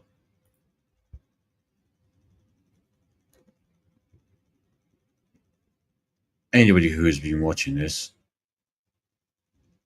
stick a little like on your way out when you exit this building, because it's been 10 hours and this is why I can't talk that properly. Stick a like, stick a subscribe, help the channel out. Anybody who's enjoyed any of this, bless up to all of you. And I'm probably going to have to go now, isn't it? Probably going to have to go 10 minutes and 10 minutes. This is how fucks it makes you, it fries your brain. Your brain is generally just genuinely being tiny bit fried every fucking hour that you do this. It's slowly getting cooked and cooked and cooked. 10 hours, 5 minutes, 23 seconds.